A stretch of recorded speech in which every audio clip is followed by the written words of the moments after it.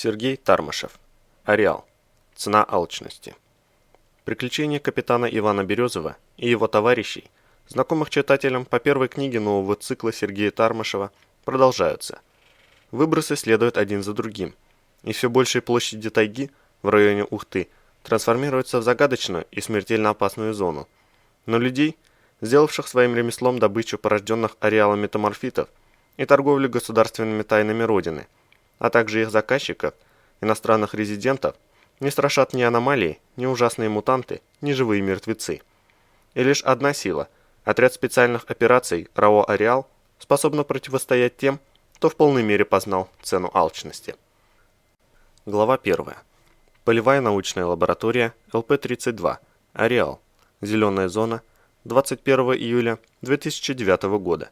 14 часов 7 минут. Время московское. Шевеление в кустах повторилось, и Иван поднес бинокль к глазам, всматриваясь в далекие заросли.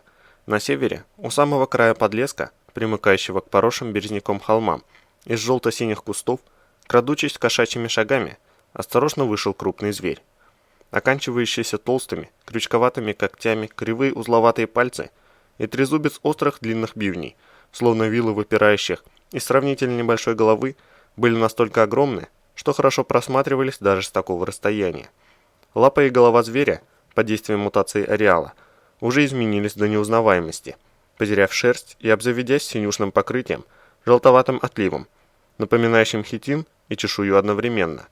Но тело еще сохраняло прежние формы, придавая зверю узнаваемость. Березов поправил провод гарнитуры рации и вышел в эфир. «Медведь, ответь Туману». Он подошел к западному краю лабораторной крыши и окинул взглядом пустырь. «Медведь Туману», — повторил он, отыскивая внизу могучую фигуру, возвышающуюся над копошащимися в траве сотрудниками лаборатории. Новая смена научного состава ЛП-32 приступила к работе несколько дней назад и сразу серьезно взялась за дело. Возможно, сказывалась повышенная работоспособность свежих, только что отдохнувших людей. А может, просто сама смена имела больше энтузиазма по сравнению с предыдущей. Как бы то ни было, но с момента прибытия нового персонала кипучая деятельность в лаборатории утихала только к ночи. Вот и сейчас работа шла полным ходом. На пустыре, старательно обходя отмеченные красными флажками границы аномалий, под бдительным оком сжимающего неизменный печенек медведя, проводили работы несколько ученых. Медленно перемещаясь по безопасной площади пустыря, они утюжили скрытые в траве колонии синьки, неуклюжими аппаратами, представляющими собой забавную смесь пылесоса с газонокосилкой, собирая лабораторный материал. Еще один вместе с лавандой возился на крыше недалеко от Ивана, проводя профилактику многочисленному научному оборудованию, раскрепленному здесь же. «На связи», — откликнулся медведь, оборачиваясь к зданию лаборатории. Он поднял голову и посмотрел на стоящего на краю крыши Березова. «Прыгай», — нарочито серьезным тоном посоветовал здоровяк. «Спасибо. Как-нибудь в другой раз», — улыбнулся Иван. «Чтобы от нечего делать, скакать с 5-метровой высоты, для начала надо научиться пронзительно орать и лазить по отвесным стенам». «Фу на тебя, накличешь», — медведь погрозил ему кулаком. «Еще вернется. Как обстановка?» «Кабан у холмов», — сообщил Березов, сверяясь с лазерным дальномером. «Удаление 230 метров. Стоит на месте и смотрит в нашу сторону. Крупный такой товарищ. Когти и клыки отсюда видны». «Кабан?» — вклинился в радиоэфир голос Лаванда. «Туман, вы не обратили внимания, как давно он появился?» «Минут 10 в кустах прятался», — ответил Березов, оглядываясь на нее. «Теперь вылез, но от подлеска не отходит». «Понятно», — оценила ситуацию Лаванда и тут же добавил, немного повысив голос. «Владислав Павлович, заканчивайте сбор, на сегодня достаточно». «Вас понял, Мария Сергеевна», — откликнулся ученый. «Полагаете, уровень возмущения псиполя подскочил?» «Думаю, да», — подтвердила Лаванда. «Я сейчас займусь этим, но в любом случае будет разумнее продолжить сбор материала завтра». «Хорошо», — согласился с ней коллега. «Мы сворачиваемся». Ученые на пустыре выключили сборочные машины и завозились с механизмами, отцепляя накопительные емкости, заполненные свежесобранной синькой. Сначала контейнеры с насекомыми будут доставлены в виварий, где в специальных герметичных кубах синьку почистят воздушными струями, после чего поместят в изолированные вольеры для накопления и последующей переработки в лабораторный материал или что-то там у ученых. Запомнить все обилие научной терминологии гниц Березов даже не пытался, Там сам черт ногу сломит. Не каждый научный сотрудник сможет похвастать тем, что знает все это дело в совершенстве. Уникумов, подобных Лаванде, было не так уж и много. «Туман, вы не позволите мне воспользоваться вашим перископом?» Лаванда передала своему помощнику электронный тестер и подошла к Ивану. После инцидента с дикобразом общаться им не приходилось, но научный руководитель ЛП-32 заметно изменила свое отношение к охране и более не создавала острых углов. Это ощутимо снизило натянутость взаимодействия охранников и персонала лаборатории, и служба пошла много проще. Оценив произошедшие изменения, Медведь с ехидной улыбочкой поздравил Березова с произведенным на Лаванду неизгладимым впечатлением и пообещал подробно осветить сей подвиг в отряде путем прочтения лекции на тему «Как правильно использовать шоколад для покорения сердца ученой-стервы». Сам Иван отметил, что перестав источать желчь и пренебрежение, Лаванда выглядит очень даже милой, несмотря на мешковатый защитный комбинезон сотрудников ГНИЦ. «Да, конечно, там не заперто», — он указал ей на дверь в сторожевую будку. «Пользоваться умеете?» «Это все-таки моя лаборатория», — коротко улыбнулась Лаванда, направляясь к бронированной двери. «Там уже не первая и не первый год». Она скрылась внутри, и спустя несколько секунд поворотная платформа перископа пришла в движение, разворачиваясь в сторону холмов. Березов посмотрел в бинокль, отыскивая кабана. Обезображенное мутацией животное обнаружилось на прежнем месте, только теперь у кромки подлеса стояло уже два зверя. Оба застыли в неподвижной позе, напряженно всматриваясь кроваво-красными глазами в сторону лаборатории. Словно в подтверждение его наблюдений, в эфире раздался голос Лаванды. «Владислав Павлович, я наблюдаю уже две особи с явными признаками реакции на возмущение псиполя», – произнесла она. «Мы уже закончили, Мария Сергеевна», – доложил ассистент. «Осталось лишь завести внутрь оборудование». «Внимание всему персоналу», – повысила голос Лаванда. «На сегодня все эксперименты с живыми образцами приказываю прекратить. Сбор биологического материала будет продолжен завтра. Владислав Павлович, я прошу вас внести соответствующие записи в вахтенный журнал. Мне нужно еще закончить некоторые дела». «Да, разумеется», — ответил тот. Иван опустил бинокль. «Пожалуй, лабораторию стоит запереть, пока все еще тихо и спокойно». Он поглядел вниз на ученых, затаскивающих сборочные аппараты-пылесосы внутрь здания. Перевалить довольно массивное устройство через бронированный порог для не отличающихся особыми габаритами научных сотрудников было задачей не самой легкой. Сотрудники впряглись в аппарат вдвоем, чтобы втащить его внутрь. Ситуацию выправил Медведь. Могучий майор подошел к возимщимся людям и, посоветовав им не загораживать проход, не торопясь повесил пулемет на грудь. После этого он играючи схватил в каждую руку по аппарату и за пару секунд перенес их через порог, иронично вопрошая ученых, почему же они при всех своих высокоразвитых мозгах не догадались внести в конструкцию лаборатории более удобную форму порога. В ответ один из научных сотрудников лишь развел руками, мол, это обычное для нашей страны дело, проектируют одни, мучаются другие.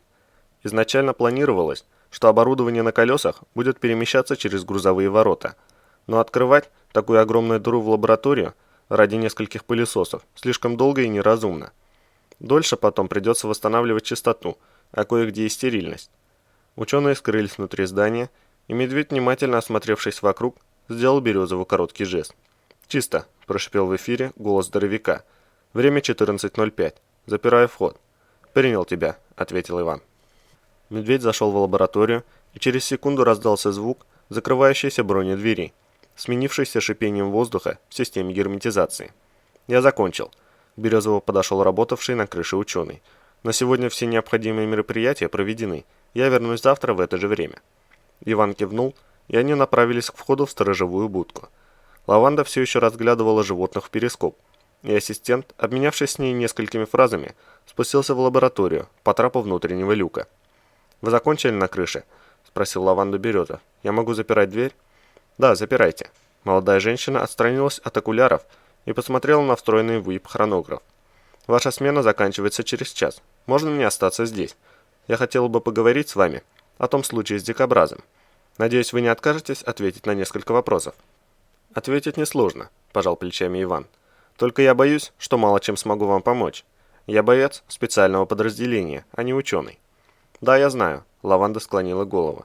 «Но сначала я должна перед вами извиниться за свои слова и поведение в целом. Я была не права, в своей иронии зашла слишком далеко за рамки разумной корректности.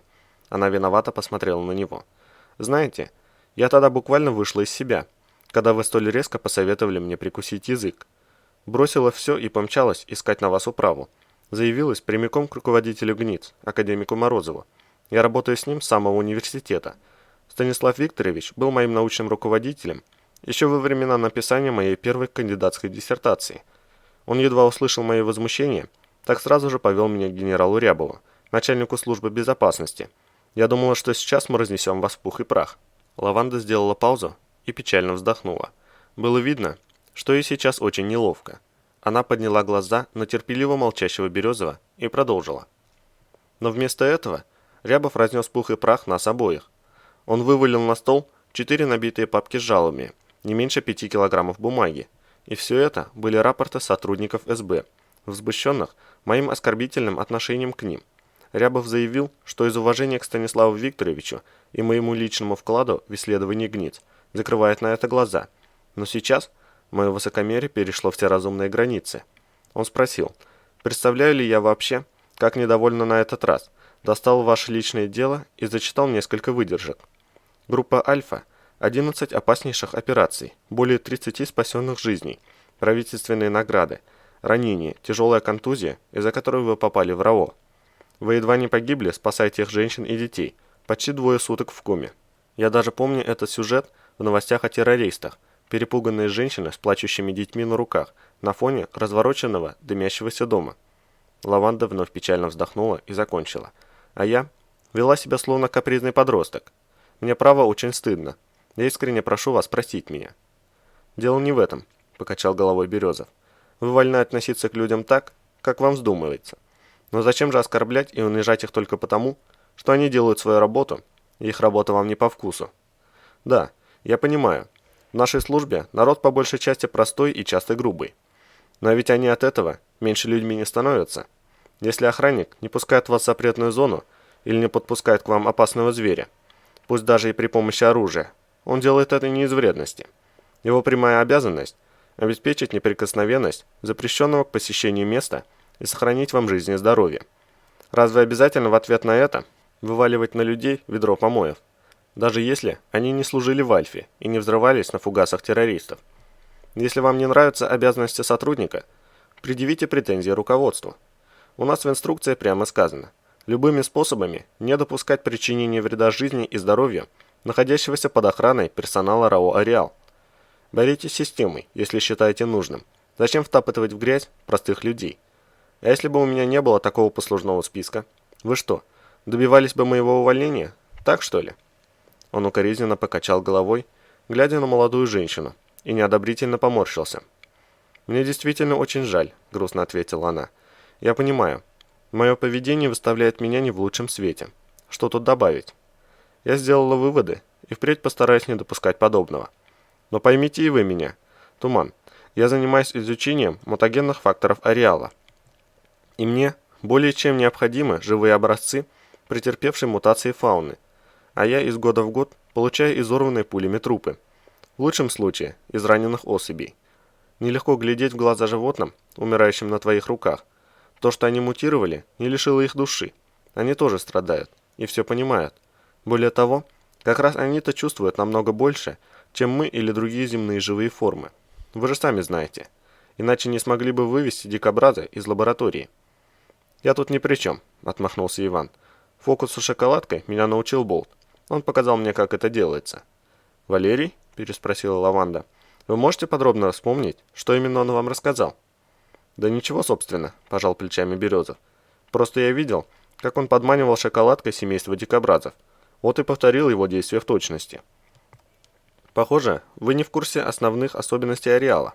Она внимательно посмотрела на него. «Неудивительно. Служба безопасности считает нашу теорию бредом, да и не только она.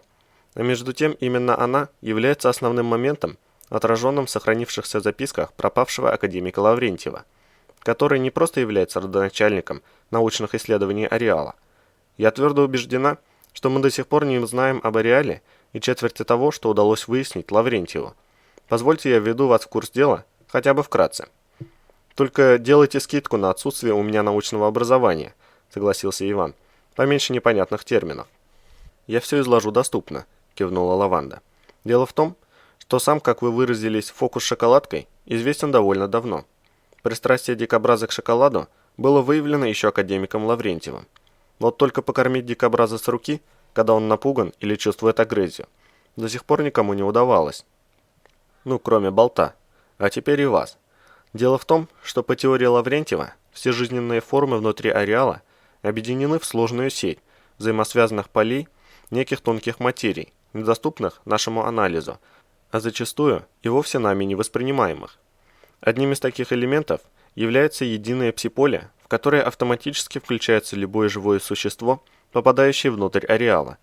На сегодняшний день это чуть ли не единственный параметр, который мы можем, образно выражаясь, потрогать руками. Все существа ареала способны воспринимать яркие психологические импульсы, генерируемые сознанием, и чем мощнее такие импульсы, тем больше расстояние, на которое они распространяются. И это не способность отдельного существа воспринимать некие образы, а именно колебания неизвестного науке единого психологического поля, из которого все обитающие здесь жизненные формы считывают информацию. Понимаете? Все абсолютно, от крохотной синьки до унка, причем последний является наиболее чувствительным индикатором колебаний псиполя из всех известных нам существ ареала. Она немного потупилась и, поморщившись, признала: «Это моя вина, что он пришел. Мое упрямство подвергло опасности жизни всех находившихся в лаборатории людей. Я не желала смириться с тем, что раненого осьминога не спасти, и упрямо делала все, чтобы продлить ему жизнь. Несчастное животное умирало слишком долго, и, как я теперь понимаю, очень болезненно. Оно получило 39 пулевых ранений. Его страдания были столь сильны, что возмущения псиполя докатились до красной зоны и привлекли Унка. Я поступила в высшей степени глупо и непрофессионально». «А что это за существо?» Иван вспомнил рассказ медведя. «Мне говорили, что со слов болта это то, чем стали новорожденные дети, погибшие в момент первого выброса в населенных пунктах эпицентра и красной зоны».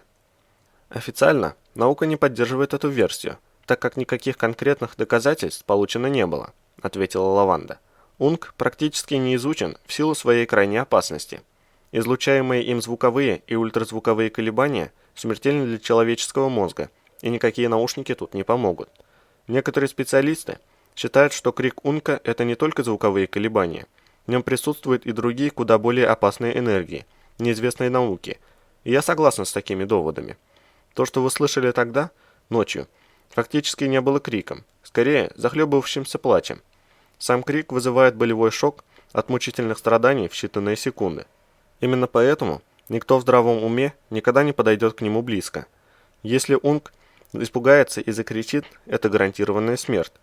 За все время существования Гниц в нашем распоряжении оказался лишь один образец Унка, да и тот сильно поврежденный. Одна из спасательных бригад случайно натолкнулась на него в ходе работ по спасанию сотрудников из развалин лаборатории, пострадавшей от неудачного эксперимента. Там произошел сильный взрыв.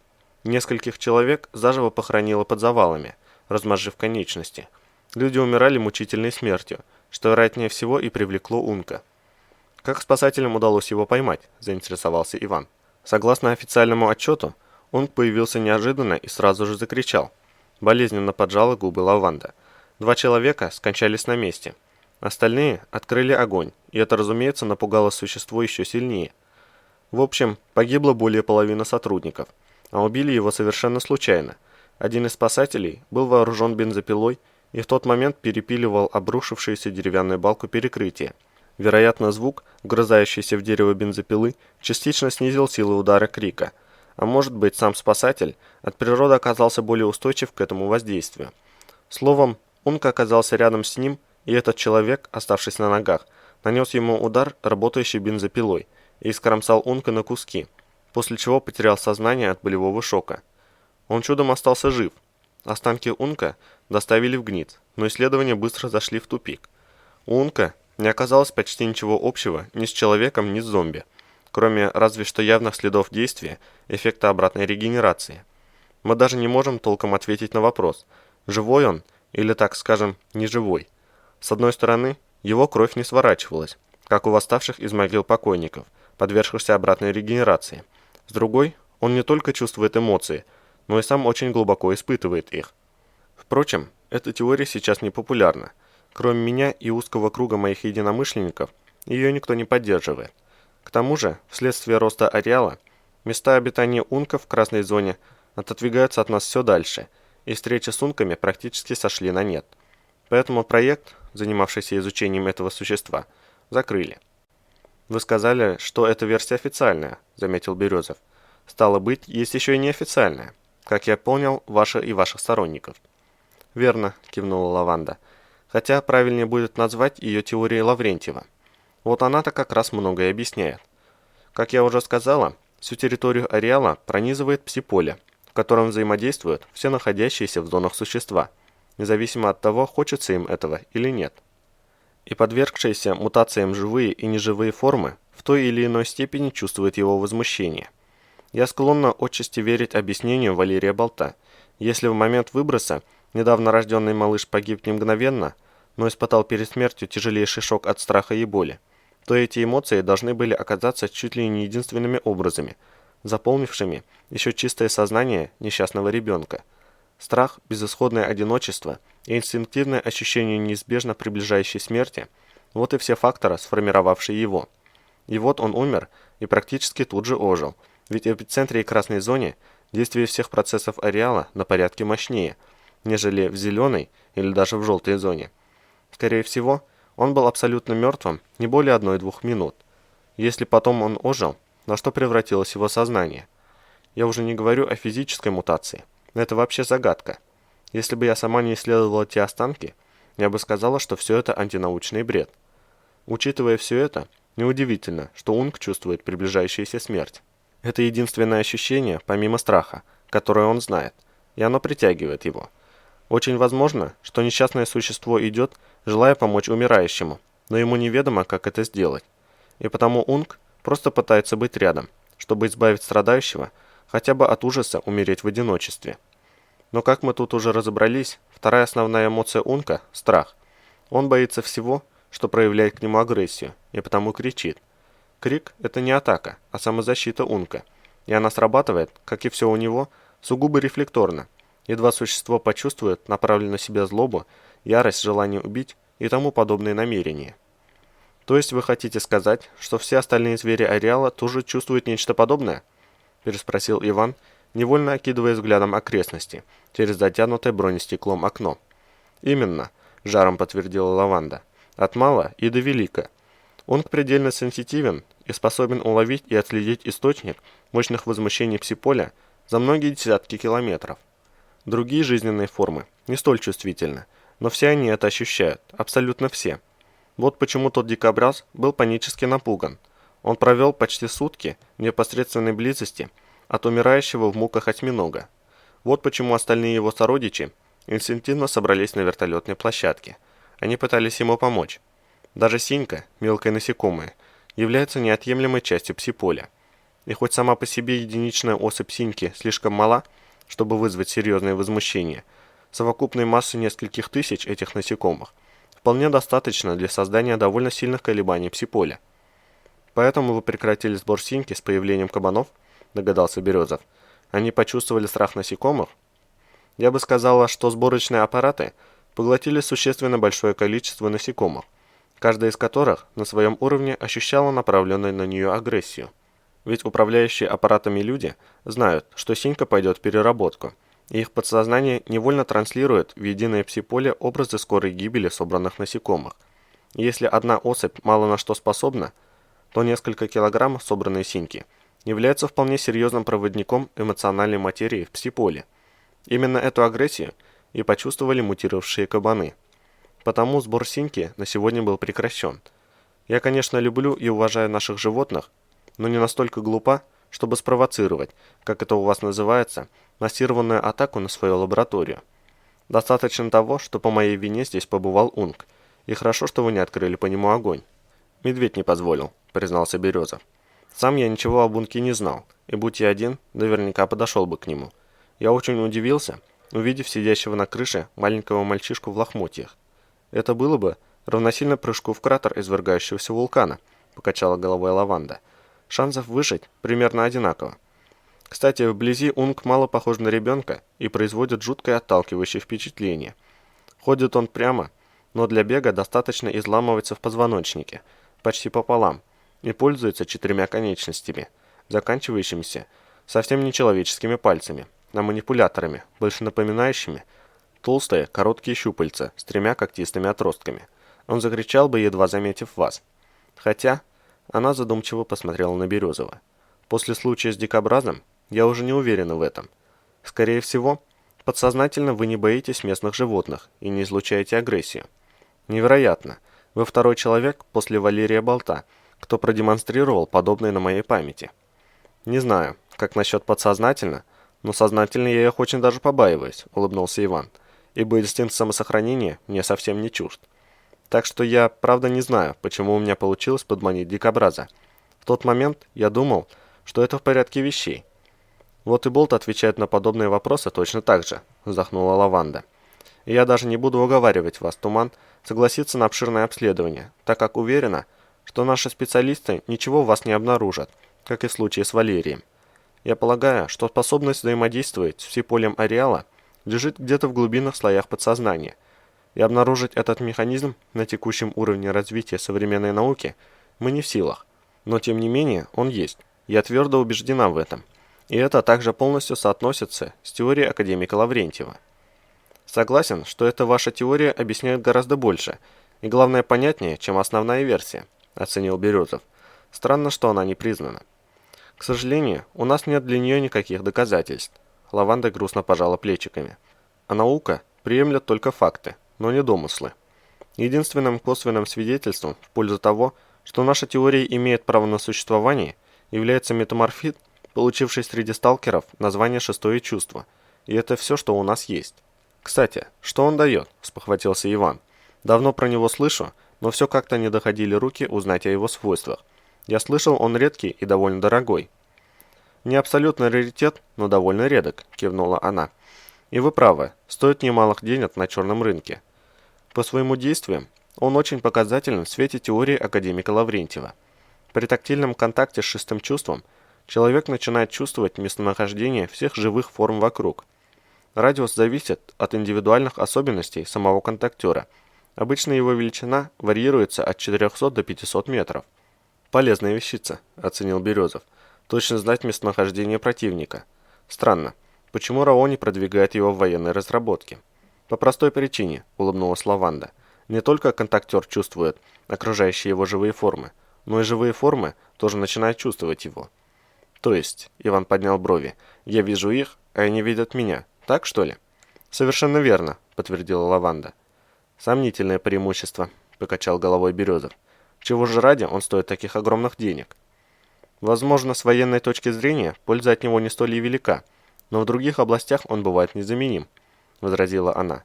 Например, при проведении спасательных работ, особенно в условиях завалов, оползней и схода снежных лавин. И среди местных сталкеров он весьма востребован. Оказавшись в опасном месте, они посредством контакта с данным метаморфитом мгновенно получают полную картину расположения всех находящихся в округе живых форм, после чего переживают контакт и меняют место своего нахождения. Как мне рассказывали знающие люди, такое весьма не лишнее в желтой зоне, особенно в первую неделю после выброса, когда идет бурное заселение обитателями ареала вновь приросших к зонам территорий, и мутировавшие существа особенно активны, причем как живые, так и неживые. То есть шестое чувство работает и вне ареала, спросил Березов. Но тогда каким образом его существование подтверждает вашу теорию единого псиполя? Тут есть два момента, принялась объяснять Лаванда. Во-первых, данный мед вне ареала имеет втрое меньший радиус действия. А во-вторых, сам факт того, что он действует вне ареала, позволяет нам предполагать, что псиполе существует по всей планете. Просто вне зон оно либо гораздо слабее выражено, либо мы имеем менее сильные способности чувствовать его, либо и то, и другое одновременно. Полагаю, эта часть теории имеет еще большее количество скептиков, улыбнулся Иван. Уж больно похоже на байки из области экстрасенсов, предсказателей, ведьм и прочих графов Дракул. Это так, Лаванда коротко развела руками. Тут нам пока что нечего противопоставить оппонентам.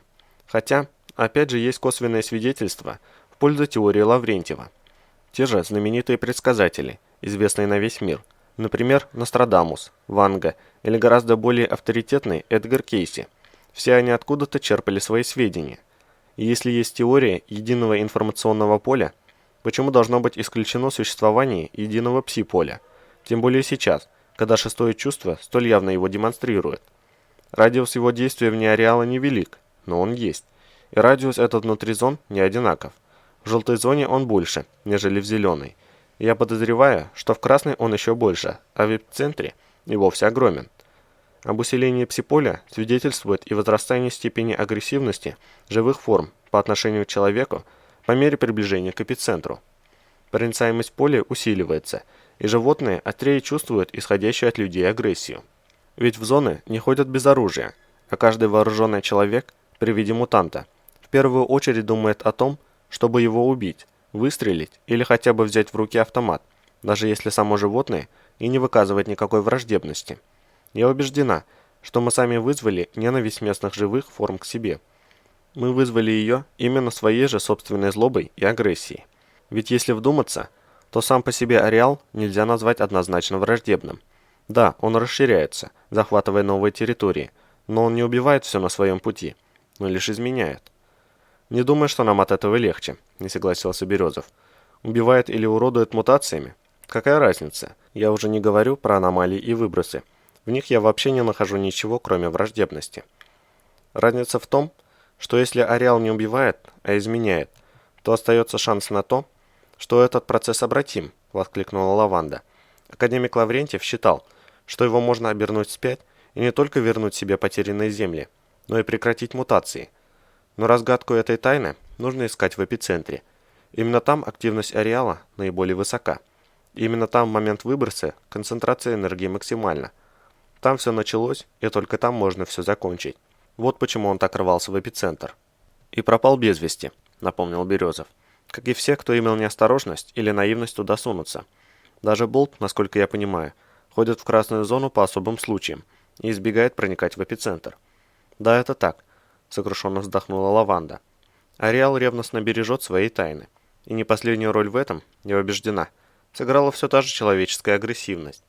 Но и в красной зоне, и в эпицентре существует жизнь, отлично приспособившаяся и к аномалиям, и к выбросам. А это означает, что если понять ее принципы и правильно ими воспользоваться, туда все-таки можно будет попасть и попытаться найти решение проблемы. Поэтому я так борюсь за любые живые образцы из желтой зоны. Они необходимы мне, словно воздух, и даже больше». «Понимаю», — кивнул Иван. «Вы очень рассчитывали на того осьминога. И все же не стоило так рисковать, если сразу было ясно, что его не спасти. В конце концов, это не последний осьминог в ареале. Добыть живого осьминога – задача предельно сложная и очень опасная», – она покачала головой. «И если его первичная форма мутации дикобраз изучена нами довольно подробно, то с осьминогом дело обстоит намного сложнее. При том, что он совсем не столь малоподвижен, как дикобраз, степень его опасности гораздо выше. Поисковые группы не решаются на его отлов, обнаружить его намного сложнее. Спинные колючки у него гибкие и скорее напоминают щупальца. Шипы с токсином мутировали в присоске с ядом. Осьминог может не только обвить собой куст, как бы вплетаясь в него, но и просто распластаться по траве, практически полностью сливаясь с ней благодаря своему мимикрирующему кожному пигменту.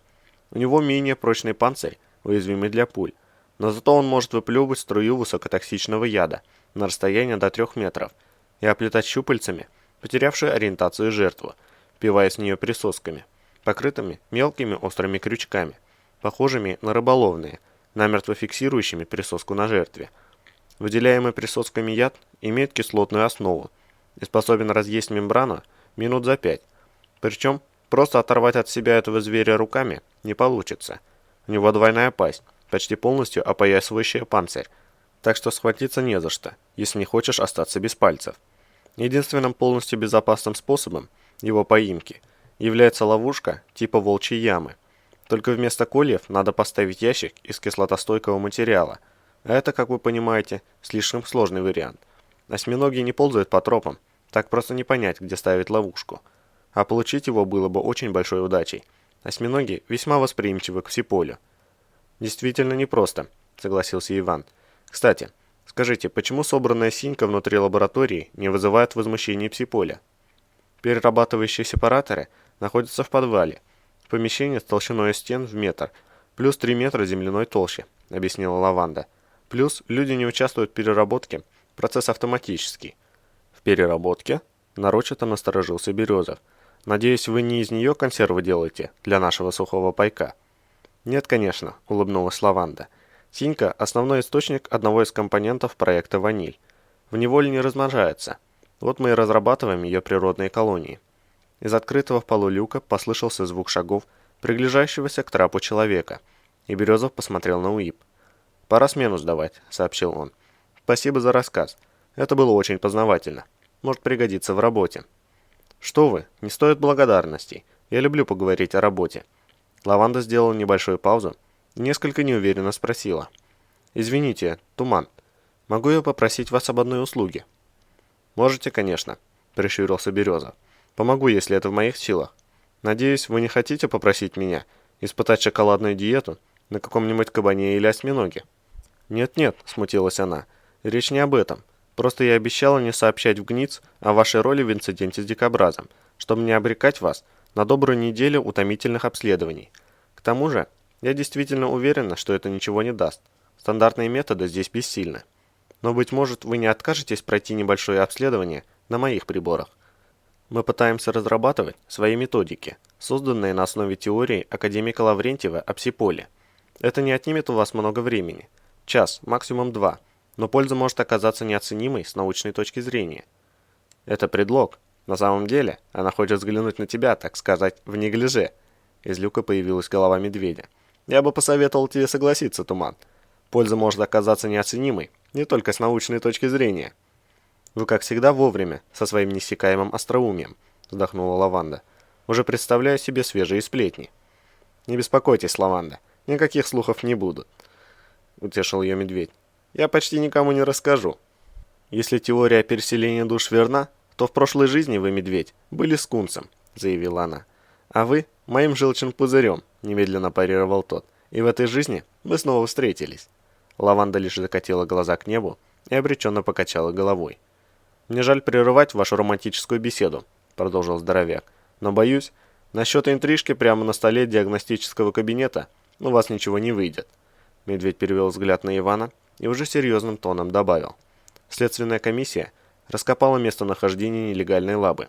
Отряду объявлен общий сбор. Только что пришло оповещение из базы. Вертушка за нами уже вылетела, так что собирайся. Он обернулся к Лаванде. Вам пришлют кого-нибудь на замену в течение суток. До того момента служба безопасности официально рекомендует вам приостановить работы снаружи лаборатории и не покидать ее пределов. Соответствующие указания уже направлены на сетевой адрес ЛП-32. «Понятно», — скривилась Лаванда. «Ничего другого от СБ я не ожидала. И все же, Туман, может, вы найдете время по возвращении со своего задания посетить нас еще раз и пройти обследование? Это очень важно для нашей работы». «Не волнуйтесь, он обязательно назначит вам свидание», — осклабился медведь. «Я лично за этим прослежу. Обещаю». «Если он этого не сделает, вы мне ответите», — извила она. «Я напишу заявление руководству и потребую, чтобы лично вас прикомандировали к ЛП-32 на полгода». «Это великая честь», — восхитился медведь. «И я ее недостоин. У нас в отряде есть гораздо более достойные люди». Он состроил комичную рожицу и несколько раз потыкал большим пальцем в сторону Березова. «Так», — Лаванда встала со стула. «Достаточно. Меня ждет моя работа. Поэтому не буду более отвлекать вас от вашей работы. Заодно сообщу всем остальным о том, что вы нас покидаете. Я уверена, это известие их расстроит настолько сильно, что праздник будет продолжаться всю ночь». С этими словами она скрылась в люке. Глава 2. Идущий в голове отряда Ферзь поднял вверх согнутую в локте руку, подавая сигнал, и растянувшаяся в длинную колонну цепочка двигающихся друг за другом людей остановилась. Командир особ достал из-под сумка пулеметную гильзу, швырнул ее в ровное и пустое с виду место. Гильза пролетела пару метров и неожиданно рванулась в сторону, со свистом рассекая воздух в резком ускорении. Пустота смяла латунный сплав в искореженный комок, словно бумагу, и сплюнула на землю. Ферзь молча поднес к глазам 2 растопыренных пальца, подавая знак «смотри в оба», и коротким взмахом руки отдал приказ продолжить движение, обходя опасный участок. Следующая в центре колонны 4 людей плохо подогнанных мембранах еще больше сократило дистанцию друг между другом, инстинктивно пытаясь держаться след в след. Иван про себя поморщился. Ферзь специально нагоняет жути на контрразведчиков. Неприязнь тех, кто несет службу в поле, кабинетным работникам, стара как мир. И неважно, где именно проходит сам процесс. Смысл его остается неизменен. Бойцы армейского спецназа недолюбливают штабистов, милицейские опера – следователей, а вкалывающие посреди дикой тайги строители – каких-нибудь пиар-менеджеров, сидящих в теплых, комфортабельных офисах с чашечкой горячего кофе. В принципе, Береза вполне понимал командира отряда. Он и сам относился к кабинетным подобным образом.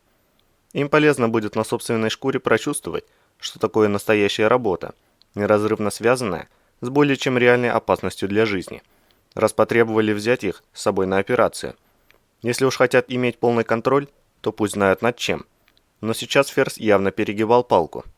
Командир останавливался возле каждой аномалии и забрасывал в нее по несколько гильз, словно подчеркивая, что смерть подстерегает на каждом шагу. Причем половину аномалий даже не пришлось обходить, они лежали в стороне от маршрута движения. И по крайней мере, некоторые из них на таком удалении опасности не представляли. Понятно, что все это было рассчитано на идущих с отрядом контрразведчиков. Ферзь даже гильзы с собой взял пулеметные, для пущей наглядности. Но в результате скорость движения отряда резко замедлилась, словно не на задание шли, а резину тянули. Пора бы поторапливаться, если, конечно, в планы Ферзя не входила ночевка прямо в желтой зоне. Имея Ариадну, по зеленой можно двигаться гораздо быстрее. И так видно, что впечатлений у контрразведчиков уже накопилось хоть отбавляй. Через шаг выброса рванули бегом. Ферзь погнал людей чуть ли не на максимальном ускорении, из-за чего следователи из московской комиссии быстро выбились из сил. Их старший попросил о коротком привале, и Ферзь объявил двухминутную остановку. Вереница из 3 десятков бойцов опустилась на поросшую синим мхом красную резину земли, не меняя своего построения. Иван огляделся. Прошло полгода с того дня, когда он оказался в желтой зоне. Но все вокруг было точно таким же. Зеленое небо с мутно-голубым солнечным диском, синюшная растительность с грязно-желтыми разводами и пронзительно-надрывные вопли невидимых издали зверей. Из головы колонны пришел посыльный от Ферзя и коротко переговорил с Лемуром. Тот кивнул в знак согласия и, поманив рукой Березова, направился к контрразведчикам. «Ферзь передал нам дорогих гостей», — ухмыльнулся он по дороге, «и приказал беречь, как зеницу ока. Так что, Ваня, давай-ка не отходи от них, мне так будет спокойнее. Да и рано еще тебе в первых рядах через аномалии лазать». Они подошли к проверяющим, и Лемур извлек из-под сумка несколько небольших, гладких полупрозрачных камней и раздал их контрразведчикам. «Что это?» – спросил их старший. «Метаморфит», – ответил Лемур. «В народе получил название Энерджайзер. При тактильном контакте подстегивает расщепление АТФ в организме. Сильно увеличивает выносливость и замедляет наступление усталости. Своего рода допинг, так сказать». Он дернул за липучку клапана на набедренном кармане контрразведчика. «Это специальный карман, предназначенный для использования метов. Его внесли в конструкцию мембраны по нашей просьбе», — объяснил боец, «чтобы не приходилось держать мет в руке. Вкладывать вот так». Лемур расстегнул несколько липучек и молний, добираясь до тонкого слоя сетчатой ткани с крупной ячеей, облегающей кожу бедра, и вложил мет в специальный кармашек. «Вот тут липучка, ее затянуть плотно. Самое главное – загерметизироваться без ошибок». Он в обратном порядке застегнул молнии и липучки. С непривычки можно напутать последовательности и потом пожалеть об этом, когда накроет едкой аномалией или какая тварь плюнет струей кислоты или другой токсичной гадости. Так что не советую доставать мет из кармана ради праздного любопытства. Он убедился, что все 4 в порядке, и спросил: «Ну как самочувствие?» «Словно только что из отпуска», — ответил кто-то. «Удивительно. Он начинает работать так быстро?» «Всем это действует мгновенно», — пояснил Лемур. «Олимпийские игры с ними, конечно, не выиграть, но с непривычки ходить по зонам будет легче». «А если второй такой нацепить?» — поинтересовался старший. «Распад АТФ возрастет, и энергия в организме прибавится». Лемур застегнул свой подсумок. «Но с этим лучше быть осторожнее. Энерджайзер не создает АТФ, он только расщепляет ее. Истощение организма неизбежно, требуется отдых и питание. В общем, в применении метов надо знать меру, а то недолго и в ящик сыграть. Так что хватит вам и по одной штуке. К тому же у нас их больше и нет. Меты – вещицы редкие. Найти их не так просто в принципе. А тут еще и сталкеры эти. Сборщики хреновы. Из-за них отыскивать метаморфиты стало еще труднее. Карманы рассчитаны на несколько таких камней. Один из контрразведчиков ощупал ладонями бедра. «На 6, по 3 в каждом», – кивнул лемур. «Человеческий организм не воспринимает более 6 метов. Почему? Это к ученым. Но 7-й мет уже не работает. Вот карманы и сделали по максимуму. Но на самом деле они многофункциональные. Ведь мета – редкость. Если нашел, обязан сдать. Так что я ни разу не использовал больше 3 за один раз.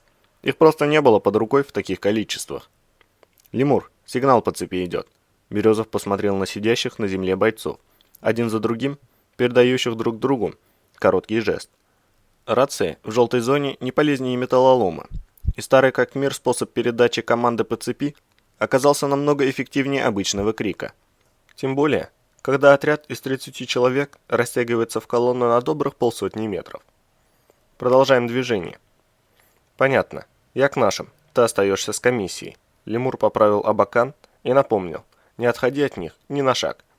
Он заспешил в голову колонны, и Иван посмотрел на контрразведчиков. «Мой радиопозывной – Туман. Товарищи офицеры, я пойду в голове вашей группы. Работаем по схеме, делай как я.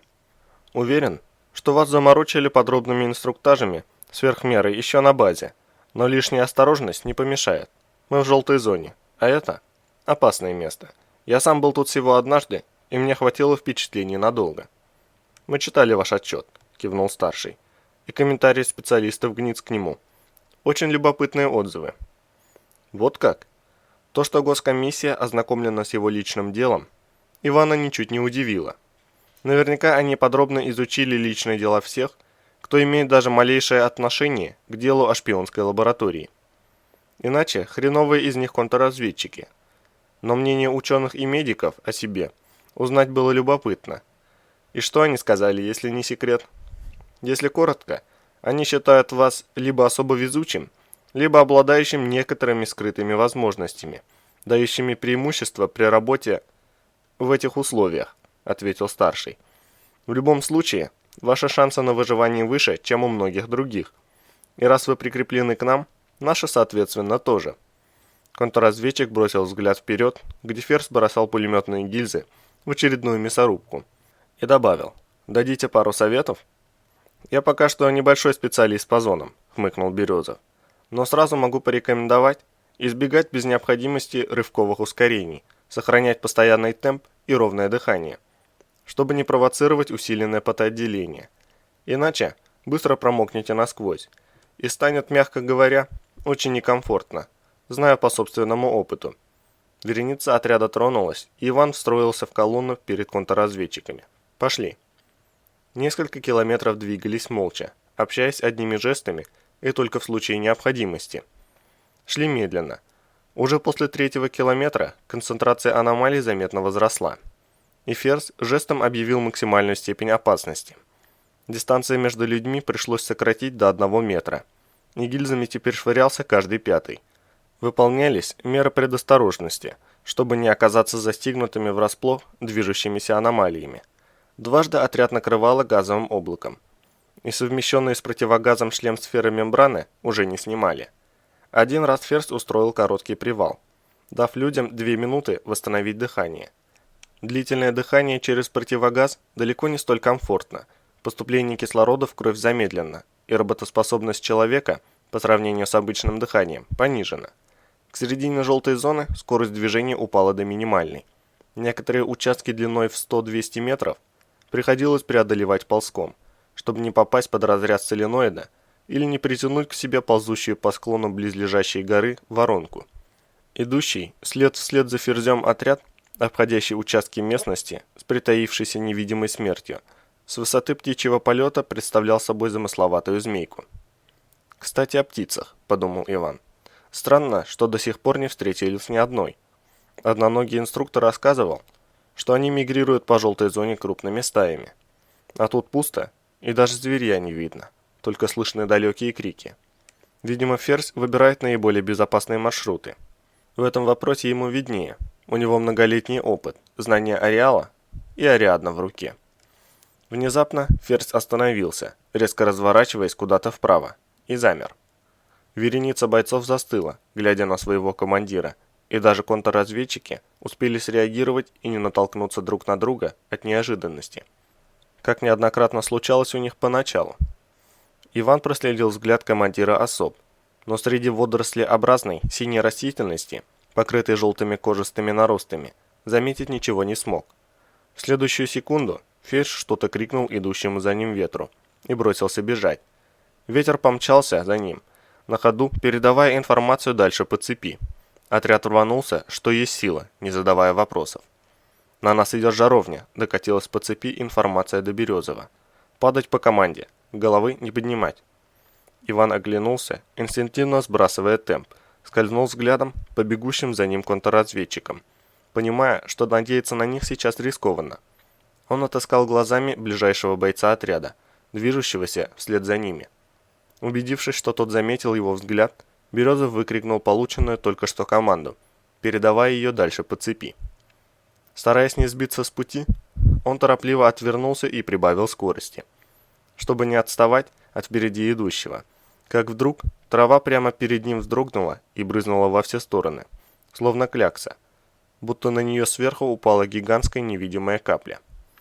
Инстинкт бойца, отточенный многими годами постоянной опасности, сработал мгновенно, и Иван на полном ходу выполнил стремительный бросок в сторону, прежде чем понял, что происходит. И бегущий за ним старший контрразведчик не успел среагировать и влетел в образовавшуюся кляксу. В следующее мгновение он запнулся, и незримая сила словно впечатала его в мутно-желтую изнанку синюшного мха. «Стоять!» — рявкнул Березов, намчащегося со всех ног в аномалию второго контрразведчика. Тот резко затормозил и по инерции едва не влетел в опасное место. В крайнюю секунду Иван успел схватить его за локоть. «Что с ним?» Остальные двое сгрудились в кучу, ломая линию движения колонны. «Что произошло?» «В окову попал», — определил Березов, быстро прикидывая границы аномалии. К земле пригвоздило сильно, сознание потерял. «Вытаскиваем. Вы двое за правую ногу, а я за правую руку. Ты пока жди, потом поможешь», — приказал он третьему. «И осторожно. Туда, где трава выглядит примятой, не лезть». «Всем продолжать движение», — раздался рядом зычный голос медведя. «Бегом, марш!» Он отодвинул контрразведчика в сторону. «Я сам». «Догонять колонну», — рявкнул майор. «Шорох, тащи их сюда, пока всех не накрыло».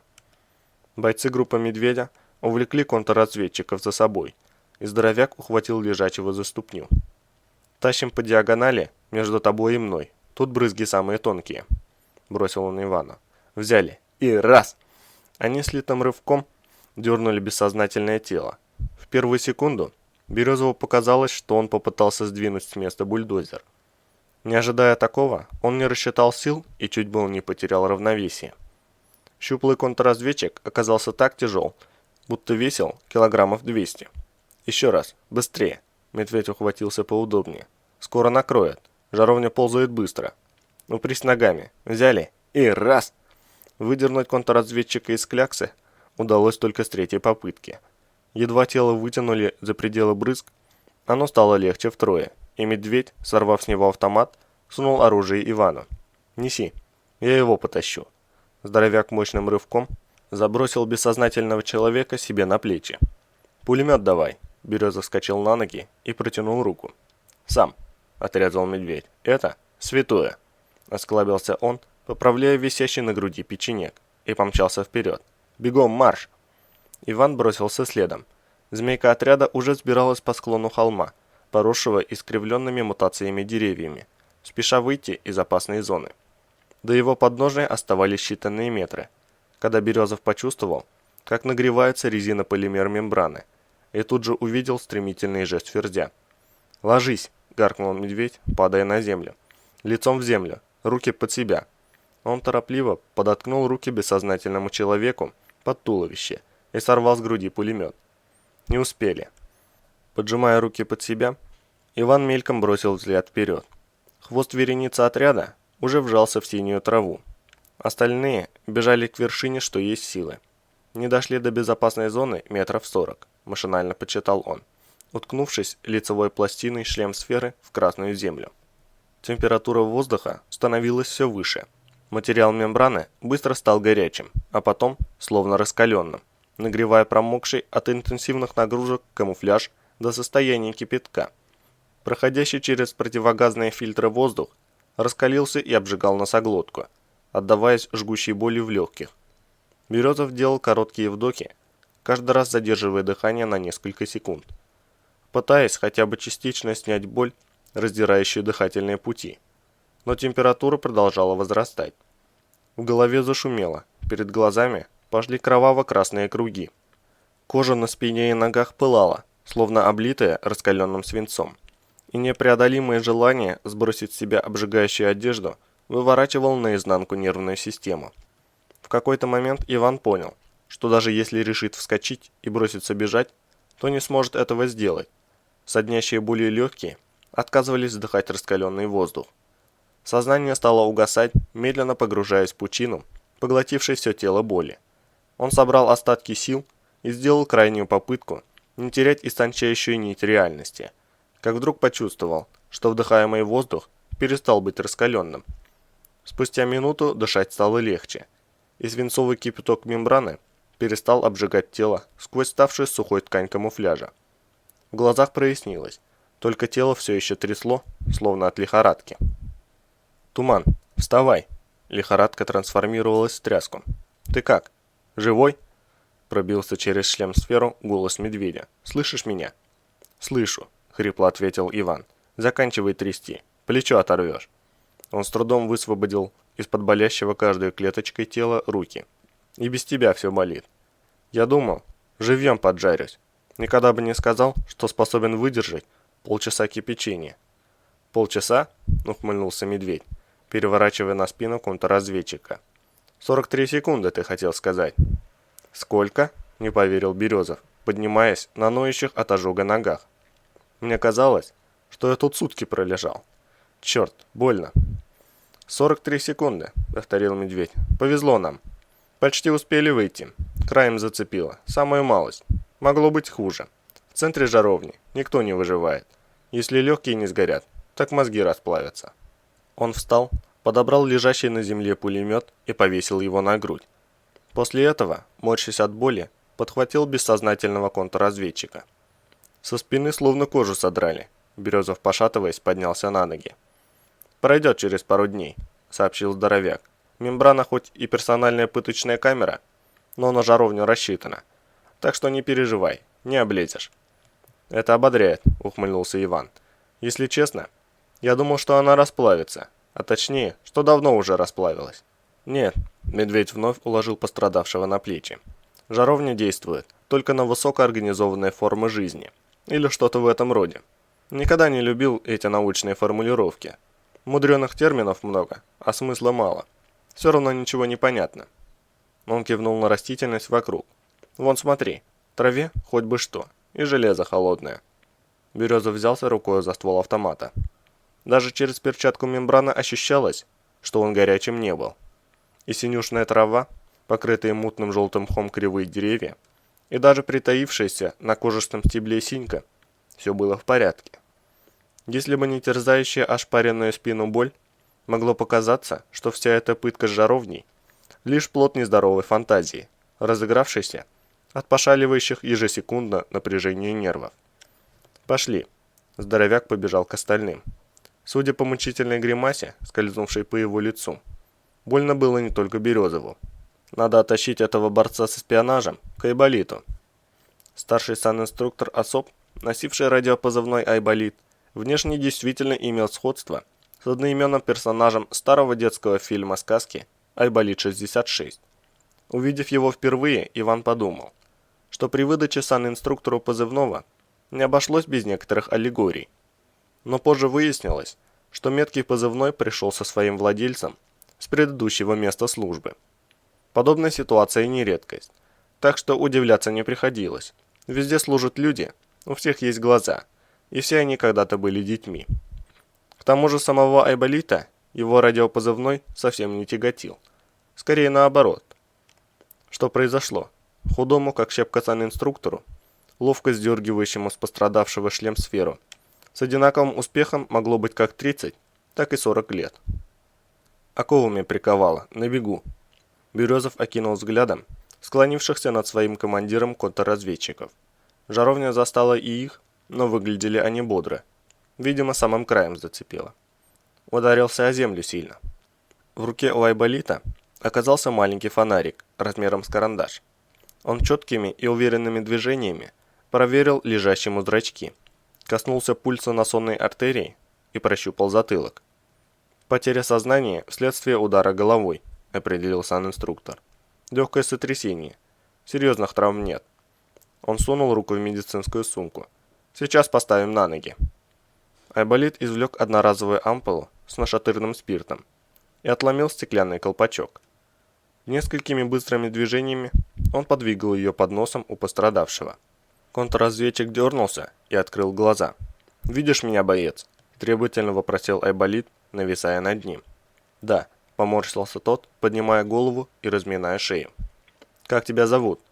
Санинструктор сунул ему под глаза 3 растопыренных пальца. «Сколько пальцев видишь?» 3 пальца. Контрразведчик осторожно потер висок. «Зовут Виктор. Радиопозывной «Рентген». «Порядок», – оценил Айболит.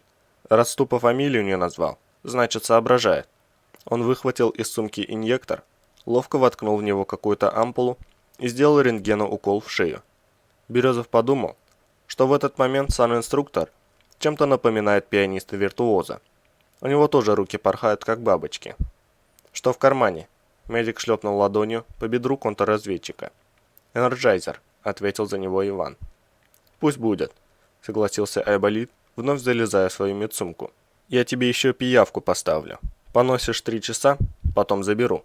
Он все так же быстро выхватил из сумки небольшой полупрозрачный метаморфит, формой похожий на пиявку переростка, и быстро поместил ее в набедренный карман пострадавшего.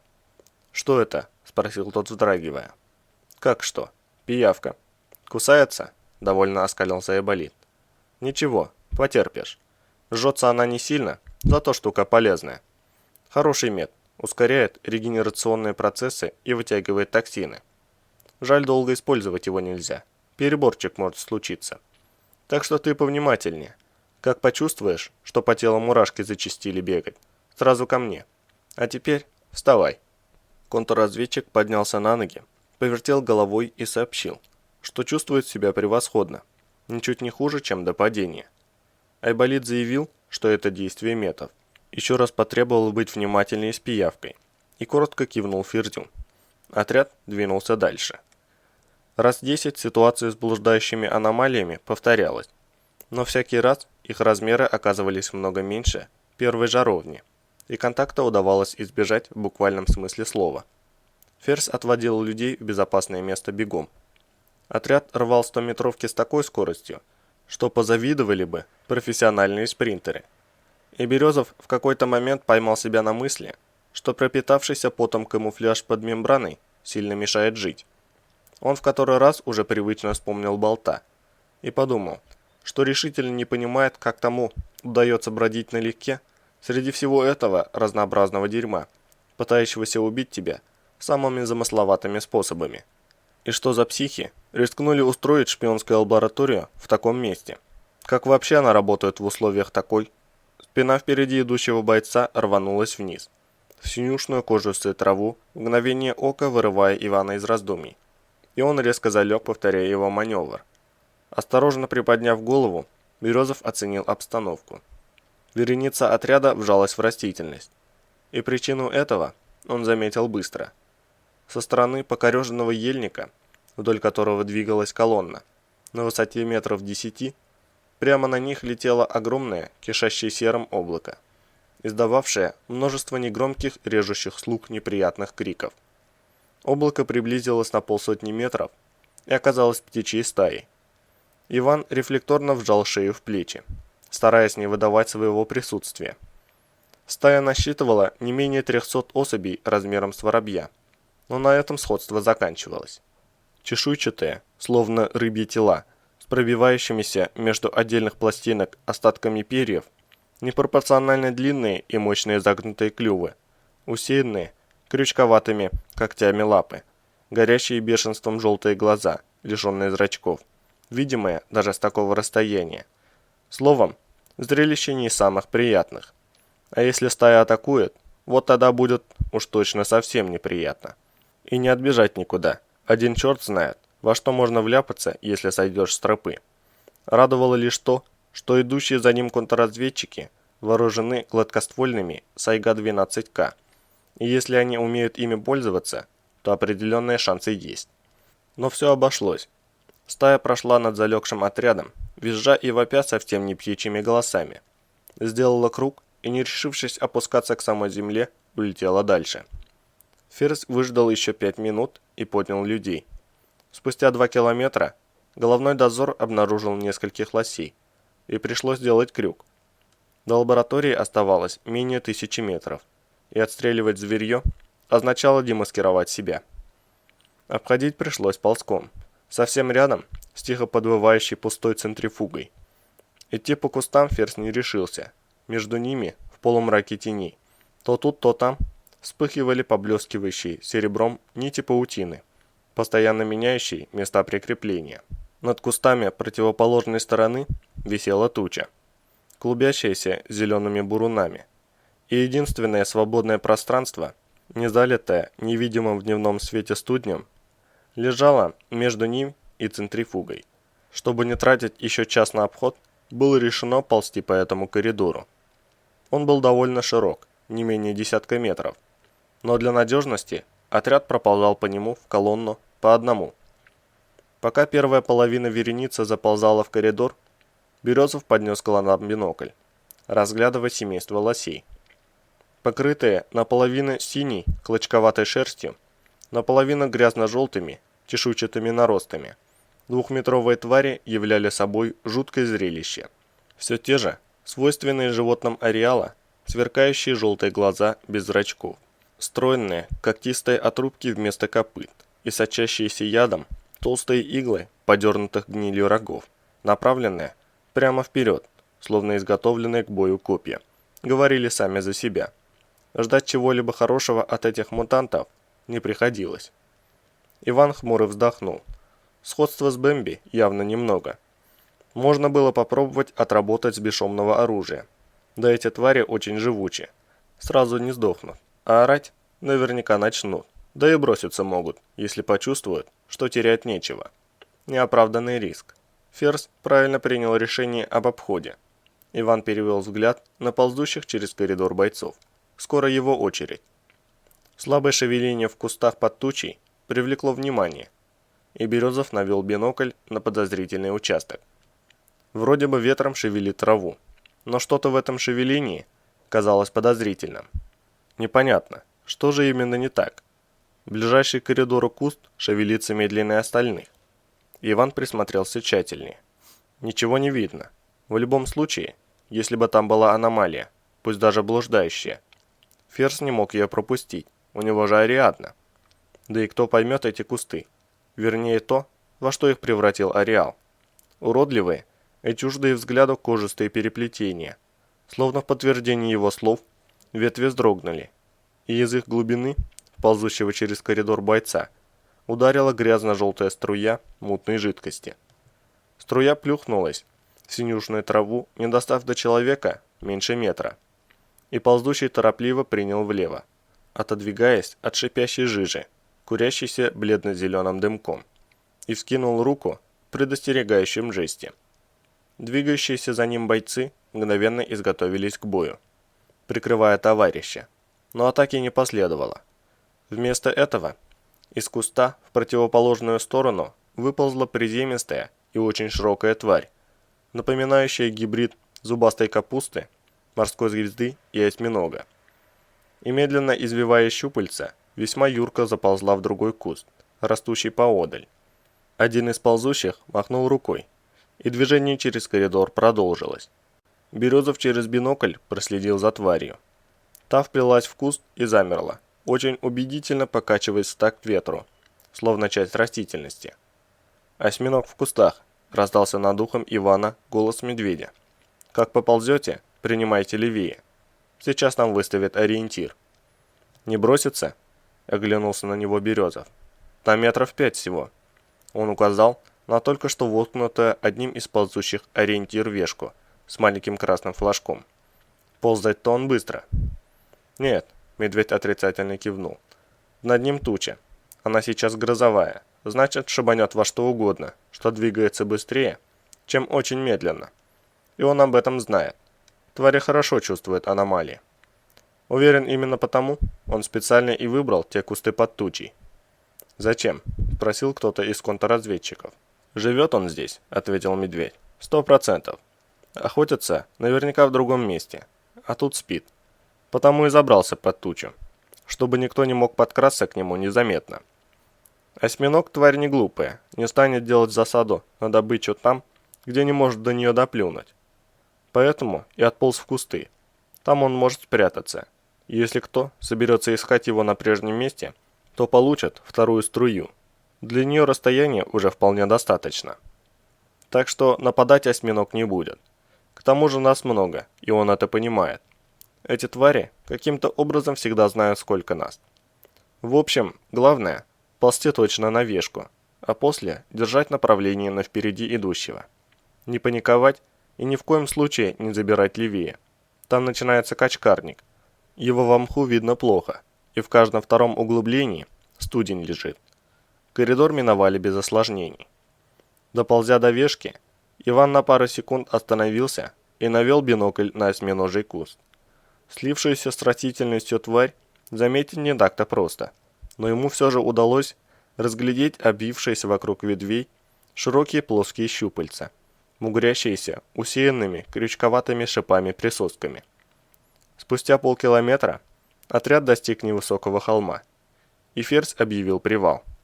Собрав командиров групп, он подошел к контрразведчикам и развернул перед ними карту. «За этим холмом находится указанное вами место», — указал он на обведенную в кружок точку. «Лет 7 назад там находилась одна из первых научных лабораторий РАО. Возможно, ваш источник имел в виду именно ее». «Источник упоминал, что нелегальная лаборатория расположена на базе старой», — кивнул Рентген. «Так что ваши данные подтверждают наши. Лаборатория наверняка охраняется. Советую вашим людям быть предельно осторожными». «Мы всегда предельно осторожны», — хмыкнул Ферзь. «Иначе из Ареала живым не выбраться. Думаю, теперь вам это объяснять не требуется». Он красноречиво кивнул на посиневшую шишку на лбу Рентгена. «Но сразу хочу сказать, что ваши данные – чистой воды дезинформация. Мы никого и ничего там не найдем. Все это место заполнено аномалиями». Он поднял руку, останавливая уже собравшегося возразить контрразведчика. «Но мы доведем операцию до конца, раз пришли. Сами убедитесь в достоверности своих данных». Командир особ обернулся командиром групп и принялся ставить боевые задачи, вводя карандашом по затянутому в целлулоид листу карты. «Группу червонца я поведу сам. Группа ветра пойдет в лоб. Вот отсюда». Он указал рукой на правое подножие холма. «Вот сюда». Карандаш уперся в точку на карте. «Двигаться в колонну по одному. Дистанция 3 метра. В сторону восточного обреза здания лавы. Ориентир – обрушившаяся кирпичная стена. Ширина коридора в 2 шага. К стене ближе 10 метров не подходить, на развалинах паутина. Правее рухнувшей стены – россыпи студня, вдоль которых ходит центрифуга. Левее – целый букет аномалий. Так что границы коридора соблюдать самым тщательным образом. Задача – дойти до указанной точки, остановиться и ждать дальнейших указаний. Гильзы бросать каждые 10 секунд». Он перевел взгляд на лемура и кивнул ему на холм. «Ты со своими займешь высоту. Задача – с боевого гребня прикрывать огнем штурмовые группы. Левый склон холма не занимать. Там плешь диаметром в десяток метров. Крайний левый предел диспозиции – сросшаяся буквой «В» ель в зарослях игломета. Ближе не подходить. Побеги игломета уже зрелые. Можно заработать много лишних проблем. Сектора обстрела следующие». «Движение», – перебил Ферзя на полуслове резкий возглас. «Множественные движения в кустах, по правому флангу». «Движение по левому флангу», – крикнул второй наблюдатель. «Быстро приближается. Целей не вижу». «Филин дает десятки отметок. скороговоркой доложил первый. «Похоже, зверье. Идет прямо на нас». «К бою», — скомандовал Ферзь. «Занять круговую оборону. Позиции не менять. Пулеметчикам разобрать». Дальнейшие его слова потонули в грохоте выстрелов. Залегший отряд бил из всех стволов, пытаясь сдержать потоки хлынувшего из растительности потока всевозможного зверья. Пронзительно визжащие твари выскакивали со всех сторон и бросались в атаку, стараясь поскорее вцепиться в человеческую плоть. Узнать земных животных в усеянных клыками, чешуйчато-мохнатых зловещего вида существах, стремительно мелькающих среди синего мха и желтых потеков кустарника, было определенно невозможно. Да и вряд ли это интересовало сейчас хоть кого-то. Едва не застигнутый врасплох отряд изо всех сил отбивал неожиданную атаку. Березов парой коротких очередей срезал несущегося на него волка, не останавливая движение ствола, поймал в прицел следующую тварь и вновь нажал на спусковой крючок. От покрытого наполовину шерстью, наполовину узловатой кожей существа с облезшим лисьим хвостом брызнули ошметки плоти, но тварь не остановилась. Иван дал еще одну очередь, но зверь двигался слишком быстро. Автомат щелкнул бойком по пустому патроннику, сообщая об опустевшем магазине. И в этот миг тварь прыгнула. Березов рывком перевернулся на спину, пропуская зверя мимо себя, и ударил его автоматом словно дубиной. Получив удар, тварь замешкалась. Иван успел выхватить нож из укрепленных на груди ножен. Зверь развернулся волчком, поджимая лапы для атакующего броска, но так и не прыгнул. 20 сантиметров стали с серейторной заточкой вспороли ему брюхо, вываливая в красную пыль сплетение внутренностей. Где-то совсем близко, у самой головы, оглушительно защелкал воздух, пронзаемый пулеметной очередью. И что-то тяжелое с размаху врезалось в Березова, отбрасывая его в сторону. Иван продлил падение перекатом, гася полученную от невидимого врага энергию, и вскочил на колени, готовясь нанести удар ножом. Но рухнувший подле него огромный кабан был уже мертв. Березов бросил благодарный взгляд поверх дымящейся свежей кровью туши, развороченной пулями, в сторону позиции пулеметчика. Но медведь уже не смотрел на него. Его печенек коротко водил стволом из стороны в сторону, выплевывая огненные сполохи и отбрасывая в сторону фонтанчики стрелянных гильз. Иван перекатился под защиту кабаньей туши, подхватывая с земли автомат, и быстро сменил магазин, бросая взгляд на залегших сзади контрразведчиков. Те лежали слишком близко друг к другу. Если какая тварь прорвется, может зацепить сразу двоих. Но в остальном все в норме. Они не паниковали и не палили в белый свет, как в копеечку, скупо отстреливая подбегающее слишком близко зверье. Березов уже набрал в легкий воздух, собираясь приказать им увеличить дистанцию между собой, как вдруг заметил в небе возвращающуюся с тыла птичью стаю. «Воздух!» – выдохнул он, выбрасывая руку в указывающем жесте в сторону контрразведчиков. «Кто с дробовиками? На спину! С 15 метров заградительный огонь!» Контрразведчики сообразили сразу. Вооруженные сайгами, они перекатились на спину, и спустя несколько мгновений крупная дробь уже выгрызала дыры в кишащем бешеными тварями облаке. С неба на землю посыпались разодранные тушки уродливых птиц. Березов перевернулся на грудь и в крайнюю секунду успел всадить очередную в грудь летящему на него в атакующем прыжке зверю. В глубине сознания мелькнула мысль, что по птицам мелкая дробь эффективнее крупной. Но дали ли контрразведчикам такие патроны, он не знал. Иван стремительно двинул стволом правее, обгоняя мушкой приближающегося волка, и дал пару коротких очередей на упреждение. Пули вспороли звериный бок, швыряя бугристую тварь на землю, и он переключился на другую цель. Спустя полминуты, сзади, пробиваясь через грохот стрельбы, раздался вопль. Березов резким движением развернулся назад. С десяток птиц, спикировав с неба, облепили дальнего из ведущих огонь контрразведчика. «Перекатывайся!» – заорал медведь, оборачиваясь на крик. «Дави их собой!» Попавший под удар человек, извивая словно змея на раскаленной печи, покатился по синему мху, вдавливая в красную резину земли клыкасто-когтистые тушки. Остальные, рискуя задеть его дробью, сосредоточили огонь на пикирующих к нему тварях. Дробовые заряды сшибали птиц, вырывая из них облачка перьев, и стая рванулась вверх, заходя на второй круг. «Перезаряжай!» Майор успевал одновременно вести огонь из пулемета и бросать взгляды на контрразведчиков. «Сейчас вернуться! Туман! Слева!» Березов скинул автомат одновременно с поворотом головы. Левее него, в цепи ближайших к кустам бойцов, уже кипела рукопашная схватка. Зверье прорвалось через плотный огонь, и в ход пошли ножи и приклады. Несколько человек и пара десятков, пылающих злобой тварей, смешались в рычащий и хрипящий клубок, катающийся по синему мху в клубах красной пыли. Иван прицельными выстрелами сбил одного за другим троих бугристо-кожистых волков, рвущихся к клубящейся красной пылью свалки из людей и животных, и рванул гранатный подсумок. «Медведь!» – крикнул он здоровяку, бросая как можно дальше гладкий шар РГН. «Отсекаем гранатами!» Майор понял без лишних слов, и в воздухе закувыркались зеленые корпуса гранат. В кустах громыхнули взрывы, вздымая в воздух красно-земляные брызги и синюшно-желтые клочья травы и листьев, отсекая потоками раскаленного металла атакующих тварей. Дюжина разрывов прогремела один за другим, почти непрерывно.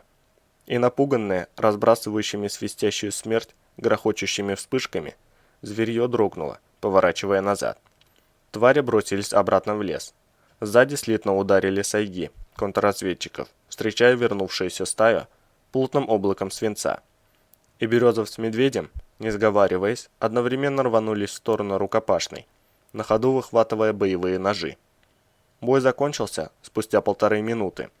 Зверье отступило, оставив людям залитую кровью поляну, усеянную развороченными тушками и тушами, и вокруг неожиданно воцарилась тишина, нарушаемая слабыми стонами раненых и клацанием перезаряжаемого оружия. Отряд спешно готовился отразить вторую атаку, но она так и не последовала. Животные бесследно растворились в лесу. Через несколько минут стало ясно, что бой окончен, и Березов, устало вытирая покрытый кровью нож, вернулся к контрразведчикам. Те собрались вокруг своего товарища, слабо шевелящегося посреди раздавленных птичьих трупов. Его мембрана была покрыта множеством мелких рваных дыр, едва ли не половина из которых лениво сочилась кровью. Контрразведчики осторожно подняли пострадавшего и потащили к позиции Ферзя, где Айболит уже возился с другими ранеными. «Жить будет», – не отрываясь от работы, бросил санинструктор, скользнув по нему взглядом. Токсикацию получил от яда с когтей. «Туман. Вкали ему стандартный антидот и 2 зеленых шприц-тюбика из аптечки». Он отвернулся к лежащему на земле бойцу, которому перетягивал искалеченную руку, отгрызенную почти до локтя. Из окровавленных лохмотьев, смешавшегося с плотью резинополимера, торчал обломок кости со следами клыков. «Я потом подойду». «Твою мать!» – тихо выругался он себе под нос. «Что нашло на этих зверей?» Айболит затянул жгут, и раненый захрипел от боли. «Потерпи еще немного. Паша, сейчас станет легче». Он быстрым движением сорвал колпачок со шприц-тюбика с промедолом и вонзил иглу ему в бедро прямо через мембрану. К санинструктору подтащили еще одного раненого, и Иван, кивнув контрразведчикам, занялся инъекциями антидота для их сослуживца. Получив уколы, тот быстро пришел в себя. «Как ты?» – коротко спросил его старший. «Нормально», – слабым голосом ответил он. «Голова кругом идет, и тело ватное, словно отлежал». «Побочный эффект от антидотов», – объяснил Березов. «Вкололи ударную дозу. Пройдет через полчаса». Он открыл один из встроенных в мембрану пострадавшего подсумок и достал черные лепешки гермопластыря. «Это ремкомплект на мембрану. Надо заклеить на нем все дыры и восстановить герметичность на случай столкновения с сеткой аномалий. Справитесь?» Иван посмотрел на контрразведчиков.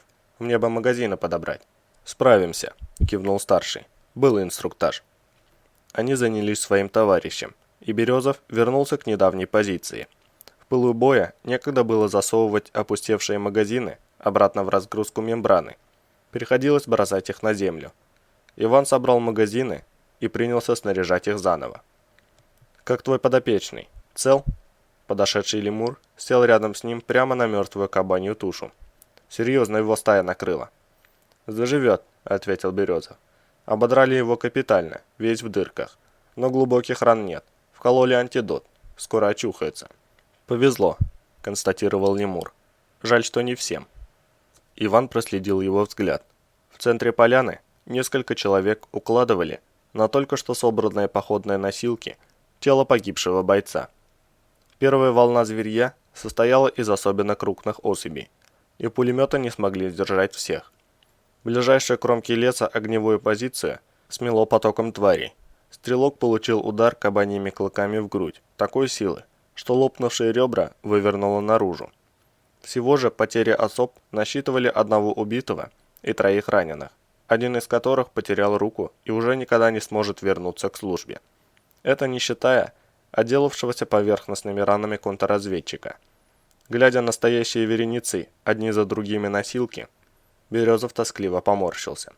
Сотрудников службы безопасности, открывающих огонь без разбору, едва заметив какое-либо зверье, вполне можно понять.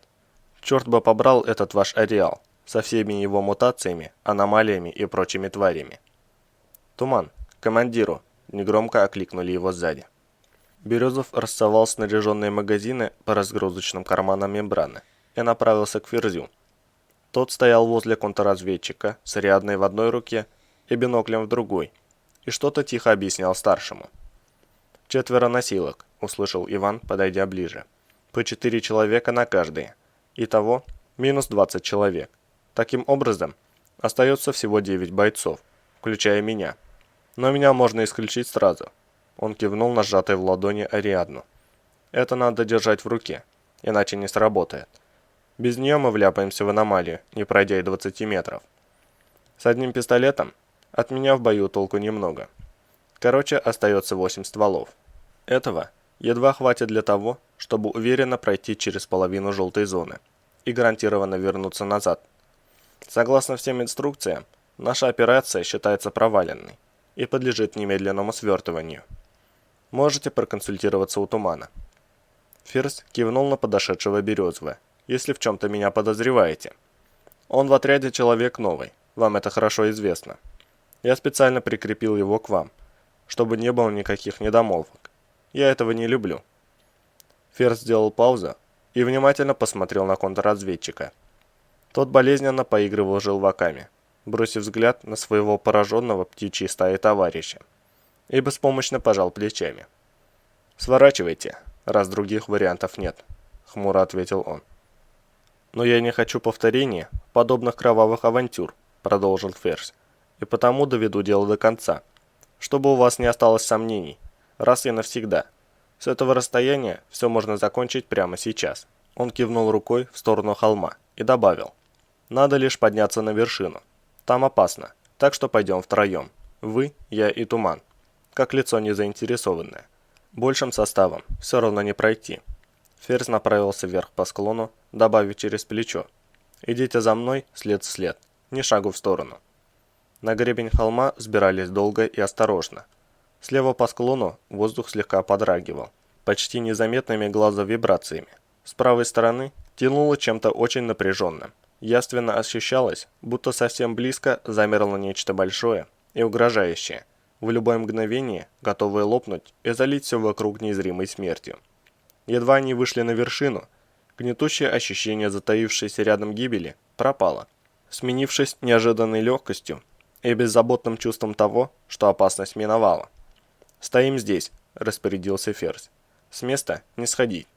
Ощущение безопасности – обман». Он в упор посмотрел на контрразведчика.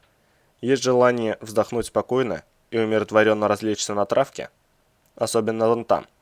Командир особ указал на ровную и аккуратную лужайку, покрытую не длинным, но густым ковром чистой зеленой травы. «Была такая мысль», – удивленно поднял брови рентген. «Откуда вам известно? Это тоже действие какой-то аномалии?» «Это миротворец», – кивнул Ферзь. «Таким образом, он заманивает добычу. Стоит зайти туда», – кивнул он на лужайку, – «и от человека останется лишь кучка окровавленного тряпья, распущенного на лоскуты. Кроме того, если долго стоять рядом, он начнет двигаться и подойдет к нам сам». Где аномалия сейчас? Контрразведчик подозрительно вгляделся в окрестности лужайки. Далеко от этой полянки? Эта полянка и есть миротворец. Командир особ вложил пистолет в кобуру. Не будем терять времени. Сейчас все поймете сами. Проходим прямо сквозь вот этот куст. Делаем ровно один шаг и останавливаемся. С того места старую лабораторию будет хорошо видно. Он шагнул в синюшно-желтый кустарник, и оба человека проследовали за ним, тщательно наступая на его следы. Вот она. Ферзь протянул руку вдаль. Точно по вашим координатам. Можете перепроверить. Отсюда до нее по прямой метров 50. Если спуститься и идти, то выйдет вдвое больше, но я бы не советовал этого делать. Березов смотрел на открывшееся взору здание. Типовой проект полевой научной лаборатории угадывался сразу. Хоть это строение и не было точной копией ЛП-32. Чувствовалось, что возводили его давно, еще по старым проектам. С первого взгляда лаборатория выглядела нетронутой и сохранившейся в целостности. «Вглядитесь внимательнее», – настоял командир особ. «В само здание. Ничего не замечаете?» «Воздух дрожит», – пригляделся рентген. «Здание подернуто маревом. Вы это имеете в виду?» «Да», – коротко кивнул тот. «Это зыбь, пожалуй, самая опасная аномалия ареала.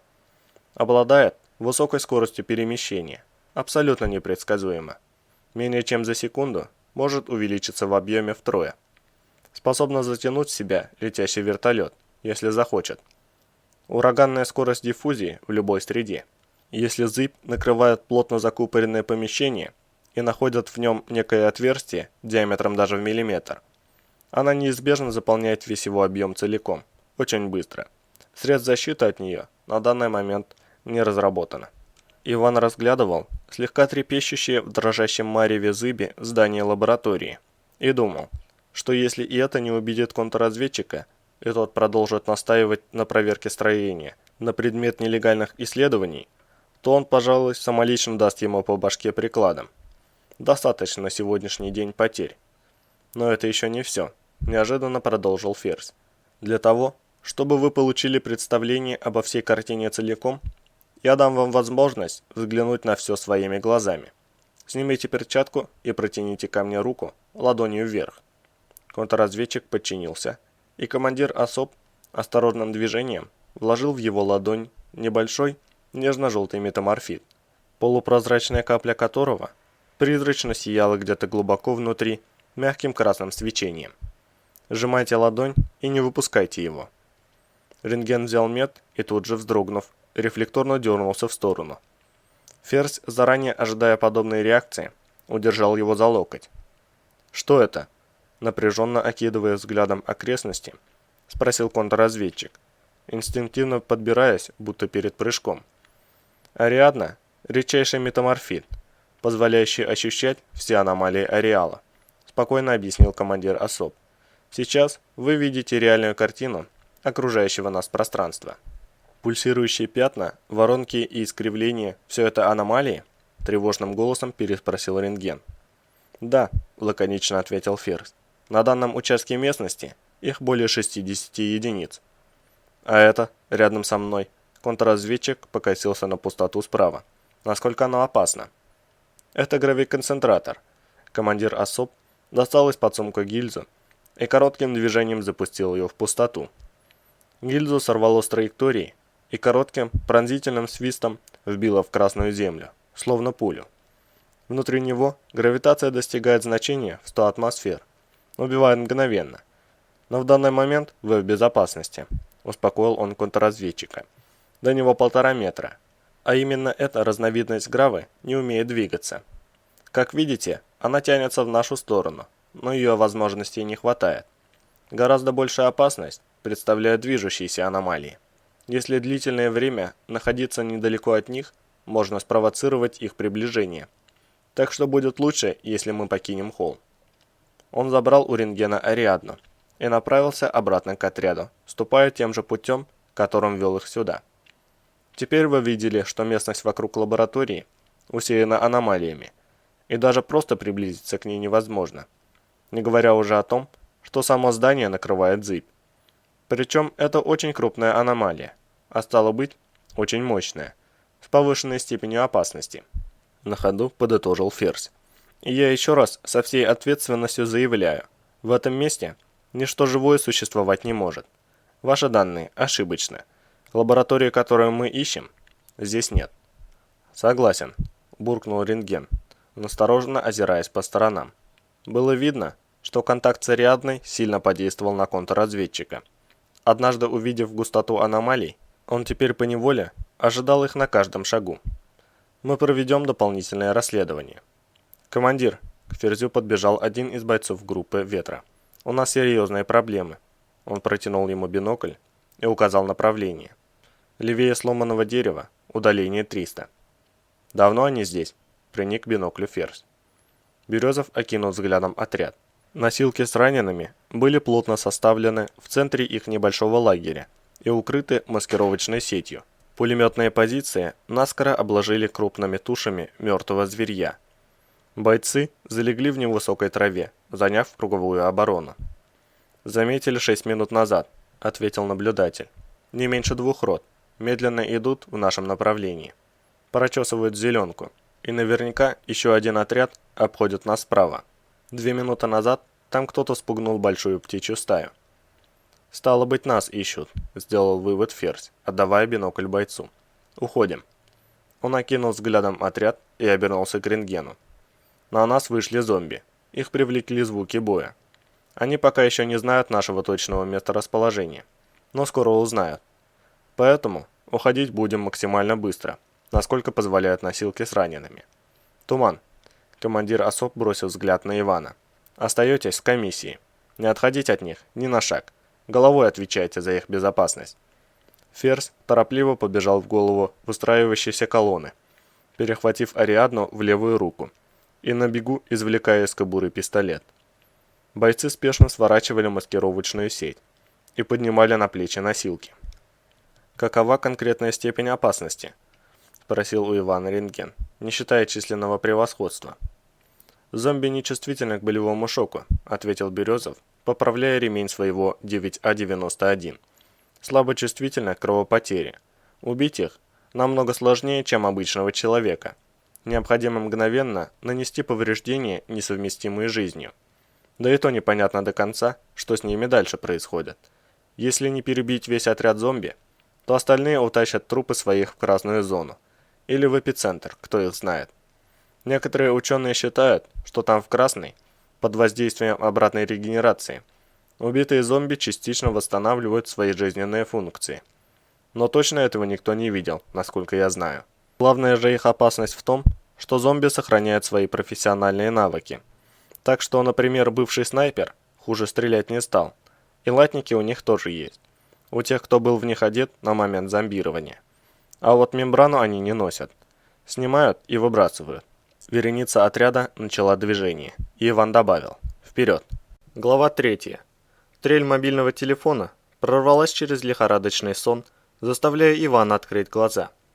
«Тот редкий случай, когда звонок будет тебя вовремя», – подумал он, протягивая руку к лежащему на прикроватном столике телефону. Всю ночь ему снился вчерашний марш-бросок, которым отряд уходил от преследовавших его зомби. Только во сне он, Березов, почему-то был один и бежал по бесконечному кругу, чувствуя, как бег становится все медленнее, словно ноги ступали в кисель, густеющий с каждой секундой, а бездыханный топот преследователей за спиной звучал все громче. Неприятный, мягко говоря, сон, тем более учитывая, чем закончилась вчерашняя операция. От зомби удалось оторваться без боя, но лишившийся руки израненный боец не вынес тряски. Он умер, не приходя в сознание, на руках спасательной медицинской бригады, встречавшей их на вертолетах у границы шага выброса в зеленой зоне. Врачи сделали все, что могли, но ранений оказалось слишком много. Теперь некомплект отряда специальных операций увеличился еще на 2 вакантные должности. «Туман на связи», – официально произнес в трубку Березов, увидев на дисплее определителя незнакомый номер. «Туман, с вами все в порядке?» – взволнованно зазвучал голос Лаванды. «То есть, добрый день», – тут же поправилась она. «Я вас не отвлекаю?» «Нет, не отвлекаете». Он взглянул на часы. 1:30. Нездоровый сон явно затянулся. «Наоборот, вы очень кстати. Чем могу помочь?» «О, ничего серьезного. Помощь нам пока не требуется. Спасибо», – смутилась она. «Если только вы не готовы посетить мою лабораторию обследования ранее». Молодая женщина облегченно вздохнула. «Я рада вас слышать. Сегодня утром пришла информация о том, что спецотряд проводил операцию в желтой зоне и понес серьезные потери. Говорят, 2 человека погибло, есть раненые. Это ужасно. Я отыскала ваш номер через дежурного по службе безопасности. Хотела убедиться, что с вами и вашими друзьями все хорошо. Мы в целости и сохранности». Иван криво улыбнулся, разглядывая десяток кровавых мозолей на сгибах суставов, растертых от долгого бега в насквозь промокшем подушной мембраной камуфляже. «Признаюсь, не ожидал вашего звонка. Приятно вас услышать». «Так как насчет моей просьбы об обследовании?» – напомнила Лаванда. «Я уже знаю, что всему спецотряду объявлено 2 суток выходных. Обещаю, что не займу у вас из этого времени больше пары часов. Вертолет в ЛП-32 уходит через час. Мы везем новую партию оборудования. Я могу придержать вертолет до вашего появления, если, конечно, вы найдете для меня время». «Для вас найду, Лаванда», – улыбнулся Березов, размышляя о том, что делать в эти 2 дня в любом случае нечего, разве что спать. «Называйте номер вертолетной площадки, я буду к вылету». Он повесил трубку и направился в ванную, усилием воли, разгоняя липкий осадок, оставшийся в сознании после неприятного сна. К назначенному времени Березов не успел. Рентген сообщил, что у следственной комиссии есть к нему несколько вопросов относительно состоявшейся операции, и пришлось потратить какое-то время на то, чтобы убедить контрразведчика перенести беседу на другой день.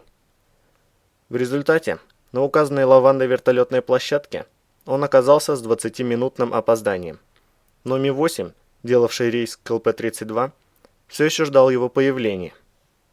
Заметив приближение Березова, Лаванда высунулась из люка и с улыбкой помахала ему рукой, после чего кивнула пилоту, и тот запустил двигатели. Иван заскочил внутрь, и машина поднялась в воздух. Не густо он осталось территории. Березов смотрел на протянувшуюся внизу от горизонта до горизонта дугу заграждений внутреннего периметра.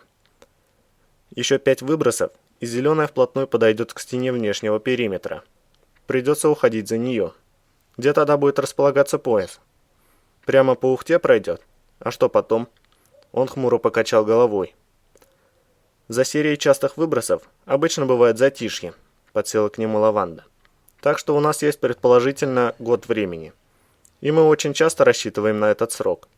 Хотя, надо признать, в последнее время активность ареала возросла, что меня очень тревожит. Если за этот год мы не найдем способа остановить или хотя бы замедлить расширение ареала, Ухту вскоре придется эвакуировать, как эвакуировали все ее северные пригороды. РАО ищет такой способ вот уже 8 лет, насколько я понимаю, возразил Иван. И до сих пор безрезультатно. Почему же вы считаете, что сможете что-либо изменить в этот год? Или способ уже изобрели? Нет, к сожалению. Лаванда склонила голову, разглядывая скользящую по траве тень от вертолета. Однако у меня есть определенные наработки в этой области, в свете теории академика Лаврентьева. Они могут оказаться решающими. Но для окончательного анализа, открывшихся с их помощью перспектив, нужен широкомасштабный эксперимент. Осуществить его имеющимися у меня возможностями я не могу.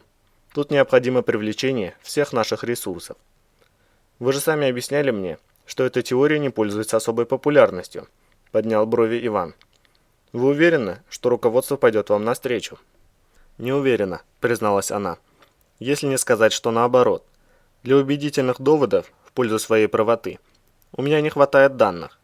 Но если я смогу собрать достаточно серьезных аргументов, доказывающих, что теория Лаврентьева действительно может обернуть ареал вспять, никто не станет отмахиваться. Научный руководитель Лаванда, пройдите в пилотную кабину. С легким шипением ожили громкоговорители, транслируя голос командира экипажа. «Прошу прощения», — извинилась Лаванда, вставая. «Я вынуждена вас оставить».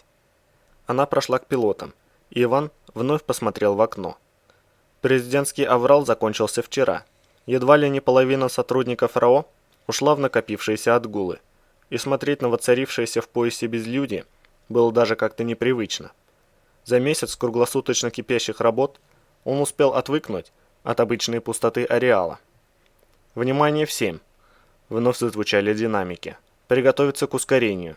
Готовность — 10 секунд». Березов привычно взялся за страховочные поручни. Кто-то из лаборантов Лаванды ткнул ногой в увесистый ящик, стоящий неподалеку, убеждаясь в том, что груз не сдвинется с места, и торопливо пристегнулся привязным ремнем. Вертолет резко увеличил скорость до максимальной, и Иван отыскал взглядом пустующие нитки железнодорожных путей, фактически являющиеся сейчас границей зеленой зоны. «Скоро у нее будут 2 железные дороги», — мелькнула мысль. Винтокрылая машина миновала шаг выброса и сбросила скорость. Тряска утихла, и снизу знакомо раскинулась мутно-желтая синева деревьев. Приблизившись ко второму железнодорожному полотну, вертолет сменил курс, обходя стороной стоящий на путях бронепоезд. Иван с интересом взглядывался в ярко-красный бронированный локомотив. Он казался совсем новеньким, будто только что вышел из депо в свой первый рейс. Ни потускневшего металла, ни облупившейся краски. Не было видно даже царапин, словно состав стоял не на заброшенных путях в центре зеленой зоны, а где-нибудь в центральном выставочном павильоне музея. Казалось, если провести пальцем по любой из бронеплит, то она затрещит от идеальной чистоты, будто тщательно вымытая тарелка. Этот ухоженный вид резко контрастировал с потемневшим деревом наполовину прогнившего вагона, прицепленного в самом хвосте состава. Видимо, как раз там и прятался раз, вспомнил рассказ юного поисковика Березов. Неприятная неожиданность. Лаванда подошла к Ивану и, взявшись за поручни, тоже разглядывала бронепоезд. Да еще и красный. Она озабоченно нахмурилась. «Надеюсь, он тут ненадолго, иначе распугает мне всех зверей в районе лаборатории». «Значит, это не байки?» — уточнил Березов.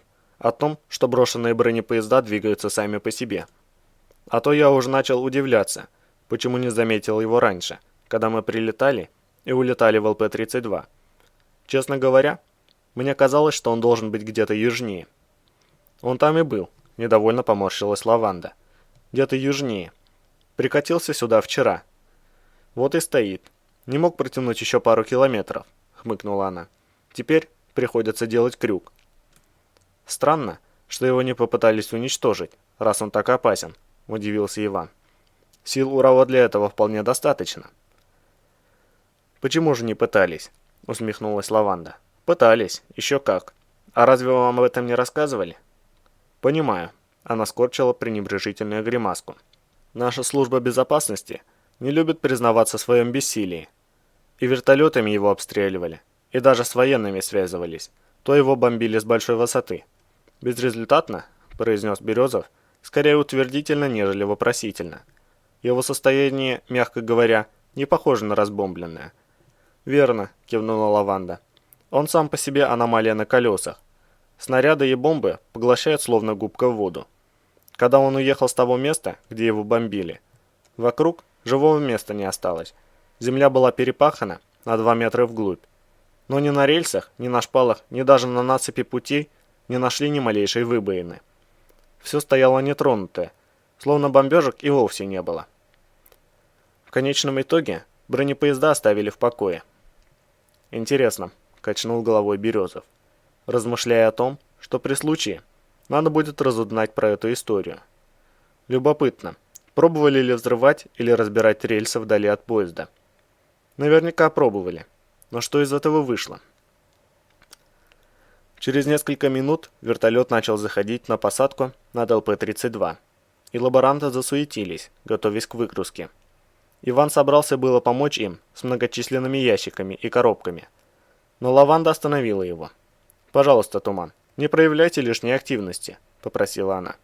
«Мне важно снять с вас показатели в разных фазах нагрузки организма, и лучше начать с положения спокойствия.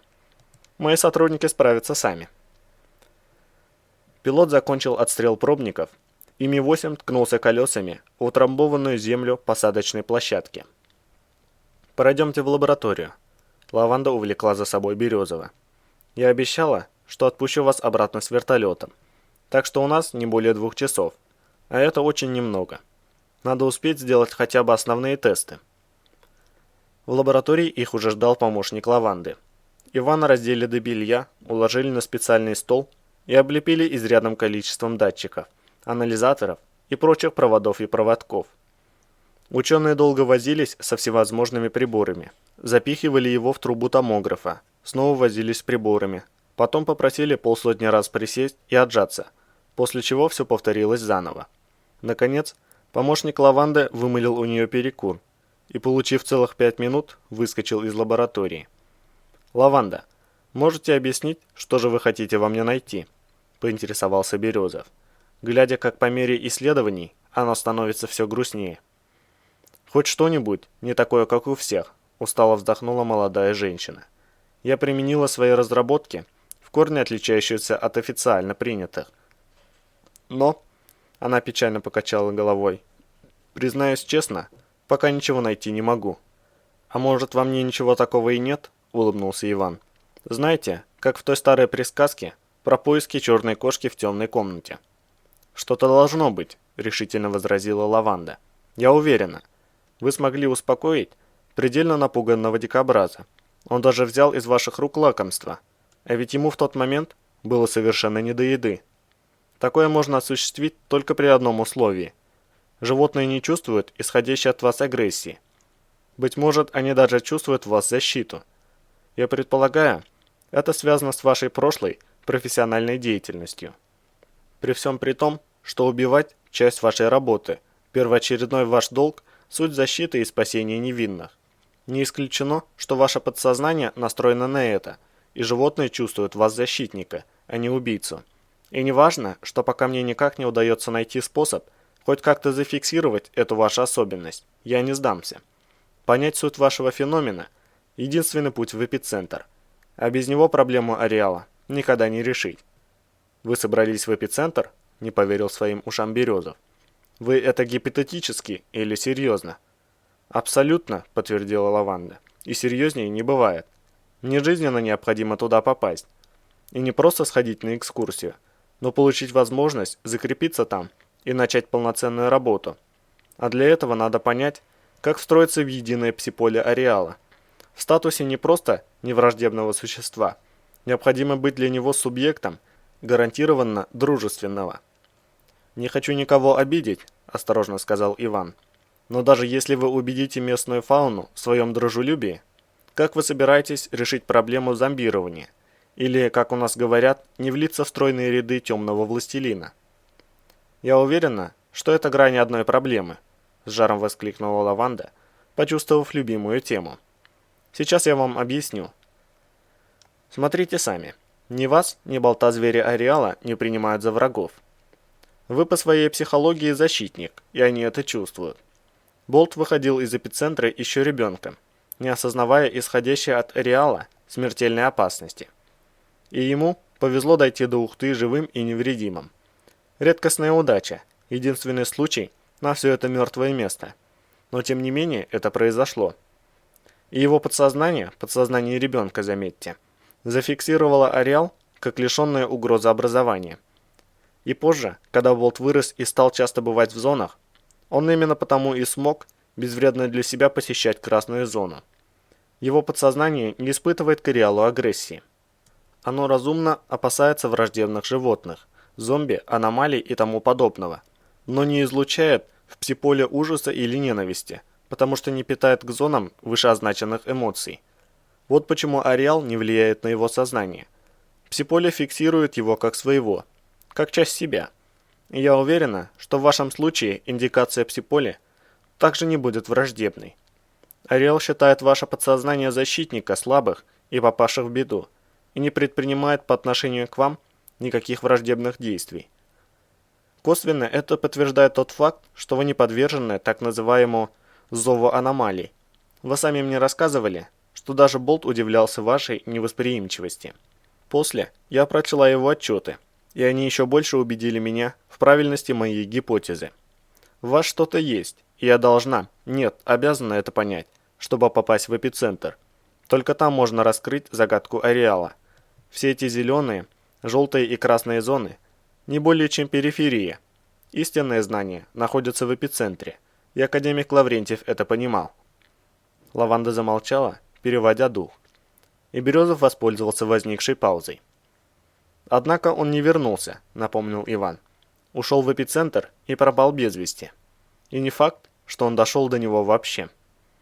«Я отдаю себе отчет в этом», — согласилась Лаванда. «И совсем не хочу подвергнуться зомбированию. При всей моей любви к животным, подсознательно я, как и любой обычный человек, боюсь щедро наделенных 10-метровыми клыками и ядовитыми когтями существ. И псиполе не воспримет меня в ипостаси дружественного субъекта, как, скорее всего, и произошло с академиком Лаврентьевым. Вот почему мне так важно понять ваш феномен. Без понимания сути эпицентра ареал не остановить. Вся эта периферия, состоящая из зон, увеличивается, не меняя ширины своих поясов, и только эпицентр растет в диаметре. Это может означать лишь одно. Зоны осуществляют подготовительные процессы для изменения захваченных территорий до состояния эпицентра. Расширение эпицентра – вот конечная цель ареала. И чем раньше я туда попаду, тем больше будет шансов найти реально действующий способ противодействия всему этому. Пневматика системы герметизации дверей коротко зашипела, и в помещении вернулся помощник Лаванды. «Владислав Павлович, готовьте дикобраза», – попросила она ученого и вновь обернулась к Ивану. «Сейчас нам предстоит финальный и самый важный эксперимент. Мы попытаемся смоделировать ситуацию, при которой раскрываются ваши уникальные способности, и предпримем попытку записать любую, даже малейшую активность вашего мозга и тела, а также реакцию дикобраза. Мы очень долго готовили этот эксперимент». «Александр, несите клетку с опытным образцом». Вышел эфир ученый на внутренней частоте ЛП-32. «У нас все готово». С Ивана сняли часть проводов и датчиков, оставив несколько самых необходимых, и в целях безопасности разрешили надеть штаны и обувь. Пока он зашнуровывал ботинки с высоким берцем, Лаванда, со старательно скрытым интересом разглядывавшая, как перекатываются тугие канаты мышц под его кожей, коротко объясняла суть эксперимента. Дикобраза заранее довели до состояния агрессии. Она стояла возле огромной, в рост человека приборной стойки и щелкала многочисленными кнопками и переключателями. И теперь вам предстоит его успокоить, тем же способом, то есть при помощи шоколада. Мы заранее сделали все необходимые замеры, когда кормили его в спокойном состоянии. Теперь сравним полученные данные, спектры излучений, их ширину, амплитуду, полостность и многое другое. Плюс ваше состояние в момент контакта, кровяное давление, ритм сердечных сокращений, активность коры головного мозга и подкорковых центров. Словом, все, что сможем зафиксировать в принципе. Всего более 200 параметров. Если бы у меня было больше времени, я бы прежде записала вариант спокойного кормления в вашем исполнении. Но, к сожалению, наш сеанс и без того подходит к завершению. Вертолет вылетает через полчаса. Это все, на что мне удалось уговорить пилотов. Эксперимент неофициальный, и разрешения гниться на него у меня нет. Входные двери снова зашипели, и лаборанты внесли внутрь клетку с дикобразом. Клетку поставили в нескольких шагах от Ивана и открыли боковую стенку. После чего лаборанты бодро ретировались подальше и торопливо расхватали длинные штанги электрошокеров. Едва клетка лишилась стены, дикобраз неуклюже засеменил на свободу. Протопав пару метров, он остановился, и горящие злобой желтые глаза с подозрением обшарили взглядом окружающую местность. Поняв, что он все еще в западне, дикобраз скрылся под панцирем, улегся на пол и распушил спинные колючки. Березов заметил среди них несколько знакомых проводков. Лаванда умудрилась прикрепить свои датчики даже к хищному зверю. «Поразительно», — констатировал ученый. «Он не обращает на вас внимания. Совершенно. Хотя еще 5 минут назад кидался на лаборантов, загоняющих его в переноску». «Вы пишете, Владислав Павлович?» Лаванда на мгновение оторвала взгляд от прыгающих на дисплее перед ней штрихах энцефалограммы мозга. «Есть что-нибудь нестандартное?» «Пишу всем, чем могу, Мария Сергеевна», – торопливо закивал ассистент, сверяясь сразу с десятком приборов. «Но пока ничего». «У меня тоже», – нахмурилась та. «Туман. Пожалуйста, приступайте». Она протянула ему крупную плитку шоколада. Попробуйте заманить его обратно в клетку». Женщина замялась и торопливо добавила: «Только, пожалуйста, будьте осторожнее». «Да уж, постараюсь», – покачал головой Березов, снимая фольгу с плитки. «Все-таки ученый не от мира сего», – отметил он про себя. «Чудненький экспериментик. Называется «Откусит ли тебе руку?». Удивительно, что до сих пор сохранились все пальцы на руках. Хотя, быть может, стоит обратить внимание на пальцы ног». Это вызвало у него невольную улыбку. Иван представил себе, как такое могло прозвучать. Что-то типа: «Лаванда, вы не могли бы разуться?» Тут же мелькнула мысль: будь тут медведь, он бы сделал ироничное лицо и предложил сразу попросить раздеться. Мол, чего мелочиться-то? Грубиян он у нас просто жуть. Березов скользнул взглядом по соблазнительной фигурке Лаванды. А мысль совсем неплоха. На самом деле. В этот момент дикобраз щелкнул челюстями, и не те мысли покинули Ивана с легкостью порыва ветра. Голова зверя уже не пряталась под панцирем. Черная блестящая мочка носа слегка подрагивала, принюхиваясь. Березов сделал шаг, присел и протянул дикобразу шоколадку. Тот резво оттяпал от нее небольшой кусочек, своей усеянную жуткими зубами в несколько рядов пастью, и довольно зачавкал. Далее все прошло как по сценарию. Животное неторопливо ползло вслед за Березовым, подбирая куски шоколада. Тот провел его по малому кругу обратно в клетку. Забросил туда оставшуюся часть шоколадной плитки. После чего дикобраз без колебаний вполз внутрь, спеша за лакомством. «Запирайте», – кивнул лаборантом ученый. «Феноменально». Он посмотрел на Лаванду. Животное не выказало никаких признаков агрессии или беспокойства. «Я же говорила», – воскликнула та. «Я была уверена, что все получится». Она обернулась к Березову. «Это полностью подтверждает состоятельность теории пси-поля. Вы не излучаете агрессии, и животные платят вам тем же. Спасибо вам огромное. Туман, для нас это очень много значит. Вы представить себе не можете, насколько это для нас важно». Однако праздничная эйфория ученых закончилась очень быстро. Первичный анализ записанных данных, который немедленно бросилась проводить Лаванда, ничего не дал. Она несколько раз пробежала глазами распечатки и поникла. Ее помощник принес еще один ворох только что отпечатанных лент, испещренных синусоидами и графиками, и они принялись тихо обсуждать их между собой. С каждой минутой Лаванда грустнела все сильнее. Иван оделся и, сидя на стуле в углу помещения, молча следил за негромким разговором двух ученых. Печальная Лаванда совсем не походила на ту наглую, стервозную дамочку из лекционной аудитории, с которой он впервые встретился полгода назад. Сейчас она была более похожа на расстроенного ребенка, у которого пропал любимый котенок. Березов поймал себя на мысли, что ему хочется обнять ее, осторожно прижать к груди и успокоить. Представляя, что сейчас по этому поводу изрек бы медведь. «Лаванда, что-то не так?» – поинтересовался он. «Нет-нет, все прошло как надо и даже лучше», – торопливо ответила молодая женщина, неловко улыбнувшись. «Но, к сожалению, нам не удалось зафиксировать ничего существенного. Очень жаль». Она с грустью вздохнула.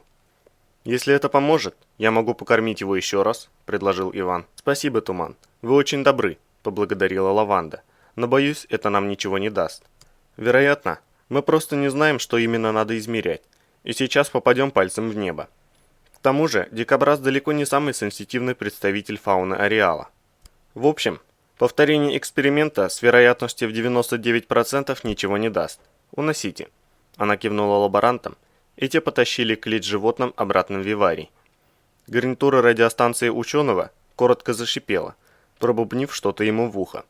И помощник Лаванды сообщил: «Пилот вертолета запускает двигатели через 5 минут. Говорит, больше ждать у него нет возможности. Диспетчерская требует возвращения. Мария Сергеевна, с вашего позволения я вас покину. Мне надо передать с пилотом контейнер со вчерашними срезами. В гнице его ждут». «Да, разумеется», – одобрила Лаванда. «Я отключу аппаратуру сама». Ученый вышел, и Березов встал, собираясь уходить. «Туман, спасибо вам еще раз», – произнесла Лаванда. «И...» – она слегка замялась. «Если у вас будет время и возможность, быть может, вы заглянете к нам еще? Я бы хотела поговорить с вами. Обещаю не задерживать надолго». «С удовольствием», – улыбнулся Березов. «Обещаю появиться, как только смогу. Правда, сейчас не лучшее время. После трудового подвига многие в отгулах. Так что вряд ли следующий выезд сюда получится организовать ранее, чем через пару недель». «Очень жаль», – пожала плечами Лаванда. «Я часто бываю в поясе и могла бы заехать к вам на базу особ. Но, боюсь, мое появление там вызовет несколько нездоровый ажиотаж». «Я бы сказал, произведет фурор», – Березов негромко хихикнул. «Думаю, пока не надо таких экспериментов. Но мы можем встретиться в городе, если совпадет по времени. Хотите, я зайду к вам в Гниц?» «Это было бы замечательно», – просветлела Лаванда. «Кстати, меня зовут Мария. Вам, конечно, это хорошо известно, но мне будет приятно, если вы станете обращаться ко мне по имени, а не по радиопозывному». «Тогда уж лучше Маша», – снова улыбнулся Иван. «Звучит как-то менее официально и как-то теплее, что ли. А позывной у вас красивый. Это вы зря». «Спасибо, Иван», – смутилась Лаванда. «Вы не против, если я тоже буду называть вас по имени?» «Нет, конечно», – отмахнулся Березов. «Скажите, Маша, вы упомянули, что дикобраза тяжело исследовать ввиду его низкой чувствительности, так?» «Сенситивности», – поправила его Лаванда. «Хотя, по большему счету, это одно и то же. В общем, да, вы все поняли верно. А осьминог бы вам подошел?» «О...» – Лаванда мечтательно улыбнулась. «Это едва ли не моя розовая мечта. Удивительное создание. Одно из наиболее активных живых элементов псиполя». Она грустно развела руками. «К сожалению, именно по этой причине обнаружить, а тем более отловить его очень тяжело. А захватить невредимым и вовсе невозможно. Для этого надо знать, где он живет». Лаванда коротко вздохнула. «В общем, это уже из области фантастики». «Дело в том, – перебил ее Березов, – что я знаю, где живет один такой зверь. Мы случайно наткнулись на его логово в желтой зоне во время операции, и он все еще невредим». «Не может быть!» – воскликнула Лаванда. «То есть, это невероятно редкая удача?» Она загорелась, словно ребенок. И Березов невольно подумал, что теперь она похожа на девчонку, которой, если не вернули потерявшегося котенка, то как минимум назвали место, где его видели пару минут назад. «А вы сможете показать то место на карте?» «Смогу, но вряд ли это поможет», – покачал головой Иван. «Там очень сложная обстановка. Плотность аномалий крайне велика. Много движущихся. Наблюдается активность зомби. Надо, что называется, пальцем ткнуть, чтобы туда попасть. Необходимо получить санкцию на выход нашего отряда. Или на выход в желтую зону Валерия Болта». Лаванда на мгновение задумалась. Добиться этого будет сложнее, но зато шансов на успех экспедиции больше. А в качестве охраны надо затребовать вас в обязательном порядке. Тогда мы сможем отыскать животное. Иван нацепил на ухо гарнитуру рации и тут же услышал недовольный голос командира вертолета. «Мне пора, Маша», — напомнил Березов. «Не стоит подставлять пилота под раздачу шишек». «Да, конечно», — спохватилась Лаванда. «Я все поняла. Не смею вас более задерживать. Я переверну вверх дном весь Гниц, если потребуется, но добьюсь экспедиции. Так что буду рада увидеть вас в ближайшее время». Улыбнулась она, обесточивая многочисленные приборные стойки. Березов улыбнулся в ответ, попрощался и вышел из лаборатории. Глава 4. Индикатор селектора вспыхнул, привлекая к себе внимание, и в динамике зазвучал голос секретарши. «Максим Анатольевич, к вам профессор Николаева и доцент Степанов из РГУ имени Губкина», – доложила она. «Вы назначили им на 11:30. Прокопенко отложил в сторону отчетную документацию и, потянувшись, размял затекшую спину. Эта ухта надоела до чертиков. В данный момент он предпочел бы сеанс тайского массажа в исполнении миниатюрной азиатки, оказывающей эксклюзивные услуги, а не рутинный разговор с парой ученых зануд, которые настолько не в себе, что добровольно приперлись в эту дыру из Москвы. Впрочем, он специально организовал все таким образом, чтобы встречу с ними провести лично. Хотя, надо признать, эта ученая тетка Николаева оказалась на редкость вредной и упрямой особой. Добралась до него за каких-то 2 дня, а ведь он рассчитывал промурыжить их не меньше недели, чтобы эффект от его покровительственного вмешательства выглядел более значимым. С ней надо быть повнимательнее. Подобные одержимые личности всегда опасны. Академик Линдер, безусловно, прав. Этих двоих нельзя выпускать из виду. «Просите», – распорядился Прокопенко. Дверь кабинета распахнулась, и на пороге показались двое ученых – мужчина и женщина. На вид лет 40-45, безукоризненно отутюженных, простеньких строгих костюмах. «Рад видеть вас, господа. Присаживайтесь, прошу вас». Он указал гостям на кресло и мысленно скривился. Физиономии бы попроще сделали, светила научные. Одеты в дешевый хлам, а выражение лиц, будто каждый из них владеет как минимум парой президентов. Чем могу помочь? Мне звонил академик Морозов, предупреждал о вашем визите. Но, признаюсь, я настолько загружен работой, что не всегда запоминаю суть неофициальных разговоров. Если я не ошибаюсь, у вас вышло из строя какое-то оборудование в лаборатории. Вам требуется новая сборка? Не совсем так, покачала головой Николаева. Нам нужна лаборатория. Боюсь, я не в курсе подробностей, виновато вздохнул Прокопенко. Интересно, подумал он, это Николаева будет сейчас выпрашивать у меня помещение с такой же чопорной физиономией? Не будь все это частью заранее подготовленного плана, Прокопенко очень вежливо послал бы ее куда подальше. Ученые всегда раздражали его тем, что, не имея за душой ни гроша, умудрялись держаться так, будто давно уже купили все в этой жизни. Спрашивается, с какой стати? Когда-то давно, будучи еще студентом, он задал этот вопрос одному из своих лекторов, старому профессору, седому как лунь. Тот улыбнулся и ответил, что истинное богатство ученого всегда с ним, и его невозможно ни истратить, ни потерять, ни проиграть в карты. Прокопенко еще тогда подумал, что данное утверждение весьма сомнительно. На одни лишь умные мысли не купишь себе личный самолет. Вон их сколько, ученых этих, сотни тысяч. А богатых людей, которые могут позволить себе все, что душе угодно, страна знает наперечет. И все эти яйцеголовые на них же и работают. Ну и чье богатство реальнее? Не сочтите за труд, продолжил чиновник. Объясните мне суть проблемы. Вас чем-то не устроила лаборатория в ГНИЦ? Академик Морозов, припоминаю, говорил что-то о том, что не может выделить вам лабораторию. У вас какие-то особые требования? Особые требования у местной службы безопасности, нахмурился Степанов. Мы же неприхотливы. Нам всего лишь требуется помещение. Вся аппаратура у нас своя, собранная на средства энтузиастов, едва ли не на кухне, свободные от основной работы вечера. Служба безопасности не дала разрешения на предоставление лаборатории в здании ГНИЦ, вмешалась Николаева. Нам сказали, что согласно установленному в РАО режиму секретности, заявленные нами исследования не могут проводиться ни сотрудниками ГНИЦ вне зоны усиленного режима. И потому мы не можем занять ни одной из лабораторий в здании ГНИЦ, а полевые лаборатории зеленой зоны все загружены. Не говоря уже о том, что для получения допуска к работе внутри ареала нам придется проходить полугодичный курс подготовки. У нас физически нет такого количества времени. Для того, чтобы провести свои эксперименты, мы воспользовались личными отпусками. Менее чем через месяц мы должны быть в Москве и вернуться к преподаванию в университете. Так что нам дорога каждая минута, а мы уже третий день теряем впустую. Прискорбная ситуация, сокрушенно покачал головой Прокопенко.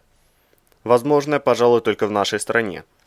Выдающиеся ученые на голом энтузиазме пытаются продвигать отечественную науку, используя на благо государства собственное личное время.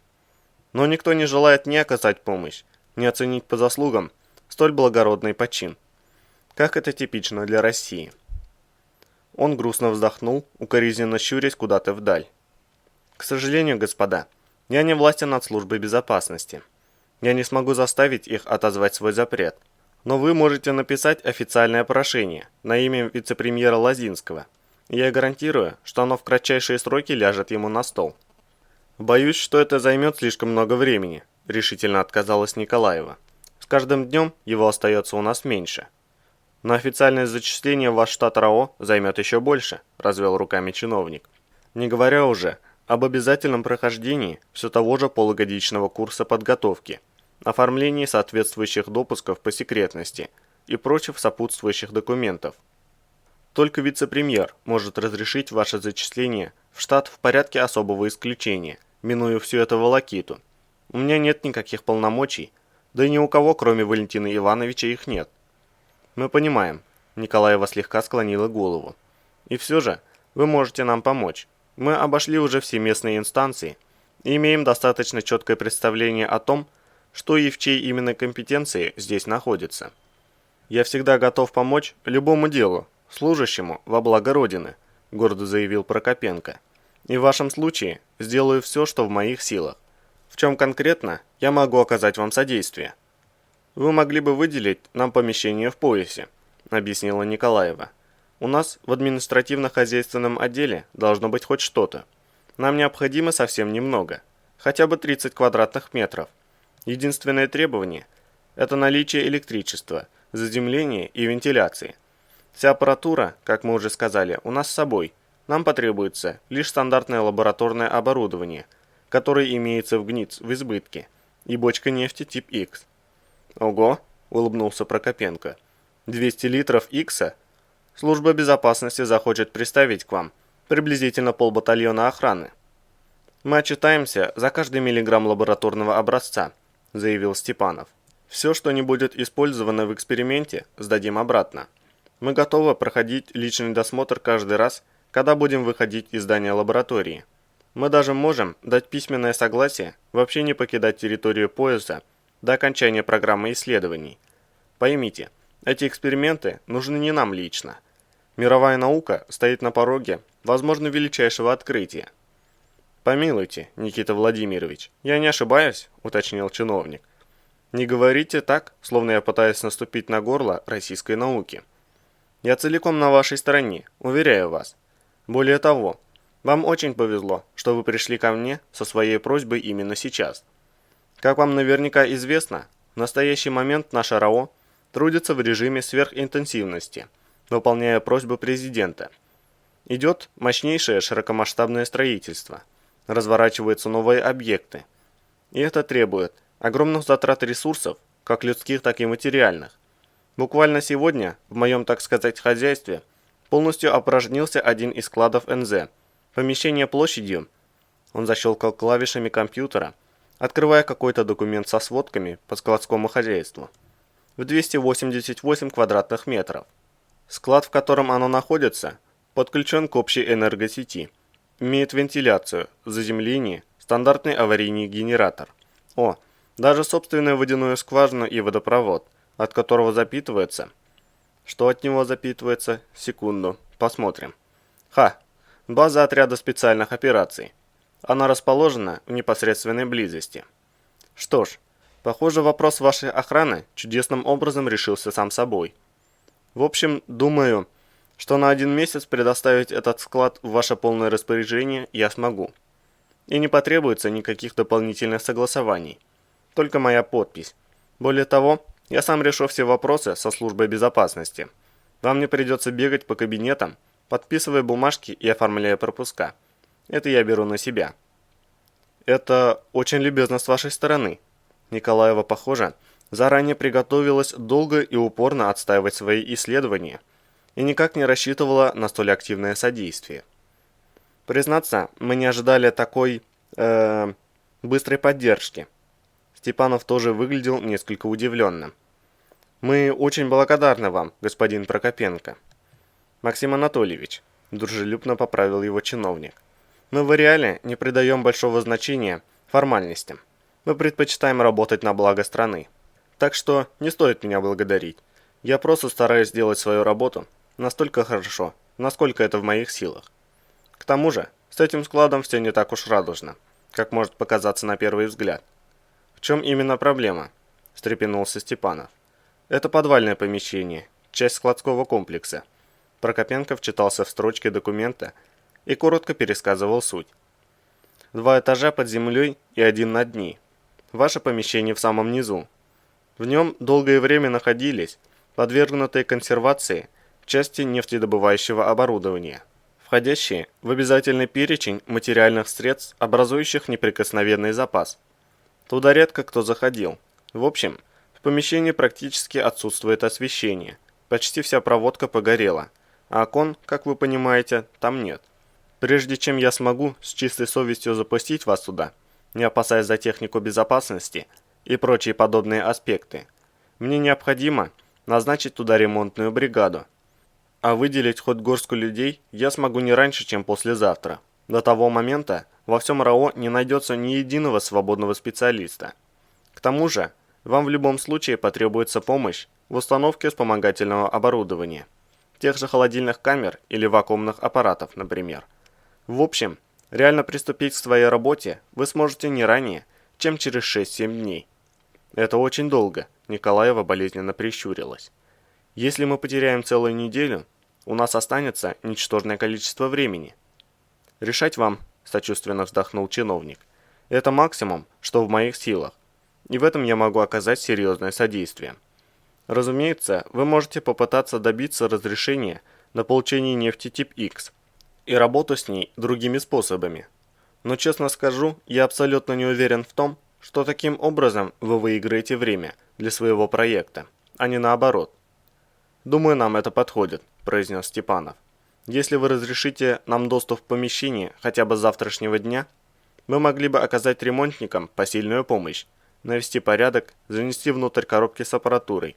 Она же у нас в разобранном состоянии». «Разумеется», – заверил его Прокопенко. «С 10:00 завтрашнего дня помещение ваше. Распоряжайтесь им на свое усмотрение. Но только при одном условии.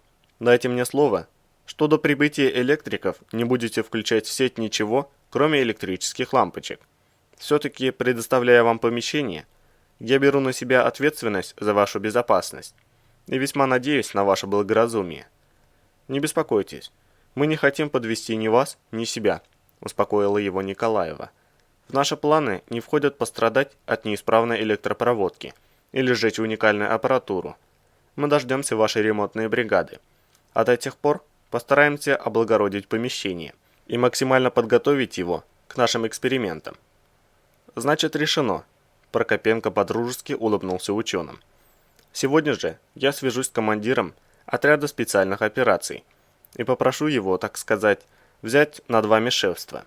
Он или кто-либо из его людей заедет за вами в гостиницу завтра после 9 и отвезет вас к складу. Через сутки будут готовы пропуска. Заодно жду от вас заявку на вспомогательное оборудование и прочие пробирки. Я поручу заняться ею самому расторопному из своих помощников. Обещаю, она будет отработана максимально быстро. Так что к моменту завершения ремонта электропроводки у вас будет все необходимое». «Спасибо, Максим Анатольевич», – начала Николаева, но Прокопенко замахал руками. «Никаких благодарностей. Спасибо скажете тогда, когда мои слова обратятся в дело». Он встал с кресла. «А сейчас, если мы обсудили все, я с вашего позволения вернусь к своим заботам». «А врал. Вы уж простите мне мою поспешность». Ученые поблагодарили его за помощь и направились к выходу. Прокопенко проводил их до дверей, заверив, что они могут ни о чем не беспокоиться, и по любому внезапно возникшему вопросу обращаться к нему лично, после чего затворил за ними двери и вернулся за стол. Он развалился в кресле и пренебрежительно усмехнулся. Все прошло как по маслу, и даже лучше. Генерал Белов не дал Морозову и шанса на покровительство ученым-выскочкам, и они бросились к нему. Остальное, как говорится, было делом техники. Он не только выстроил все таким образом, чтобы эти двое оказались под его непосредственным влиянием, но и сократил их мышиную возню на неделю.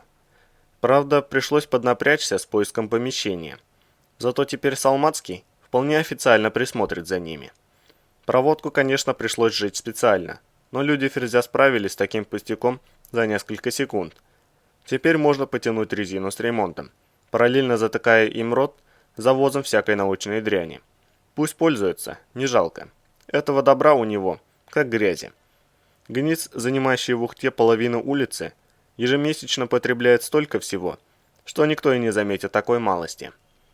Зато Степанов с Николаевой будут уверены, что Прокопенко их благодетель, и перетерпят ремонт, который затянется на пару-другую дней сверх обещанного. Пока он будет длиться, люди Ферзя под видом электриков организуют установку жучков для прослушки и скрытых видеокамер для наблюдения. Пригодится на всякий случай, чтобы держать руку на пульсе, так сказать, научной мысли.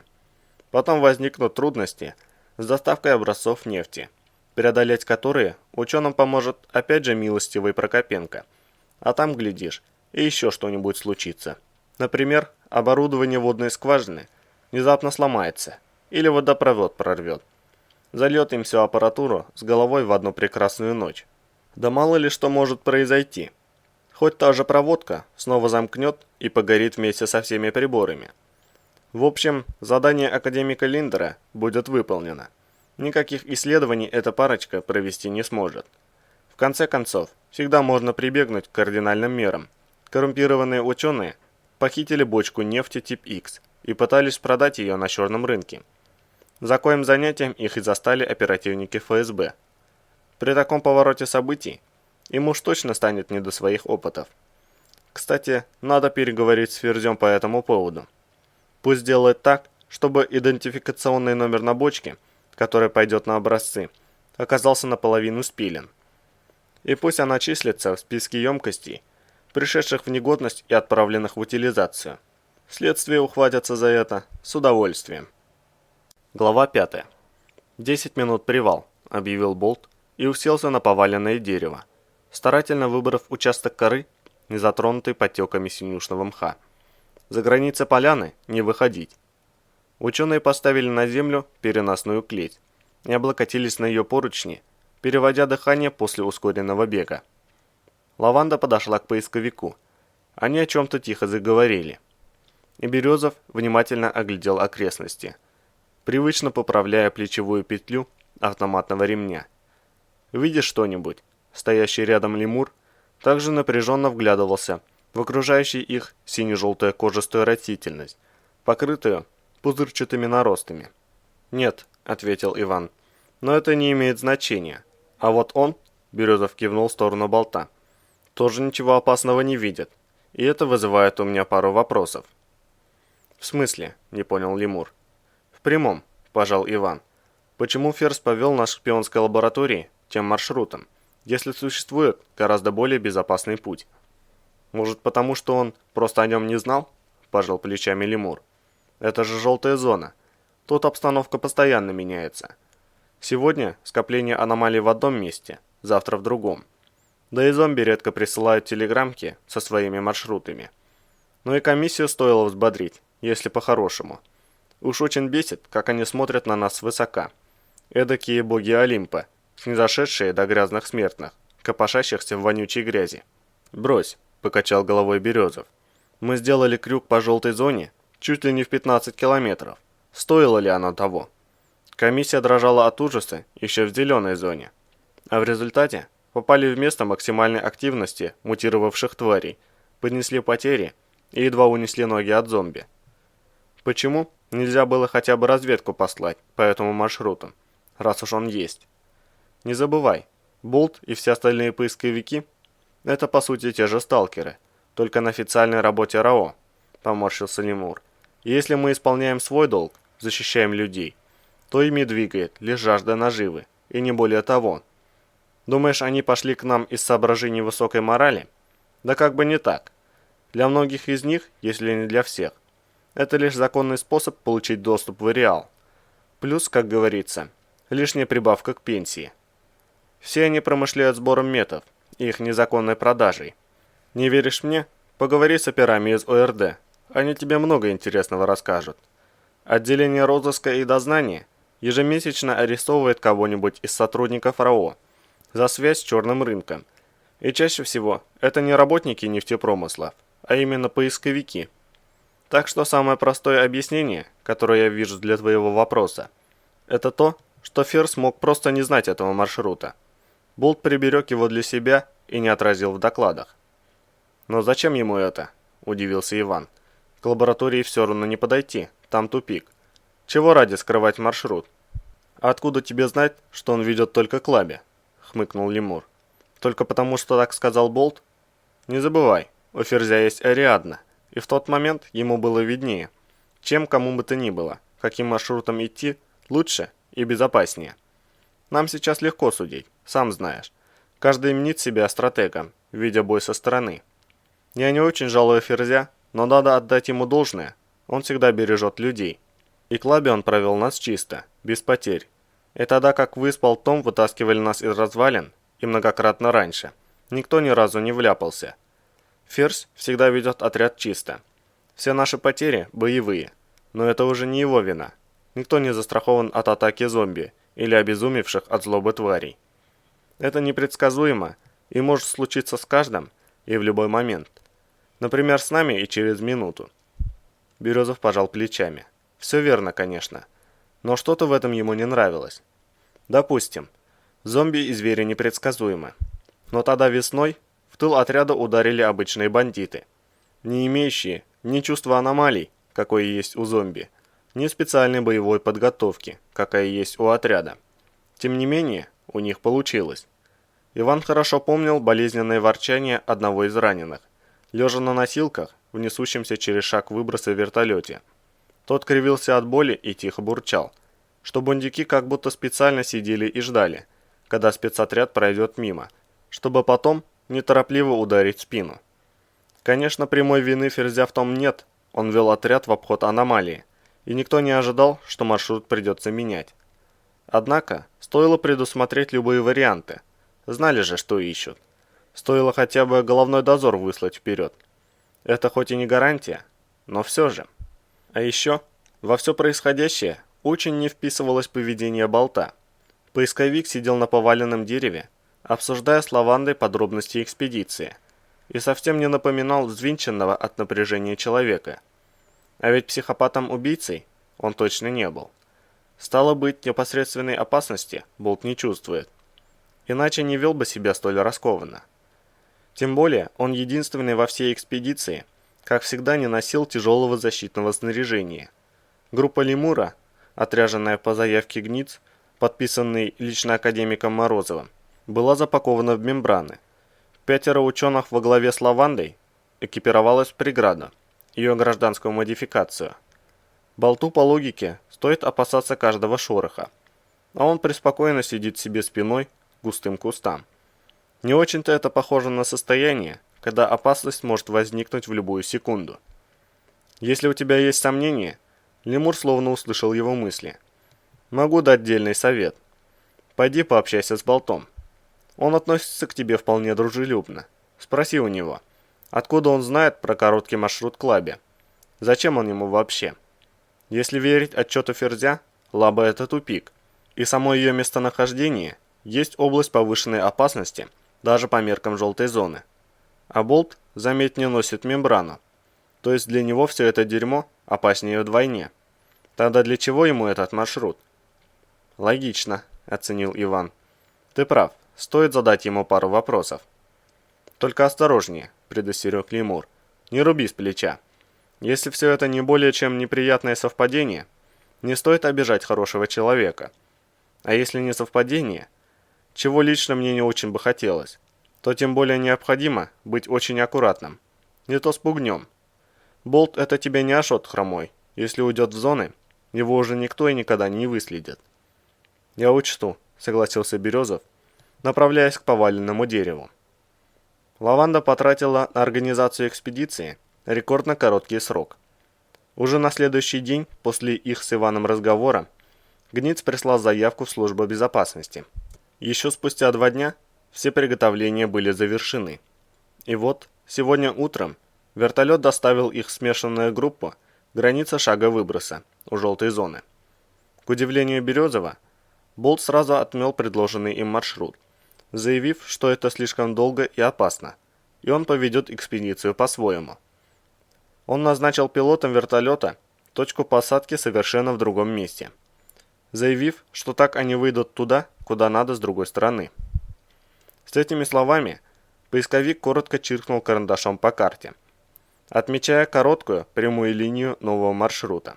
Судя по карте с отметками Ферзя, так пройти было невозможно. Однако Болт настоял на своем. Экспедиция высадилась и сделала пеший рывок через шаг выброса в указанном им месте. Если поисковик не ошибся, то вместо 15 километров им предстояло пройти всего 6. «Что-то не так?» – спросила Лаванда, увидев подходящего Березова. «Все в пределах нормы», – улыбнулся он в ответ. «Так, кажется, у вас говорят в таких случаях. Маша, могу я отобрать у вас Валерия на пару слов?» «Да, конечно», – Лаванда встала. «Я уже выяснила все, что хотела, так что не буду вам мешать. она удалилась к своим людям. «Присаживайся», — Болт указал на место рядом с собой. «Набегаемся еще. Что стряслось? Если ты про кабана в тех кустах, так он не нападет. Он недавно удачно поохотился и не голоден. К тому же он чует запах оружия и знает, что нас слишком много». «В каких кустах?» — насторожился Березов. «Ну, в тех прямо перед вами», — озадаченно протянул Болт. Он указал рукой в сторону лемура. «Вы же на него смотрели все это время». «Ну, не совсем», — признался Иван. «Но теперь уж точно будем. Скажи, Валера, а как ты нашел этот маршрут? Там лаба облеплена аномалиями, как мумии бинтами. Я уже не говорю про зыбь, которая сидит прямо на ней. Зачем тебе этот тупик?» «С чего ты взял, что это тупик?» — непонимающе нахмурился Болт. «Есть там проход, к самой лабе ведет. Просто выходили к ней не с той стороны». «Вы хорошо шли, это популярный путь.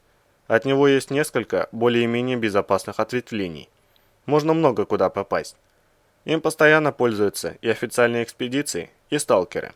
Просто я им не хожу, там газовых аномалий несколько. Едкая тоже есть, и жаровня ползает.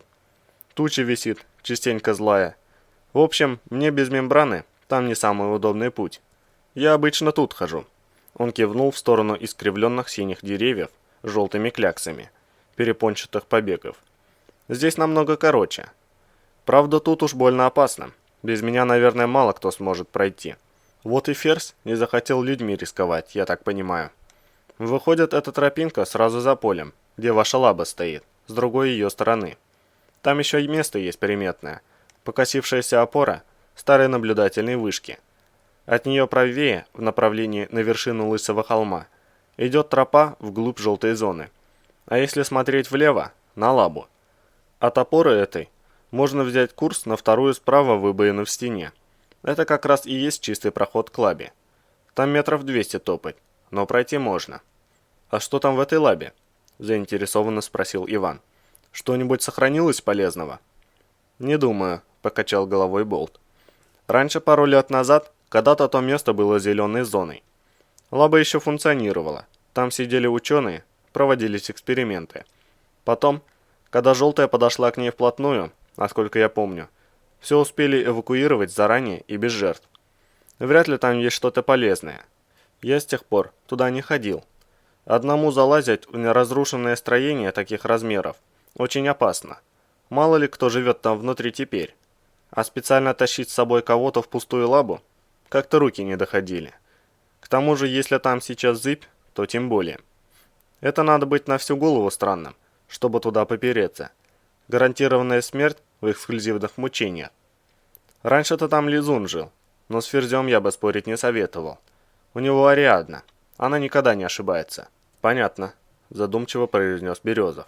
«Скажи, а с Ариадной твоим маршрутом пройти можно?» «С ней везде можно пройти, где сама возможность прохода существует в принципе», – удивился Болт. «Другой разговор, что он не потащил тут 30 человек, не захотел сомнительных экспериментов. Тропа слишком узкая и петляет, а колонна большая, за всеми не уследишь. Тем более, что нет смысла подвергать людей такой опасности, если на лабе зыбь сидит. Чего туда переться?» «Да ты не волнуйся», – успокоил Ивана поисковик. «Мы туда тоже не пойдем. Свернем гораздо раньше. На тропе есть отворот. Выйдем как раз к туче». «А что со зверьем?» – насторожился Березов. «То есть?» – озадачился Болт. «Зверье под тучу не полезет, если она зеленая. Да хоть бы и черная. Мы же стрелять ни в кого не будем. Окружим осьминога, накинем сеть. Потом пневматические иглопатроны с усыпляющим транквилизатором. Ну и так далее. Дело техники, как говорится. Реактива у нас с собой, чтобы его струю вовремя с костюмов смывать. Главное, чтобы осьминог там был, а то выслеживать его бесполезно. Все будет нормально, если его не калечить. Никто на нас сразу не набросится. Успеем многих сделать». «Валера, ты читал наши отчеты о крайней операции в районе той лабы?» – спросил Болт. «Конечно нет», – удивился Болт. «Кто ж мне их даст? Это все совершенно секретно» и так далее. «Знаю только, что у вас были серьезные потери. Вы вроде бы столкнулись с зомби». «От зомби мы ушли без боя», – коротко объяснил Иван. «Потери мы понесли раньше. После того, как отряд прошел мимо тучи и вышел к холму, за которым стоит лаба, нас атаковало зверье. Десятки бешеных тварей и птичья стая. Ими там все вокруг кишело. Неслось на нас сплошным потоком со всех сторон. И мы перед этим тоже ни в кого не стреляли. Зато потом настрелялись вдоволь. 2 убитых, 2 раненых. Один попал под птичью стаю. Ободрали его не слабо. Зомби появились позже, уже после боя. Странно, задумался Болт. Зомби могли прийти на звуки выстрелов. Но чтобы зверье без причины атаковало 3 десятка вооруженных людей, это из ряда вон. Местные твари с удовольствием разорвут на части 1-2, те, что покрупнее, и 3 человек. Но бросаться на 30 стволов очень странно. Инстинкт самосохранения у них ничуть не потерялся. Поисковик на мгновение задумался. «А вы когда к лабе вышли, 6-е чувство применяли?» «Нет», — Березов напряг память. Ферзь нес Ариадну, были еще энерджайзеры и пиявка. «Не, это не то», — отмахнулся Болт. «Может, кто по ошибке дотронулся до него?» «Исключено», — отрезал Березов. «Спецотряд — боевое подразделение. У нас не может быть глупой отсебятины. Я ни разу не слышал, что у кого-то есть 6-е чувство. Я даже не знаю, как оно выглядит». «Тогда это более чем странно», — заявил Болт. «Расскажи обо всем Маришке. Она наверняка заинтересуется. Это по ее части. Думаю, я тебя понял, Туман. Прежде чем к туче всех выводить, я сам схожу и все осмотрю. И насчет зверей, и насчет зомби». Он замолчал и насторожился, словно прислушиваясь к чему-то очень далекому. Иван обратил внимание, как рука Болта машинально коснулась одежды на груди, напоминая жест сильно верующих людей, когда те прикасаются к нательному крестику. «Пора идти», — сообщил поисковик спустя несколько секунд. «Впереди плешь, кажется, зашевелилась. Если сползет с тропы, сэкономим минут 15 ходьбы. Так что пошли». Он поднялся с дерева. «Это и есть знаменитый болт, который ты носишь как амулет», — улыбнулся Березов, указывая взглядом на замершую у отворота камуфляжа руку болта. «Ага», — кивнул тот, — «привычка». «Так уж получилось», — он пожал плечами. «Только это не амулет, это оберег». «Есть разница?» — поднял брови Иван. «Моя бабка говорила, что огромная», — без тени иронии ответил Болт. «Примерно такая же, как между обычной одеждой и тяжелым бронежилетом». Он перевесил автомат со спины на грудь и повторил.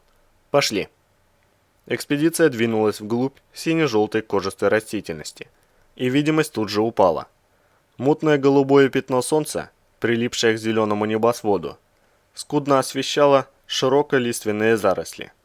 Березов шел вторым, в 5 шагах от болта, и с интересом изучал манеру действий поисковика. В отличие от Ферзя, тот не стал растягивать экспедицию в длинную вереницу, а наоборот, держал людей в колонне по 2 с небольшими дистанциями. Это облегчало переноску клетки для осьминога и упрощало управление личным составом. Но с точки зрения боевых действий делало отряд весьма уязвимым. Однако болта это совершенно не волновало. Похоже, он был уверен в безопасности маршрута. Тропа, по которой поисковик вел экспедицию, отчетливо угадывалась даже среди бурной растительности. Глядя на петляющую между пузырчато-перепончатых кустов узкую стежку, Иван лишь качал головой. Никто из находящихся в своем уме людей сюда бы не сунулся. Кругом кусты, и путь идет прямо через них. Вернейший способ вляпаться в паутину. «Валера, кто натоптал эту тропу?» Иван прибавил шаг, догоняя поисковика. «Кабанья она», — не оборачиваясь, ответил Болт. «Они тут часто ходят, так что в одиночку здесь чувствуешь себя, прямо скажем, не очень комфортно. Сожрать могут запросто. Но сейчас нас много, даже пара кабанов нападать постережется». «И далеко она идет?» «Далеко», — кивнул поисковик. «До самой границы. В желтой зоне ведь как? Повсюду аномалии. А жить-то зверю как-то надо. Вот и покрыта вся зона тропами, словно паутиной. Какие-то больше, какие-то меньше. Это как большой город с его автомагистралями. Машинам по газонам и тротуарам ездить нельзя, а попасть надо везде. К тому же почти все здешние аномалии двигаются или хотя бы шевелятся на ограниченном пространстве. Вот животные и наловчились их обходить. Поэтому от каждой, так сказать, магистральной тропы отходит множество второстепенных тропинок. И что? Иван вслед за болтом поднырнул под длинную древесную ветку, бывшую некогда березовой, мимолетно отмечая про себя, что будь он один, не решился бы этого сделать. В таких местах не только паутина растет, но и студень частенько лежит. Можно становиться на любую тропу и смело дойти куда угодно без всякой опасности? Нет, конечно. Поисковик остановился и начал пристально разглядывать заросли прямо по курсу. Аномалии-то движутся. Запросто можешь прямо в нее и угодить. Потому троп и много, что зверьё их обходят. Какая-то тропа в текущий момент свободна, какая-то нет. Ее можно обойти по другой, свободной. Ну и так далее. Плюс бродяги и зомби могут встретиться. Животные чувствуют, по какой стежке можно идти. «Туман, сходи к своим», – неожиданно попросил он. «Скажи лемуру, пусть будут настороже, но не стреляют первыми». Он медленно приподнял руку, указывая вглубь желтых потеков ушастого растения. За этим кустом сломанное дерево, под ним волчье логово. Их там сейчас несколько штук, они спят, но когда мимо пойдем, по-любому проснутся, мало ли что. «Будут атаковать?» – уточнил Иван. «Не знаю», – ответил Болт. «Нас много, и их тоже немало. По идее, не должны, побояться попасть в аномалии. Хотя всякое может случиться». «Где-то недалеко аномалия?» – насторожился Березов. «Шутишь?» – опешил поисковик. «Да тут все вокруг залеплено паутиной и колышется студнем. Плешь только что с дороги сползла. 3 минуты назад она была бы точно у тебя под ногами. Мы по тропе идем, потому что это единственный путь. Только остальным не говори, не пугай народ. Пусть идут себе, как шли. Меньше нервов, меньше дерганий, больше шанс дойти». «Какова ширина безопасного коридора?» Березов почувствовал, как ощущение спокойствия и безопасности словно ветром сдуло. На смену ему пришло тревожное ожидание скорых неприятностей. Ничто случайно не вылезет за пределы? «Метра 4-5», прикинул Болт. «Дальше будет сужаться, я предупрежу. Ты не волнуйся раньше времени. В реале это вредно, лишний раз зверьё взбаламутишь. Хотя...» Он бросил на Ивана задумчивый взгляд. «Как раз ты-то, наверное, их не потревожишь. Вон как лихо через гравы полз. А люди у нас в экспедиции не новички. Знают, как правильно по зонам ходить. Просто так вилять не станут. Ступай, Туман», – поторопил поисковик. «Долго стоять нельзя. Учуют и проснутся. А для нас, чем позже это произойдет, тем меньше риска». Березов осторожно вернулся к лемуру и ввел его в курс дела. Группа взяла оружие на изготовку, чтобы открыть огонь в любую секунду. Бойцы плотнее окружили несущих клетку ученых, и экспедиция двинулась дальше.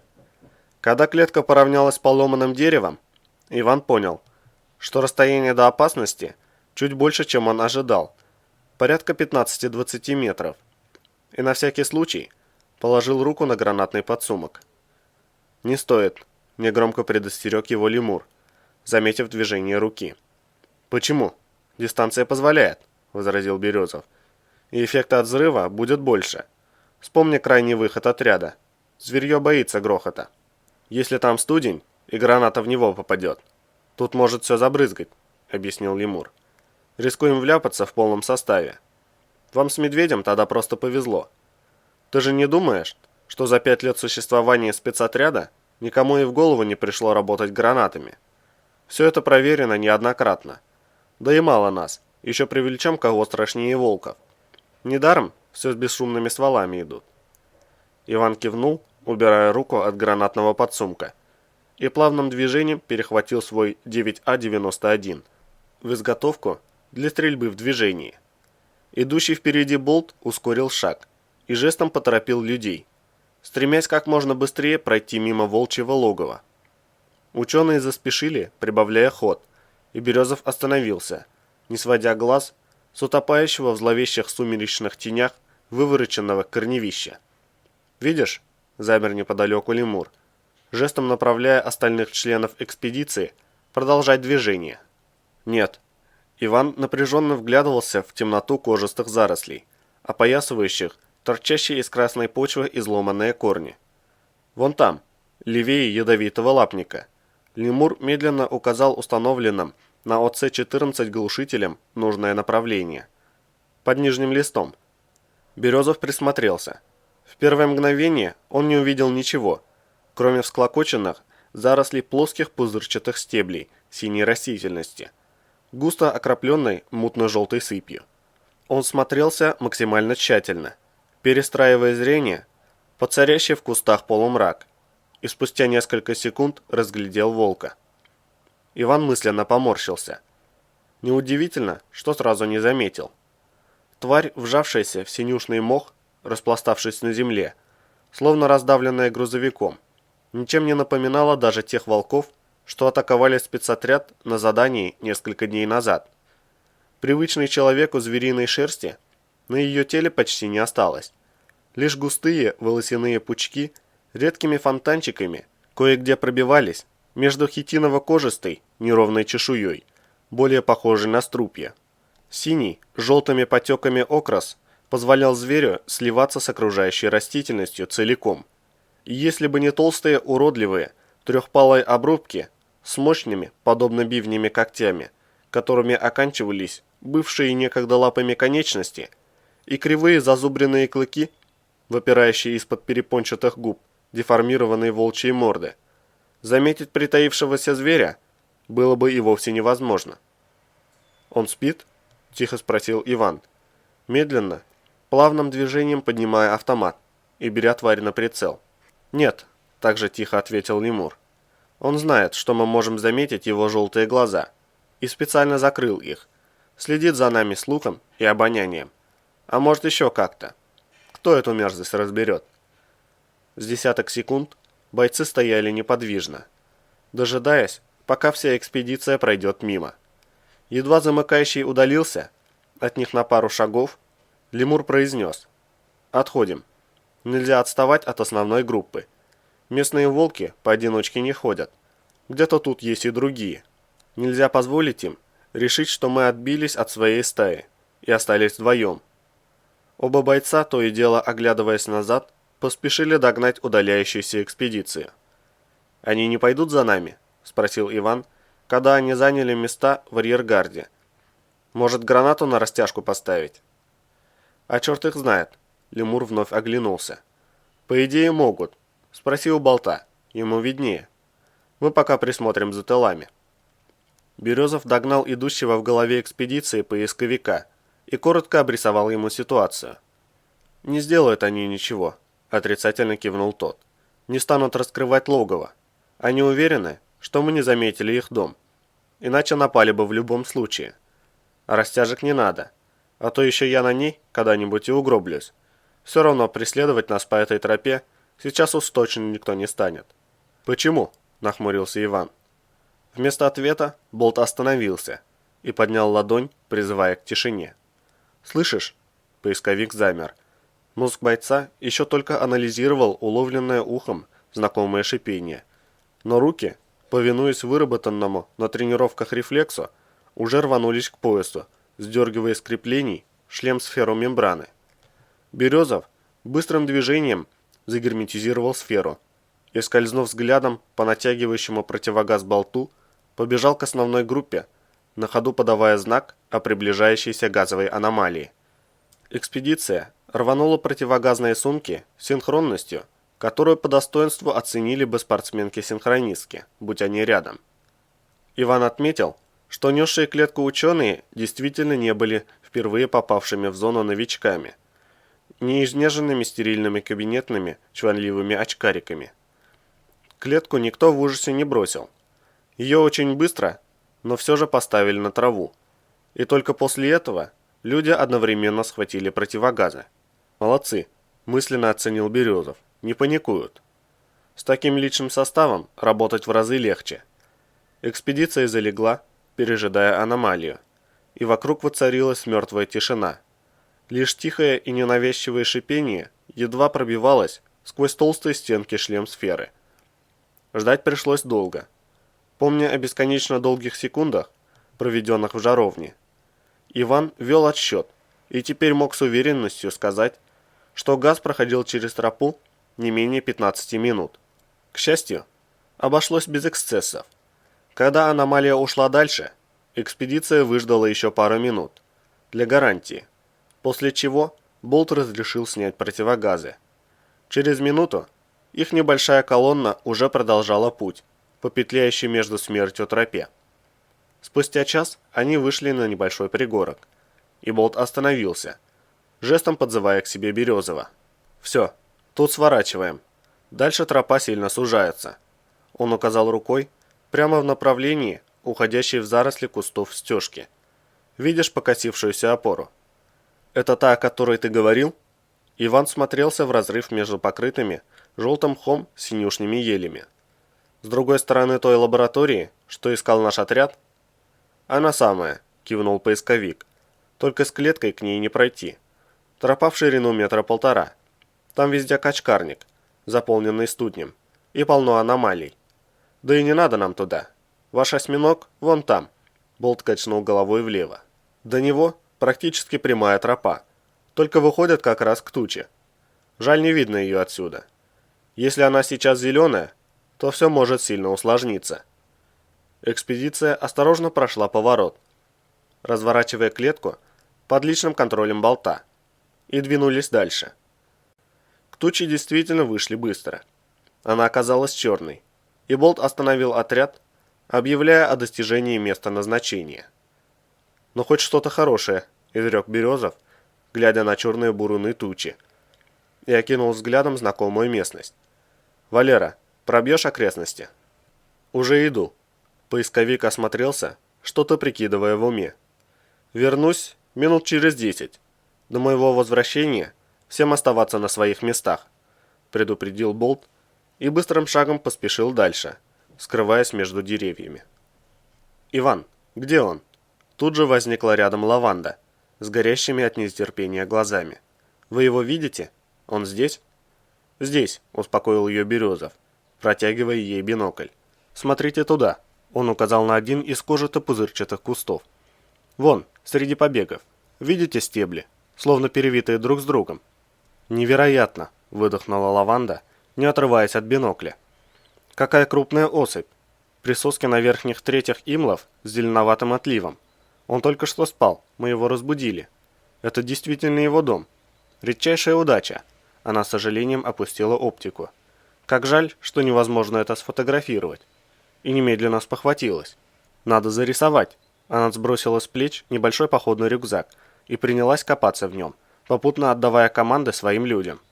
«Владислав Павлович, перед нами восхитительный экземпляр. Готовьте оборудование. Нам потребуется двойная доза снотворного и обе ловчие сети. Клетку необходимо развернуть. Осьминог очень крупный. Снимайте боковую стенку. Через стандартный вход мы его внутрь поместить не сможем». Лаванда достала планшет с бумагой и карандаш. Торопливо вернулась к Березову и, усевшись прямо на землю, принялась зарисовывать лежбище осьминога, часто сверяясь с биноклем. Иван внимательно осматривал окрестности, изредка бросая взгляд ей через плечо. Рисовала она неплохо. «Вы еще и художник, Маша?» – поинтересовался Березов, вглядываясь в сторону холма, у которого отряд принял бой во время прошлого выхода. «Пришлось окончить художественную школу», – улыбнулась она. «Родители считали, что я должна заниматься искусством, а я хотела наукой. В итоге наши мнения разошлись, и я, как видите, настояла на своем. Честно говоря, не думала, что уроки рисования мне настолько пригодятся в работе». Болт вернулся спустя 10 минут, как и обещал, но появился он со стороны, противоположной той, в которую уходил. «Как обстановка?» Березов встретил поисковика взглядом. Едва его камуфляж мелькнул среди кожистой растительности. «Ловко ты меня заметил», – удивился Болт. «Признаюсь, не ожидал». Он коротко обвел рукой воображаемые границы. «Отсюда и досюда можно работать. Дальше аномалии, паутина и прочая дрянь. Но зомби нигде нет. Агрессивных толп зверья тоже». Дошел до самого холма. Видел место боя. Поисковик хмуро покачал головой. «Даже не думал, что у вас случилась настолько жестокая резня. Понятия не имею, с чего зверье так взбесилось. Никогда раньше такого не видел». «А что говорит Лаванда?» «Я расскажу ей позже», – задумчиво ответил Иван. «Пока она занимается осьминогом. Не хочу отвлекать». «О да, у нее сейчас праздник», – улыбнулся Болт. Он посмотрел в сторону копошащихся со снаряжением ученых. «Ладно, пойду прослежу, чтобы никто не вляпался». Поисковик ушел к ученым, и Березов вновь задумался, машинально обшаривая взглядом окрестности на предмет возможного противника. Что-то во всем этом было не так. Уже забытое ощущение чего-то неправильного, смутно зашевелившееся еще на той давней операции, когда столь неудачно взяли Ашота Хромова, вновь выползло наружу из глубин подсознания. Но уловить, в чем именно кроется несостыковка, никак не получалось. «Что сказал Болт?» К Ивану, осторожно ступая, подошел лемур. «Какова активность вокруг нас?» «Говорит, все чисто», — ответил Березов. «Сказал, что пробил местность с гарантией. Был и на той поляне у холма. Следов зомби не нашел. Зверья мало, и ведет оно себя пока что тихо». «Саша», — Иван посмотрел на лемура, — «ты не в курсе? У Ферзя есть шестое чувство?» «Я имею в виду мед». «Нет», — уверенно ответил тот. «Точно?» — настаивал на своем Березов. «Ты не можешь ошибаться?» «Исключено», — покачал головой лемур. «Как командир группы я имею полный доступ ко всему специальному снаряжению особ и знаю обо всем, что нам доступно. К тому же меты — штука редкая, так просто их не утаить. Тем более Ферзю. Он на каждой операции у всех на виду, как на ладони. Он же отряд ведет. С него десятки человек глаз не сводят. Я уже не говорю о ФСКшниках, которыми кишит служба собственной безопасности. Могу однозначно сказать, у Ферзя нет ни одного незаявленного официального мета, и шестого чувства тоже нет. А зачем тебе оно? Решил уйти от нас спасатели? Нет, конечно, улыбнулся Иван. Просто стало интересно. А что, в УСБ действительно сидят ФСКшники? Не знал. Об этом мало кто знает, согласился лемур. Официально считается, что собственной безопасностью тоже наша контора занимается. На самом деле, наших там едва четверть, остальные из контрразведки. Это вице-премьер замутил лично, чтобы было кому, так сказать, контролировать контролеров. Грамотно, оценил Иван. А он молодец, соображает. Поэтому наше начальство так легко согласилось взять в рейд к предполагаемой шпионской лабе, не имеющих опыта работы в зонах членов госкомиссии.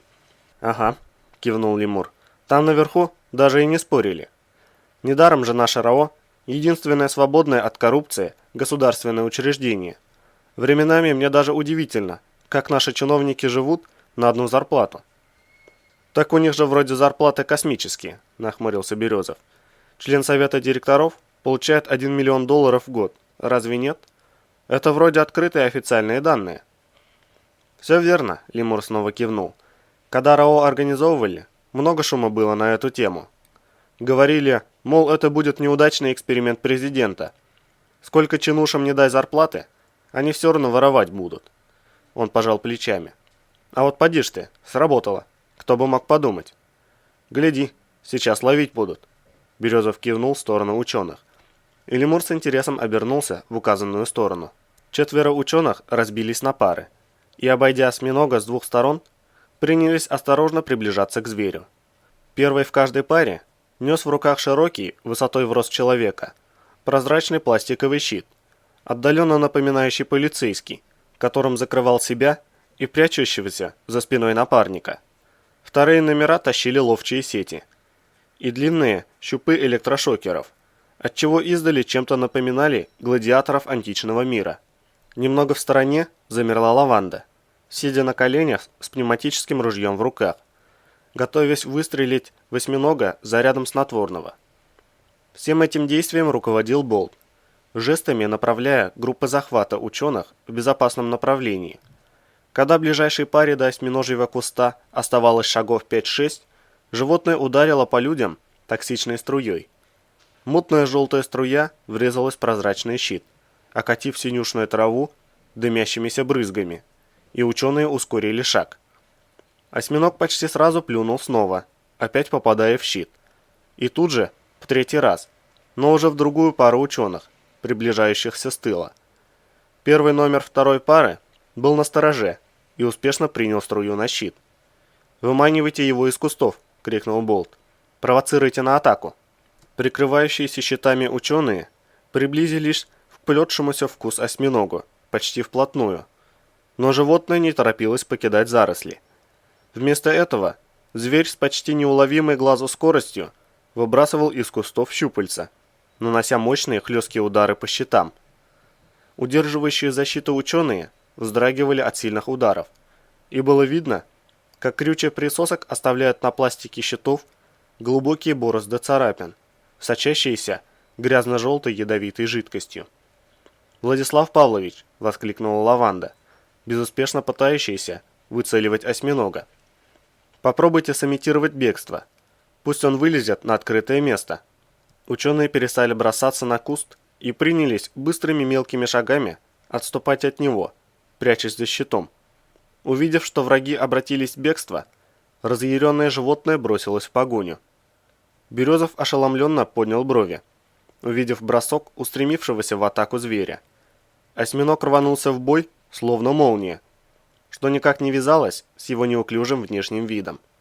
Приземистая, кишащая десятками щупалец клякса, диаметров добрых 1,5 метра, врезалась в щит с такой силой, что держащего защиту ученого сбила с ног и бросила на напарника. Тот удержал товарища, но не удержался сам и упал на землю. Осьминог на мгновение замер, увидев разделение цели, и в тот же миг к нему сзади устремилась вторая пара ученых. Животное мгновенно вскинуло вверх с десяток щупалец и нанесло удар сразу во все стороны, пытаясь достать всех врагов одновременно. Оставшийся без поддержки ученый первой пары не выдержал мощного удара и оказался сбитым с ног, роняя щит. В следующую секунду пневматическое ружье «Лаванда» щелкнуло, посылая в зверя шприц с транквилизатором, и осьминог вздрогнул, получив укол. Он немедленно потерял интерес к прежним врагам и бросился к «Лаванде», оценив нового противника как наиболее опасного. «Сети!» — крикнула «Лаванда», спешно перезаряжая ружье новым шприц-патроном. «Накидывайте сети!» Заряд транквилизатора начал действовать мгновенно, и движения осьминога уже не были столь стремительны. Второй номер второй пары выскочил из-за спины щитоносца и бросился на перерез животному. Осьминог увидел быстро приближающегося врага и замешкался, непривычно путаясь в неожиданно потерявших координацию щупальцах. Ученый широким броском накрыл его сетью и тут же получил ядовитую струю в грудь. «Вторую сетку! Быстрее!» – на бегу выкрикнул Болт, бросаясь к заранее приготовленным неподалеку баллонам, наподобие небольших автомобильных огнетушителей. Лаванда выстрелила второй раз, и вскочившие на ноги ученые первой пары набросили на осьминога свою сеть. Животное запуталось в крупной ячейке двойной западни и отчаянно забилось в конвульсиях, разъяренно шипя и беспорядочно расплевывая в разные стороны остатки яда.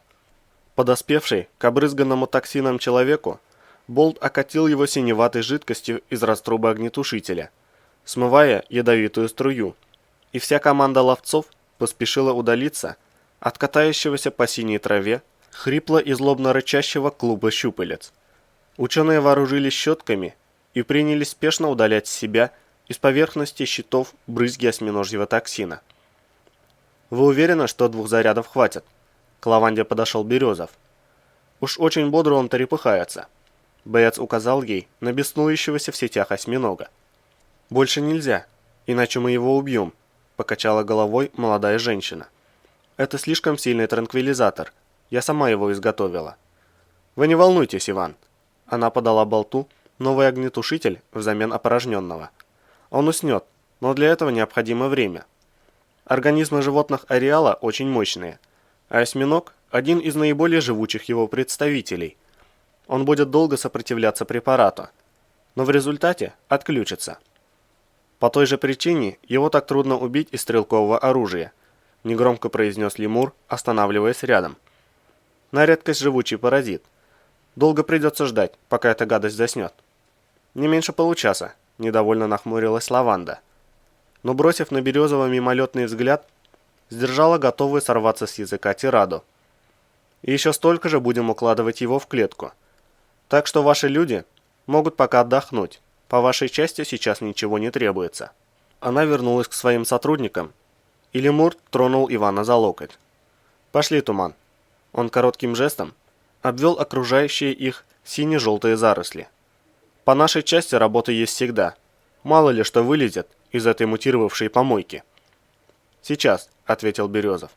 «Иди, Саня, расставляй людей, Я скоро подойду. Есть у меня одна мысль». С этими словами он подошел к болту, поливающему очищающихся ученых дезактивационной жидкостью.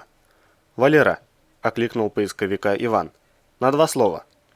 Березов отвел болта в сторону и тихо спросил: «Та тропа, выходящая к поломанной опоре, что ты мне показывал, сейчас чистая? Я смогу по ней пройти?» «Думаю, да. Только зачем?» – недоуменно переспросил тот. «Узковатая она, я же говорил». «Я помню». Иван покосился на занятых делом ученых. «Пока есть время, я хочу сходить к той лабе». «Там же зыбь», – непонимающе нахмурился Болт. «Ты что, на голубом солнышке перегрелся? Туман?» Он подозрительно всмотрелся в глаза Березова. «Постой. А побродить возле аномалий у тебя часом желания нет? Или в красную зону сгонять? Там очень здорово. Во 100 крат лучше, чем здесь».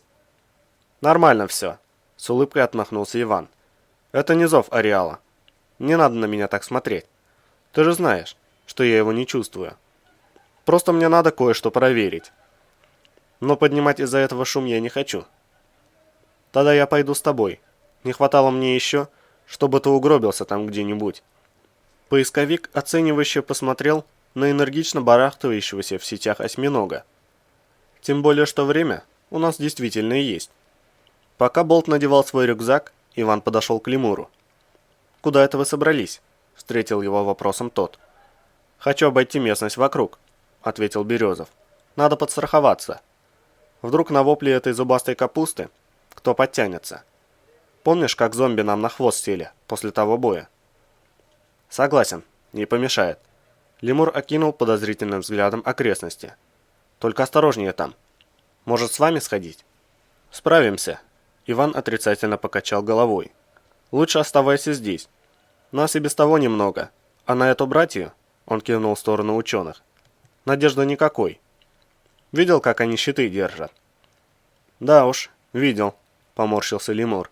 «Не первый год работаю. Тут ничего не поделаешь. Хорошо, что эти щиты у них вообще есть». Березов кивнул и поспешил к болту. До перекрестка на пригорке добрались быстро. Поисковик шел уверенно, словно не по окруженной смертельными аномалиями тропе, а по тротуару в каком-нибудь столичном парке. Достигнув невысокой плоской вершины, Болт остановился. Дальше стежка сужается. Он расставил руки в стороны, демонстрируя реальную ширину тропы. Примерно вот до таких размеров. Идем друг за другом, как обычно. И будь внимательнее, тропа бугристая. Если нога соскользнет и попадет в выемку, запросто можешь вляпаться. Тут слева повсюду студень. А справа паутина, закончил за него Иван. Я понял, Валера. Пошли. Не хотелось бы оставлять экспедицию в меньшинстве надолго. Пошли, согласился Болт и двинулся вперед. Как про паутину узнал? Ее же не видно. Еще рано. Догадался? Некоторые нитки отсвечивают. Березов внимательно всматривался в тени особенно густых зарослей в сухой желтой маре. Там, где свет плохо проходит. В полумраке теней, падающих от плотно растущих мертвых пупырчатых стеблей, тускло поблескивали тонкие серебряные нити, густыми ажурными сплетениями, невесомо застывшие в воздухе. Их можно заметить.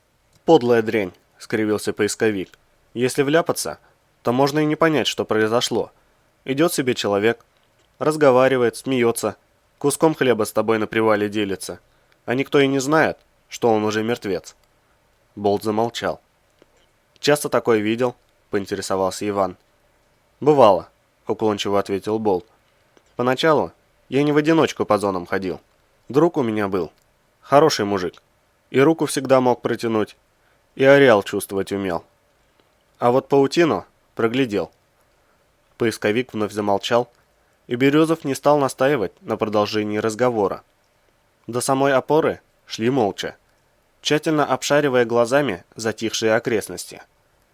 Сама полусгнившая опора стояла посреди чистого, словно утрамбованного пространства, резиново-красной почвы, лишенной растительности. Проплешина почти правильной круглой формы со стороны напомнила Березову монашескую танзуру. «Валера, опора точно безопасна?» Иван с подозрением оглядел лысое пятно посреди грязно-желтой травы. «Точно», — подтвердил поисковик. «Она гнилая совсем. Это верный признак. Если бы на нее встала аномалия, дерево бы посвежело. А тут ничего такого нет. Даже наоборот, еще сильнее прогнило. Я раньше бывал здесь. Вижу разницу». Да и Болт молчит.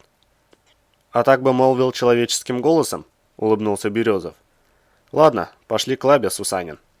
«Сусанин бы тебя завел», — съязвил Болт. «А так, хочу обратить внимание вашего благородия. Ты до сих пор живой. Так что попрошу без намеков. Вон твоя лаба». Он указал рукой на строение, стоящее посреди поросшей, короткой синей травой пустоши. Иван на глаз прикинул расстояние. По прямой будет метров 200. «Чего ты хочешь-то от нее? Сам же говорил, там зыбь». «Не знаю», — честно признался Иван. «Просто чувство какое-то странное. Будто что-то не так, будто неправильно. Не знаю, как объяснить. Давай просто подойдем как можно ближе, а там видно будет». «Ну давай подойдем, раз надо», — согласился Болт. «С этой стороны проход хороший, 3 метра шириной, насколько я могу судить. Дойдем быстро, если, конечно, аномалию к тебе не притянем». «Много их тут?»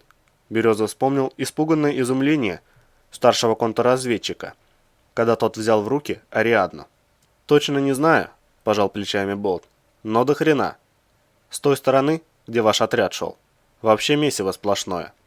5 десятков, может 6. И многие из них умеют двигаться. Плешь ползет справа налево. Отсюда чувствую. Мясорубка где-то шевелится. Штуки 3 гравы подвывают. Тоже подвижные. Соваться туда — верная смерть. И полминуты не проживешь. Правильно Ферзь поступил, что не повел вас дальше. Только людей бы погубил, и сам не вернулся». «А с этой?» — уточнил Иван. «Тут есть аномалии?» «Да полно», — фыркнул Болт.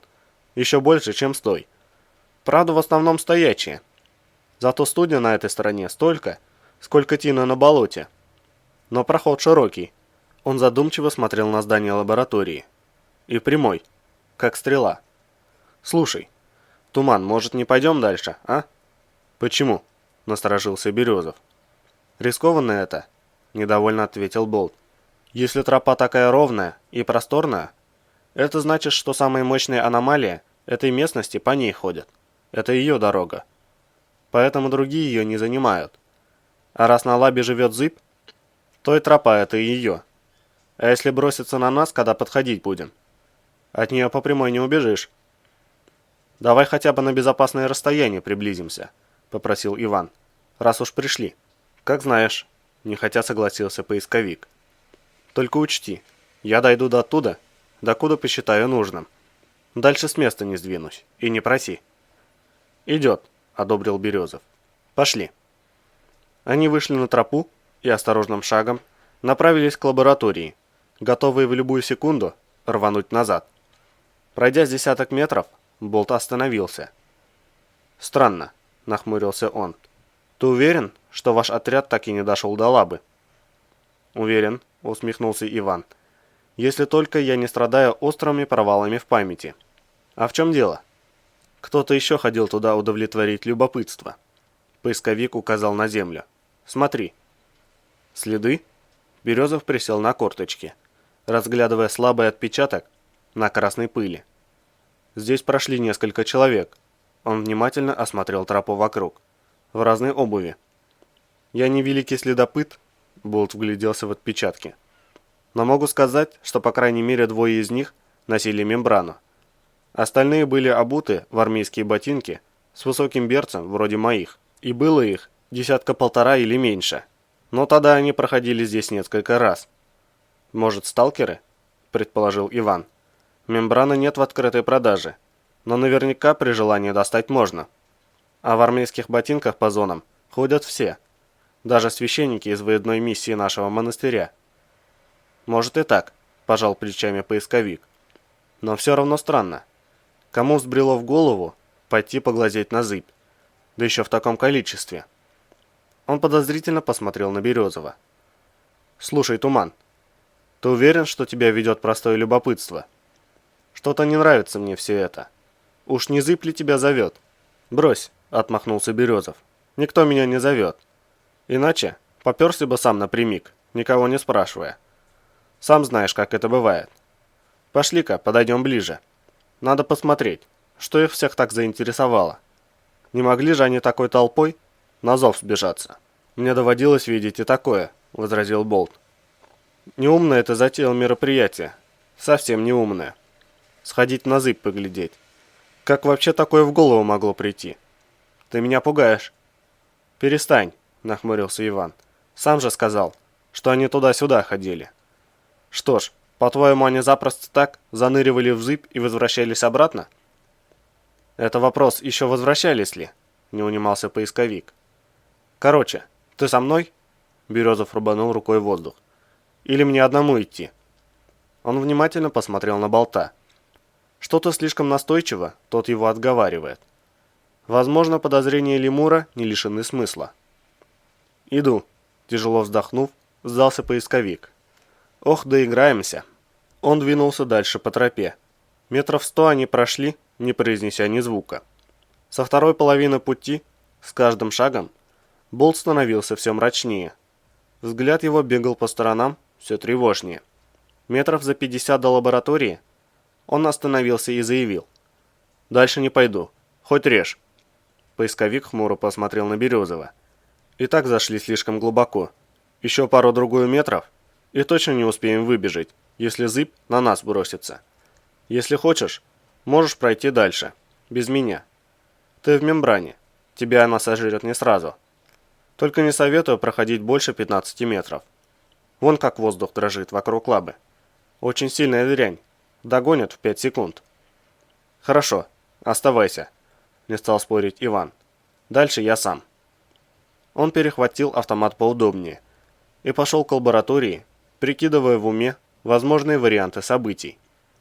Если Болт выстрелит ему в спину, латник удержит первую пару дыроколов, и есть шанс залечь и ответить огнем. Будет хуже, если поисковик решит стрелять по ногам. Иван сделал несколько шагов и неожиданно обернулся. Но Болт стоял на прежнем месте, положив руки на висящий на груди автомат, и лишь недоуменно поднял брови в знак вопроса. Березов кивнул в ответ, мол, все ровно, и двинулся дальше. Дойдя до указанного Болтом предела, он остановился в нерешительности. Идти или не идти дальше? С одной стороны, следы уходили к зданию лаборатории. До ближайшей стены, которая осталась, метров 25. С другой стороны, тающее на фоне зеленого неба марево зыби было еще ближе. А ответить самому себе на вопрос, зачем ему вообще все это нужно, Иван так и не мог. А вдруг Болт прав, и это зов зыби притягивает его? Ну и что? Что раньше ничего такого он не чувствовал. Раньше не чувствовал, а вот теперь почувствовал. И прется навстречу смерти с упрямством осла. Березов поднес к глазам бинокль и попытался рассмотреть лабораторию. Но в дрожащем мареве зыби толком ничего разобрать не удалось. Тогда он попробовал проследить следы. Это оказалось проще. Цепочки следов пересекали дрожащую границу аномалии и оканчивались 3 запыленными кучками тряпья, заскорузлого от запекшейся крови. Иван опустил бинокль. Значит, кто-то все-таки не устоял перед зовом зыби. «Надо бросить в нее гильзой», — раздался рядом голос Болта. Березов обернулся. «Ты же вроде не хотел идти», — прищурился он. «Не хотел», — подтвердил поисковик. Но пока стоял, вдруг понял, что не чувствую опасности. А зыбь, да еще таких размеров, она словно прорубь после бани. Кожу морозит так, что сердце от страха замирает. «Можешь не стараться», — остановил его Березов, указывая биноклем на кучке окровавленного тряпья. «Я нашел тех, кто тут наследил. Ты был прав, их звала зыбь». «А чего-то тряпье не растворилось», — удивился Болт. «Значит, не зыбь это, и не пушка. Пара нет. Да и не останется в ней ничего, все скомкает и выстрелит. Надо проверить. Возможно, это новая аномалия, которую видно. Потому Ферзь и назвал ее зыбью, что не смог определить, что это. Надо зафиксировать и в ГНИТ сообщить. За открытие новой аномалии премия положена немаленькая». Он полез в плечевой карман за гильзой и замешкался, увидев выражение глаз Березова, смотрящего вглубь аномалии. «Туман!» – окликнул его поисковик. «Ты чего это?» И тут же замолчал. «Ощущение неприятное», – тихо ответил Иван. «Словно кто-то смотрит на нас пристально». В этот момент дрожащее марево зыби колыхнулось и качнулось в их сторону на несколько метров, словно амеба, выпускающая ложноножку. Спустя пару секунд воздушная волна принесла с собой знакомый с детства запах сдобы. Рука болта застыла у кармана. «Туман, уходим отсюда», — едва слышно прошептал поисковик. «Делаем вид, что сваливаем от зыби. Бегом». Он запихнул гильзу обратно в карман и рванулся назад по тропе. Березов побежал следом. «Ты его видел?» — спросил он на бегу. «Нет», — не оборачиваясь, ответил Болт. «Но резко возникло такое ощущение, будто меня сейчас убьют. Словно когда зомби берут тебя на прицел. Валим отсюда быстрее, чтобы поверили. И он там точно не один». Добежав до опоры, поисковик повалился на землю, переводя дыхание. Березов упал рядом, хватая ртом воздух, и тут же перекатился на живот, беря на прицел тропу к лаборатории. «Не выйдет никто», – тяжело дыша произнес Болт. «Поверили они, что мы от зыби ноги уносили. Иначе давно уже в наших спинах пуль было бы, что иголок у дикобраза». «Лучше подстраховаться», – возразил Иван, успокаивая ходящие ходуном легкие. «Спринт в мембране с латником сверху – занятие не из легких. Кто знает, что сбредет в их зомбированные головы. Отрежут нас от остальных. Пиши пропало». «Это не зомби», – качнул головой поисковик. «Зомби никогда не вляпываются в аномалии. Они их чувствуют». «Так это же лизун». Березов прикинул, увидит ли огонь лемур, если пустить сигнальную ракету. «Ты разве не почуял запах?» «Не имеет значения». Болт сел, облокотившись на опору. «Зомби не вляпываются в аномалии. Для них нет разницы. Я однажды внутри лизуна 2 километра протопал, чтобы от них оторваться». Он отер рукавом выступившие на лбу крупные капли пота. «Люди там сидят, и тряпье окровавленное. Муляж для отвода глаз». Березов пару мгновений молчал, обдумывая услышанное, после чего поднялся на ноги и повесил автомат на грудь. «Пошли к остальным», – произнес он, глядя на поисковика. «О том, что видели, пока никому ни слова». «Не дурак», – хмыкнул Болт, подбирая лежащий рядом автомат. «Догадываюсь». К пригорку-переростку вернулись без происшествий. Хотя до самых зарослей, пока здание лаборатории еще можно было видеть, Ивана не покидало ощущение ведущейся за ними слежки. Он поймал себя на мысли, что непроизвольно облегченно вздохнул, едва они скрылись в кривых зарослях синюшно-желтого леса. Экспедиция уже заканчивала свою работу. Отключившегося осьминога поместили в клетку и как раз укрепляли ее дополнительными витками металлической ленты. Излучающая потоки счастья лаванда не отходила от мутного бронестекла, забранного мощными прутьями, разглядывая спящего зверя. «Это просто невероятная удача», — встретила она появившегося Березова. «Иван, вы просто волшебник». «Кошмар какой-то», — улыбнулся Березов, глядя в восторженно пылающие глаза лаванды. «Нормальные мужики дарят женщинам цветы, а я подсунул смертельно опасное чудовище. И кто бы мог подумать, вижу столько счастья». Лаванда пристала на цыпочки и чмокнула его в чумазую щеку. «Вы прелесть», — заявила она и обернулась к своим коллегам. «Закрепили?» Стоящий неподалеку лемур с ехидной улыбочкой показал Ивану большой палец. Иван погрозил кулаком в ответ. Есть свои плюсы в том, что медведь не входит в их группу, иначе стёба было бы на месяц вперед. «Осталась одна заклепка», — ответил один из ученых с заклепочником в руке. «Отлично. Теперь необходимо как можно скорее вернуться в лабораторию», — воскликнула Лаванда. Казалось, еще мгновение, и она начнет пританцовывать от восторга и нетерпения. «Туман, лемур, мы можем возвращаться?» «Как все прошло?» Лемур вопросительно посмотрел на Березова.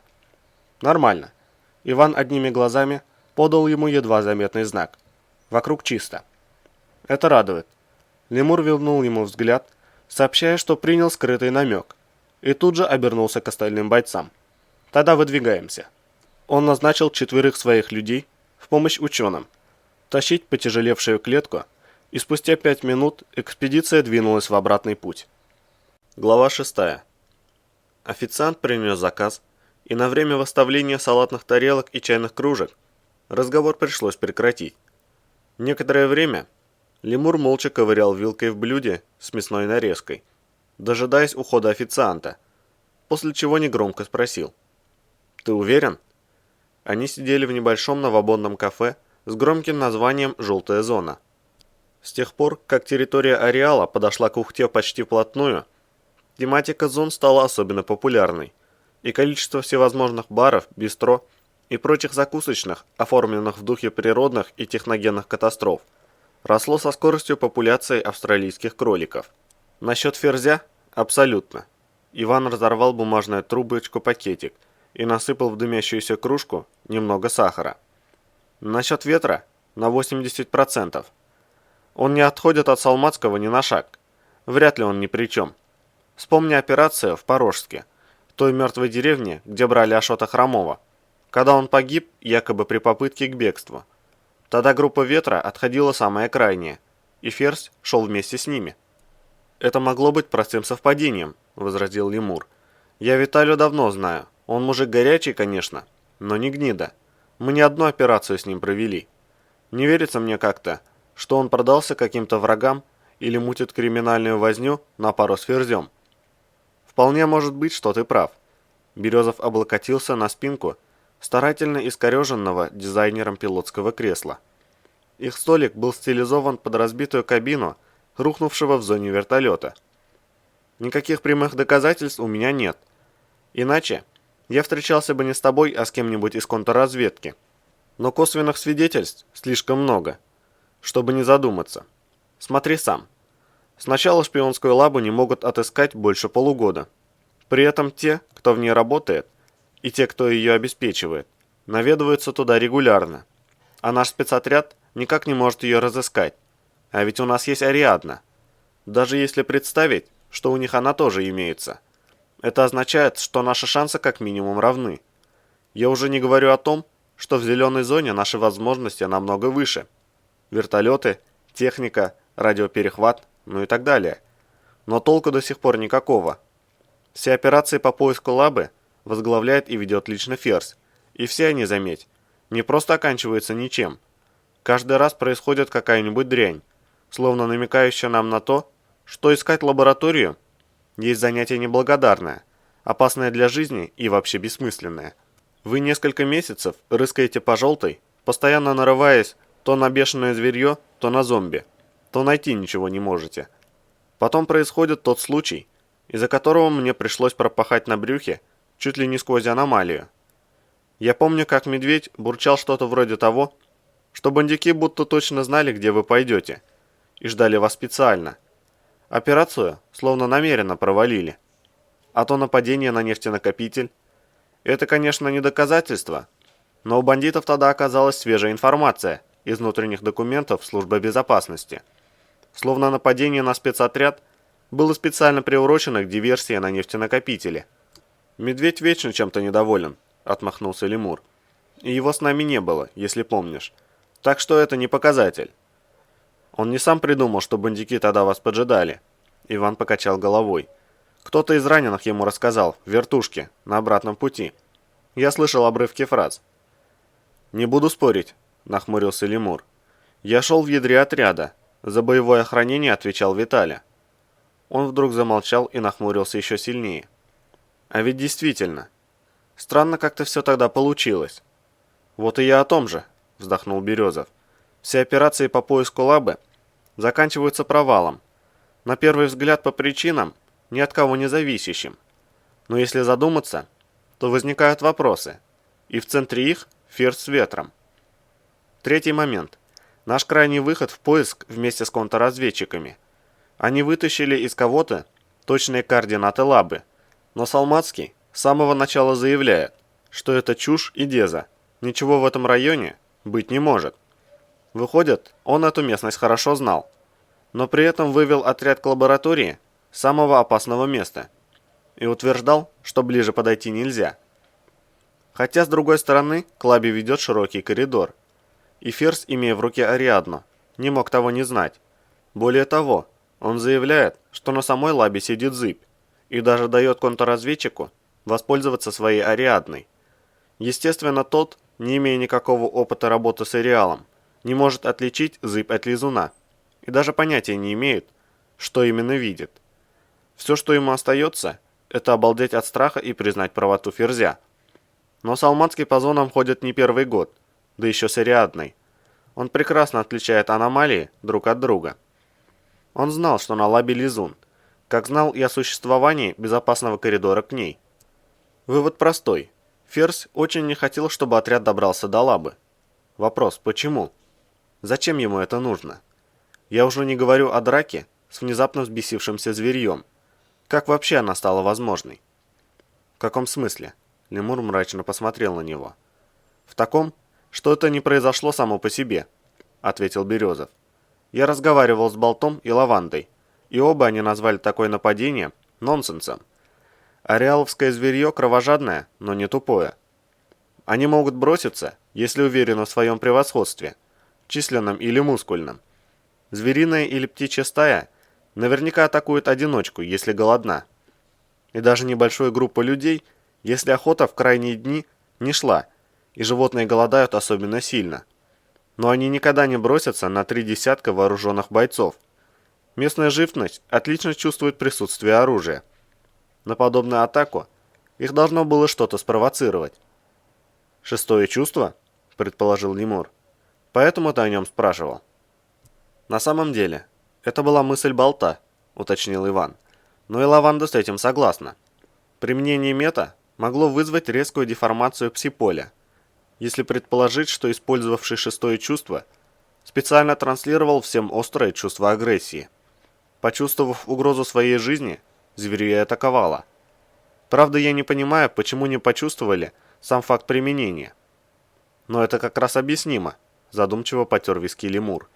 Шестое чувство не клаксон, оно не издает явных сигналов. Оно заставляет тебя как бы ощутить присутствие того, кто до него дотронулся. Но если этот человек и без того на виду, прямо перед глазами, то факт использования мета можно и не понять. А знаешь, невесело спохватился он, я тут вспомнил одну вещь. Мета для отряда заказывает Ферзь, но со склада их обычно получает Виталя. Даже так? Поднял брови Березов. Ты уверен? Да, нехотя ответил Лемур. Мы перед каждым выходом что-нибудь получаем на всякий случай. Ну там, пиявку, энерджайзер, филина, медсестру, примуса, так и вообще почти, что на каждого есть, на случай, если поиск затянется. Виталий их получает на складе и распределяет между командирами групп, согласно распоряжениям Ферзя. Тогда все это тем более не к добру, подчеркнул Иван. И вчера, когда мы с Болтом дошли до лабы, на земле были отпечатки сапог от мембраны двух разных размеров. К тому же Ферзь не мог сам применить шестое чувство. У него в руке постоянно зажатая Ариадна. Если бы он начал менять мет, это неизбежно заметили бы очень многие. Значит, ему кто-то помогал. А зомби, появившиеся потом, пришли как раз на звуки и эмоции боя. И не догнали они нас именно из-за того, что шли издалека. Да, они не устают и бегают, словно заведенные, но даже им требуется время, чтобы преодолеть большое расстояние. Пока добрались, пока разобрались, пока нашли следы, мы уже успели и раненых перевязать, и контрразведчику лабу показать, и отойти довольно далеко. Тот, кто использовал шестое чувство, тоже идиотом не был. Он не держал контакт с метом постоянно. Применил, спровоцировал атаку животных и спрятал. Дело сделано. Смысл в том, подытожил Березов, что нелегальная лаба действительно существует, и информация у госкомиссии была верная. Только Ферзь и его помощник все провернули так, что теперь никто ее искать в этом месте не будет еще долго. А она по-прежнему функционирует. И вчера мы с Болтом очень вовремя унесли оттуда ноги. Он, кстати, сказал, что ощутил множественную опасность. Я и сам почувствовал на себе чей-то взгляд, будто на мушку взяли. Понятно. Лемур тяжело вздохнул. Стало быть, подозрения серьезные. Я с тобой согласен. Если Ферзь имеет отношение к лаборатории, то мы никогда ее не найдем. Только потери будут расти. Он зло скривился. Вот ведь сволочь. Никогда бы не подумал. Салмацкий, конечно, напыщенный индюк, любит лишний раз продемонстрировать звездность и превосходство. Разговаривает через губу, на Мерсе своем прямо на базу заезжает. И все такое. Но дело он знает, людей всегда бережет.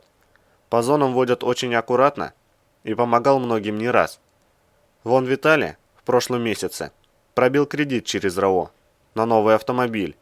Даже своих денег ему добавил. «Вот черт!» – спохватился он, осознав скрытый смысл своих же слов. «Не знал, что Ветер купил новую машину». Невесело покачал головой Иван. Да еще с помощью Ферзя. Он не хотел распространяться об этом, паник Лемур. Говорит, зачем людей задевать? Не у всех в отряде есть возможность купить себе новенькую пятерку. Ветер взял себе Жигу, удивился Березов. Зачем она ему? БМВ. Еще сильнее потемнел Лемур. 530-ю. Это что ж за кредит такой ему Ферзь организовал? Опешил Иван. Ты знаешь, сколько стоит такая машина? Его стоило 80 тысяч евро. Лемур вновь потер виски. Он сам мне рассказал, мы же друзья. Просил не говорить никому. Что делать будем? Березов посмотрел на него в упор. Ты же понимаешь, что просто так это оставлять нельзя. Нельзя, уныло согласился тот. Нельзя. Госкомиссия не успокоилась. Будут и другие выходы в поиск. А значит, скорее всего, будут и новые потери. Он грустно поморщился. По его лицу скользили мрачные тени. Было видно, что все, о чем он только что услышал, причиняет ему почти физическую боль. Кто еще знает обо всем этом, кроме тебя, Болта и Лаванды? Знаем только мы с тобой, отрицательно кивнул ему Иван. Болт не глуп и может догадываться о чем-то в той или иной степени. Но предметно мы с ним ни о чем не говорили. Более того, я предупредил его, чтобы держал язык за зубами, пока время не пришло. Лаванда вообще не в курсе. Ясно. Лемур взял в руку кружку. Кстати, что у тебя с Лавандой, если не секрет? По всему отряду слухи ходят. Пока ничего такого, чему бы обрадовался медведь, улыбнулся Березов. Мы редко видимся, ты же знаешь. Наш график не хуже меня. Но она в действительности совсем не такая, как они и думают. Романтическая натура, все в эпицентр рвется. А Реал вспять оборачивать. Он покачал головой.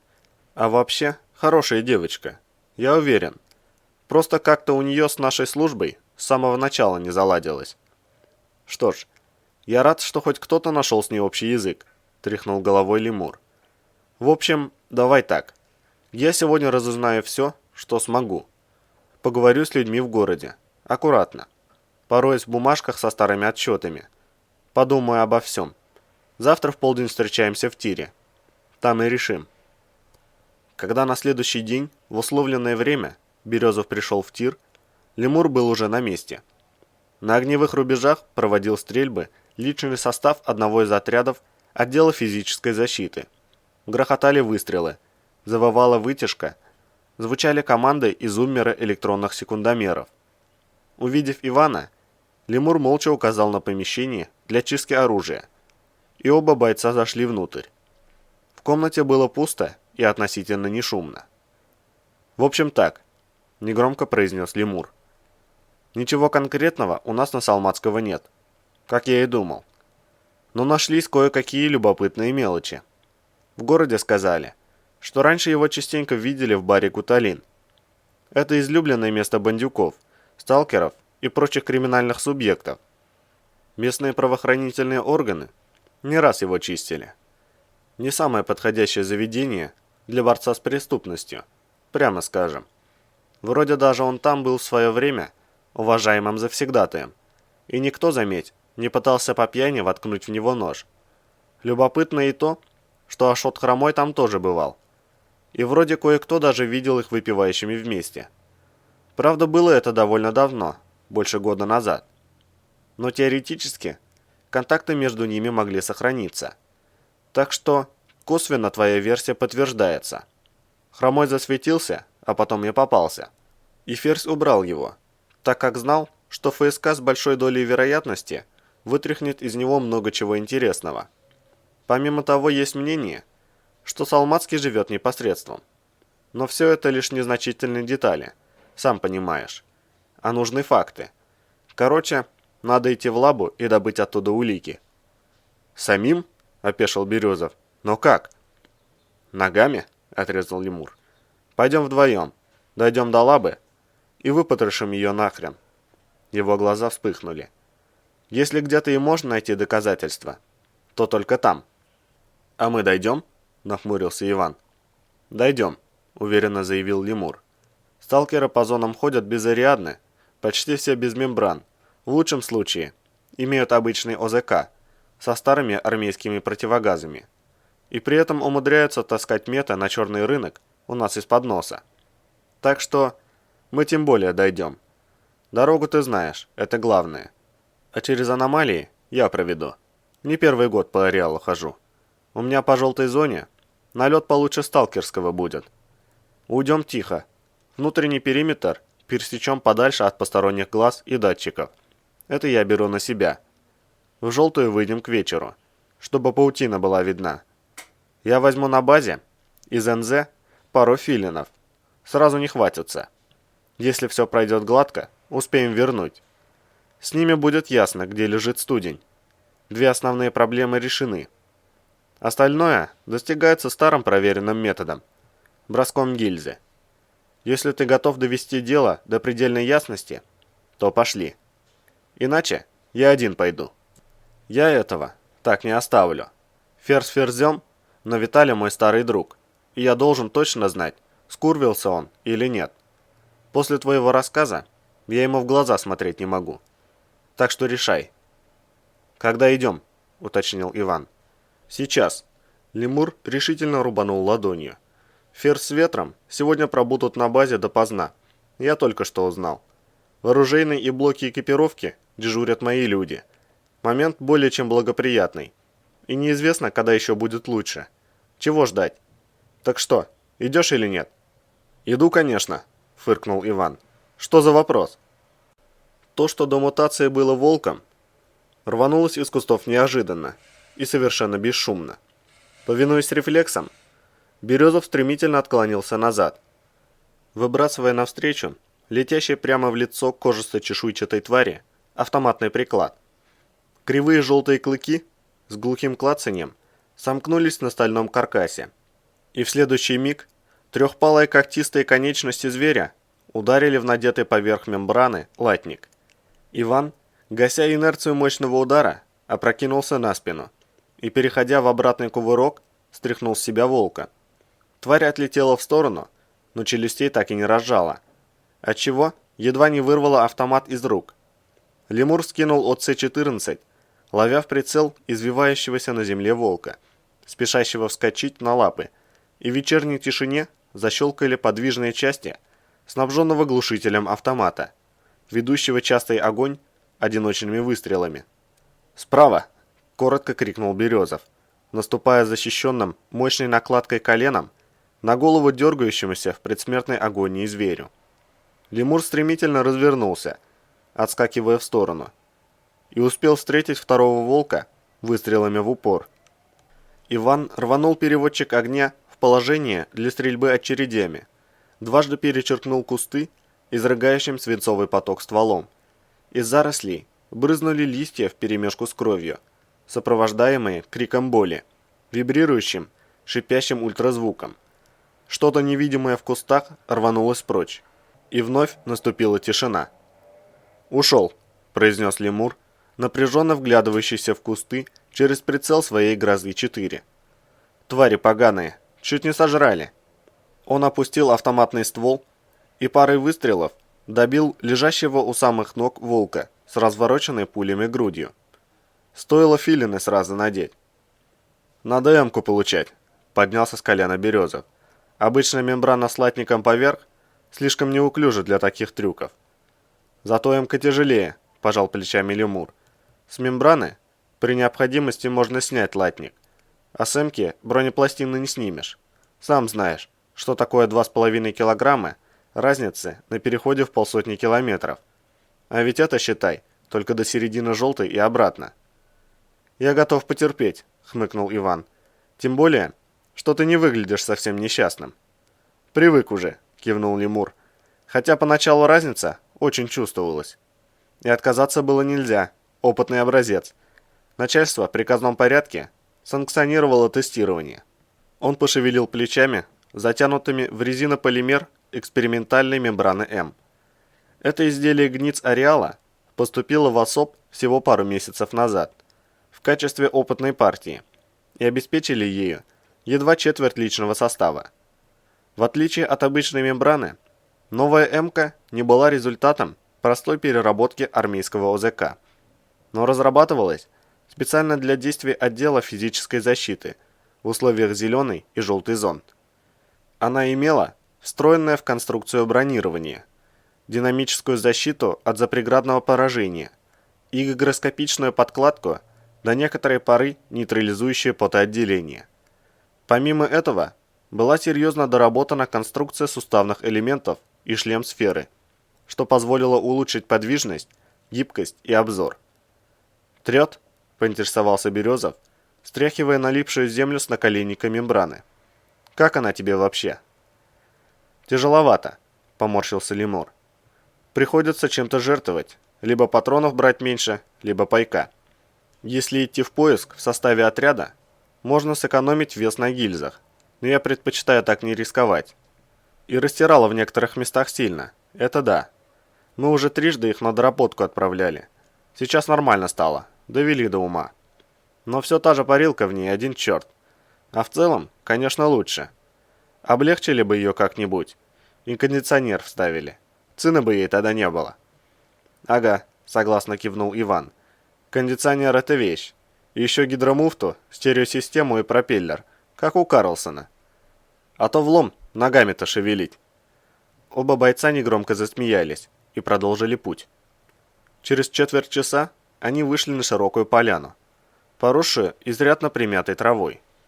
Березов поддел ногой забившийся в стебли белый шарик вертолетного пробника. «Пришли. Здесь приземлялась наша вертушка в тот раз. До Желтой 1200 метров», — Лемур сверился с GPS. «Дорогу через шаг помнишь?» «До мелочей», — ответил Березов. «Специально запоминал. Я тогда болта подозревал, поэтому старался фиксировать все, что только можно». «Отлично», — оценил Лемур. «Тогда давай, ты первый. А то я шел крайним, не все помню». Он бросил взгляд на вечереющее небо. «Хорошо, идем, согласно плану. Паутина уже видна». Он указал на край поляны, где между двумя посиневшими деревьями тускло поблескивала серебристая путаница тонких нитей. «Побежали?» «Побежали», — подтвердил Березов. Через шаг выброса бежали молча. Иван тщательно всматривался в детали местности, воспроизводя в памяти мельчайшие детали маршрута экспедиции. Ожидание надвигающейся границы между синим и зеленым небом производило уже не любопытное, а зловещее впечатление. Трава под ногами сменилась синюшным мхом, и бойцы перешли на шаг, восстанавливая дыхание. «Привал 2 минуты», — объявил Лемур. «После того пригорка с перекрестком я пойду впереди. Мне сподручнее будет. Ты рули, пока дорогу видишь знакомую. Если все пройдет без осложнений, к лабе выйдем с наступлением темноты. Это позволит подобраться к ней незамеченными». «У них могут быть ночные прицелы», — заметил Березов. «Но освещать лабу они, конечно, не станут. Это слишком демаскирует». «Ничего, разберемся», — пожал плечами Лемур. «Окон там нет. Наблюдение и огонь они могут вести только через проломы в стенах. А их, если я правильно понял твое описание, всего 2, причем небольших». «Все верно», — подтвердил Иван. «Но расположены они довольно удобно. Один в створе коридора, другой на фланге. Там наилучший обзор подступов.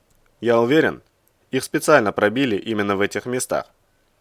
«Ничего», — повторил Лемур, злобно оскалившись.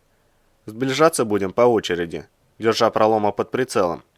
Главное, что мы точно знаем, где они расположены. Если по нам откроют огонь, бронепластина удержит первые пули. А там и мы ответим. Им деваться некуда. Если пролома подавить огнем, будут тупо сидеть и ждать, пока мы не подойдем в упор. Или полезут наружу. А там наши шансы увеличиваются. Мы сюда не из университетика какого-нибудь пришли». Бойцы продолжили путь. Тропа, ведущая к пригорку-перекрестку, в начинающихся сумерках выглядела совсем иначе, нежели тогда, когда Иван впервые шел по ней в составе экспедиции. Заросли вокруг густо поблескивали паутиной, неожиданно вспыхивающей, тусклыми отблесками, несущей смерть нитей. Слегка холодящий затылок филин, укрепленный в специальном пенале шлем сферы, показывал бесчисленные массы студня, устилающие землю, словно лужи после обильного ливня.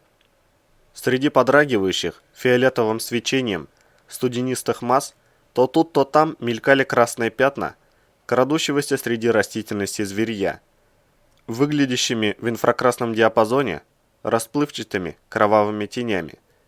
Некоторые из них спешили отойти от идущих по тропе людей на безопасное расстояние. Другие осторожно двигались параллельными курсами, обходя подозрительно чистые участки местности широкими дугами. Березов шел по тропе, часто останавливаясь и бросая вперед гильзы. Болт говорил, что тропы периодически накрывают аномалиями, и очень не хотелось вляпаться в какую-нибудь плешь, севшую на проход в том месте, где в прошлый раз было чисто.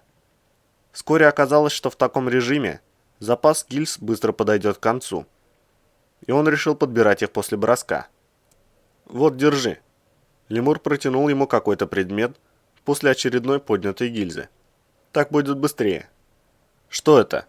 Иван рассматривал пулеметную гильзу, привязанную к 3-метровому куску парашютной стропы. «Народное изобретение», — усмехнулся Лемур.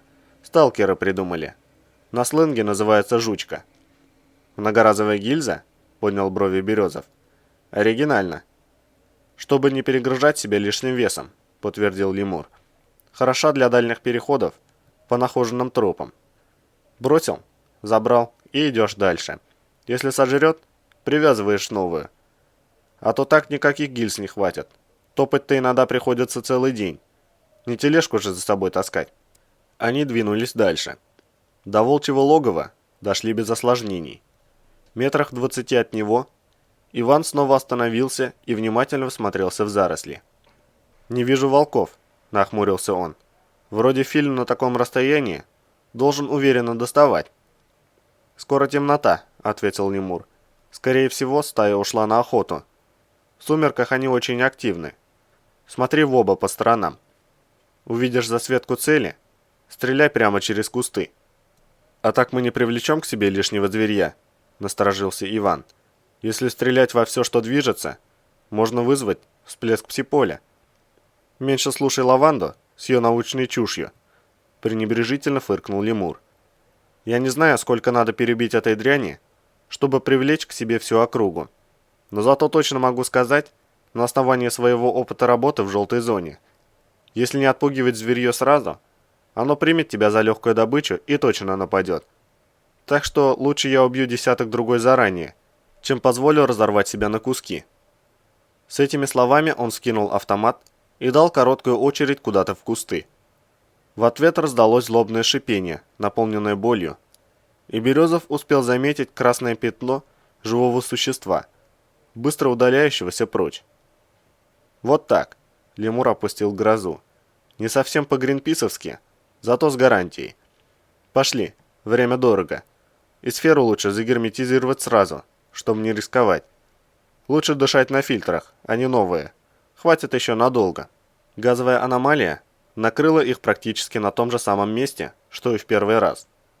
Вопреки инструкции, Лемур не залег, но лишь опустился на колено, не желая оказаться застигнутым врасплох.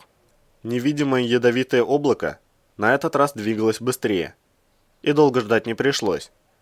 Его глухое тихое шипение было еще слышно через стенки шлем-сферы, а автомат Лемура уже выплевывал в сторону зарослей короткие очереди, в ответ на которые из кустов доносились пронзительные крики боли и злобное шипение. «Пошли!» — Лемур коротко кивнул. «Теперь гляди в оба. Газ выгнал зверье из нор. Твари сейчас психуют, так что будут кидаться и просто лезть под ноги. Он дал по кустам еще одну короткую очередь. Взбешенное зверье не заставило себя долго ждать. И вскоре Иван уже хорошо понимал, почему инструкция по организации и охране научных рейдов запрещает формирование экспедиций численностью менее 10 человек. Мутировавшие твари, сбиваясь в кучки по 5-6 особей, шныряли вокруг, ища удобного момента для атаки. И временами казалось, что количество красных пятен, мелькающих в глубине леса, перевалило за полсотни. Только благодаря использованию филина, позволявшего заранее обнаруживать бесшумно подкрадывающихся зверей, двигающихся между скоплениями студня и паутины с несвойственной нормальным животным скоростью, бойцы успевали встретить их свинцом на безопасном расстоянии. К тому моменту, когда Иван вышел к пригорку с перекрестком, они успели расстрелять по 4 магазина, разгоняя попадающееся по дороге зверье. У самого разветвления тропы 2 небольшие стаи мелких тварей все-таки умудрились сблизиться, ловко шныряя между деревьями, и попытались атаковать людей, одновременно бросившись на них из кустов с разных сторон. Пришлось встречать их огнем практически в упор, едва ли не волчком, крутясь на узком пространстве тропы.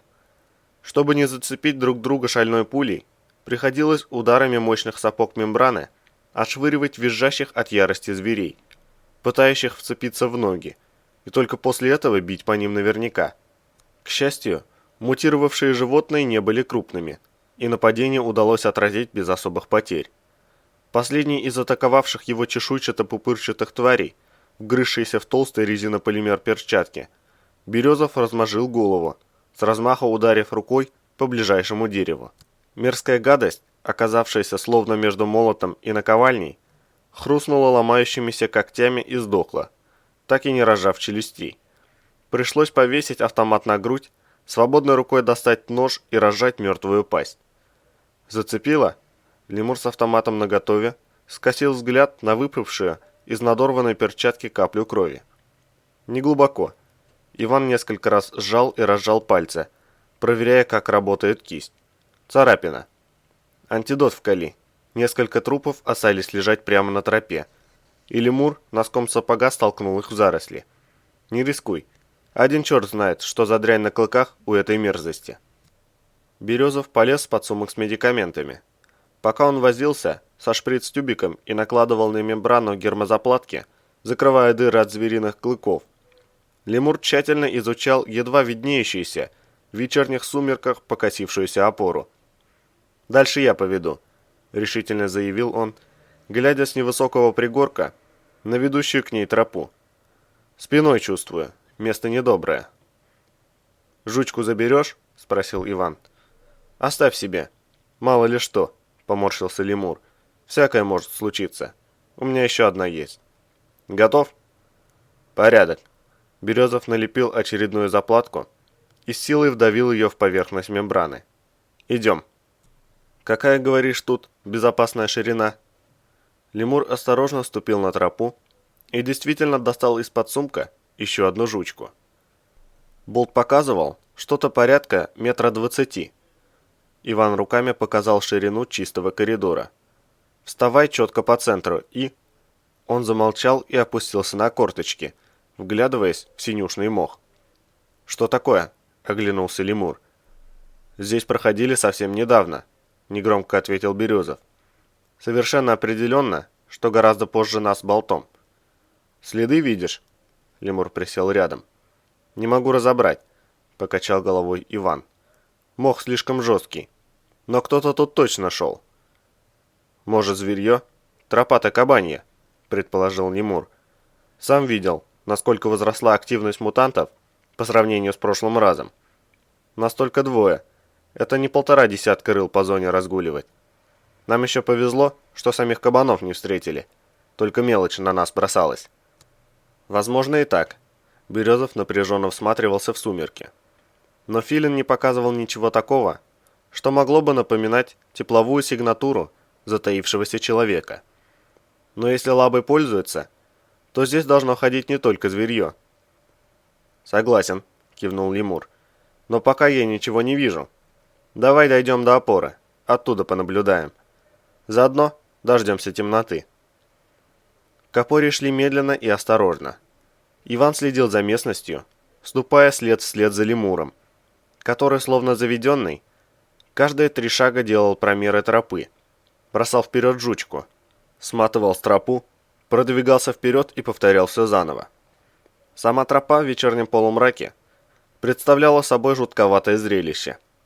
Узкая, неровная стежка из грязно-синего мха терялась между густо опутанным километрами паутины, полем желтой мари и красной земли, сплошь усеянной фиолетовыми язвами студня, подрагивающего тусклыми языками отблесков, будто короткими уродливыми щупальцами. «Все, привал», — устало произнес лемур, опускаясь на землю возле опоры. «До ночи останемся тут, а потом пойдем и выпотрошим эту лабу». Он бросил на здание злобный взгляд. «Пора получить ответы на вопросы». «Если сейчас там кто-то есть, нас могли заметить», — покачал головой Березов. «Не спугнем?» «Вряд ли», — хмыкнул лемур. «До нее 200 метров. Филин так далеко не дотянется. Видимости в сумерках тоже не хватит. Не думаю, что нас заметили. А хоть бы даже и так. Куда они денутся? Лаба — это тупик.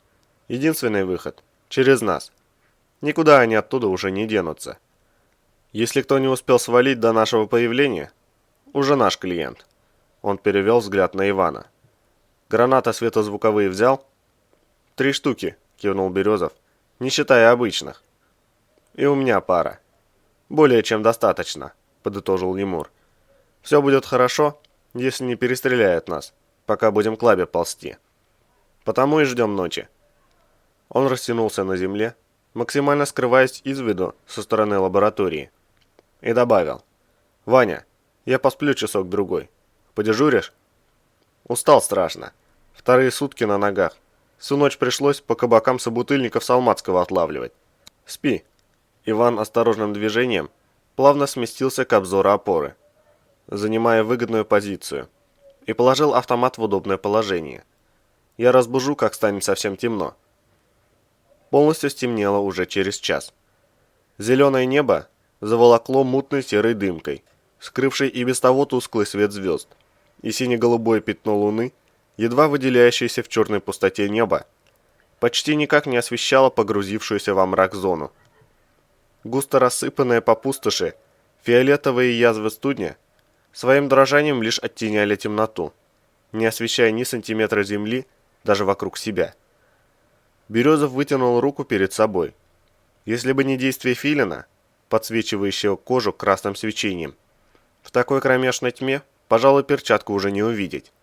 «Саня, подъем!» – тихо произнес Иван, не сильно подтолкнув лемура в плечо. «Темнее уже не будет». Лемур открыл глаза и попытался потереть веки через лицевой щиток шлем-сферы. Негромко чертыхнувшись, он разгерметизировал забрало. «Ненавижу спать в зонах», – недовольно пробурчал он, с явным наслаждением вдыхая ночной воздух. «Без противогаза нельзя, а в нем одно мучение». Лемур размял затекшую шею. Позвонки разламываются от этой консервной банки на голове. А ее еще таскать и таскать. «Слушай, Саня», – нахмурился Березов, – «тут темень такая, хоть глаз выколи. Как приближаться к лабе будем? Если кто высунется в пролом, можно и не успеть среагировать. Мы-то у них как на ладони будем. Расстреляют, как в тире. А нам в узкую дыру пролома надо еще попасть. К тому же видно ее станет, только если кто высунется. Проигрываем по времени реакции». «Нормально все будет», – улыбнулся лемур и полез в один из подсумков. «Я первый пойду. Вот с этой штукой». Он достал небольшой мед и принялся закладывать его в набедренный карман. «А ты прикроешь». «Что это?» Иван с интересом смотрел на неровную, полупрозрачную каплю. «Невидимка», – ответил лемур. «Очень редкая и очень полезная вещица. К сожалению, за пределами ареала совершенно не работает. При использовании делает тебя невидимым для филина. Нет ничего удобнее для работы ночью». «А от 6-го чувства тоже спрячет?» – поинтересовался Березов. «Нет», – покачал головой лемур. «От чего угодно прячет. От филина, тепловизора, датчиков движения и пульса, от ПНВ. Сталкеры говорят даже, что от звериного нюха скрывает. Ну, кроме собак ареаловских, конечно. Даже медведь не учует. Но вот от шестого чувства не может. От него спрятаться невозможно. Потому оно так и ценится. Откуда он у тебя?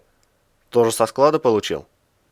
Иван отметил, что как-нибудь при случае стоит выяснить на будущее, что вообще есть на спецскладе из нестандартного оборудования. Нет, на складе такого никогда не бывает, усмехнулся лемур. Яйцеголовые, все более-менее стоящие хапают сразу. Я нашел его случайно в прошлом году и припрятал на черный день. Вообще-то это незаконно, напомнил ему Березов. А устраивать нелегальные лаборатории в пользу иностранных разведок законно? Фыркнул лемур. Мы уже давно действуем законными методами. А где результат? И если будем и дальше продолжать ими действовать, то имеем все шансы в скором времени отметить год, как не можем ее найти. Так что сей маневр есть не нарушение закона, а легкая импровизация, так сказать. Философски протянул он. К тому же, я не продал мед налево. Я лишь приберег его для себя ради хорошего дела. Он мне покидал границы ареала. Так что все не так уж и страшно. Логично, кивнул Иван, всматриваясь в почти чернильную темноту ночи. Туда, где посреди покрытой тусклыми язвами студня затаилась шпионская лаборатория. Когда начинаем? Прямо сейчас. Лемур подобрал лежащую рядом Грозу-4. Работаешь по обычной схеме. Я иду первым, ты прикрываешь. Через 50 метров останавливаюсь и контролирую направление на лабу, пока ползешь ты. Только учитывай ширину коридора. Двигаться придется в створе друг друга. Так что ближе 5 метров ко мне не приближайся. Не лучшая тактика, поморщился Березов. Находиться обоим на одном направлении. Подставляемся. Знаю, но с этим ничего не поделаешь, коротко вздохнул лемур. Такова специфика ареала. Тут особо не подвигаешься. Безопасного пространства всегда в обрез. Приходится вертеться, исходя из того, что есть. С этими словами он осторожно выкатился из запора и перехватил автоматный ремень. Пополз в сторону лаборатории. Через несколько секунд его силуэт растворился в чернильной тьме, сменившись красным пятном отпечатка тепловой сигнатуры тела. Иван взял на прицел направление на лабу и замер, готовый в любой момент посадить на пенек мушки любую цель, если таковая появится в поле зрения. Через пару минут ползущий сквозь ночную тьму красный силуэт лемура прекратил движение и быстро взмахнул расплывчатой рукой, подавая сигнал. Березов пополз следом. Спустя первый же десяток метров он в который раз позавидовал болту, имеющему счастье не носить мембрану, и сосредоточился на движении. Ползти в кромешной тьме оказалось проще, чем он ожидал. Красное пятно лемура отчетливо виднелось впереди, и все, что оставалось, это держать направление точно на него. Благо лизун, живший на лабе, видимо, не любил кружных путей, и коридор был прямой, словно стрела. В кромешной тьме уже не стало видно паутины. Лишь фиолетовые лужи студня, густо устилающие пустырь, дрожали призрачным свечением. Да изредка пробивался сквозь стенки шлем-сферы далекий злобный звериный крик. До лаба доползли спокойно. В ночной мгле Иван не заметил границы лизуна и понял, что находится внутри аномалии лишь в тот момент, когда голова словно оказалась опущена в бассейн с растительным маслом. «Вот так люди и умирают», – мрачно заметил про себя Березов. «Ползут в полной уверенности, что впереди чисто, и вляпываются, так и не успев понять, что их убило. Тем более в противогазе. Обоняние тебе не поможет, да и на слух, в общем-то, надежды немного». Иван вспомнил, что Болт всегда спешил снять противогаз, едва считал опасность миновавшей, и никогда не выжидал установленной инструкцией 5 минут времени, отведенного на так называемый буфер безопасности. Что ж, ему проще. Березов поискал глазами лемура. Тот замер у самого угла лаборатории, прижавшись к стене, и жестом подзывал к себе. Убедившись, что находится в мертвой зоне для потенциальных наблюдателей из проломов, Иван поднялся на ноги и тихо скользнул к лемуру. беря автомат на изготовку. «Вход сразу за этим углом», – пробубнил лемур, сквозь загерметизированную шлем-сферу. «Похоже, нас не ждут. Выходим».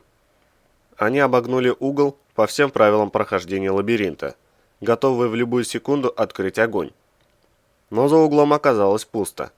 Массивная дверь в лабораторию была закрыта. Лемур осмотрел замок и стянул с головы шлем. «Заперто на электронный ключ», — сообщил он, — «но можно открыть. Есть у меня одна хитрость». «Снова мед?» — предположил Иван. «Точно», — лемур полез под сумок. «Но мне потребуется твоя помощь. Одному тут не справиться». «Что надо делать?» Березов окинул взглядом погруженные в ночной мрак окрестности. Филин не показывал даже мелких зверей. Похоже, их появление в лаборатории действительно никто не ожидал. «Снимай шлем». Лемур достал какой-то предмет и свободной рукой прицепил свою шлем-сферу на пояс. «Потом обопрешься рукой на стену лабы. Надо замкнуть цепь». Иван снял шлем и с непривычки заморгал глазами. Пахнущая сдобой аномалия мгновенно обслюнявила лицо, как будто жизнерадостный пес орудовал мокрым языком. Пришлось снять перчатку и протереть глаза. «На что надо опереться?» – переспросил он лемура. «Вон», – тот указал ему за спину, – отмеченная царапиной плита в стене. «Смотри внимательно, ее видно не сразу». «Как ты ее разглядел?» – озадаченно хмыкнул Иван, разворачиваясь. Он попытался отыскать царапину на стене строения и в ту же секунду почувствовал сильный удар по затылку. Голова словно раскололась от острой боли, и Березов рухнул на земь, теряя сознание. Мутно-голубой солнечный диск, казалось, светил прямо в зрачки, пробиваясь через сомкнутые веки. Иван попытался открыть глаза, но не смог. Ресницы оказались слепленными, запекшейся кровью.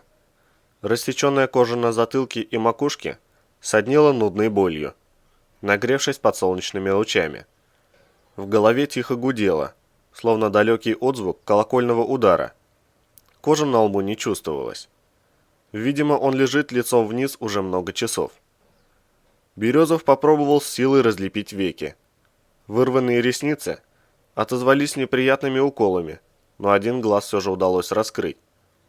Первое, что он увидел, была красная резина земли прямо перед глазами, покрытая ржавой пылью, и голубой диск утреннего солнца на горизонте, нависавший над кромкой растительности посреди зеленого неба. Иван попытался подняться, но не смог даже пошевелиться, будто его спеленали по рукам и ногам.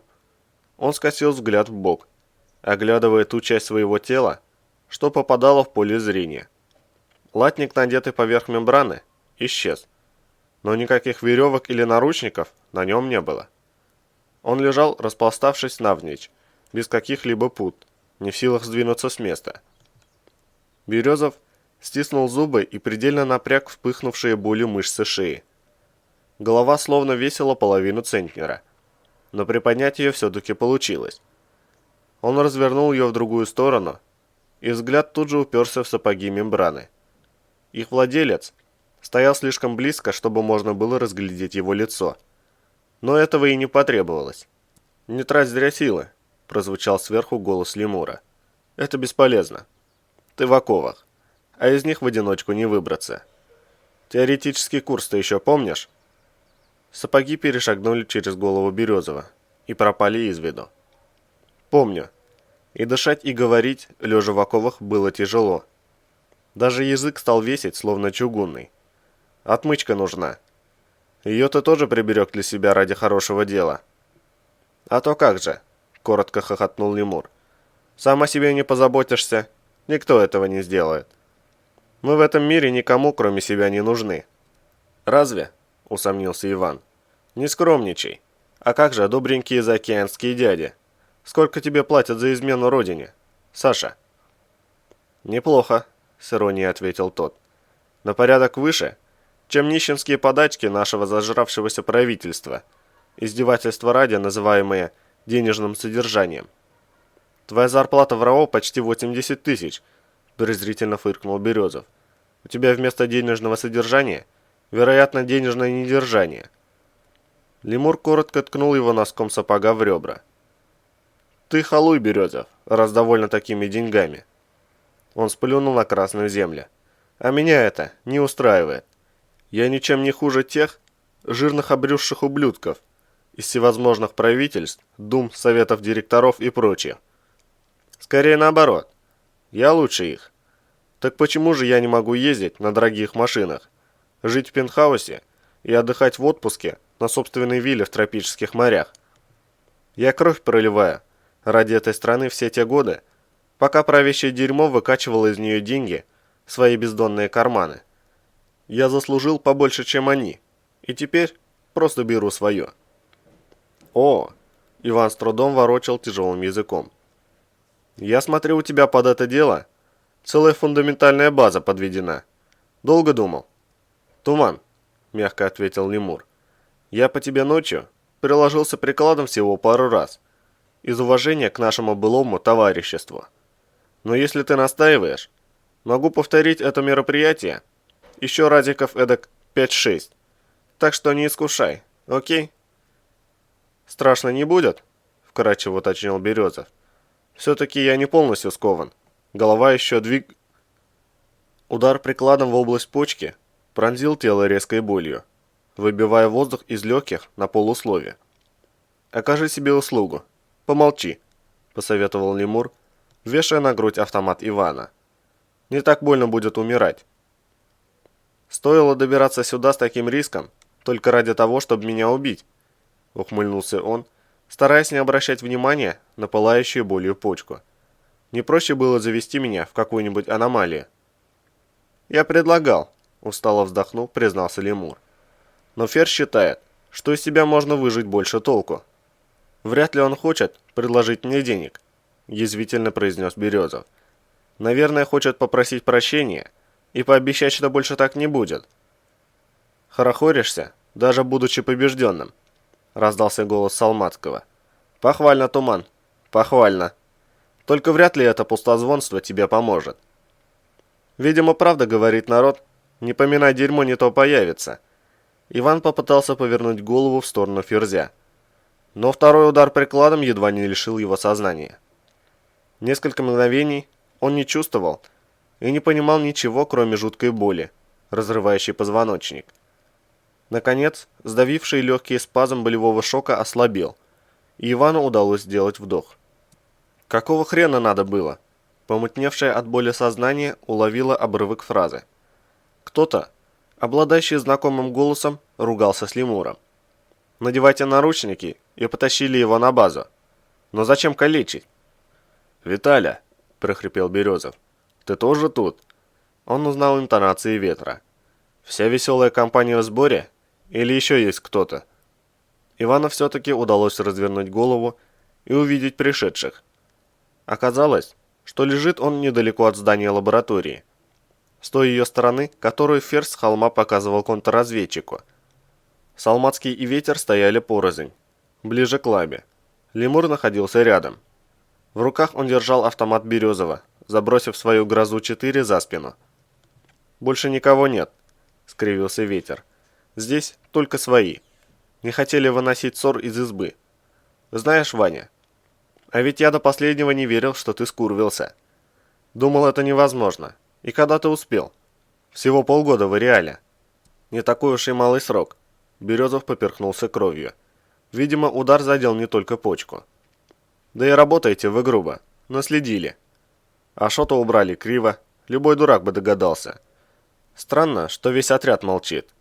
Вы их как, запугали или всех взяли в долю?» «Что ты несешь?» – нахмурился Ветер, подходя ближе. «Ашот в аномалию попал. С ним Ферзь был. Он лично видел. Ты лучше скажи, как дверь в эту лабу открыть. Этим ты поможешь не только нам, но и себе. Сам знаешь, зачтется как сотрудничество со следствием».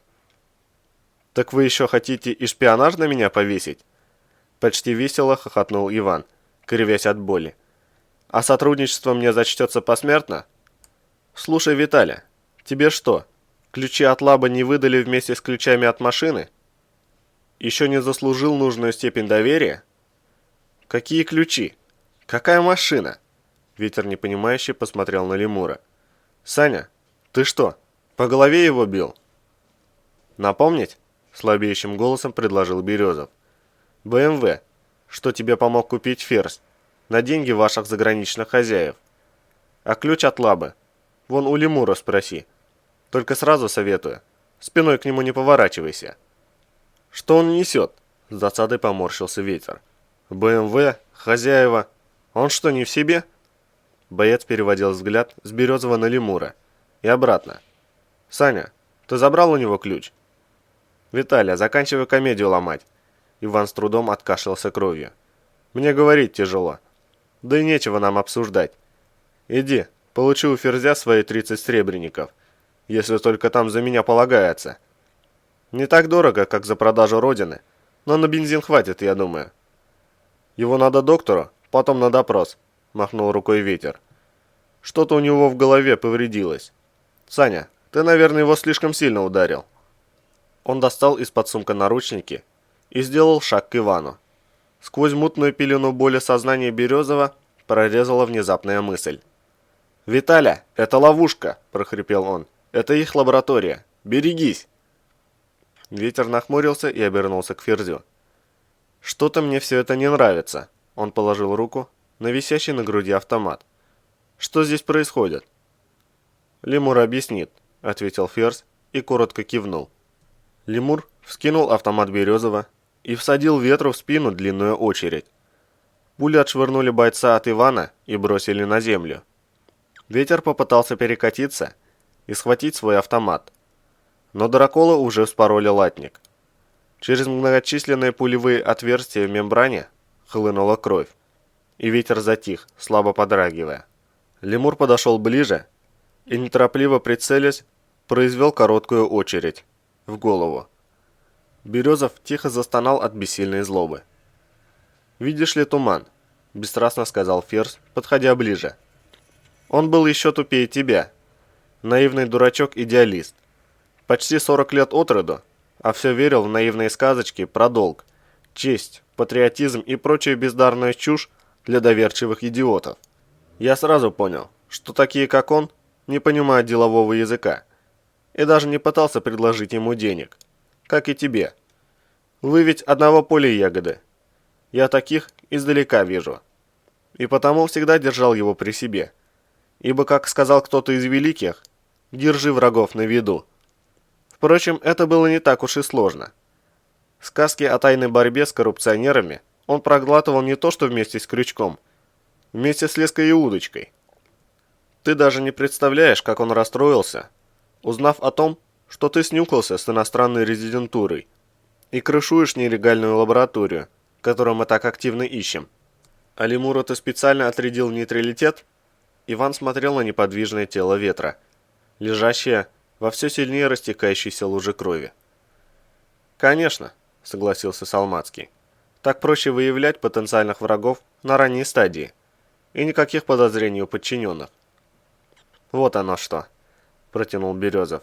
«А я думал, ты его подальше от себя держишь, чтобы не так сильно падали воняло». «Заткнись, ублюдок», — зарычал Лемур, замахиваясь прикладом. «Стоять!» — резко осадил его Ферзь. «Эмоции прибереги на потом, еще пригодятся. Не хватало еще испортить дело после такой подготовки из-за бурлящего в крови дерьма». Лемур подчинился, бросив на Ивана горящий ненавистью взгляд. «Тебе понравится, как ты подохнешь», — пообещал он, доставая из-под сумка метаморфит. «Узнаешь? Это то самое шестое чувство, которым ты так горячо интересовался. Мой тебе, так сказать, прощальный подарок». Лемур, усмехнувшись, склонился над Березовым, раскрыл его бедренный карман и вложил туда мед. «Скоро сам поймешь, как оно работает». Он аккуратно запаковал метаморфит. «Заодно изучишь местную фауну».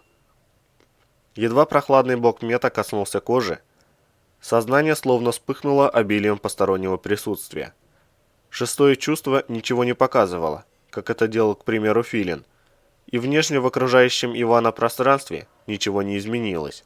Но вступившее в контакт с метаморфитом сознание человека с точностью до сантиметра чувствовало местонахождение всех живых существ в радиусе километра. Вечно таящаяся желтая зона вдруг оказалась кипящей жизнью.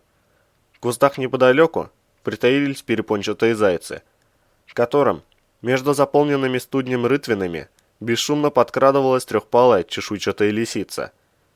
За холмом в лесу замерла волчья стая, почувствовав появление человека. У кромки леса обозначилась семья осьминогов, уже выдвинувшихся в сторону Березова. На крайнем с опушки леса дереве обнаружилась подбирающаяся к птичьему гнезду ядовитая куница, кривые клыки и когти которой покрывала токсичная желтая слизь. Крупная стая уродливых птиц, почуяв легкую добычу, сорвалась с ветвей и взвелась в воздух, издавая пронзительные крики. Заметили обед. Брезгливо скривился Ферзь и присел на корточки перед Иваном, не обращая внимания на оковы. «Видишь ли, дело вот в чем.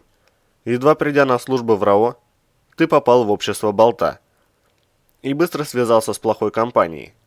Мелкие коррупционеры, сталкеры, бандиты. К сожалению, ты оказался довольно нетвердым человеком, падким на легкие деньги, и тебя быстро прибрала к рукам иностранная резидентура. С тех пор ты работаешь на них и предупреждаешь их обо всех операциях спецотряда. Потому мы и не можем прищучить эту лабу. Но Ветер, он был настоящим героем и патриотом. Он тебя вычислил и выследил. А ты подло убил его в спину из своего штатного оружия. Гибель Ветра будет тяжелой утратой для всех нас, не говоря уже о том, что ты сделал вдовой его молодую жену с 2-летней дочкой. К счастью, герой не погиб напрасно. Умирая, он сумел столкнуть тебя в оковы, где ты и был сожран мутировавшим зверьем. Позже, когда ты в указанное время не придешь на бандитскую явку, твой подельник Болт отправится тебя искать. Думаю, это произойдет дня через 3-4, но мы уже будем вести за ним наблюдение. Поэтому накроем предателя прямо возле лабы. А заодно раскроем подлое убийство Ветра. Найдем то, что от вас обоих осталось. К сожалению, ты успел заранее эвакуировать из лабы весь персонал и документы. Но мы их обязательно разыщем. Можешь не сомневаться. Он поднялся на ноги. «Падаль!» — с кровью выдохнул Березов. «А вот это как раз про тебя», — усмехнулся Ферзь. «Ты ею станешь очень скоро. Лемур!» — он обернулся к сообщнику. «Уходим. Стая слишком голодна. Сейчас тут будет не гигиенично». Салмацкий двинулся к лаборатории. Лемур бросил рядом с Березовым его автомат и направился следом. Иван изо всех сил пытался сдвинуться с места, ощущая с каждой секундой приближающееся отовсюду зверье, густо источающее чувство голода. Мышцы трещали от перенапряжения. Боль в почках и легких, разбитых ударами, заставляла надрывно хрипеть. Ему даже удалось пошевелить рукой, но достичь большего он не смог. Оковы намертво держали свою жертву. Ферзь с Лемуром отошли к двери в лабораторию и остановились, приготовившись наблюдать за кровавой расправой. Первой до Березова добралась птичья стая. Обезображенные мутациями уродливые птицы густым потоком рванулись с неба к лежащему человеку. У самой земли стая словно вздрогнула и неожиданно ринулась обратно вверх, издавая пронзительные, тревожные вопли. Находящиеся уже в десятке шагов осьминоги остановились и тут же повернули обратно. Зайцы бросились к лесу, вслед за лисицей, забывшей о добыче. Спешащие прочь волки исчезли из человеческого сознания, выйдя за пределы действия метаморфита. Зверье уходит. Лемур следил глазами за мчащейся к лесу птичьей стаи. Ферзь торопливо сунул руку в подсумок, выхватывая Ариадну. «Выброс!» — выдохнул он, мгновенно побелев. «В подвал! Быстро, ключ!» Лемур метнулся к электронному замку, выдергивая из кармана пластиковую карту ключа. Замок щелкнул, и он силой толкнул массивную дверь, пропуская Салмацкого внутрь. «С этим что делать?» — кивнул он в сторону Березова. «Сейчас сам подохнет», — раздался ответ. «Так еще удобнее». «Да заходи же быстрее, герметизируй».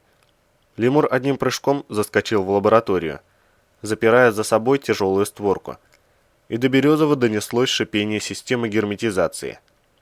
Иван попробовал повернуть голову, но сил уже не осталось. Шестое чувство показывало полное отсутствие жизни вокруг. Даже мириада синьки, еще минуту назад кишащие повсюду, словно исчезли, растворившись в синюшной желтизне травы. 26 секунд. Вдруг мелькнула мысль, сменившаяся чувством вины. Подставил болта. Жаль. Отстраненно подумал Иван. И в этот момент землю под ним стала бить мелкая дрожь. Сила вибраций стремительно нарастала. Зеленое небо налилось багрово-красными тонами, мгновенно заполняя все вокруг алым маревом. И спустя несколько секунд кровавая пелена захлестнула угасающее сознание. Глава 7.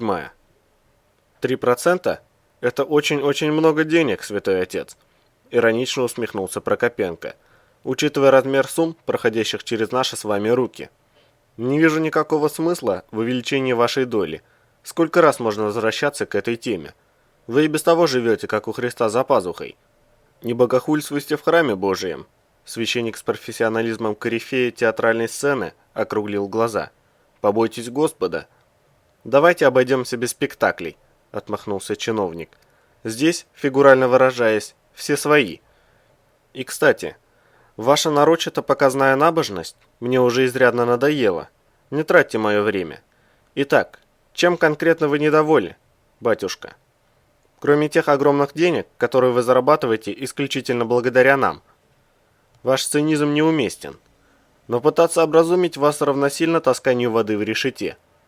Нарочито печально вздохнул священник. И потому я промолчу, ибо Господь учит нас смирению. Довольно, брезгливо скривился Прокопенко. А то меня так и подмывает спросить. Уж не Господь ли, помимо смирения, заодно научил вас так ловко отмывать откаты? Чиновник, не скрывая неприязни, посмотрел на священника. Толстый поп с честными глазами. Кормлю его с руки, а он еще чем-то недоволен. Денег ему, видите ли, стало мало. Может, еще произнесет сакраментальную фразу? Господь велел делиться? Жалкий выскочка. Попал из грязи в князи. А теперь еще и права качает. Дважды ему выпадал счастливый билет, и теперь отец Евлантий не иначе уверовал в свою исключительность. А стоило бы питать поменьше иллюзий. Если бы не генерал Белов, жизнь святого отца сложилась бы совершенно иначе. Евлантий работал на КГБ с начала 80-х годов прошлого века, еще при СССР, когда церковные иерархии были едва ли не поголовно зависимы, либо в крайнем случае так или иначе связаны с госбезопасностью. И отчитывался агент Селезнев перед тогда еще майором Беловым. Благодаря поддержке комитета Евлантий имел возможность решать определенные вопросы. И к 1995 году уже дослужился до не самой плохой должности в отделе внешних церковных связей, которую в обиходе давно уже прозвали церковным МИДом. И когда государство предоставило церкви таможенные льготы, выделив РПЦ квоты на беспошлинный ввоз подакцизных товаров, в том числе алкогольной и табачной продукции, амбициозный 40-летний священник сориентировался мгновенно. Он зарегистрировал коммерческую фирму на имя своего сына, которому на тот момент едва исполнилось 20 лет. И чадо, получив отеческое благословение и поддержку, не теряя времени даром, занялось большим бизнесом. Даже несмотря на прошедшую с тех пор дюжину лет, Прокопенко хорошо помнил грандиозный скандал, вспыхнувший в 1997 году на этой почве, в то время как церкви перепадали крохи, на которые она едва выживала в те тяжелые годы. Многочисленные фирмы-посредники получали миллионы долларов. Впрочем, агент Селезнев был далеко не единственный представитель РПЦ, не пожелавший упускать роскошные перспективы. Один из архиепископов, назначенный в те времена председателем комиссии по гуманитарной помощи Московской Патриархии, открыто поучаствовал в создании коммерческого банка «Пересвет». А уж про саму гуманитарную помощь и вовсе сказано было немало. Через эту лазейку, позволявшую не платить налоги, в страну ввозили сотни наименований продукции, от водки и сигарет до мерседесов. Причем по документам водка проходила как вино, а мерседес считался санитарной машиной. Лукаво никто не мудрствовал, и по одной и той же декларации товары ввозились порой до сотни раз. В 1996 году отдел внешних церковных связей только через свой фонд НИКа под видом гуманитарной пошлины, без уплаты каких-либо налогов, ввез в Россию более 8 миллиардов сигарет, вытеснив с рынка импортеров, плативших пошлины. Едва не лишившиеся бизнеса дельцы начали кампанию разоблачения, и вскоре в РПЦ разразился небывалый скандал, сопровождавшийся целым валом публикаций в «Московском комсомольце» и в «Московских новостях». Как утверждали тогда СМИ и злые языки в самой церкви, некий митрополит составил на никотине неплохой стартовый капитал – несколько сот миллионов долларов. Неудивительно, что отец Евлантий не пожелал отставать от отцов-командиров. Но счастье было недолгим. Скандал вызвал бурю возмущений как внутри церкви, так и вне ее. Патриарх лично выступил против подобных схем. К нему немедленно присоединились самые дальновидные, в том числе и упомянутый митрополит. И вскоре Священный Синод принял решение отказаться от налоговых льгот. Пришла пора раздавать шишки и наказывать стрелочников. Главные бизнесмены от церкви, разумеется, вышли из воды сухими. Более того, заработали репутацию борцов за справедливость. Хотя, по логике вещей, некоторые вопросы должны были возникнуть. Например, по той комиссии, которую возглавлял предприимчивый архиепископ. Ведь он командовал и со стороны церкви, и со стороны государства, контролируя большую часть доходов от гуманитарных операций. Помнится, бывший руководитель Государственной налоговой службы в интервью газете «Известия» рассказывал, что в 1995 году правительство ввело в состав своей комиссии по вопросам международной гуманитарной и технической помощи представителя из штаба гуманитарной помощи Московского патриархата. Им стал как раз упомянутый пастырь, бывший председателем этого штаба. Потом появилась комиссия Московской патриархии по гуманитарной помощи, возглавленная им же. Со временем преобразованная в комиссию по экономическим и гуманитарным вопросам, но руководителя не сменившая и даже не подчинявшаяся председателю отдела внешних церковных связей. Таким образом, доходы церкви были отданы в руки благолепного бизнесмена, который мог увеличивать их от имени правительства. На эту комиссию оформлялись льготы на поставку подакцизных товаров в качестве гуманитарной помощи. После разгоревшегося скандала ее благополучно расформировали, и скандал также благополучно почил вместе с комиссией. И это абсолютно не удивляло Прокопенко. Он помнил пару публикаций, авторы которых пытались анализировать доходы церковных иерархов. В 2004 году научный сотрудник Центра исследований теневой экономики при РГГУ Николай Митрохин выпустил монографию о теневой экономической деятельности РПЦ. Состояние руководителя отдела внешних церковных связей оценивалось в этой работе в 1,5 миллиарда долларов. Спустя 2 года журналисты Московских новостей попытались пересчитать активы главы церковного МИДа и пришли к выводу, что они насчитывают уже 4 миллиарда долларов. Ни сам митрополит, ни руководство РПЦ никак не прокомментировали эти данные, просто проигнорировав их. Прокопенко усмехнулся. Имея такие деньги и власть, можно плевать даже на многих из числа сильных мира сего, а о каких-то жалких писаках не стоит и вспоминать. Вот истинный образец для подражания. Он хочет жить именно так, и он своего добьется. Однако, как известно, что дозволено Юпитеру, не дозволено быку. Выражаясь фигурально, стрелочники должны быть найдены по закону жанра. И они таки были найдены. И хотя выносить из избы ссор особо не стали, внутри церкви патриарх занял непреклонную позицию. И церковь озаботилась чисткой своих рядов. Многие потеряли теплые места, кое-кто даже лишился сана. Фирмой сына агента Селезнева всерьез заинтересовались правоохранительные органы. И только вмешательство Белова спасло чадо Евлантия от тюрьмы, а самого святого отца от рокового скандала. Нажитые непосильным трудом миллионы пришлось отдать в обмен на прекращение расследования в отношении сына и получение для него негласного разрешения безболезненно покинуть страну.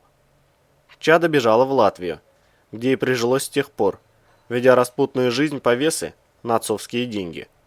Самому Евлантию, дабы не очернить доброго имени, пришлось принять постриг и сменить уютный кабинет отдела внешних церковных связей на скромную монастырскую келью в дальнем Подмосковье, где он и замаливал свои грехи вплоть до осени 2001 года. Второй раз фортуна повернулась лицом к отцу Евлантию в тот день, когда указом президента было создано РАО «Ареал». Вице-премьер Лозинский, перед политическим чутьем и бизнес-гением которого Прокопенко преклонялся, с первых же минут существования РАО продумал изумительно эффективную схему освоения государственного бюджета. Ставка делалась на долгосрочную перспективу и интеллектуальный подход, что впоследствии себя блестяще оправдало. Суть замысла была одновременно простой и действенной. На начальном этапе строительства первичной инфраструктуры ареала Лозинский не допустил потери ни единого рубля. Не было взято ни единого отката. И все, вплоть до копейки, оказалось потрачено по назначению. Несколько желающих поступить как всегда в мгновение ока оказались за решеткой. Многие застройщики из числа своих тогда отказались от участия в тендерах. Подобная постановка вопроса в освоении бюджета повергла в шок не только подрядчиков, но и широкую общественность. Именно тогда о РАО «Ареал» впервые заговорили как о единственном государственном образовании, полностью свободном от коррупции. И Лозинский весьма грамотно поддерживал этот имидж, не скупясь на оплату услуг независимых журналистов. Для второго этапа подготовки освоения бюджетных средств Лозинскому потребовался доверенный и проверенный, а главное, абсолютно подконтрольный человек из церкви. Вот тогда генерал Белов и вспомнил про агента Селезнева. После несложных переговоров представителей ФСБ и РПЦ отец Евлантий был направлен в Ухту в качестве настоятеля для пока что еще не существующего Божьего храма. Ехать на пустое место в глухомань неудержимым желанием никто особо не горел, и добиться от церкви нужного решения для генерала Белова не составило никакого труда. А дальше все пошло как по нотам. РАО выделило для храма обширный кусок своей территории в 3 километрах от Ухты и в течение месяца оперативно возвело на нем простенькую деревянную церковь, которую раб Божий Евлантий и возглавил. Особых надежд в руководстве РПЦ на сие приобретение не возлагали, ожидая от отца Евлантия в лучшем случае нечастых требований дотаций и прочей материальной помощи.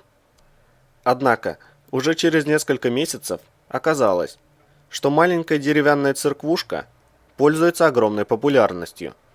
Связанная с повышенной опасностью и риском для жизни, работа сотрудников РАО подталкивала людей к более глубокому осмыслению своих отношений с религией.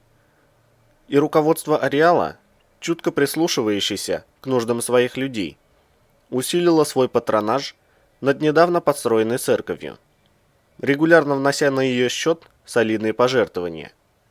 Вскоре это стало доброй и неотъемлемой традицией не только для самого РАО, но и для всех его партнеров, поставщиков, подрядчиков и перевозчиков. Созданная Лозинским организация не брала откатов. Она требовала от партнера лишь одного – внимания к насущным человеческим нуждам, что должно было выражаться в совсем не символической помощи, возглавляемой отцом Евлантием церквушки. Получив финансирование, Евлантий развернул бурную деятельность, освещал строящиеся объекты в зонах и поясе, благословлял уходящие в опасные районы строительные бригады и поисковые группы, оказывал помощь семьям погибших во время выбросов сотрудников РАО, и не только, кормил малоимущих, бездомных и безработных. Уже через полгода стало ясно, что маленькая церквушка не справляется с потоком верующих. И весной 2002 года отец Евлантий обратился к руководству РАО с прошением о строительстве нового, более вместительного храма. И РАО с горячим энтузиазмом откликнулась на просьбу святого отца, начав строительство весьма немаленького сооружения. Параллельно агент Селезнев активно включился в просветительскую работу с криминальными слоями общества, самоотверженно неся Слово Божие заблудшим душам из числа сталкеров и заключенных. Последних в Ухте было навалом. Тысячи зэков отбывали срок в близлежащих колониях. Многие из них, освободившись, оседали в городе и начинали заниматься сталкерством. Либо рэкетом тех, кто этим самым сталкерством и занимается. Проповеди и щедрая помощь Евлантия не канули в лету. Вскоре он заговорил о множестве бывших преступников, раскаявшихся в деяниях своих и возжелавших посвятить житие свое служение Господу. Святой Отец выступил с инициативой создания на базе 2 ареаловских церквей монастыря, служители которого возьмут на себя заботы как о содержании самих храмов, так и о помощи страждущим. Мудро осознавая всю важность этого предложения, РАО целиком и полностью поддержала его инициативу и путем несложных переговоров пролоббировала принятие РПЦ положительного решения об образовании монастыря и вполне логичное назначение на должность игумена отца идеи агента Селезнева.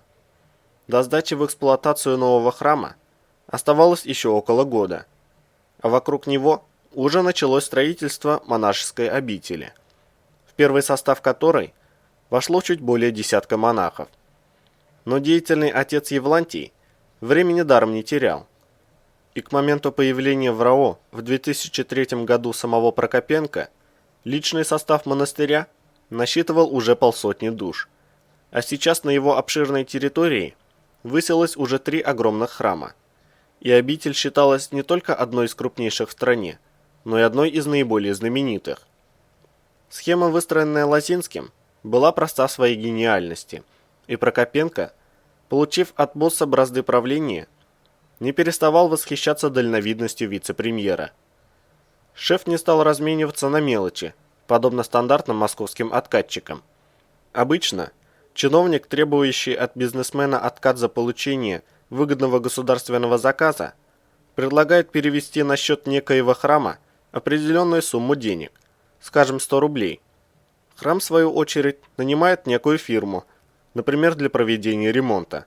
Услуги фирмы стоят 10 рублей, но храм платит за работу 100 рублей, с условием, что 90 рублей фирма вернет храму либо наличкой, либо переводом на тайный офшорный счет.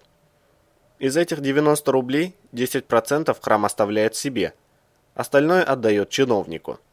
Все, откат прошел, все довольны. Но таким образом нельзя отмыть действительно крупные суммы денег. И Лозинский пошел много дальше. Он заранее продумал все. До момента создания монастыря РАО «Ареал» не растратила и не потеряла ни рубля государственных денег. И даже благотворительность в адрес храмов агента Селезнева осуществлялась из своих прибылей.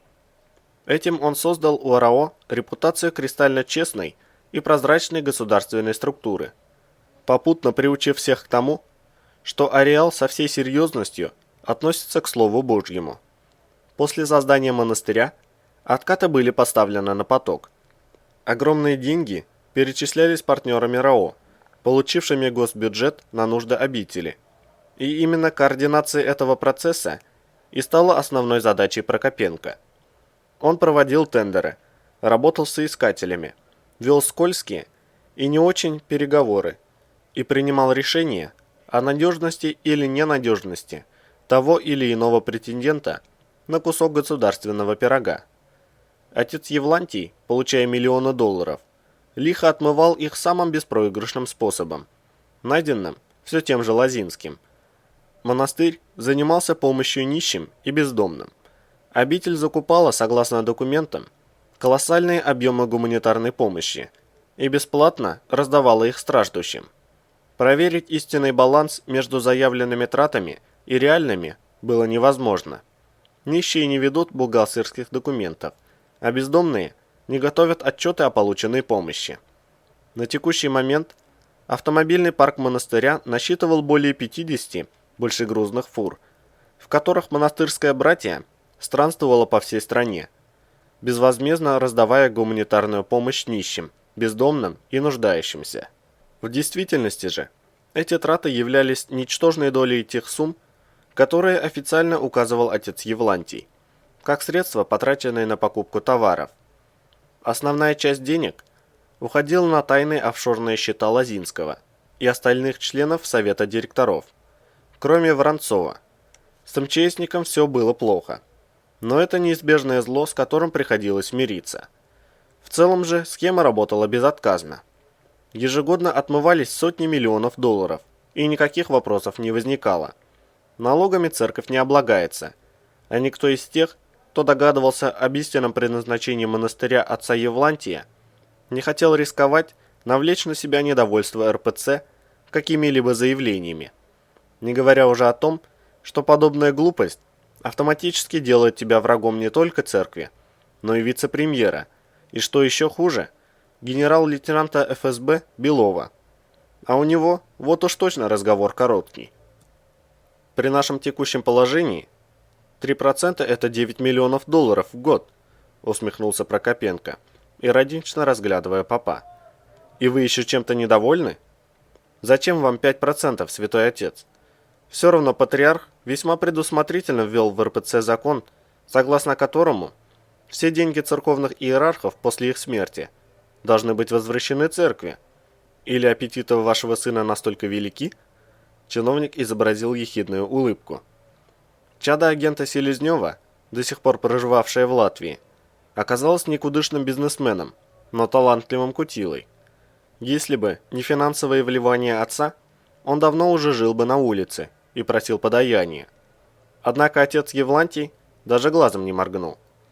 «Помилуйте, Максим Анатольевич, львиную долю этих средств я передаю церкви». Священник был сама любезность.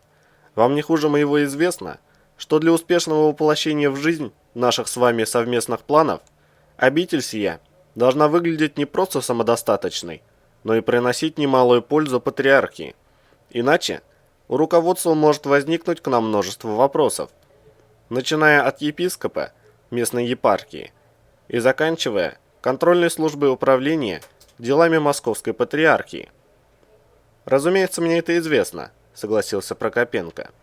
«Как и то, что все эти проблемы улаживаете не вы. Ими занимается генерал Белов. Именно он выпутывает вас из неприятных ситуаций, в часть из которых вы попадаете в результате собственной недальновидности». Он вновь воззрился на священника с добродушной улыбкой. По лицу Евлантия скользнула едва заметная тень недовольства, тут же исчезнувшая без следа. Но от глаз Прокопенко это не укрылось. Про себя он довольно ухмыльнулся. Укол попал в цель. На самом деле, агенту Селезневу приходилось не так уж и просто. Белов действительно с легкостью решал проблемы, возникающие на высоких уровнях. Но было еще кое-что, заставлявшее Евлантия нервничать. Дело в том, что из почти 130 монахов монастыря об истинных делишках настоятеля знало всего 4 доверенных лиц. Остальные монахи честно и самоотверженно отдавали себя делу служения церкви. Десятки людей отказывали себе в еде и отдыхе, неделями, а то и месяцами, не вылезая из кабин грузовых фур, развозя по стране помощь бездомным, искренне помогали малоимущим и рисковали жизнью, проводя службы и принимая причастие на находящихся в зонах объектах РАО. Почти все монахи принимали самое активное участие в трудовом подвиге, только в отличие от сотрудников ареала, они не получали повышенных зарплат, премиальных, льготных путевок или увеличенных отпусков. И среди этих людей иногда находились монахи с довольно пытливым умом. Один такой умудрился связать между собой заявленная затрата монастыря на гуманитарную помощь и реальный размер этой самой помощи. Как ему удалось составить хотя бы приблизительную картину, было непонятно. Но у монаха возникли некоторые сомнения и вопросы. Не имея никаких доказательств, кроме собственных умозаключений, он принялся копать. И вскоре отец Евлантий примчался к Прокопенко, белый от ужаса. Пришлось докладывать Белову. В результате делом занялся Ферзь, и чересчур умный монах, в очередной раз отправившийся проповедовать на нефтенакопитель ареала, трагически погиб, попав в аномалию. Как сказал сам Прокопенко в своей речи на его символических похоронах, это большая потеря для всех нас. И вот теперь, похоже, история грозит повториться. Кстати, как обстоят дела с этим вашим одноруким, как там его, феоктистом? Ненавязчиво осведомился Прокопенко, не давая попу взять разговор в свои руки. Все разнюхивает? Пока мне удается держать ситуацию под контролем, ответил Евлантий, недовольно поджимая губы. Я предприму все, чтобы не допустить повторений той неприятной истории. Да уж, предпримите, сиронизировал чиновник. Иначе у нашего руководства может сложиться мнение о вашем, так сказать, неполном служебном соответствии. С недавних пор в хозяйстве агента Селезнева объявился еще один чрезмерно любопытный монах. Некто, в монашестве нареченный феоктистом, ранее был обычным нелегальным сталкером, ползал по зонам в поисках метов, где и вляпался в аномалию. Отделался, по меркам ареала, легким испугом, всего-то потерял руку. Став инвалидом, ушел в монастырь. Год ходил в послушниках, потом принял постриг. Несколько лет ничем не выделялся. В силу своей инвалидности был приобщен к канцелярской работе. И вот тут-то он и засомневался в честности отца Евлантия. Теперь сует нос куда не надо. «Это что, угроза?» – осторожно произнес агент Селезнев. «Или вы таким способом намекаете на то, что Валентин Иванович мною недоволен?» «Это всего лишь совет не допустить повторения ошибок», – отмахнулся Прокопенко. «Вам стоит более тщательно заниматься кадровыми вопросами.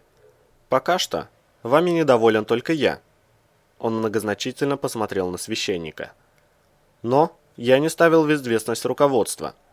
Если бы вами был недоволен Валентин Иванович, боюсь, вас без всяких прелюдий уже постигла бы трагическая участь господина Медведкова. На данном этапе я не вижу в том необходимости, но советовал бы вам забыть о 5%, так сказать, до лучших времен. Не в вашем теперешнем положении затевать вопрос об увеличении». Внезапная трель мобильного телефона оборвала чиновника на полуслове. Звуковой сигнал был экстренным, и Прокопенко снял трубку. «Максим Анатольевич», – зазвучал голос дежурного управляющего, – 2 минуты назад начался выброс, имеются пропавшие без вести. Вам стоит приехать в офис как можно скорее. Совет директоров уже оповещен. Мы сейчас организовываем для них вылет из Москвы». Прокопенко пообещал скоро быть и повесил трубку. «Выброс?» – спросил отец Евлантий. «Есть жертвы?» «Да, на оба вопроса», – ответил чиновник. «Мне надо срочно вернуться в свой кабинет. Наш разговор на этом предлагаю закончить. Мы ведь поняли друг друга, святой отец?» «Вполне», – склонил голову агент Селезнев. «Ступай, сын мой, с Божьей помощью». Он осенил его крестным знамением. «Спасибо. Он только что мне очень помог», – скривился Прокопенко, выходя из кабинета Евлантия.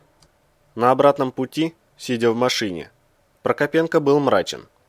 Чертов выброс. Как не вовремя. Завтрашняя поездка в Москву на уикенд безнадежно пропала. И это сейчас, когда он заработал столько денег на бюджете трудового подвига. Можно поставить на уши хоть все нелегальные казино Москвы. А теперь придется безвылазно просидеть в этой дыре еще несколько недель. Думать о том, что какие-то очередные недоумки из этого тупого стада умудрились пропасть без вести, и вовсе не хотелось. Сейчас в прессе начнется нытье по этому поводу. Лишняя головная боль. Он с тоской посмотрел в окно, на быстро приближающуюся Ухту. Глава 8. Земля завибрировала, словно дрожа от страха. На барабанной перепонке давил тяжелый низкочастотный гул, балансировавший на грани слышимости. Почка пылала, будто наполненная расплавленным свинцом. Легкие с трудом сокращались, выплевывая из себя сгустки крови. И разбитая голова раскалывалась от боли, то швыряя сознание в багрово-красное, мутное ничто, то вновь вытаскивая его в обжигающую, невыносимой болью действительность.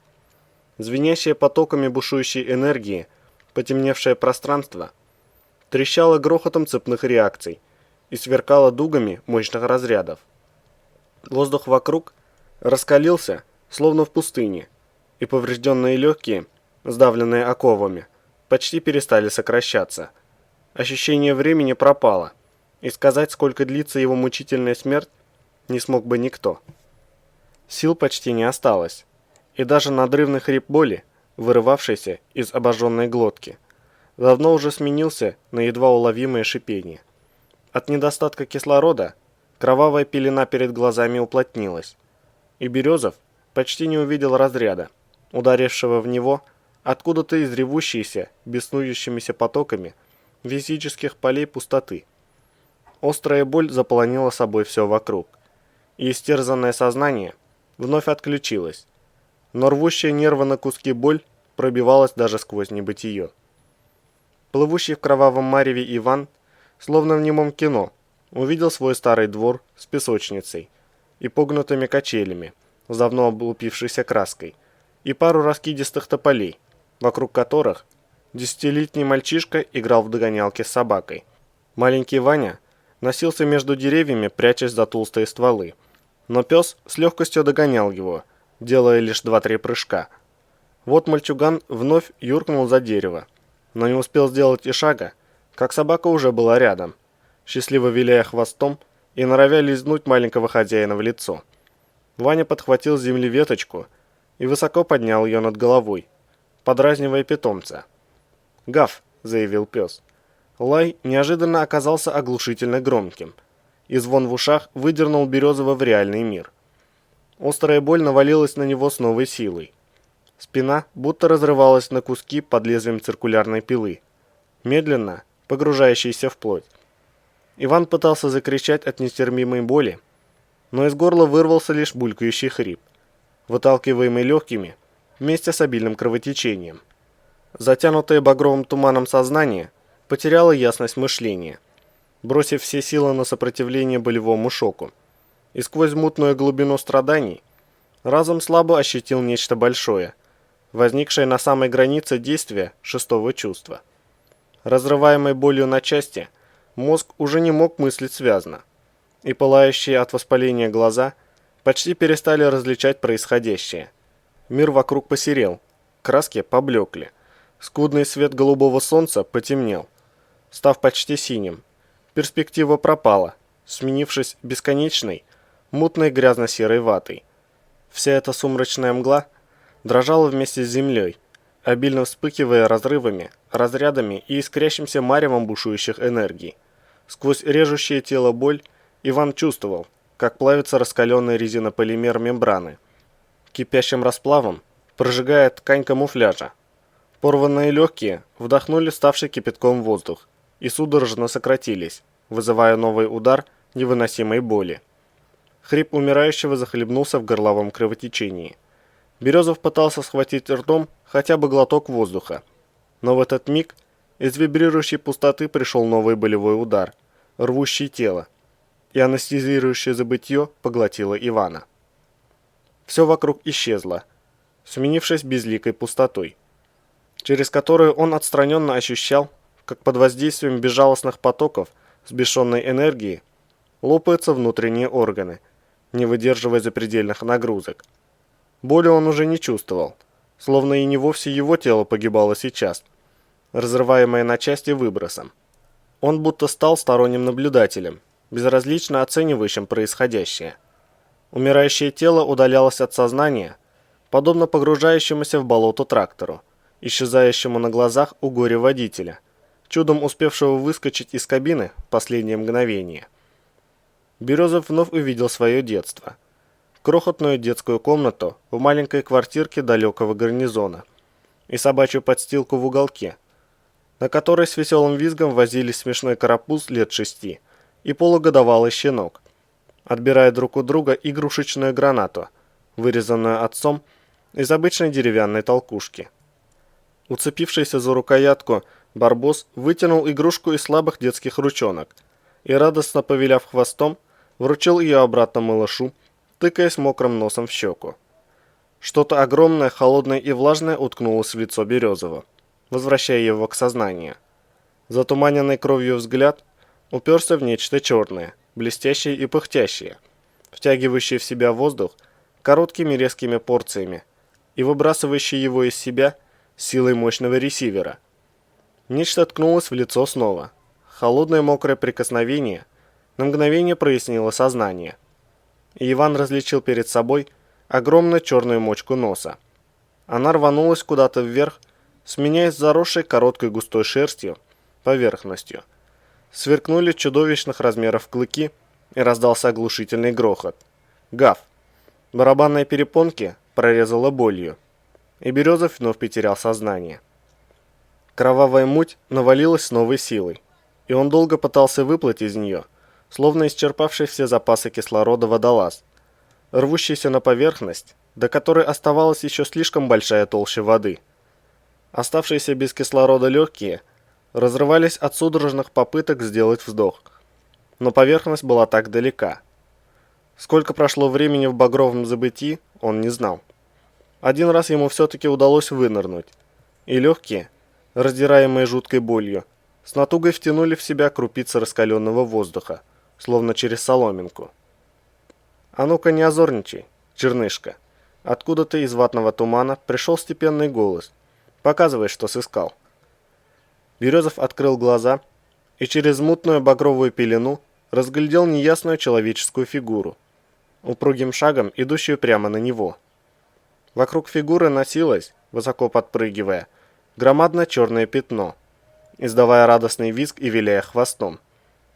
Расплывчатый силуэт приблизился, обретая четкие контуры, и в освещенном сполохами разрядов энергетических потоков полумраке Иван различил русоволосого человека, лет 30 с небольшим, облаченного в военную форму Красной Армии времен Второй мировой. Новенькое, как будто с иголочки, обмундирование сидело на владельце, словно влитое.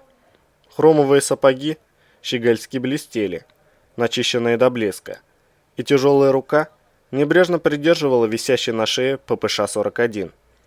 Огромный, размером с носорога, чернильно-черный пес, клацнув 30-сантиметровыми клыками толщиной с руку, подскочил к солдату и припал на передние лапы, повиливая свернутым в колечко хвостом, требуя похвалы.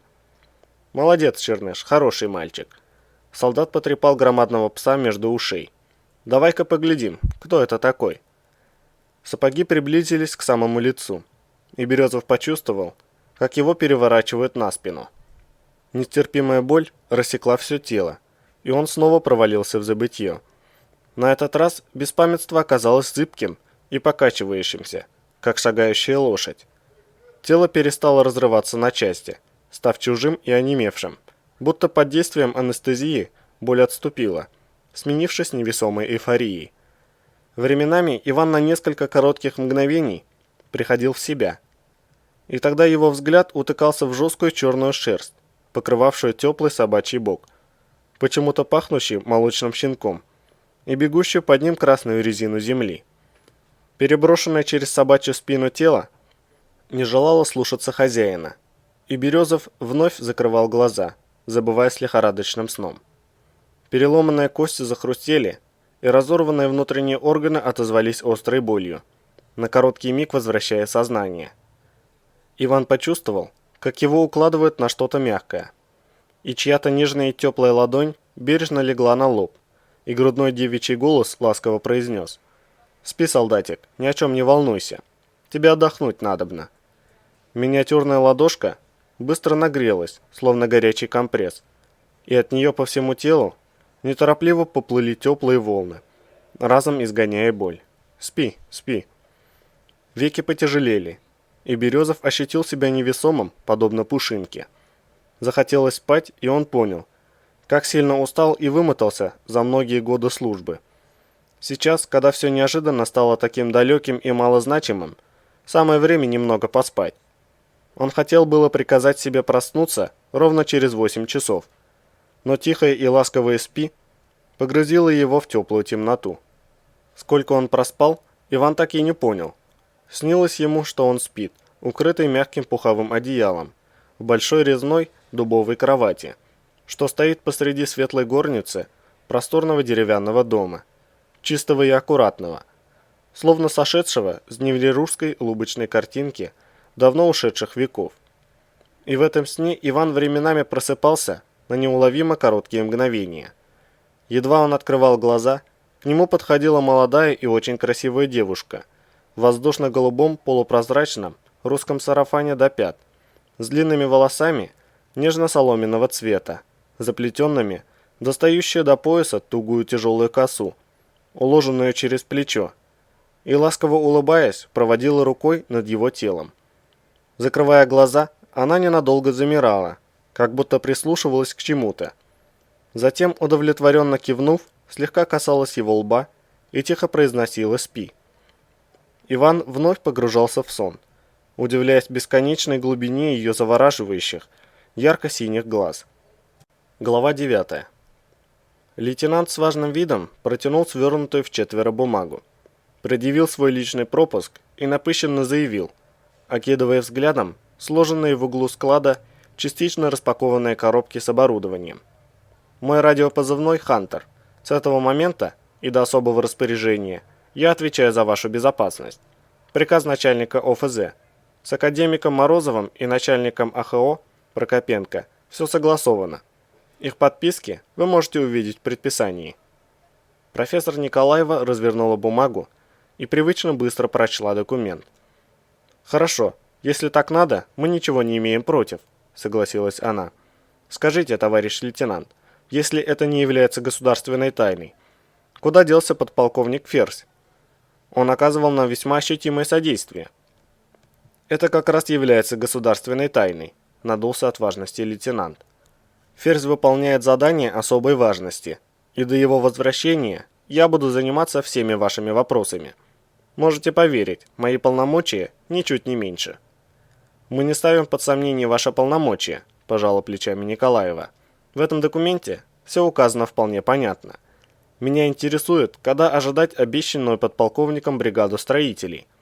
Они должны были прибыть еще с утра. Сейчас полдень, но никто так и не появился. Раз вы теперь занимаетесь нашими проблемами, я хотела бы услышать ответ на свой вопрос от вас. И желательно прямо сейчас». Лейтенант на мгновение замялся. «Мне не поступало никаких указаний на этот счет».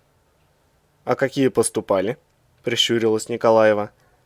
«Вы сказали, что будете заниматься всеми нашими вопросами. Так займитесь же самым животрепещущим из них. Нам необходимо заделать проводку». Она обернулась и обвела рукой помещение, стены и потолок которого пересекались свежие штробы с недавно уложенными пучками кабелей и проводов, ведущих к только что смонтированным силовым щитам и распределительным пультам. Подполковник Ферзь очень помог нам, лично проследив за заменой проводки, и даже организовал ее существенную модернизацию. Но мы не можем начать работу, пока провода и силовые кабели в таком состоянии. Раз вы теперь главный, товарищ лейтенант, я спрашиваю у вас, когда прибудет обещанная господином Прокопенко бригада, которая заэкранирует проводку и замурует стены? Мы не можем дальше навести порядок в помещении. Тут все засыпано битой штукатуркой. А наши эксперименты зачастую требуют стерильной чистоты. «Называйте меня Хантер», – подбоченился лейтенант. «Я выясню, что можно сделать по вашей проблеме. А пока вот номер моего служебного мобильного». Он протянул Николаевой визитку. «Если возникнут вопросы...» «Вопросы возникли еще утром», – едва заметно усмехнулась профессор. «И их суть я вам только что изложила, товарищ Хантер. Когда я смогу получить этот ответ? Не сочтите за труд, назовите точное время. Это ваши полномочия позволяют?» Лейтенант недовольно поморщился. «Перезвоните мне через час», – неохотно заявил он. «Все строительные бригады сейчас заняты.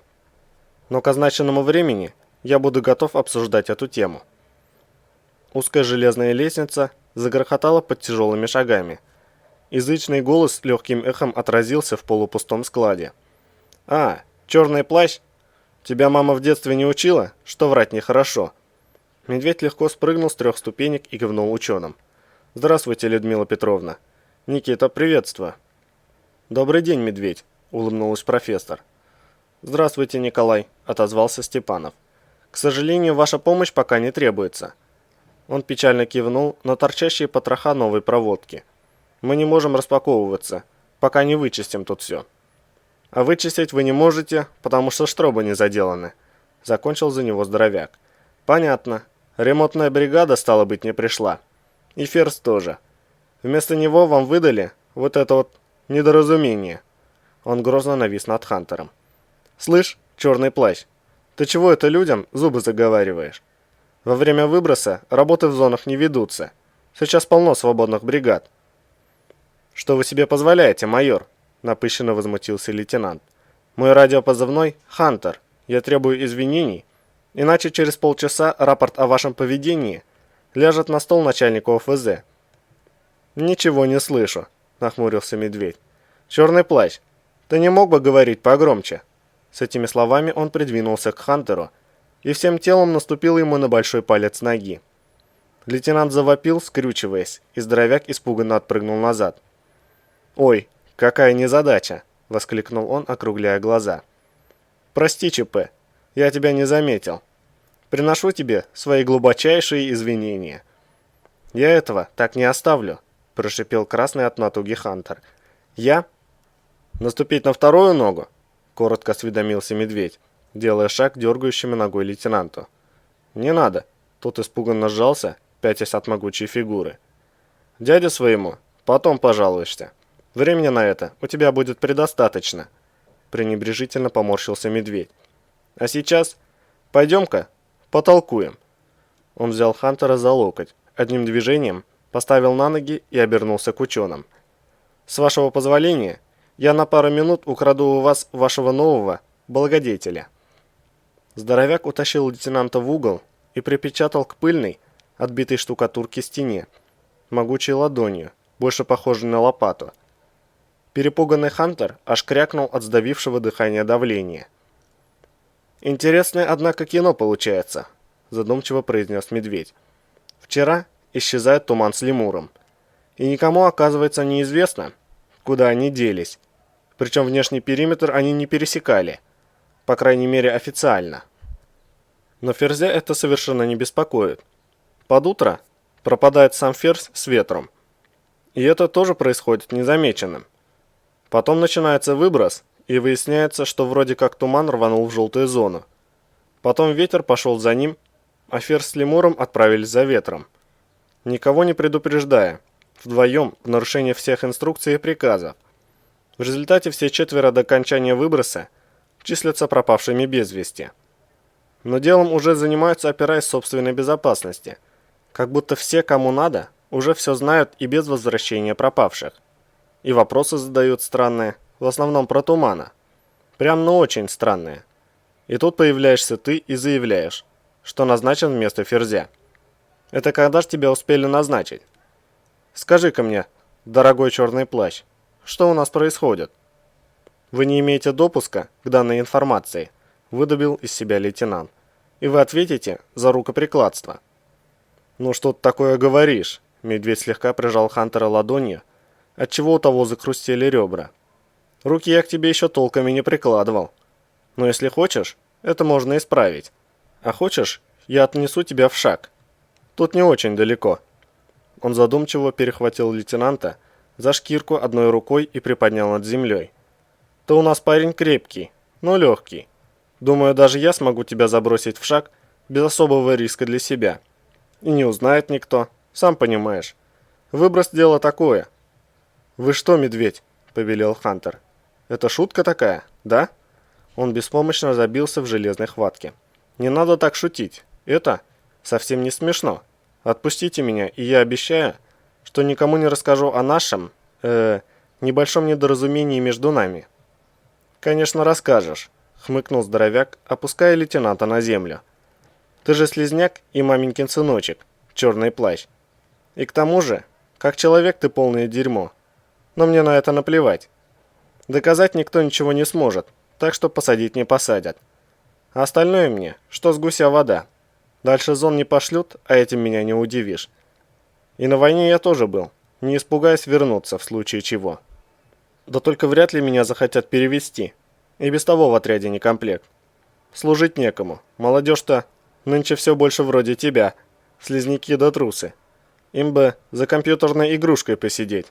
В интернете словоблудием помериться. На настоящую войну они не способны. Кишка тонка. Так что вряд ли ко мне примут серьезные меры. А вот ты учти, ЧП. Встанешь у меня поперек дороги, так и сгинешь где-нибудь в зонах. У тебя, я слышал, скоро стажировка в зеленый, а потом и на желтый допуск получать придется. Как думаешь, смогу я там тебя найти, если уж сильно приспичит? Когда-нибудь ты станешь большим начальником, но до того момента надо еще дожить. А работа в РАО, сам знаешь, сопряжена с опасностью для жизни. Товарищ майор, вы неправильно истолковали мои слова. Бледный от страха Хантер был на грани обморока. Я не имел ничего такого, я не собирался угрожать вам. Я погорячился и прошу прощения. Ты больше так не будешь, черный плащ? С серьезной миной уточнил медведь. Ты об этом, что ли? Да, торопливо закивал Хантер, я больше так не буду. С рождения Бобби поймальчиком был, тихо пропел здоровяк себе под нос и вперил в лейтенанта такой взгляд, от которого тот вздрогнул всем телом. Что делает Ферзь в желтой зоне? Икнул Хантер, я не знаю, правда. Он должен был уже вернуться. Никто не ожидал, что начнется выброс.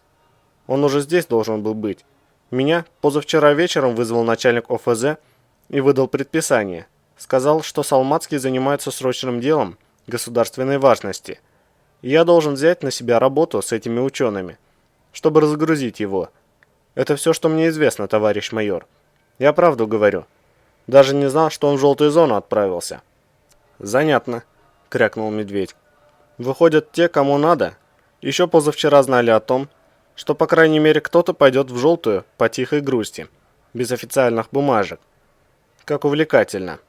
Он убрал могучую ладонь с груди Хантера, и тот глубоко задышал, восстанавливая дыхание. Иди, черный плащ, тащи ученым бригаду, раз ты теперь в этом вопросе главный, и не подводи людей, они на тебя надеются. Ты меня понял, плащец? Да, торопливо подтвердил лейтенант. Вот и занимайся. Медведь слегка подтолкнул его к лестнице. И не зли меня больше. Я вообще-то милый и пушистый, но только когда добрый. Лейтенант торопливо затопал по лестнице, сверкая измазанной в штукатурке спиной. А майор направился к ученым, негромко обсуждающим что-то возле распечатанного ящика с аппаратурой. «Не к добру все это», – размышлял он. «Следователи из службы собственной безопасности прямо подозревают Тумана в связи с иностранной резидентурой и нелегальной лабораторией, которая так долго и безрезультатно разыскивает отряд. С одним из следователей Медведь был немного знаком, и тот по секрету сказал, что вроде как Ветер обнаружил какие-то улики, свидетельствующие против Тумана, и решил проследить за ним, никого не предупредив. Он отправил письмо Ферзю на электронную почту, и Ферзь с Лемуром сорвались за ним, едва письмо было получено. Медведь поморщился. Деньги, деньги, деньги. Ареал набит деньгами под завязку, и многие не выдерживают искушения быстро и легко заработать, нарушив закон и присягу. Жаль, если Туман не устоял. Он настоящий мужик, в бою на него можно рассчитывать без оглядки. Не похож он на корыстолюбца. Конечно, всякое в жизни бывает, но три детали вызывали у Медведя определенные сомнения. Во-первых, почему Ферзь взял с собой только Лемура? Бывшие альфовцы не хотели выносить ссор из избы, но сам Ферзь в Альфе не служил, да и отчитываться перед начальством как-то надо. Если они планировали, к примеру, тихо убрать предателя, то начальство не должно было бы быть в курсе этой операции. Однако, оно явно знало о ней, так как никто наверху особо не удивился пропаже целого командира особ. Значит, знали, что Салмацкий пошел в зону с Ариадной, и в любом случае не пропадет. Во-вторых, полчаса назад Медведь провел неофициальный разговор со сменившимся диспетчером службы контроля аварийных частот. Тот имел перед майором небольшой должок и был рад помочь. Выяснилось довольно странное обстоятельство. Лары Ремура, Ветра и Ферзя даже не сосветились в зеленой зоне. Судя по всему, их выключили заранее, еще в поясе, причем задолго до выхода.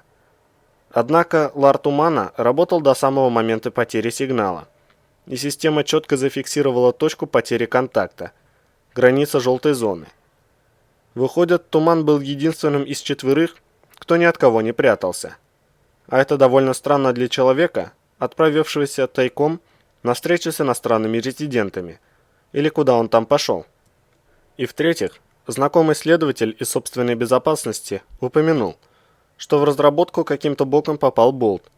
Вроде у Тумана с ним были какие-то контакты. Но это само по себе ничего не значило. Так или иначе, с Болтом контактировал весь состав ОСОП и половина ведущих специалистов ГНИЦ. Значит, дело тут в неких конкретных делах. Но из официально зарегистрированных, таких всего два. То самое спасение спецотряда из блокады полгода назад и недавняя научная экспедиция, в которую по персональной заявке Лаванды ради Тумана включили всю группу Лемура. Что там могло произойти? Медведь хотел позвонить Болту, но еще раньше ему позвонила Лаванда. К ней уже успели наведаться следователи и задать кучу вопросов. Она тоже не верила в виновность Тумана и первым делом бросилась искать Болта. Однако его телефон оказался отключен, что запрещено уставом РАО, если ты не в отпуске. Но Болт не находился в отпуске, это точно известно. Выходит, его уже взяла в оборот служба собственной безопасности. Значит, у них что-то было на Тумана еще до выброса. Но ветер рванул за Туманом сутки назад, никого не предупредив, кроме Ферзя. Когда же они узнали-то? Или Ферзь, уходя, все-таки отправил им рапорт? Зачем? Боялся не вернуться? Тогда какой смысл было идти вдвоем, раз и так и эдак, все в курсе? Почему не взял с собой людей? Так надежнее. Туман как-никак не из Института благородных девиц в ОСОП попал. Все это как-то слишком мутно и очень непонятно. Кроме того, как выяснилось из телефонного разговора с Лавандой, следователей интересовал маршрут той экспедиции и поведение Тумана. Оказывается, Туман с Болтом куда-то уходили, покинув остальных, и отсутствовали около часа. Сопоставив объяснение Лаванды с картой, Медведь пришел к выводу, что ходили они к той самой лабе, до которой спецотряд не смог довести членов госкомиссии. Только заходили эти двое к ней с другой стороны. Допустим, что та лаба действительно шпионская, и проход к ней существует, и находится он именно там с другой стороны. Допустим также, что Туман и Болт продались ради денег иностранной резидентуре. Но тогда сразу возникает два вопроса. Первый. В той экспедиции с Туманом был Лемур, а не Ветер. По идее, это он должен был заподозрить неладное, ведь на его глазах Туман с Болтом ушли куда-то на целый час. Но вместо него подозрения появились у Ветра. Почему? Лемур рассказал. А чего тогда сразу с Ветром не пошел, когда тот за Туманом в желтую помчался? Странно все это. И второй вопрос. Почему Ферзь с Ариадной не увидел, что к той лабе есть проход? Конечно, он мог просто не суметь этого увидеть из-за недостатка радиуса действия Ариадны. Но куда же подевалась Зыбь, что сидела на лабе? Она что, не всегда там сидит? Тогда у тех, кто работает в лаборатории, должен быть надежный график появления Зыби, чтобы не бояться лезть в здание. Но это невозможно. Аномалии непредсказуемы. Или все-таки предсказуемы? Хотя бы некоторые. Не слишком ли много неясностей во всем этом? А ведь все они, пропавшие наши, пошли к этой лабе. Как пить дать? Судя по тем координатам, где Лар Тумана достиг желтой зоны, он ушел именно туда. Больше некуда. Он ведь служит в ОСОП совсем мало. И зон не знает совершенно. Не говоря уже о том, что Медведь решительно не понимал, когда Туман успел сойтись с врагами. Ведь он же в РАО без году неделя. То, что в руководстве службы безопасности есть крот, лично Медведь не сомневался.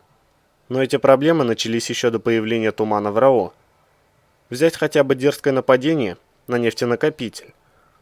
Там ведь без утечки внутренней информации не обошлось. Причем кто-то не просто слил нужные данные. Он еще как минимум принимал непосредственное участие в разработке операции по захвату нефтевоза, если вообще не организовал ее лично и целиком. Конечно, Туман на тот момент уже служил в РАО, но он был стажером и физически не мог иметь доступ к необходимой документации. Снова вопросов больше, чем ответов. Не сочтите за наглость, Медведь. Доцент Степанов обернулся к майору, услышав приближающиеся шаги. Но не могли бы вы предоставить нам хотя бы краткую информацию о текущем выбросе? Нам ведь никто ничего не говорит. Если бы не ваш разговор с этим молодым человеком, я даже не уверен, что мы вообще узнали бы о начале выброса именно сегодня». «Ну», — развел руками здоровяк, — «формально вы не являетесь сотрудниками РАО, поэтому вас не включили в корпоративную сеть мобильной связи. У нас ведь сразу приходит сообщение на телефон о начале или окончании выброса. Диспетчерская служба автоматически оповещает всех. Да и о других важных событиях тоже. Попробуйте поговорить с вашим новым благодетелем. Пусть оформит вам связь, хотя бы на правах стажеров, что ли. Хотя от этого напыщенного индюшонка вряд ли будет много толку. Маленький надутый, кривыми понтами мешок с дерьмом, извините. Не знаю, какие у вас основания для проявления к нему неприязни, покачала головой профессор Николаева. Но могу сказать, что этот молодой человек не производит впечатления серьезного и вдумчивого специалиста. Полагаю, нам лучше обратиться с этой просьбой к господину Прокопенко. До сих пор он ни разу не отказал нам в помощи. И хоть названные им сроки затягивались уже трижды, он единственный, кто реально интересуется нашими проблемами. Не единственный, хмыкнул Медведь, обводя взглядом помещение склада. Могу вас обрадовать, вы популярны. Что вы хотите этим сказать? Непонимающе нахмурилась профессор. Именно то, что сказал. Майор подошел к углу, возле которого были составлены коробки с научной аппаратурой. Достал из укрепленных на груди ножен боевой нож и аккуратно постучал лезвием по едва заметному пятну на штукатурке. Пятно отозвалось глухим стеклянным звоном. «Это видеокамера скрытого наблюдения», — объяснил он. «На противоположной стене есть еще одна такая же. Я заметил ее, пока мы мило общались с вашим новым благодетелем. С его стороны было очень любезно стереть спиной и звездку в нужном месте. Наверняка, если покопаться, можно обнаружить еще. И скрытые микрофоны, я уверен, тоже где-то здесь имеются». «Возможно, они уже были тут раньше», — предположил Степанов. «Ведь этому помещению несколько лет». «Нет», — покачал головой Медведь. «Это склад НЗ. Что тут прослушивать-то? И тем более порассматривать. К тому же это свежая инсталляция. Я помню, как мы складывали в этом углу ваши коробки.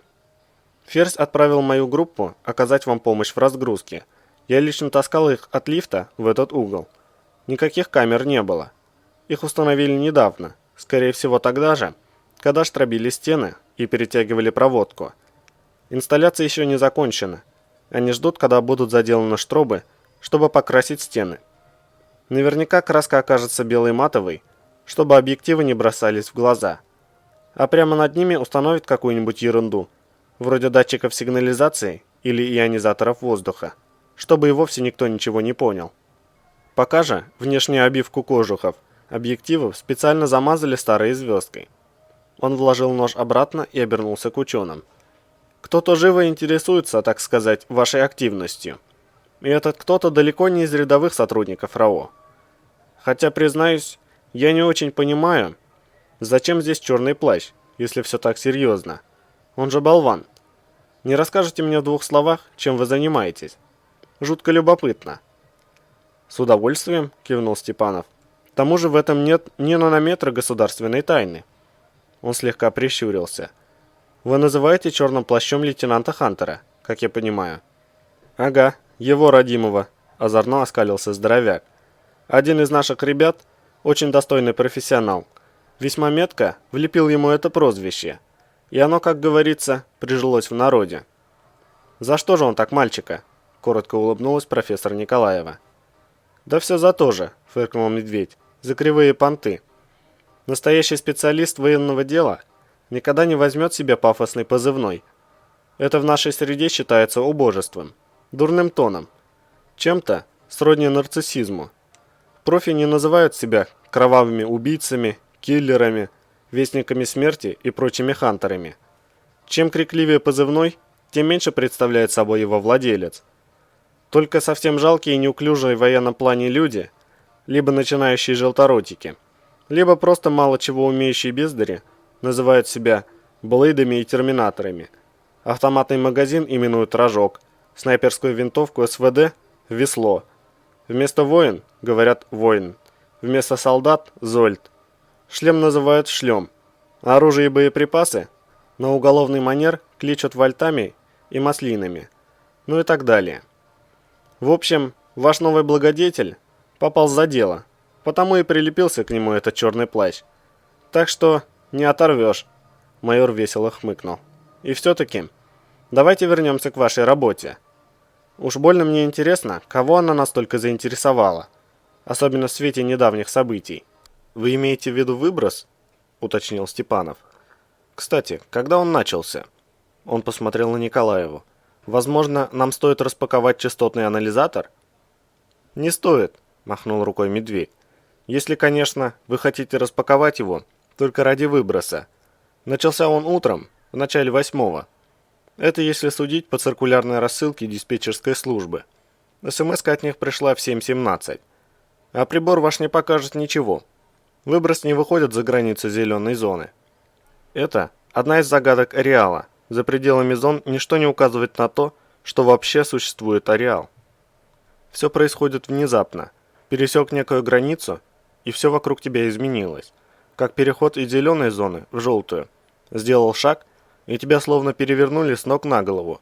Небо стало зеленым, а трава под ногами синей.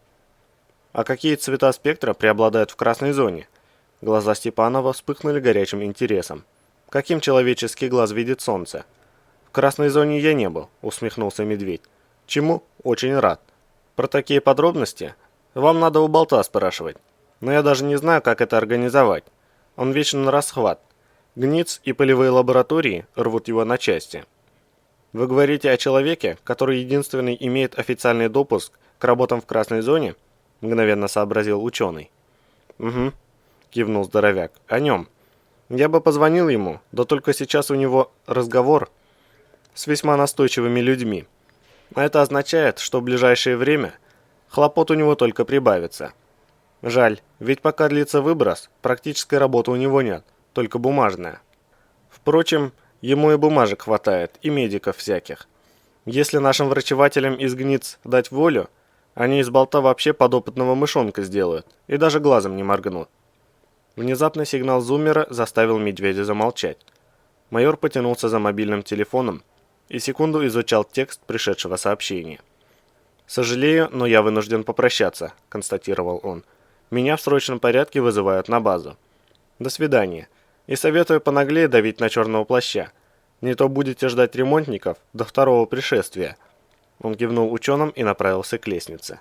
«Всего доброго», – ответил профессор. «Я обязательно приму к сведению ваш совет. Можете не сомневаться. Если будете располагать временем, загляните к нам», – произнес вслед уходящему, могучему бойцу Степанов. «Мы с удовольствием расскажем вам о своих исследованиях. Заодно обсудим проблему ионизаторов воздуха». «Я зайду», – пообещал Медведь, и, легко преодолевая лестничные ступени по 3 штуки за шаг, скрылся из виду. Николаева встала с коробки и подошла к стене, задумчиво разглядывая замурованную видеокамеру. Поразмышляв несколько мгновений, она обернулась к своему коллеге. «Никита Владимирович, а не воспользоваться ли нам этим неожиданным подарком неизвестных лиц в целях науки? У нас как раз серьезный недостаток оборудования для фиксирования экспериментов». Профессор хитро прищурилась. «Блестящая мысль, Людмила Петровна», — лукаво улыбнулся тот. «Нам подарили превосходную возможность фиксировать все наши действия по подготовке и проведению опытов. Надо только добавить немного проводов. Для себя». Он открыл одну из коробок, покопался в ней пару секунд и, достав небольшой молоток из зубила, решительно направился к стене. Глава 10. Иван лежал в теплом облаке пуховой перины и видел сны. Сны были разные и причудливые, порой странные, а порой забавные. Однажды ему приснилась Маша. Она сидела в кабинете рентгена, облаченная в длинный черный плащ едва ли не до пят, на отворотах которого еще поблескивали крохотные дождевые капельки, и с грозным видом о чем-то спорила с контрразведчиком.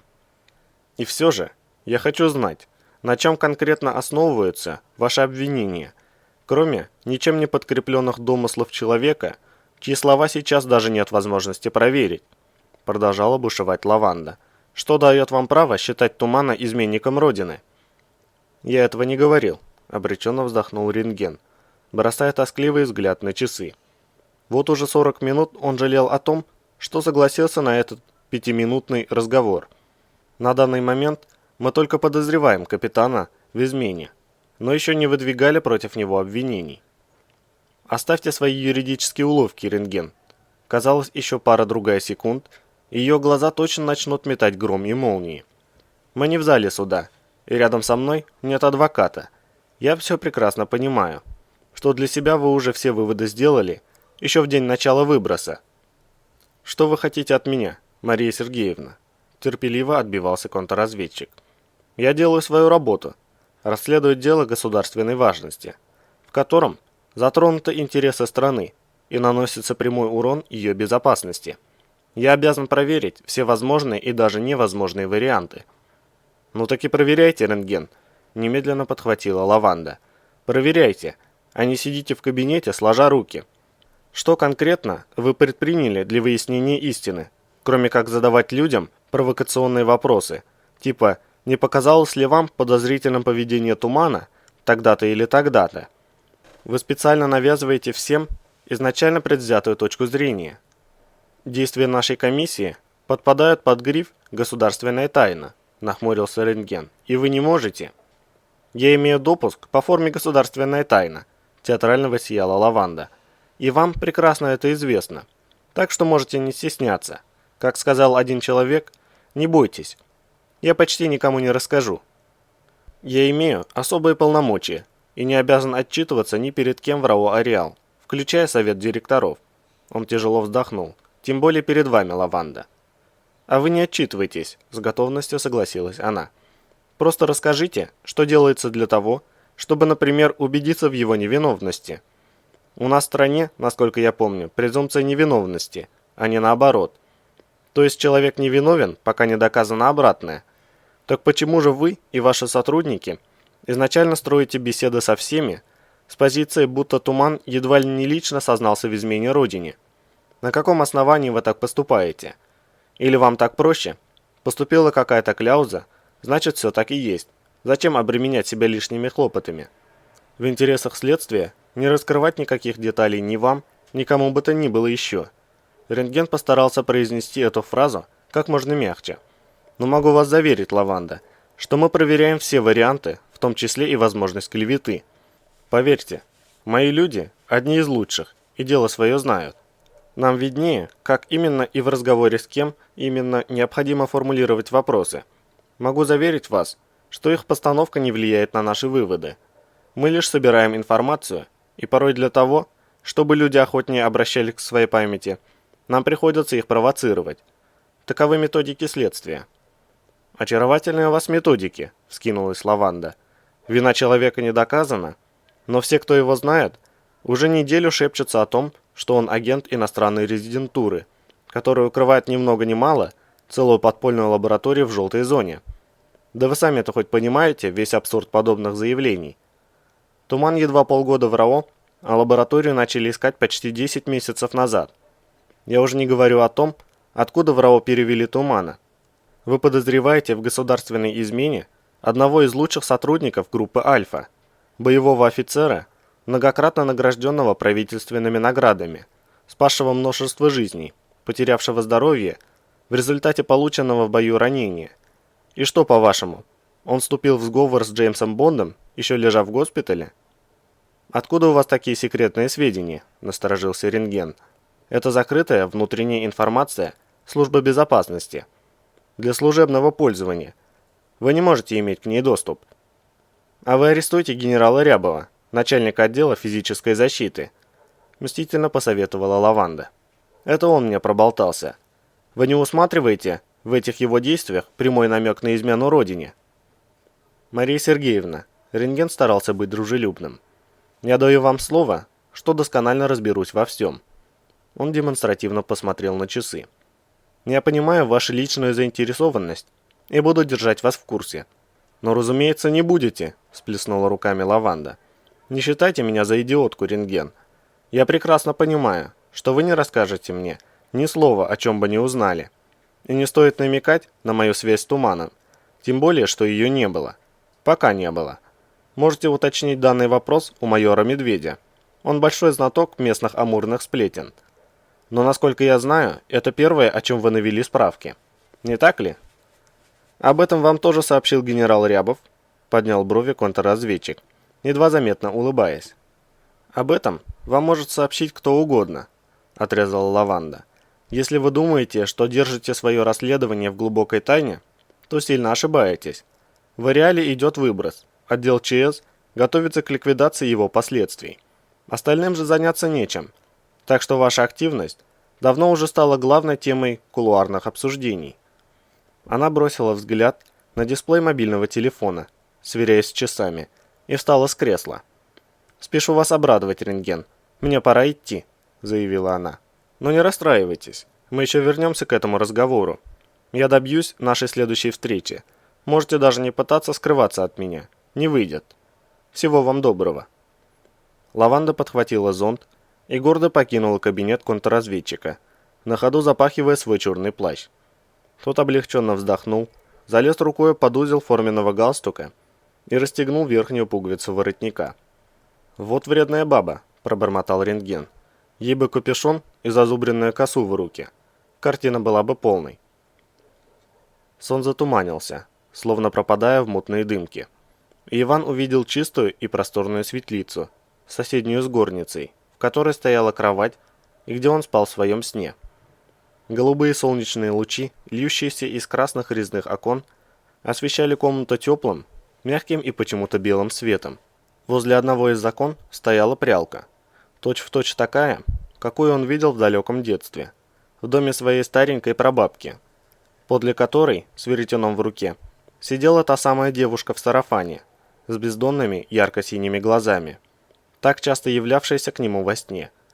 С улицы донесся грохот, очень напоминающий собачий лай, и девушка отложила веретено. Она вышла из светлицы и спустилась по широкой резной лестнице на первый этаж. На этот раз сарафан на ней был ослепительно белый, с богато вышитыми узорами. Девушка подошла к широкой двустворчатой входной двери и остановилась в 2 шагах от нее. Разные створы почти бесшумно распахнулись, и в дом вошел русоволосый солдат во фронтовой форме времен Великой Отечественной, с автоматом ППШ через плечо. «Здравствуйте, Полина Федосеевна», – степенно произнес он, глядя на девушку. «Здравствуй, Макар Петрович». Она отвесила ему земной поклон. «Добро пожаловать». Девушка обняла солдата. «Заждалась я тебя сегодня. Никак опять? Супостаты пожаловали». Солдат поцеловал ее, снял с плеча автомат и повесил на ажурную деревянную вешалку. «Повадились бродить по нашей округе, окаянные», – неторопливо объяснил он девушке. «Пришлось гнать их в зашей 3 версты. Вот и припозднились мы сегодня». В этот момент раздался звук скребущихся когтей. Створы входных дверей распахнулись, и в проеме показалась огромная, угольно-черная собачья морда. Пес, размером с доброго носорога, часто засопел, будто улыбаясь. «Чернышка!» – обрадовалась девушка и тут же сделала строгое лицо. «Куда в дом с грязными лапищами?» Пес виновато улегся на лапы и попятился назад. «Вот, держи-ка гостинец», – улыбнулась она, показывая огромному псу невесть откуда взявшийся в ее руке медовый пирог, размером со сковородку. Пес радостно задышал, виляя хвостом. Девушка неожиданно запустила пирог, словно пластмассовую летающую тарелку, точно в собачью пасть. Барбос одним движением захлопнул пасть, хватая летящее лакомство, и принялся счастливо чавкать. «Ступай, черныш, постереги терем», – велел солдат псу, и огромная морда скрылась за закрывающимися дверьми. Солдат обернулся к девушке. «Как наш гость? Ладно ли ему?» «Выздоравливает», – улыбнулась девушка. «Он молодец, телом крепок и духом силен. Раз сутки в черном омуте живым продержался. Поправится, но не время еще». Она неожиданно, словно посмотрела прямо в глаза Березову и тихо произнесла свое обычное «спи». Картинка затуманилась, пропадая из виду, и сон вновь сменился. На этот раз Ивану снилось заполненное людьми кладбище. Вокруг свежей могилы с изображением ветра на памятнике стоял почти весь спецотряд. Священник из Ариаловского монастыря читал молитву. Несколько женщин негромко утешали тихо плачущую девушку в черном вдовьем платке. Рядом с ними стояли Ферзь с лемуром. На руках Ферзь держал двухлетнюю дочку Ветра. Вооруженный эскорт вскинул автоматы, принимая изготовку для ритуального салюта. Раздалась команда «Огонь!», и тихий шелест дождевых капель заглушили раскаты троекратного залпа. Где-то в глубине подсознания шевельнулась ненависть, мышцы непроизвольно напряглись, сжимая ладони в кулаки. Но тихий, словно шелест, нежный голос велел Ивану спать, мгновенно обрывая тревожный сон. Спустя мгновение Березова вновь окутала ласковая теплота. «Это не совсем так, Николай Иванович», — улыбнулся Степанов. «Пока мы не можем воспроизвести воздействие ареала на нефть, мы лишь пытаемся это сделать. Но первые результаты уже есть, так что в общих чертах вы поняли суть наших исследований верно». Медведь облокотился на стену, не забывая поглядывать по сторонам. Они со Степановым стояли на улице, рядом со зданием склада, на нижнем этаже которого располагалась недавно организованная ими лаборатория. В 10 метрах от склада находилась КТП базы особ, но сейчас на улице было пусто, и никто не мешал их приватному разговору. Беседовать с ученым среди прослушек неизвестных доброжелателей Медведь не захотел. «Так вы все-таки раскрыли принцип действия ареала, или нет?» – нахмурился здоровяк. «Боюсь, у меня недостаточно знаний для того, чтобы разобраться во всех этих научных хитросплетениях. Сказать, что мы раскрыли всю сущность ареала, было бы с нашей стороны слишком смело», – улыбнулся Степанов. «Более корректно можно выразиться так. Мы считаем, что поняли суть его природы. По крайней мере, ту ее часть, что отвечает за так называемые аномальные воздействия на физические тела, как неживые, так и живые». «Не очень-то понятно», — хмыкнул Медведь. «А если перейти от общих фраз к конкретным объяснениям? Но только так, чтобы я понял, без всяких там синхрофазотронов». «Пожалуйста», — кивнул ученый. «Вам приходилось слышать о теории физического вакуума?» «Ни разу», — развел руками майор. «Просветите меня, Никита». «С удовольствием», — согласился Степанов. «Тут я, как говорится, имею возможность оседлать любимую лошадку. Так что, если устанете слушать, предупреждайте». «Я учту», — улыбнулся в ответ здоровяк. «Итак, физический вакуум», — начал ученый. «Прежде чем рассматривать глобальные теории, давайте поймем, что это такое в принципе. Представьте себе расстояние от Земли до Солнца. Это грубо 150 миллионов километров. Расстояние от Солнечной системы до центра галактики в 2 миллиарда раз больше расстояния от Земли до Солнца. А размеры наблюдаемой Вселенной в миллион раз больше расстояния от Солнца до центра нашей галактики. Осознаете масштабы? И все это огромное пространство заполнено невообразимо большим количеством вещества. То есть масса Земли составляет более чем 5,97 на 10-27 степени граммов. Иными словами, если вы хотите представить себе массу нашей планеты в тоннах, то это будет число 597 с 19 нулями. Грандиозность столь огромной величины даже осознать трудно. Но масса Солнца больше массы Земли в 333 тысячи раз. А только в наблюдаемой области Вселенной суммарная масса составляет порядка 10-22 степени масс Солнца. Понимаете? Это безбрежно огромное пространство, и в нем находится баснословное количество вещества. Масштабы поражают воображение. Теперь зайдем с другой стороны. Атом, входящий в состав твердого тела, во много раз меньше любого известного нам предмета. И он же во много раз больше ядра, находящегося в центре атома. Но именно в ядре сконцентрировано почти все атомарное вещество. Если мы увеличим атом таким образом, чтобы ядро стало размером с маковое зернышко, размеры всего атома возрастут до нескольких десятков метров. Именно на расстоянии десятков метров от ядра, которое, как мы уже сказали, размером с маковое зерно, будут находиться многократно увеличенные электроны. И эти электроны все равно будет трудно разглядеть глазом, вследствие их малости. И между электронами и ядром атома остается огромное пространство, не заполненное веществом. Но это не просто пустое пространство, а особый вид материи, который физики и назвали физическим вакуумом. Иными словами, даже внутри твердого и массивного предмета Вакуум занимает неизмеримо большее пространство, чем вещество. Таким образом, мы приходим к выводу, что вещество является исключением в пространстве, заполненном субстанцией вакуума. А в масштабах Вселенной даже редчайшим исключением настолько ошеломляюще огромное количество материи вакуума в ней по сравнению с пусть и баснословно большим количеством вещества.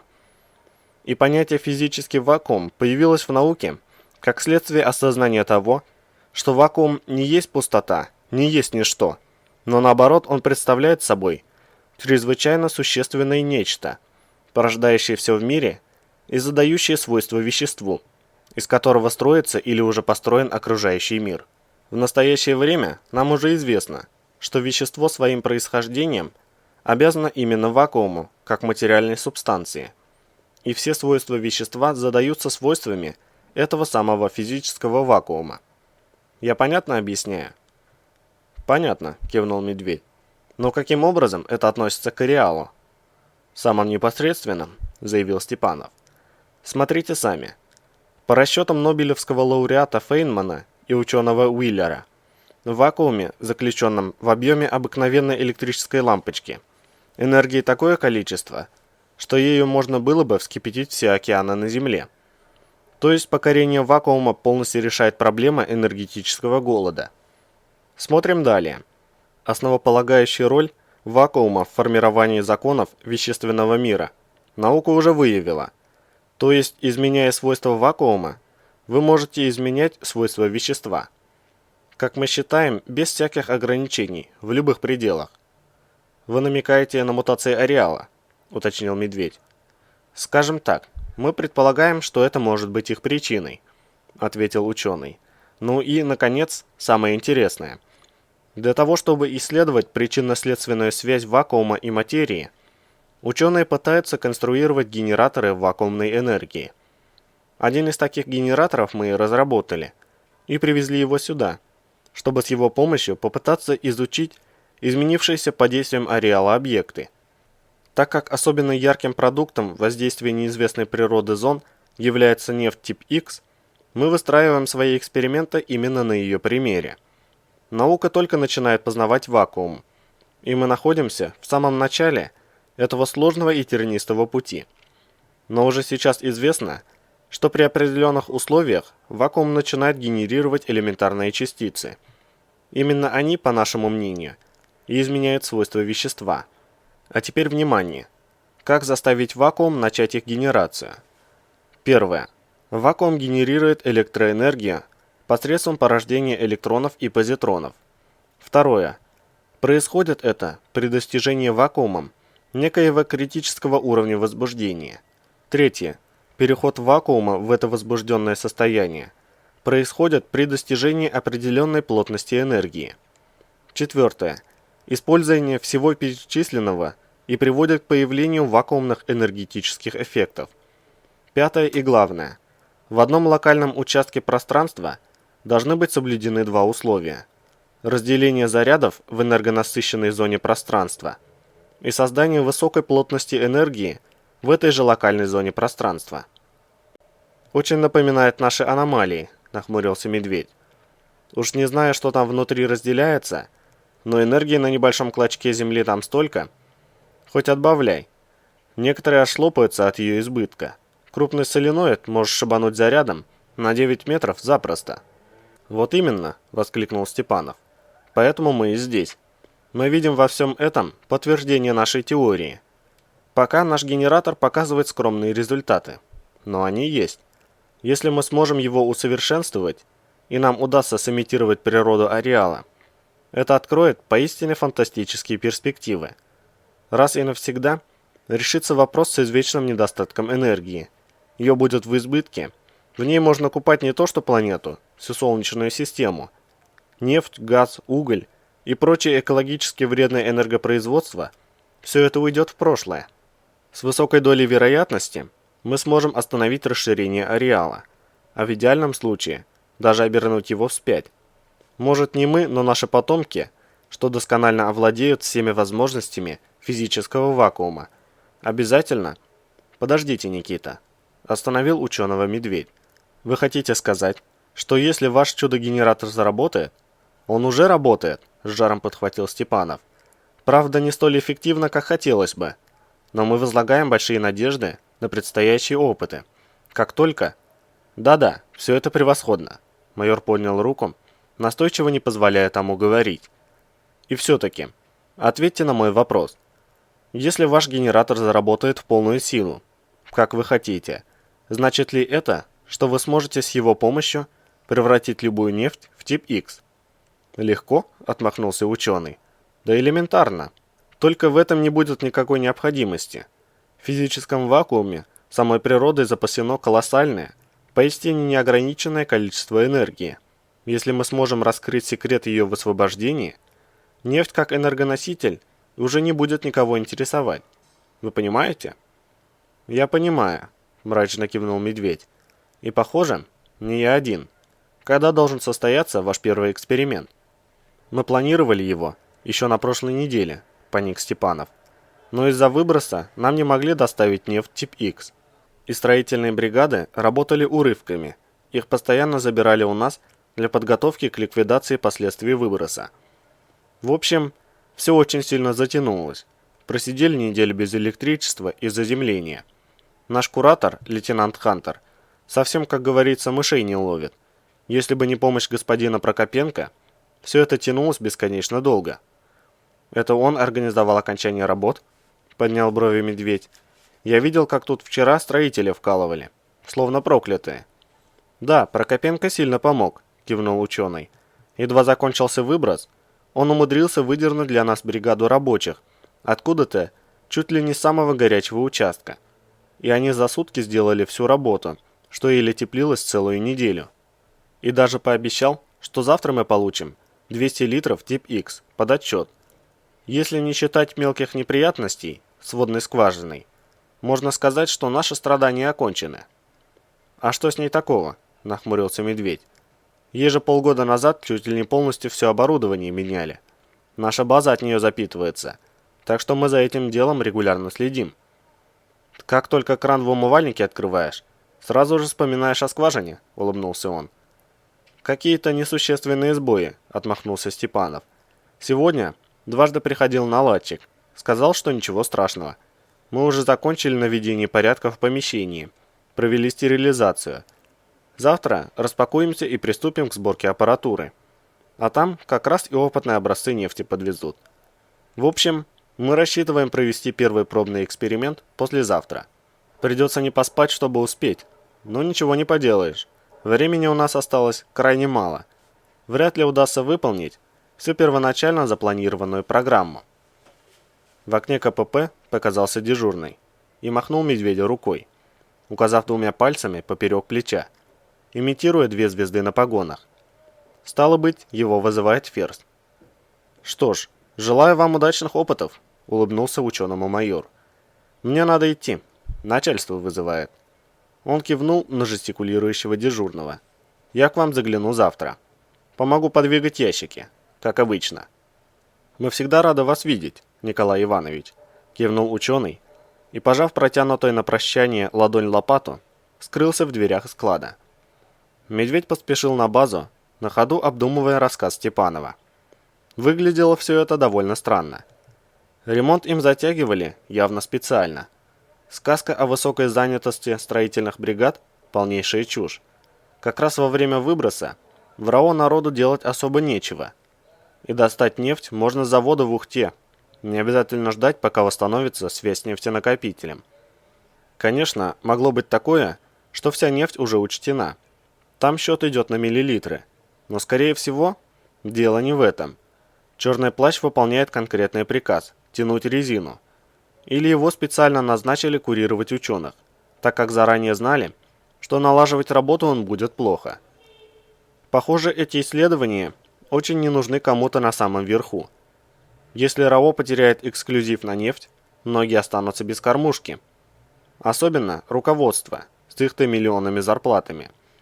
Зачем им такой чудо-аппарат, что сделает тип X из чего угодно? Это подтверждается и фактом установки камер. Медведь перед самым окончанием выброса проверил помещение ученых любопытства ради. 8 камер и 16 микрофонов. Роскошно, прямо скажем. То-то поначалу Николаеву и Степанова курировал Ферзь. Медведь лишь покачал головой. Интуиция подсказывала, что беды ученых еще не закончились, и вряд ли москвичам удастся спокойно позаниматься своими экспериментами. Интересно, кто приходил к ним заниматься водной скважиной? После того капремонта, что проводили с ней полгода назад, никаких проблем с поступлением воды не было, и лично он не удивится, если в ближайшее времени что-то совершенно неожиданно сломается. Медведь вошел в штабный блок и на мгновение остановился у доски объявлений, в центре которой висела фотография ветра с пересекающей нижний угол черной траурной лентой. Трое суток назад, спустя 5 часов после окончания выброса, Ферзь с Лемуром вышли в эфир у границы желтой зоны и запросили помощь. Червонец, состоявший в тот момент оперативным поособ, взял дежурную группу, вызвал вертушку, и спустя час нашедшиеся уже были на базе, где к тому моменту собрался весь личный состав спецотряда. Тогда Медведь вместе со всеми и узнал неприятные новости. Оказывается, Туман действительно работал на иностранную резидентуру. Именно он покрывал шпионскую лабораторию и сливал противнику информацию о действиях службы безопасности. Как он так быстро попал под вражеское влияние, оставалось загадкой. Ветер то ли вычислил Тумана, то ли заподозрил неладное и решил проверить. Это понять уже не удастся никогда. Как бы там ни было, он выследил Тумана, когда тот тайно уходил в желтую зону, и пошел за ним, оставив Ферзю короткую записку на электронной почте. В желтой Туман убил Ветра, подло разрядив ему в спину весь магазин своего штатного 9А91. Умирая, Ветер сопротивлялся до конца и вроде даже ранил Тумана. Ферзь с Лемуром опоздали на какие-то 5-10 минут. Обнаружили тело Ветра и даже смогли отыскать Тумана. Но взять его не успели. Помешал внезапно начавшийся выброс. Туман, уходя от преследования, вляпался в аномалию, а Ферзь с Лемуром успели укрыться благодаря Ариадне. Спрятались в какой-то норе, где просидели 5 дней, вдвоем на одном пайке из НЗ, рассчитанном на 3 суток. Выглядели они и вправду неважно. Ослабевшие, грязные, небритые, сильно отощавшие, с валившимися щеками и воспаленными кроваво-красными глазами. Едва закончился выброс, они подобрали то, что осталось от Ветра, и вышли из желтой зоны. Ферзь тащил на себе останки Ветра, а Лемур нес то, что сохранилось от Тумана: его автомат, шлем-сферу и вымазанный в крови латник, который Туман сбросил себя, пытаясь уйти от погони. Как показала экспертиза, драколами, убившими Ветра, действительно стреляли из автомата Тумана. И кровь на латнике тоже была его. Ветра похоронили вчера в закрытом цинковом гробу, так как его тело очень сильно пострадало при выбросе. Однако генетическая экспертиза уверенно идентифицировала его останки. И Ферзь и Лемур отказались от предоставленного отпуска, отвергли требования медиков лечь в госпиталь Гниц на реабилитацию. И уже на 2-й день после возвращения вышли на службу. Теперь Ферзь готовит по горячим следам операцию по новому поиску шпионской лаборатории. Вроде бы Ветер умер не сразу, и даже успел нацарапать ножом на земле какую-то подсказку. И эта информация косвенно подтверждалась показаниями Болта, которые он дал людям рентгена. Госкомиссия до сих пор не выпустила поисковика из-под стражи, подозревая его в причастности к деятельности шпионской лаборатории. «Дерьмово все обернулось», — подумал Медведь, глядя на скромно улыбающееся лицо Ветра. Несмотря на факты, ему не верилось, что Туман мог убить своего боевого товарища. Пусть они были из разных альф, дело не в этом. Иван не похож на человека, способного на предательство. Медведь проторчал с ним целую неделю в лабе у Лаванды, ходил в одну смену и пообщался не 1 десяток часов. Этого, конечно, недостаточно, чтобы насквозь изучить человека, но кое-что понять он смог. Как бы там ни выглядели факты, а Туман не мог убить Ветра, и все тут. Мнение это, прямо скажем, выглядело глуповато, и Медведь держал его при себе, высказав лишь однажды в разговоре с Лавандой. Та сильно сдала после всех этих трагических известий, несколько часов просидела в кабинете у рентгена, и никто так и не узнал, о чем они говорили. После чего заперлась в своей ЛП-32 и не покидала ее до сих пор. Сам Медведь предпочел с контрразведчиками не откровенничать, не желая влипнуть в лишние неприятности, памятуя о том, как сам оказался на службе РАО. Когда его бригаду морской пехоты, в которой он командовал ротой, отправили воевать на Кавказ, ему со своими бойцами пришлось пробегать по предгорьям почти 8 месяцев.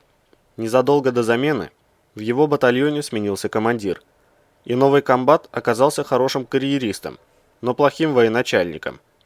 Из-за его идиотского приказа рота Медведя попала в жестокую мясорубку, в которой он потерял убитыми и ранеными почти 2 десятка бойцов.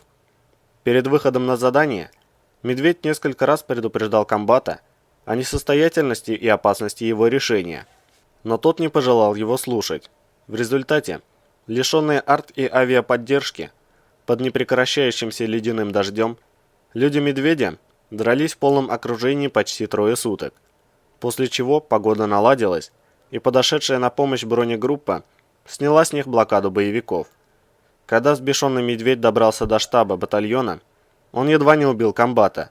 Разъяренного здоровяка оттаскивали всемиром. Комбат попал в госпиталь с сотрясением мозга и переломами носа и челюсти. Медведю ярко светил трибунал и приличный срок.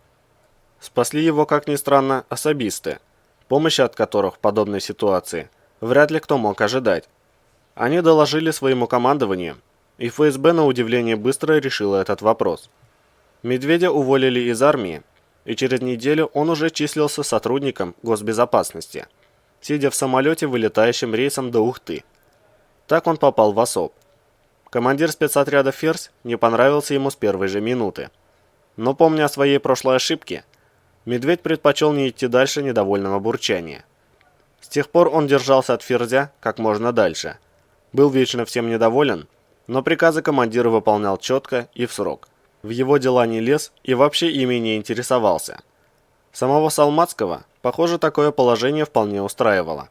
Он даже назначил Медведя командиром группы, в которую и перевел всех недовольных своим руководством. И за всю бытность майора в ОСОП ничего подобного тому, что произошло сейчас, не случалось ни разу. Ни разу ли? Медведь задумался.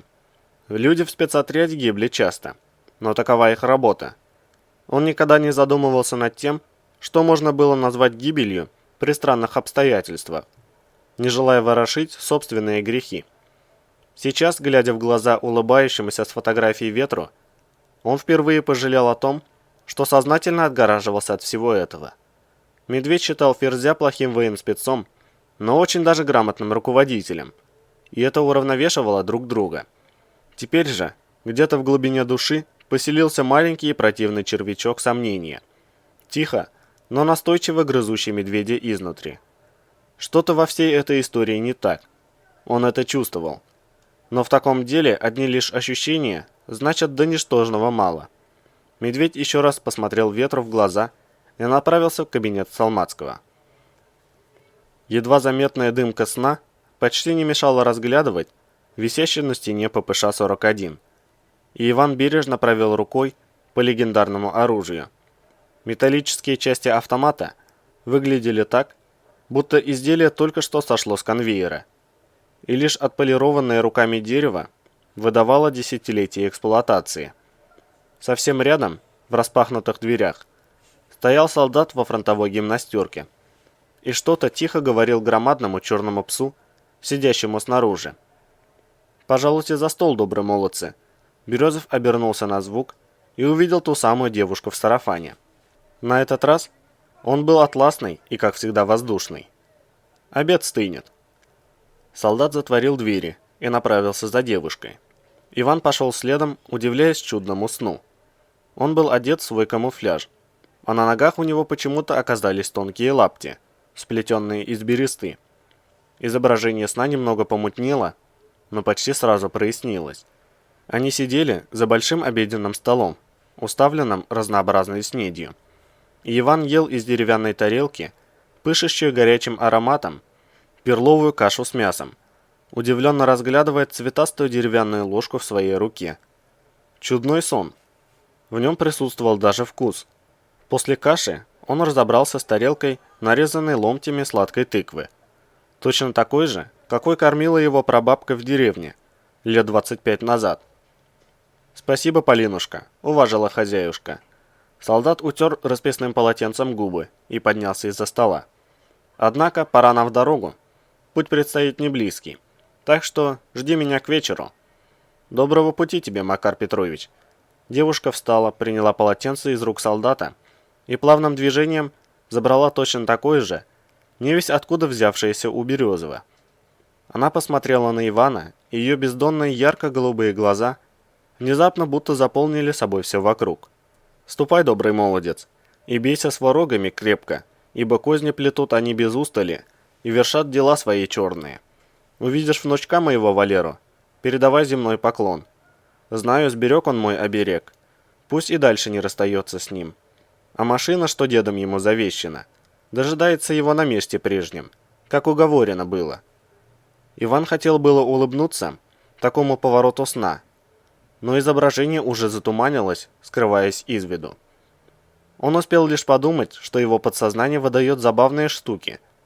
Девушку, лет 20 с небольшим, просящую передать поклон внуку. Теплая молочная муть сна нахлынула вновь, прогоняя мысли. И некоторое время Березов словно шел сквозь нее куда-то, совершенно беззаботно и легко, не чувствуя ни усталости, ни земли под ногами. Через какое-то время сон вновь прояснился. На этот раз Ивану снилось, будто он стоит рядом с солдатом, где-то, судя по окрестностям, в желтой зоне. Чутье опытного бойца подсказывало, что там впереди, метрах в 300, затаился враг. Злобный, жестокий вооруженный противник, уже приготовившийся к бою.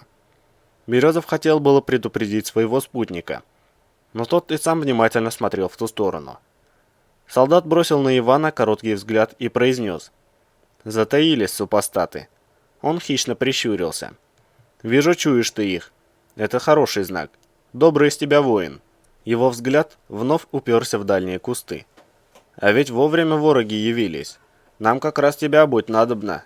Чернышка, а ну-ка тащи сюда, вон того крайнего». С этими словами солдат почти неуловимым для глаза движением вскинул ППШ, и тишину желто-синего леса спорола короткая очередь. Березов отчетливо услышал булькающий предсмертный хрип, и огромная черная тень, откуда ни возьмись возникшая рядом, с кровожадным раскатистым рычанием, стремительно метнулась вперед. «Шухер!» – заорали впереди из кустов. «Валим!» «Собака в натуре!» – подхватили крики с глубины леса. «Атас, братва!» Изображение сна вновь поблекло, но вскоре вернулось. Березов, опустившись на колено, зашнуровывал на себе армейские ботинки с высоким берцем. Рядом с ним на земле лежал труп человека в охотничьем камуфлированном костюме с простеньким разгрузочным жилетом, густо залитым кровью. К правой стороне разгрузки была неуклюже пришита кобура, из которой торчала рукоять АПС. Закончив с ботинками, Иван протянул руку и забрал пистолет у убитого. «Хоть и во сне, а все равно может пригодиться», — мелькнула мысль, заставляя его невольно улыбнуться.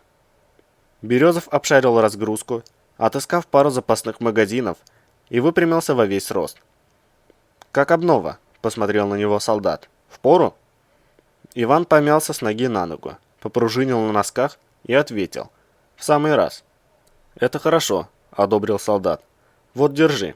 Он протянул Березову какой-то предмет. «Пригодится». Иван забрал подарок и поднес его к глазам, чтобы дымка сновидения не мешала получше разглядеть полученный предмет.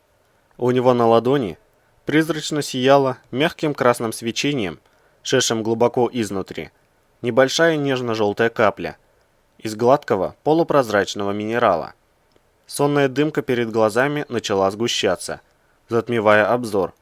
Картинка стала улетучиваться, погружая Березова в теплую пустоту, и сквозь угасающий свет до него глухо донеслись слова солдата: «Соберешься к своим, держись стежки, что на юг уходят». Фраза угасла в такт удаляющемуся шороху шагов, и красочный сон в который раз привычно сменился безликим молочным туманом. Глава 11. Прокопенко взглянул на часы. До появления Меркулова оставалось 22 минуты. Самое время взять себя в руки и перестать нервничать. Нельзя допустить, чтобы у того возникла даже тень сомнения, иначе дело может выйти из-под контроля, вплоть до самых негативных последствий.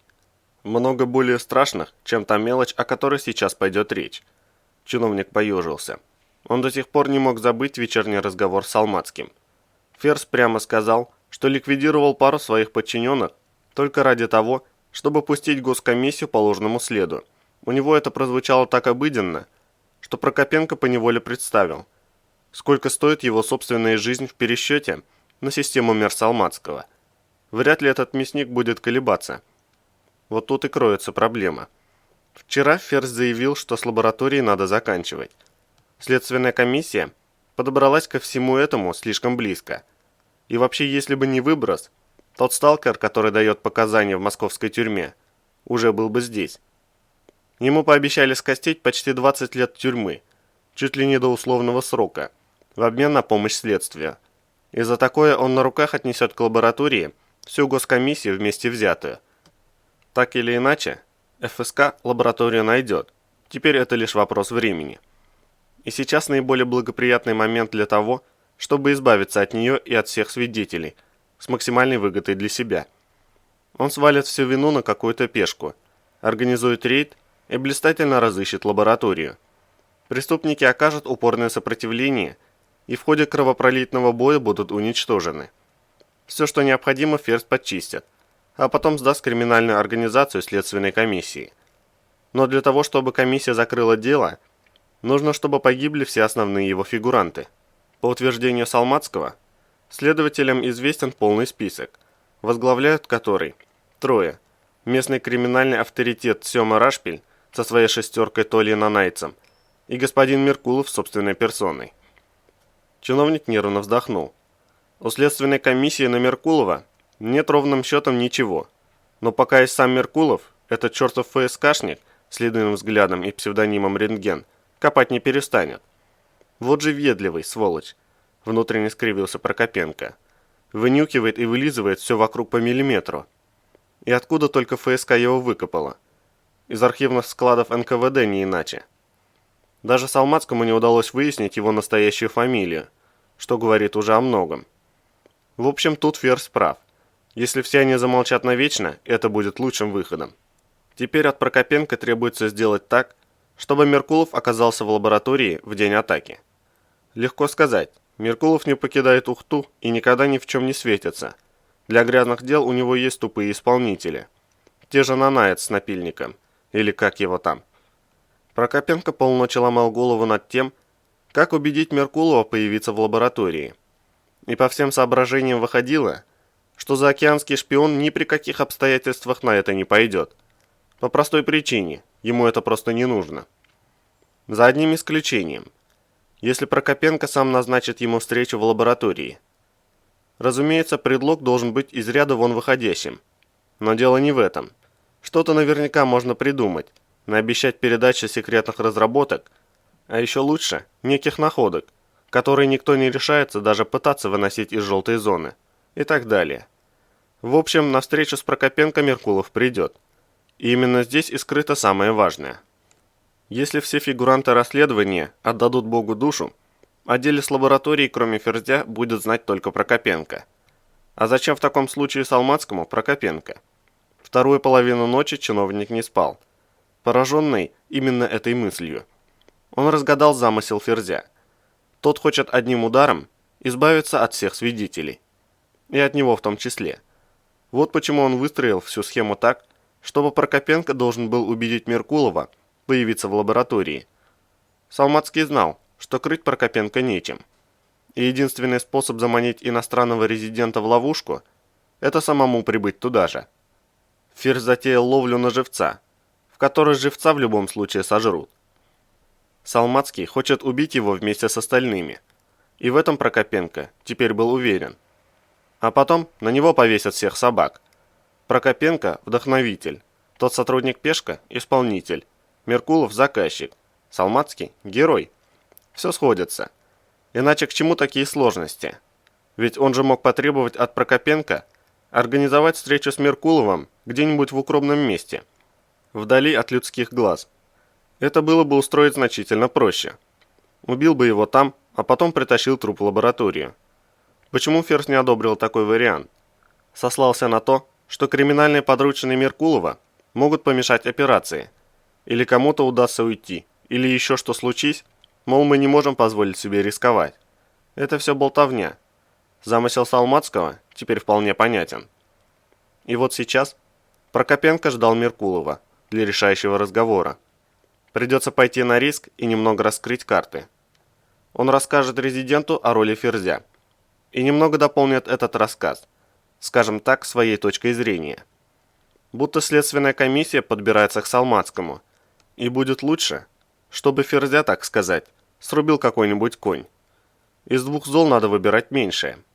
С исчезновением лаборатории Ферзь перестает получать от Прокопенко деньги за ее крышу.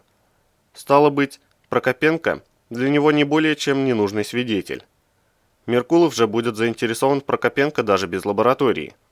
Есть ведь секретные исследования гниц, перспективные проекты, научные разработки.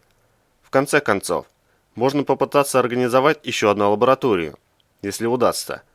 Конечно, есть шанс на то, что Меркулов испугается интересов ФСК к своей персоне и захочет свернуть всю активность. И тогда Прокопенко содрогнулся от ужаса. С самого утра ему на каждом углу мерещатся растяжки, даже под машиной. И все же с Меркуловым можно договориться. В конце концов, Прокопенко – ценный источник, и его могут передать другому резиденту, если Меркулова отзовут. Меркулов будет платить ему деньги или какой-нибудь Джейсон Борн – это ведь не главное. Основная задача – иметь поддержку за океаном, чтобы, когда он заработает достаточно и будет готов навсегда покинуть эту замшелую страну, его радушно встретили там, за границей, и не оставили в случае чего без поддержки. Чиновник потыкал вилкой остывший бифштекс. Кусок в горло не лезет. Надо бы поменять заказ. Не то Меркулов, чего доброго, еще заметит его нервозность, заподозрит подвох и не станет оказывать содействие. Этого категорически нельзя допустить, особенно учитывая, что подвох действительно есть. Прокопенко подозвал официанта и изменил заказ, потребовав заодно заменить ставший едва теплым чай. Едва официант отошел от столика, на входе в ресторан показался Меркулов. «Добрый день, Максим Анатольевич», – поздоровался он, опускаясь в кресло напротив. «Давно ждете, как я погляжу? Какие-то проблемы?» Чиновник мысленно прикусил губу. Как он узнал? На столе же почти ничего нет. Или берет на испуг? «Разве долго?» – осторожно осведомился Прокопенко. «Мне так не показалось». «Ваш автомобиль остановился у ресторана 37 минут назад», – мило улыбнулся Меркулов.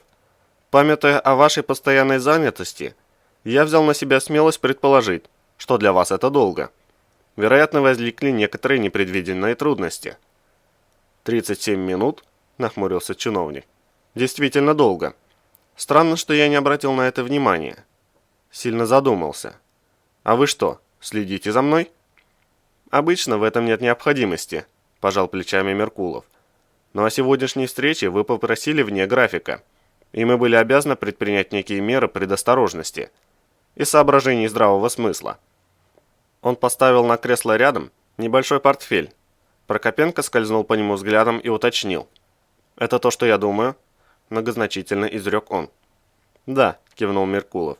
«Теперь мы можем говорить спокойно. Но чтобы не вызывать подозрений, приватную часть беседы лучше уложить в 15 минут». «Достаточно и 5», – заверил его чиновник. «Что это у вас?» Он указал взглядом на тонкую папку, появившуюся в руках Меркулова. «Обычное письмо от моей фирмы к вашему ведомству». Тот положил папку перед Прокопенко. «На всякий случай, для успокоения ваших друзей и службы безопасности». «Очень предусмотрительно с вашей стороны», – оценил чиновник. «Итак, с вашего позволения, я перейду сразу к делу. Один из моих партнеров по нашей с вами исследовательской программе вышел из-под контроля и стал представлять угрозу для общего дела. Я бы хотел, чтобы ваши люди решили эту проблемку». Интересная новость. Уголки губ Меркулова Тронула едва заметная ироничная ухмылка. И кто конкретно вышел из-под вашего контроля? Некто Салмацкий. Прокопенко старался говорить и выглядеть как можно более буднично и безразлично. Не думаю, что у вас не возникнут проблемы. Он подполковник ФСБ, командир отряда особых операций, радиопозывной «Ферзь». Я предполагал, что именно он является вашим компаньоном из числа сотрудников службы безопасности. Закончил за Прокопенко Меркулов. Думаю, что проблемы возникнут. И не столько с его устранением, сколько с тем резонансом, который оно вызовет. Вы уверены, что это того стоит? Судите сами. Чиновник невозмутимо пожал плечами. Именно сейчас, когда мы выиграли время в истории с лабораторией, он требует ее уничтожения. Хотя вполне достаточно было бы просто перенести ее в другое место. Разве обязательно устраивать там кровавую резню, чтобы следственная комиссия успокоилась, найдя кучу трупов? Но ведь она не успокоится, продолжал улыбаться Меркулов. Максим Анатольевич, не надо так нервничать, я на вашей стороне. Я абсолютно спокоен, вальяжно заявил Прокопенко. Я переживаю лишь за общее дело. У вас изменились частота дыхания и капиллярное давление, добродушно объяснил Меркулов. Мне не составило труда это заметить. Вы боитесь, что Салмацкий, избавившись от лаборатории, избавится и от вас, не так ли? Вполне разумно с его стороны. Будь на его месте я поступил бы точно так же. Между прочим, вы тоже в его списке, мстительно сообщил чиновник, всеми силами стараясь сохранять невозмутимый вид. Так что проблема у нас общая. И этого я тоже ожидал. Меркулов почти весело кивнул. Максим Анатольевич, раз уж у нас пошел разговор по душам, не сделаете ли вы мне одолжение и не ведете ли в курс дела? Каким образом всплыло мое имя? Вариантов тут может быть только два. Обо мне упоминали вы, либо я попал под подозрение этого вашего рентгена. Оба, хмуро буркнул Прокопенко. Меня очень порадовало, что вы сказали правду. Засиял от счастья Меркулов. Это доказывает, что наши с вами добрые отношения еще рано хоронить. При этих словах чиновник непроизвольно вздрогнул. Я исключительно в переносном смысле, Максим Анатольевич. Поспешил поправиться Меркулов, довольный произведенным эффектом. Не истолкуйте превратно. Итак, давайте поможем друг другу. Мне необходимо знать, что задумал Ферзь, дабы выработать план контрмер. Он готовит операцию по поиску лаборатории, которая на этот раз увенчается успехом. Выдавил из себя Прокопенко. Он потребовал от меня, чтобы я под любым предлогом убедил вас оказаться там в нужное время. А вам пришлось нелегко. Меркулов с любопытством посмотрел на поспешно ответшего взгляд чиновника. Надо полагать, вы не один час мучились с выбором стороны в этом деле. Он жестом остановил собравшегося что-то ответить Прокопенко. Не стоит объясняться, я все понимаю и не обвиняю вас. Это моя работа. Шпион подружески улыбнулся чиновнику. Передайте подполковнику Салмацкому, что я дал согласие, и буду там в указанный вами день. Скажите, что пообещали мне его Ариадну. Шучу, успокоил он вскинувшегося от ужаса Прокопенко. Это профессиональный юмор, не обращайте внимания. Скажите ему что угодно. Теперь это уже не имеет значения. Дату пришлете мне на известный вам номер для экстренных контактов. Как я понимаю, он рассчитывает, что вы тоже будете там. Ведь без вашего личного присутствия я вряд ли появлюсь в смертельно опасной зоне. Именно так, паник Прокопенко. Да не расстраивайтесь вы так, Максим Анатольевич. Меркулов был воплощение доброты, тепла и участия. Все будет хорошо. Скажите ему, что доберетесь до лаборатории вместе со мной. Скажите, что я настоял на этом, как на гарантии своей безопасности. Чиновник снова вздрогнул, но тут же добавил. Разумеется, вам не надо идти ни в какие зоны. Сымитируйте свой выезд из пояса, запритесь дома или тайно вернитесь в свой кабинет. Как вам будет угодно. И сидите там до выхода спецотряда из области действия радаров зеленой зоны. И не волнуйтесь вы так, на вас лица нет. А вам ведь еще столько работать. Да-да, я так и сделаю, поспешно согласился Прокопенко. Я извещу вас обо всем, как только узнаю сам. А сейчас, если вы не против, я должен вернуться в офис. Охрана может заподозрить. Конечно, с готовностью согласился Меркулов. Не смею вас задерживать. Я сам оплачу счет. Ступайте, Максим Анатольевич, и ни о чем не переживайте. И папочку не забудьте захватить», – предупредил он уходящего чиновника. Прокопенко схватил папку и торопливо вышел из ресторана. Усевшись в машину, он велел водителю ехать в офис и откинулся на сиденье, пытаясь восстановить разбившееся в прах душевное равновесие. Давно уже ставшие привычными взгляды водителя и охранника, мельком брошенные на новую папку, на этот раз вызвали у чиновника раздражение. «Тупые орангутаны, и зачем вас только держат в своем ФСБ? Вы не в состоянии видеть дальше своего носа. Где уж вам тягаться с Меркуловым и теми, чьи интересы он представляет?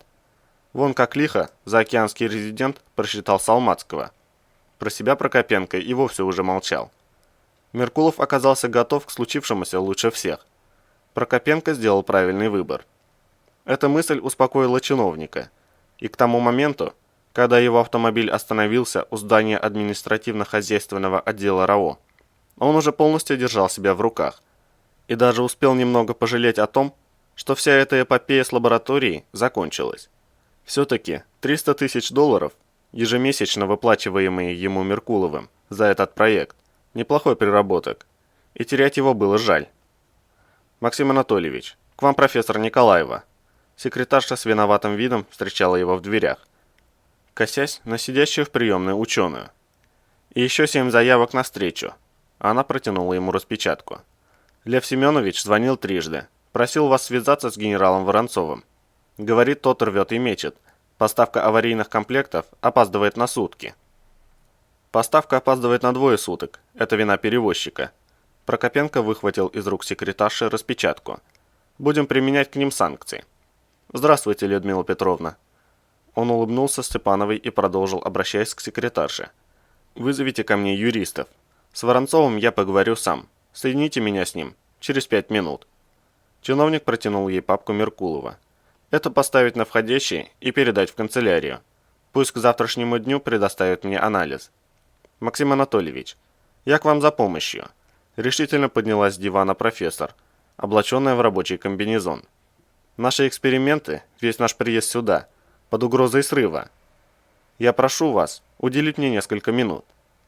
«Соедините с Воронцовым через 10 минут», – уточнил Прокопенко и кивнул Степановой. «Разумеется». Он распахнул перед ней двери в кабинет. «Прошу». И добавил секретарше. «С остальными соединяйте согласно списку после беседы с Воронцовым». Он вошел вслед за Степановой и закрыл двери. «Чем могу помочь, Людмила Петровна?» Прокопенко уселся в кресло и внимательно посмотрел на ученую. «Нефть для исследований привезли?» «Привезли, спасибо». Профессор хмуро кивнула. «У нас прорвало трубу в нагнетающей системе водной скважины. В помещении было по колено воды. Нам пришлось на руках спасать аппаратуру от гибели. Некоторые элементы, критичные к воздействию влаги, пришли в негодность. Но основная проблема в том, что мы не можем начать экспериментальную программу». «Проводка сгорела?» – ужаснулся Прокопенко, замирая от неожиданности. «К счастью, нет», – покачала головой Степанова. «Но мы не в силах самостоятельно ликвидировать последствия затопления. Аварийные службы отключили давление и временно остановили работу скважины. Но наши эксперименты поставлены на грань срыва.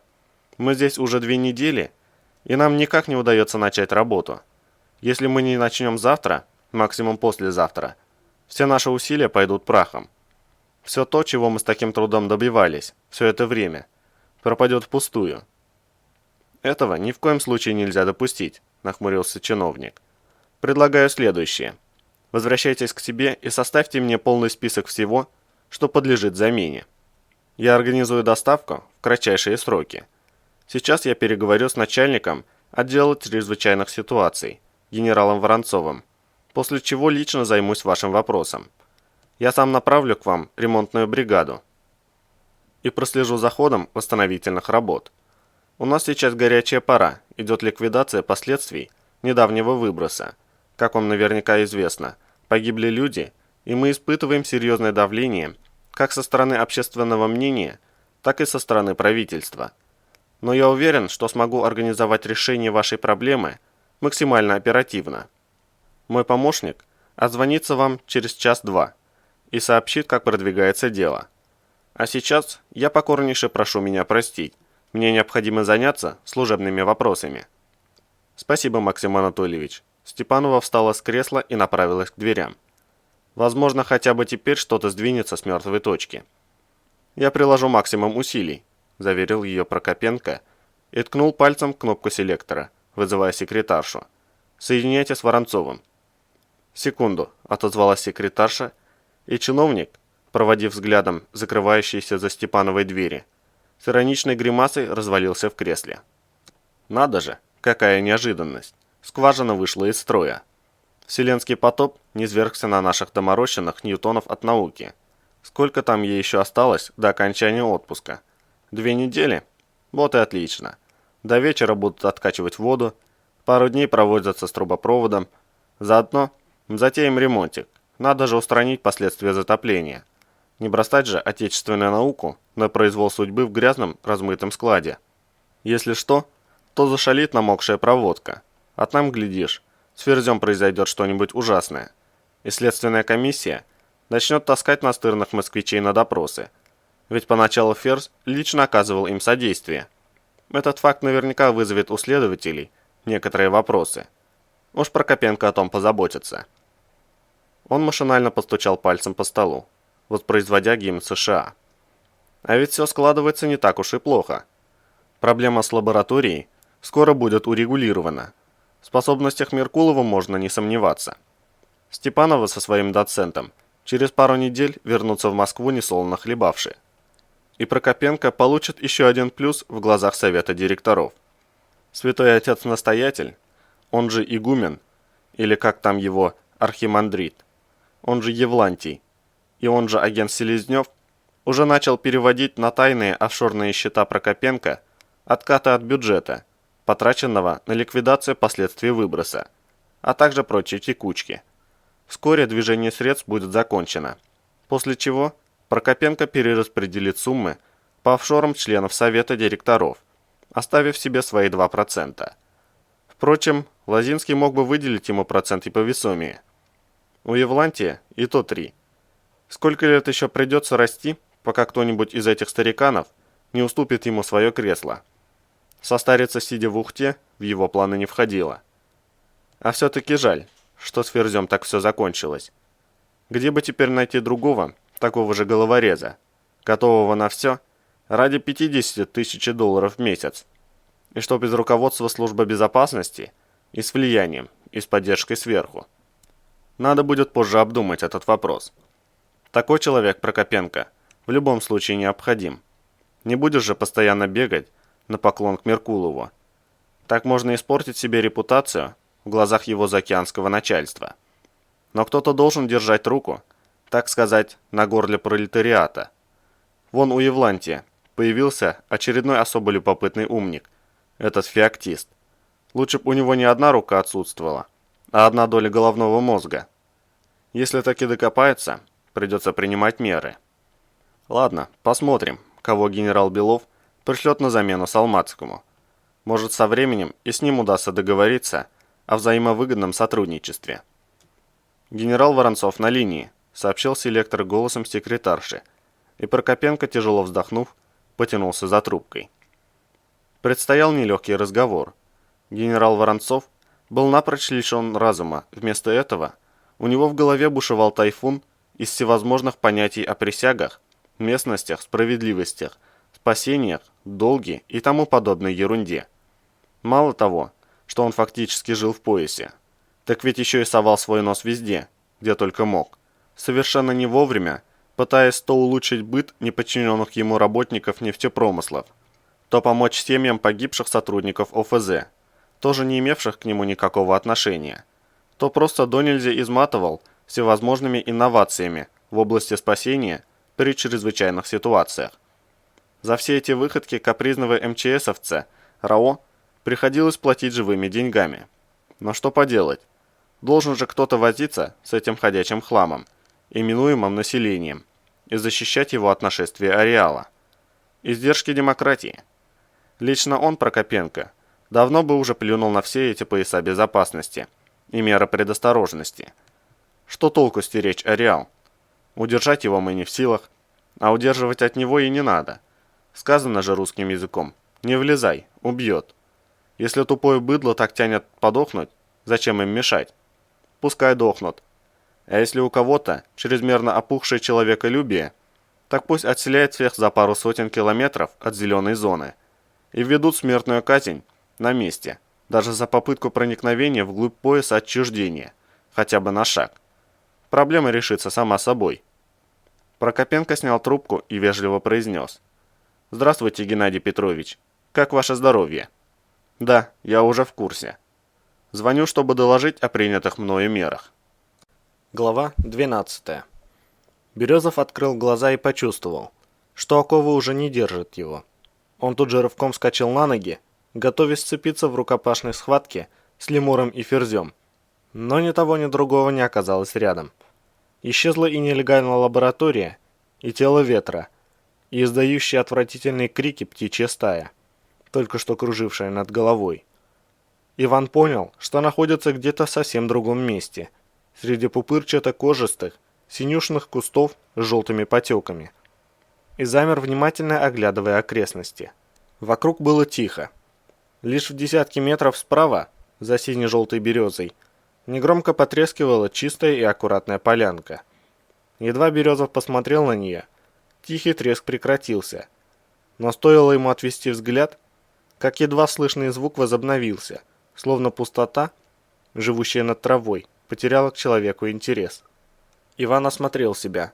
Он был одет в свой камуфляж и чужие армейские ботинки, которые, впрочем, вполне подходили ему по размеру. Латник, мембрана и прочее снаряжение исчезли. Находился он явно в желтой зоне, в совершенно незнакомом месте. Как он здесь оказался? И где подпольная лаборатория? Где ферзь с лемуром? Он непроизвольно схватился за рукоять заткнутого за пояс пистолета. Пистолет? Березов вытащил АПС. Откуда он у него? Его табельный грач лемур забрал вместе с латником. В памяти смутно всплыла картина. Иван обыскивает какой-то труп в поисках запасных магазинов и кладет их в карман.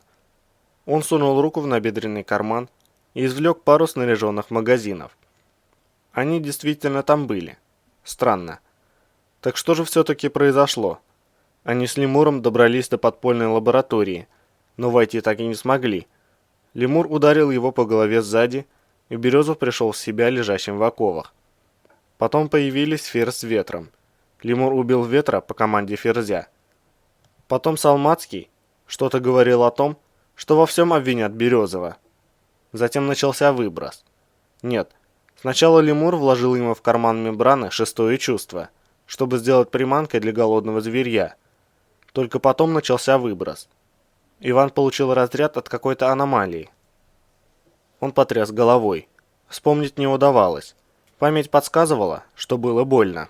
Очень больно.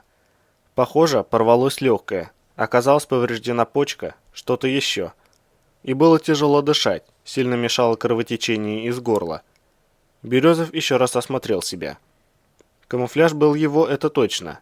Он пользовался им второй год и мог узнать не глядя, по одному лишь ощущению того, как форма сидит на теле. Но никаких следов крови на одежде не видно. Иван потрогал рукой еще недавно разламывающийся от боли затылок, куда пришлись удары лемура. Но ни шишек, ни шрамов, никаких следов, вообще никаких повреждений, ни внутри, ни снаружи. Так что же с ним происходило после начала выброса? Он вроде бы спал. Да, точно. Он спал, и ему снился какой-то сон, довольно красочный. Кажется, там была девушка в сарафане. И собака. И странный солдат во фронтовой военной форме. Нет, не так. Сначала собака огромных размеров, черная как антрацит. Потом солдат с ППШ. Странный сон. И только потом девушка в сарафане. Волосы нежно-соломенного цвета собраны в косу. Она еще носила ее через плечо. Очень длинная коса. Девушка во сне что-то говорила Березову. Кажется, что-то забавное. Вроде бы еще что-то снилось. Лаванда в кабинете рентгена. Ругалась с ним, похоже. И кладбище. Кладбище. Похороны ветра. Сознание резко прояснилось. Ветер убит, и Ферзь с Лемуром ответят за это. Что произошло с ним самим, разбираться будем потом. Выброс явно закончился, и он полностью здоров. Это означало, что из его памяти выпало как минимум несколько дней. Надо выяснить, какое сейчас число, а возможно и месяц. Но не это главное. Главное – отыскать Ферзя и Лемура. Для этого, прежде всего, необходимо выбраться отсюда. Березов осмотрелся. В 2 шагах от него шла узкая тропка, уходящая в пупырчатые заросли. Идти надо туда, в этом Иван был почему-то абсолютно уверен. Он пошарил глазами вокруг, в поисках хотя бы какого-то камушка. Ни противогаза, ни защитного снаряжения, ни даже пары гильз. С таким подходом его путь через желтую зону имеет все шансы оказаться очень недолгим. Как проверять землю, на которую собираешься поставить ногу? Вокруг, словно по заказу, не было ни одного даже очень маленького камня. Грязно-синий мох с желчно-желтыми потеками ровно покрывал резиново-красную землю, и в зеленоватой полумгле мутных лучей голубого солнца Березов не находил ничего, что можно было бы использовать в качестве пробника. Не патроны же швырять, так точно умрешь раньше срока. Если отстрелять пару-другую гильз и воспользоваться ими, тоже не самый разумный вариант. Звук выстрелов может привлечь к нему не самых дружелюбных попутчиков. Иван усмехнулся. То ли дело во сне. Там вроде бы солдат подарил ему Ариадну. Ладно, из положения надо как-то выходить. Можно снять с ботинок шнурки и связать их в веревку. Не ахти какая длина, но все же лучше, чем ничего. И к ней надо что-нибудь привязать. Соберем импровизированную жучку. Ее можно будет кидать перед собой, пока не сожрет аномалии. Хоть какой-то шанс. А там, глядишь, по пути удастся подобрать чего-нибудь ей на замену. Камней насобирать, ветку найти и от нее куски отламывать. Или еще что. Березов принялся шарить по карманам в поисках чего-то более-менее увесистого, что могло бы сгодиться в качестве пробника на первое время. В нагрудных и боковых карманах, как положено в подобных ситуациях, оказалось абсолютно пусто. Может разрядить один из магазинов? Он достаточно увесистый, хотя, конечно, очень не хотелось бы. Иван сунул руку в набедренный карман другой штанины, нащупывая там нечто гладкое и теплое, и в следующую секунду мир вокруг него изменился. Иван стремительно упал на землю, пытаясь уклониться от вспыхнувших вокруг аномалий, и вжался в синюшный мох. Но возникшие из ниоткуда сгустки бушующих энергий не приближались, вибрируя переливающимися спиралями потоков элементарных частиц. И Березов торопливо огляделся, подыскивая более безопасное место. Заросли вокруг были буквально усеяны аномалиями. В каждой крупной рытвине лениво плескался студень. Серебристые нити паутины тончайшими сетями густо тянулись среди кустов и ветвей. Невдалеке, в полуметре над землей, велась воронка. С другой стороны, медленно, словно старая черепаха, ползла крупная плешь, смещаясь вглубь леса по кривой дуге. Как раз достаточно для того, чтобы обогнуть искрящееся пятно гравиконцентратора. Не меньше дюжины других аномалий виднелись в ближайших окрестностях, и складывалось впечатление, будто кто-то нажатием кнопки мгновенно включил их повсюду в пространстве, еще несколько секунд назад бывшим совершенно чистым. По всему выходило, что Березов уже находится в самом безопасном месте. Он крепко разжал руку и посмотрел на лежащую в ладони теплую каплю Ариадны, мягко пульсирующую красноватым свечением. На этот раз он не спал, и Ариадна была вполне реальна. Что же произошло с ним после начала выброса? Откуда эти странные сны? И вообще, где именно он спал все это время?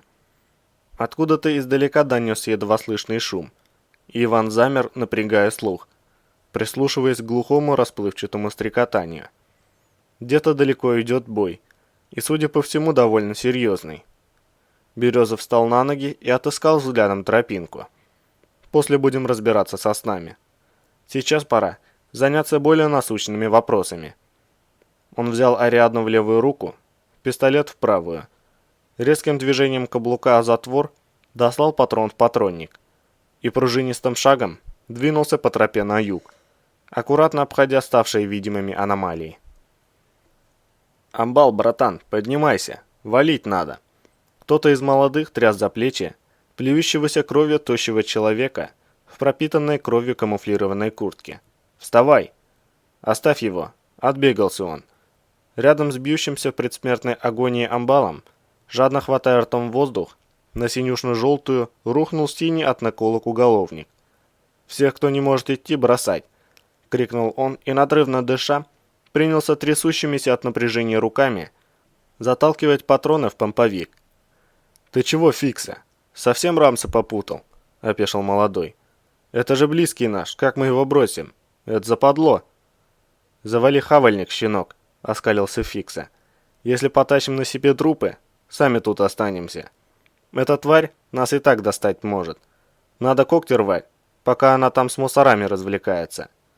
Он прислушался к трескотне беспорядочных очередей, сопровождающихся душераздирающими воплями. «Я амбала, не брошу!» Молодой схватился за болтающийся на шее АКС. От страха в штаны наложил Фикса. «Ах ты курва! Братву на деле бросить захотел!» Фикса быстрым движением упер ствол помповика молодому в грудь. «Слышь ты, бык поролоновый! Ты как базаришь?» – злобно прошипел он. «Ты что, равного во мне увидел? Так я сейчас спрошу тебя за неуважение». «А ну замри, Фикса!» Пара боевиков, продравшихся через кусты с раненым на руках, бросили кореша на землю и навели на скалящегося стальными коронками уголовника автоматы.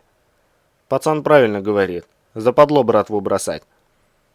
За их спинами из-за покрытого синим мхом соснового ствола бесшумно появился Немой, и автомат в его руках сухо щелкнул предохранителем.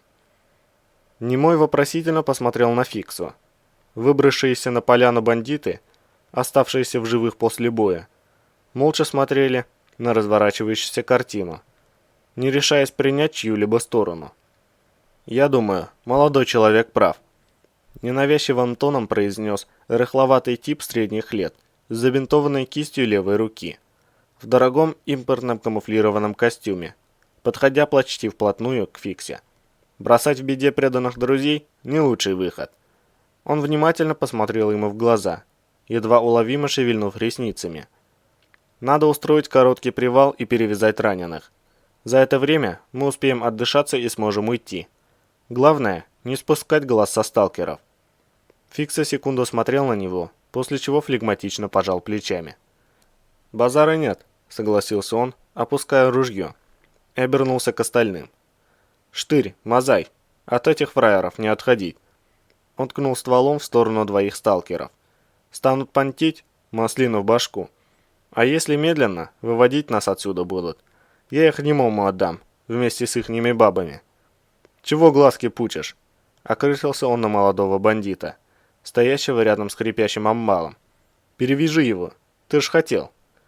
Фикса достал из кармана бинт и бросил его молодому. «На вот, держи, братан». Двое бандитов, переводя дух от быстрого бега, направились к сталкерам. Остальные принялись перевязывать раненых. «Уважаемый Фикса», — рыхлый тип оттер с лба пот, «с вашего позволения мне надо отойти в кусты». Он виновато поежился. «Но вы понимаете, я человек в возрасте, у меня слабые нервы. Мне очень надо». Ресницы Рыхлого вновь едва заметно дрогнули. «Это буквально на 1 минуту». «Сходи отлей», — презрительно фыркнул Фикса. «А я пригляжу, чтобы ты не вляпался. Или не сделал ноги к мусорам». «Как вы могли такое подумать?» — ужаснулся Рыхлый, семеня к кустам. «Мы же с вами друзья». «Стой, куда прешь?» — Фикса швырнул в кусты пару гильз. «Сладкий фраер тебе друг. Ему и песни петь будешь. Вроде чисто в кустах. Вали давай». Он украдкой отыскал глазами Немова, бросил ему короткий взгляд, и тот незаметно отшагнул в кусты, исчезая из виду. «Амбал, братан, потерпи». Молодой склонился над судорожно вздрагивающим тощим уголовником и сорвал с себя лыжную шапочку. «Сейчас перевяжем тебя, кровь остановится. Дотащим до лепилы, все будет окей. Еще бухнем с тобой в Гаталине, братуха». Он подоткнул шапку под простреленную куртку амбала, пытаясь заткнуть рану, и принялся перевязывать дергающегося в конвульсиях уголовника. Кто-то из бандитов подсел рядом и попытался помочь. Грохочущие вдали очереди зазвучали сильнее, приближаясь, и где-то недалеко раздался истошный предсмертный вопль. «Уходить надо», – робко произнес один из сталкеров, испуганно глядя на направленные на него бандитские стволы. «Если собака нас почует, все, хана».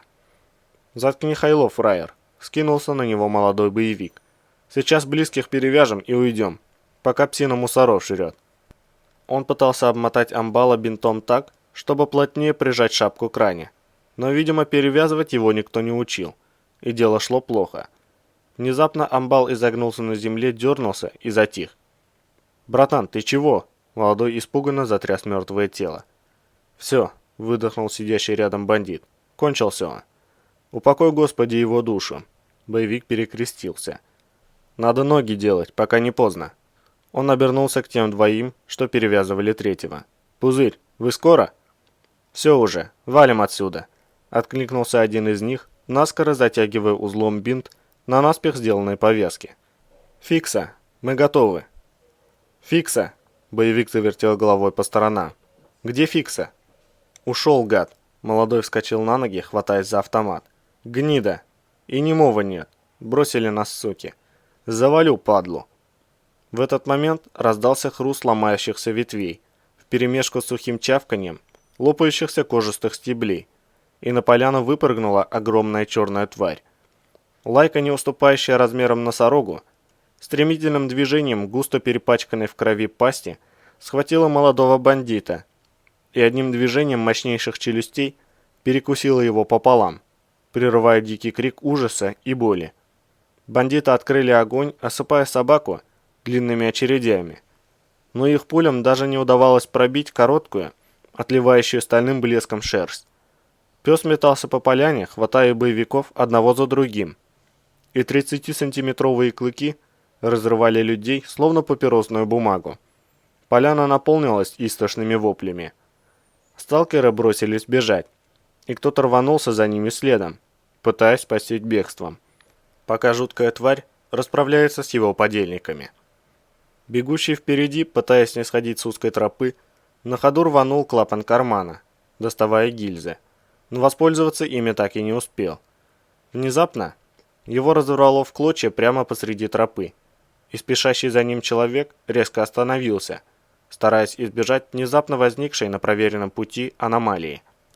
Он судорожным движением перекрестился, полез за пазуху и, порывшись в складках одежды, достал небольшой продолговатый метаморфит, прикрепленный к широкой эластичной повязке, вроде тех, которыми спортсмены-стайеры собирают волосы.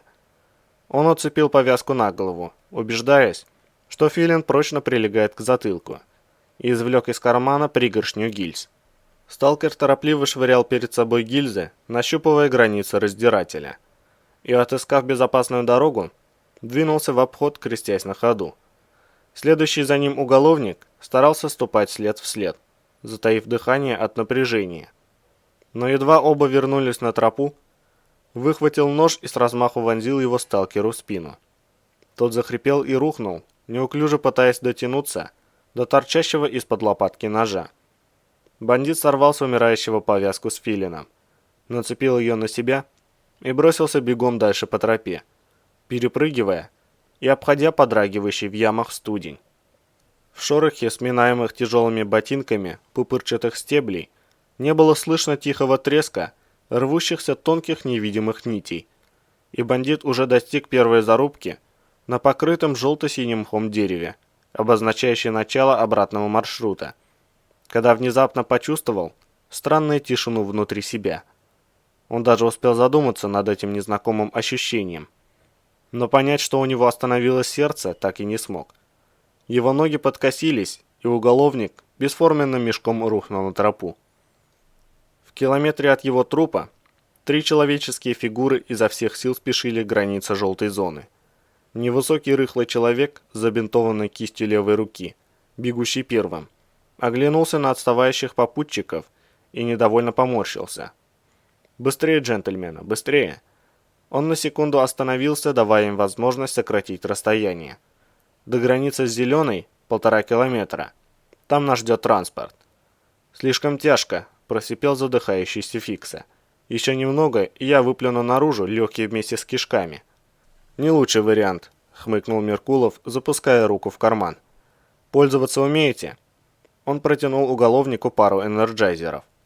«Не впервой». Фикса сунул один мед в набедренный карман и отдал немому второй. «Что сразу-то не дал?» «В этом не было смысла», – усмехнулся Меркулов. «А сейчас есть?» – осклабился Фикса. «Или одиночество боишься, босс?» «Мертвые вы мне не нужны», – пожал плечами шпион. «Кто будет доделывать дело? Аванс уплачен, и мне нужен результат. Кроме того, вы интересны мне для дальнейшего взаимовыгодного сотрудничества. А это...» Он небрежно махнул рукой в сторону автоматной стрекотни и предсмертных криков. «Лишь рядовая неприятность. Такое случается. Не все всегда в жизни идет гладко. Вам ли объяснять, друг мой?» Он иронично прищурился. «Всех людей там положили», — сумрачно сплюнул Фикса. «Рашпиль будет очень недоволен». «Пушечное мясо», — брезгливо скривился Меркулов. «Эти потери вы восполните за сутки по цене 1 рубль за 100 человек. Я думал, вы уже забыли о них, уважаемый Фикса. Если кто-то еще оттуда выйдет и разбазарит, что мы братву в замесе бросили, мне будет очень нефартово». Уголовник зло поморщился. «Нанаец давно на меня зубы точит, падла. Хочет у Рашпиля в одного всем рулить. Так позаботьтесь о том, чтобы не вышел никто», — весело улыбнулся Меркулов. «Разве это проблема? А теперь, джентльмены, продолжим наше увлекательное путешествие». Он развернулся к уголовникам спиной и побежал дальше. Операция закончилась несколько иначе, чем планировалось. Но это еще ничего не значит. На ходу обдумывал план дальнейших действий Меркулов. Конечно, пришлось пойти на определенный риск. Но подобное мероприятие требовало личного присутствия.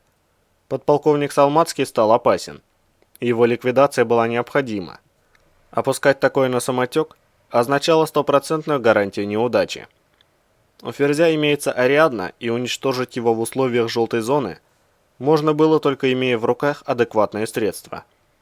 Шпион прислушался к теплоте Ариадна под бинтами. Пока бандиты устраивали засаду, пришлось упасть и сделать вид, что сильно распорол ладонь. Наложить правильную повязку и поместить под нее мед для Меркулова было элементарным делом. После этого он скромными советами направлял усилия Фикса в нужное русло. В результате засада была подготовлена по всем правилам военного дела. Конечно, Фикса и, возможно, его тень, этот немой, догадывались об истинном предназначении перебинтованной руки. Но это не играло никакой роли.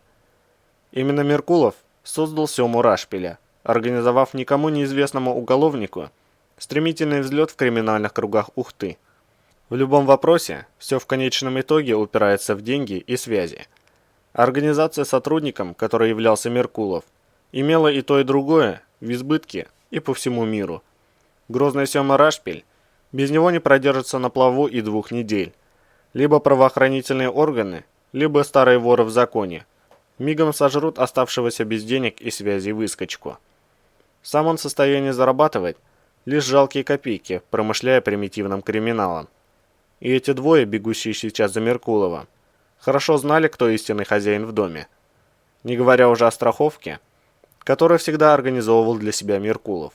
Есть и другие, жаждущие денег, и они сейчас внимательно смотрят на часы в ожидании того момента, когда надо будет провести небольшую серию арестов, в результате которой несколько преступников будут уничтожены при оказании вооруженного сопротивления сотрудникам правоохранительных органов или при попытке к бегству. Так что потерять Меркулова тут никому не выгодно. И все, кто должен, об этом знают. Можно было, конечно, не лезть на эту ликвидацию лично, но рисковать Ариадной Меркулов не хотел. Мало ли какая мелкая сошка соблазнится таким сокровищем и улизнет куда подальше.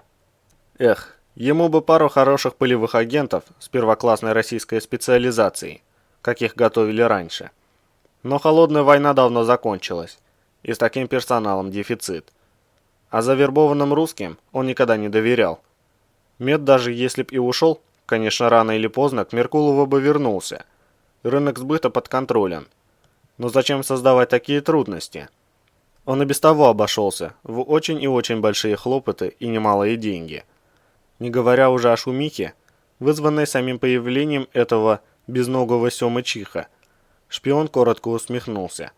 Сёма Чих, Сёма Рашпиль.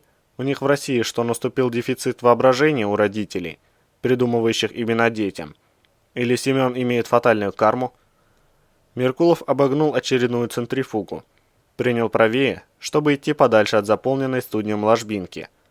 И, поднырнув под паутиной, убедился, что его попутчики безошибочно повторяют за ним все его движения. Он представил в голове карту местности и продолжил бег. Скоро они выйдут в зеленую зону к тайнику с квадроциклами, загодя организованному специально на случай провала этой операции. Вообще, поначалу все шло согласно разработанному плану. Ферзь во главе своего спецотряда шествовал будто на параде и засады не ожидал. Он рассчитывал на бой у лаборатории и никак не думал, что кто-то встретит его на полдороге среди аномалий. Салмацкий привел с собой, как обычно, 28 бойцов. И Меркулов, посадивший на засаду больше полусотни боевиков, в совокупности с элементом внезапности, не ожидал никаких проблем. Кроме разве что того факта, что скапливать столь крупные силы ему пришлось почти 3 суток, перебрасывая людей через пояс малыми группами в самых глухих таежных местах. Однако все пошло не так с самого начала. Едва боевики открыли огонь по растянувшейся веренице спецотряда, появилась эта чертова собака и все смешалось в кашу. Адская тварь рвала на куски без разбора и тех, и других, в результате чего управление оказалось потеряно в считанные секунды, а потом и вовсе настала пора позаботиться о себе. Причем сама местность не оставляла людям иного выбора, кроме как приступить к повальному отступлению в одном и том же направлении, что еще больше перемешало спецотряд с боевиками. В общем, столь неожиданный бунт головорезов Фиксы, не пожелавших бросить раненых, оказался даже на руку.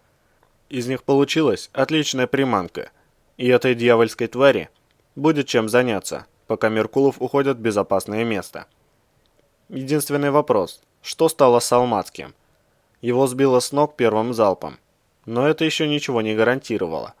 Подполковник был одет в экспериментальную модель защитного комплекта «Мембрана М», достать образец которой Меркулову еще не удалось. Пока не удалось, так будет точнее.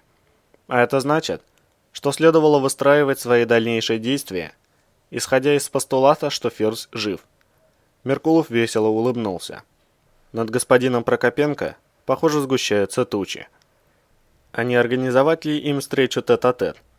А после сделать тому, кто выпутается из этой щекотливой ситуации, выгодное предложение. Он тихо прыснул. А что, в каждой шутке, как говорят русские, есть доля истины. Надо будет взвесить варианты. Глава 13. Тропинка прошмыгнула между ситом и молодыми жерновами, выходя из леса на открытую местность. И Березов остановился у кромки кустов. Торопиться покидать заросли не стоило. Для начала необходимо осмотреть пространство, на котором собрался засветиться. Он осторожно выглянул в просвет между пупырчатыми стеблями синюшного кустарника. Обширный, поросший короткой сине-желтой травой пустырь имел не более десятка аномалий, и по меркам желтой зоны, как уже успел убедиться Березов, его смело можно было назвать чистым. Заканчивался он холмом с центрифугой на вершине. На одном склоне сидел мощный соленоид, на другом вроде было что-то еще или не было, отсюда не понять. Далеко. В левой части пустыря виднелись какие-то развалины. За ними пустошь, за которой лежала совершенно грандиозных размеров грава. Что-то знакомое угадывалось во всем этом. Березов поднял брови от удивления. Да это же то самое место, где они с Болтом ползли между двух аномалий полгода назад. Просто он вышел к нему со стороны леса. Получается, что сейчас он стоит там, где тогда были позиции зомби. Иван невольно присел в изготовку для стрельбы с колена и тщательно всмотрелся в окружающий его лес. Ясное дело, что никаких зомби тут давно нет. Но так спокойнее. Зато теперь он точно знает, где находится и как отсюда выбираться. Кроме того, стало ясно, что стрельба, которую он слышал час назад, происходила где-то на востоке, ориентировочно вон там, за дальней сопкой. Получается, что бой шел приблизительно в том же районе, где находится тропа к шпионской лаборатории. Хотя, конечно, на таком расстоянии можно было запросто ошибиться на пару-другую километров. С этим разберемся позже. Сейчас важнее, ферзь или мур. Иван привычным движением прихлопнул рукоятью АПС, метнувшуюся к незакрытому одеждой запястью синьку, и осторожно вышел из леса. Граница желтой зоны на месте не оказалась, и Березов хмыкнул, разглядывая крупное облако желтого пуха, преградившее дорогу. С тех пор прошло 4 выброса.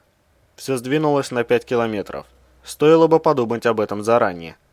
Он окинул взглядом роющуюся аномалиями местность и направился в обход, стараясь не потревожить небольшую стайку уродливых птиц, сидящих на дереве неподалеку.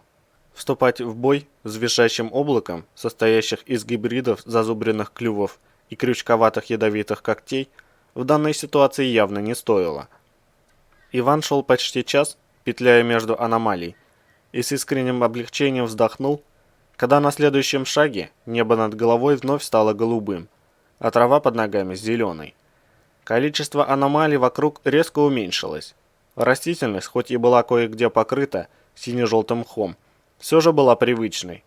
И даже пара дикобразов, замерших в охотничьей позе, среди вполне обычных кустов, радовали глаза. Березов перешел на бег.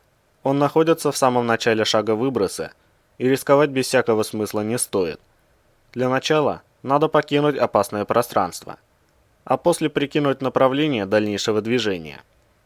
Отчитав для гарантии 2000 шагов, Иван остановился, сверившись с Ариадной, выбрал дерево потенистее и устроил привал. Самое время разработать план действий. Проще всего дойти до заброшенного железнодорожного полотна. Вдоль него можно добраться до одной из старых дорог, остатки которых он видел с борта вертолета еще в тот раз. Но над железкой часто патрулируют вертушки, и велика опасность получить пулю или просто засветиться. Не вариант. Может попробовать дойти до лаборатории Лаванды? Впутывать ее в столь серьезные неприятности не хочется. К тому же это слишком большой крюк, не меньше полусотни километров по зеленой зоне. При условии, что из оружия у него только пистолет. Неизвестно как пристреленный. Остается надеяться, что бандиты гвозди им не забивали. Если повезет отыскать какую-нибудь не сильно грязную тряпицу, то надо будет обязательно почистить его на всякий случай. Едем дальше. К научным лабораториям и старым строениям лучше не приближаться. Первые охраняются, а вторые часто объезжают патрули. И в том и в другом случаях не избежать перестрелки и прочих неприятностей. Быть может выйти к какому-нибудь наблюдательному посту или КТП внутреннего периметра и оттуда связаться с кем-нибудь из начальств или с рентгеном? Тоже не вариант. Скорее всего, его не поверят или поверят не сразу, но первым делом попытаются задержать и так далее. Ферзь с лемуром успеет куда-нибудь пропасть или, чего доброго, организовать ему несчастный случай в камере. Все это не годится. Единственное, что устраивало Березова, незамеченным добраться до кабинета Ферзя на базе особ. Как это сделать, он разберется на месте. А пока остается один вариант – идти к внутреннему периметру вдоль лесных кромок и густой растительности, чтобы в случае необходимости иметь возможность быстро укрыться от патруля, если такой появится на земле или в воздухе.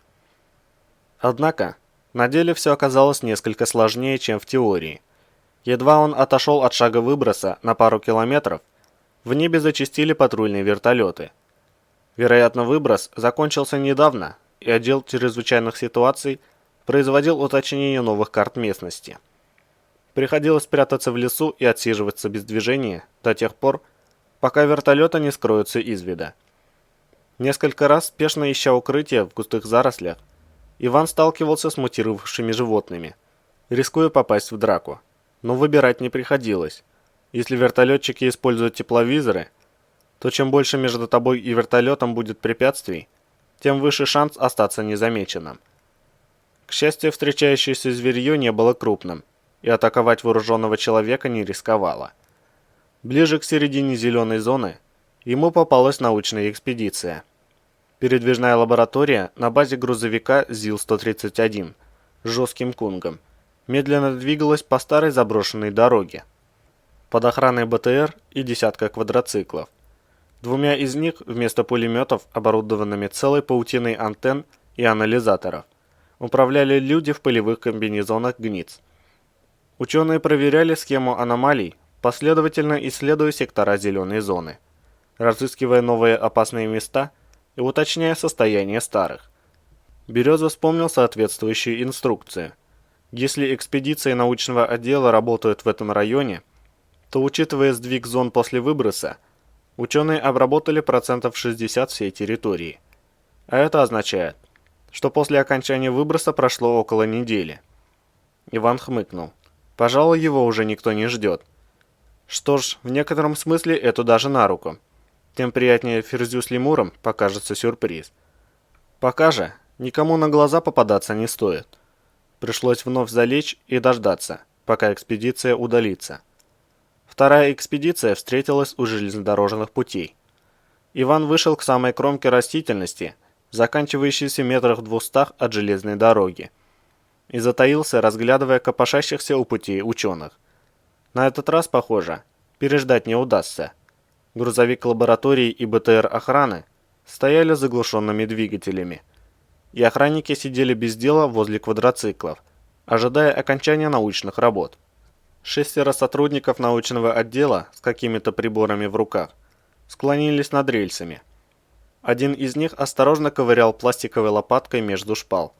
Видимо, брал пробу грунта. Все это явно надолго.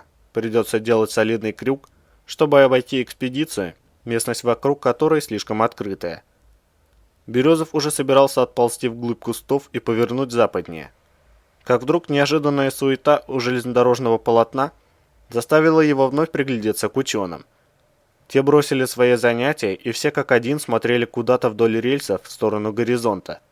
Один из них поднес глазам бинокль и спустя несколько мгновений быстро обернулся к остальным и что-то сказал.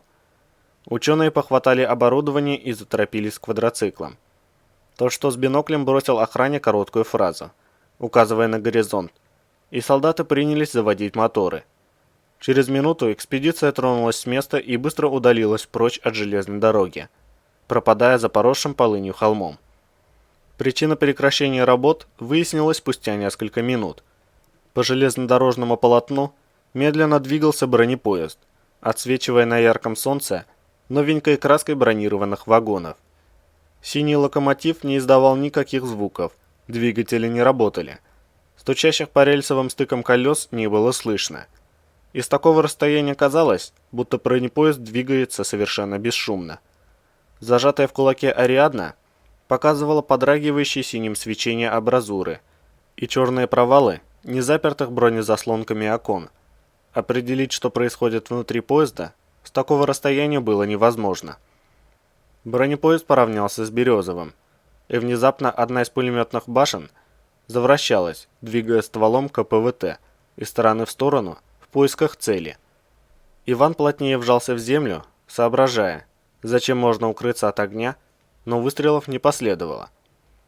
Ствол несколько раз описал длинную дугу и замер, не найдя достойного противника. Безмолвно плывущий по рельсам бронепоезд прошел мимо, резко контрастируя крайним прицепным вагоном, прогнившим и ободранным, с идеально чистой обшивкой бронеплит. На заднем обрезе крыши, покрытой засохшими потеками бурого цвета, сидела пара пернато-чешуйчатых ворон и лениво чистила кривыми зазубренными клювами остатки перьев.